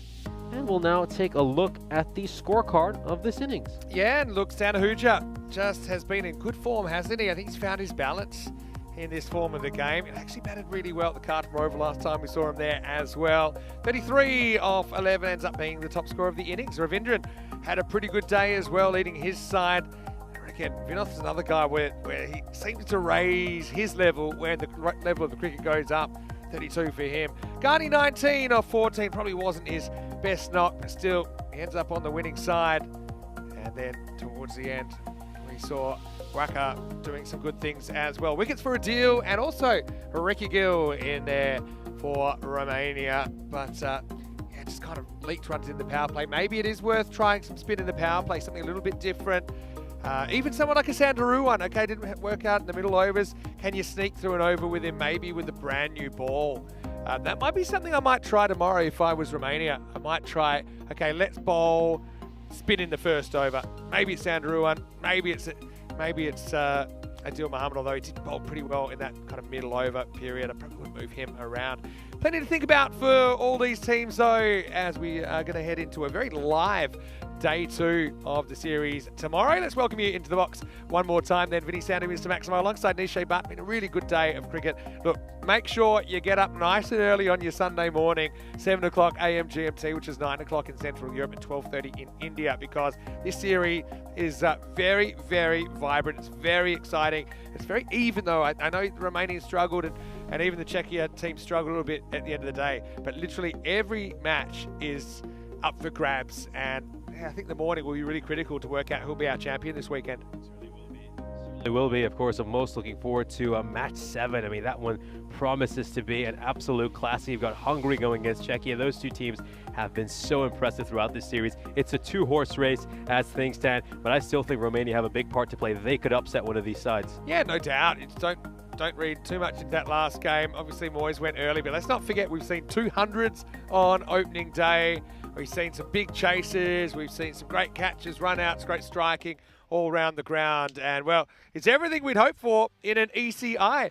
Well, just want to remind everyone, if you're watching on YouTube, don't forget, like this video and subscribe to the channel if you haven't already. Tell your family, tell your friends. Tell at least 3 people tonight when you're out, wherever you are in the world, about ECN and some of the action we might get tomorrow. We will get tomorrow. Also, don't forget our website at europeancricket.com, and don't forget our social media at European Cricket. Watch out for the Paramatch action of the day and the HCL software play of the day on there. For now, it's Vinny Sandu here, Mr. Maximo, alongside Nishay Butt. On behalf of all the Blue crew, it's hot, it's steamy, and guess what? There's still one more day to come in Hungary, so join us for that. Here's some of the best bits of the first day of this ECI. We'll see you tomorrow for more action. For now, hasta pronto.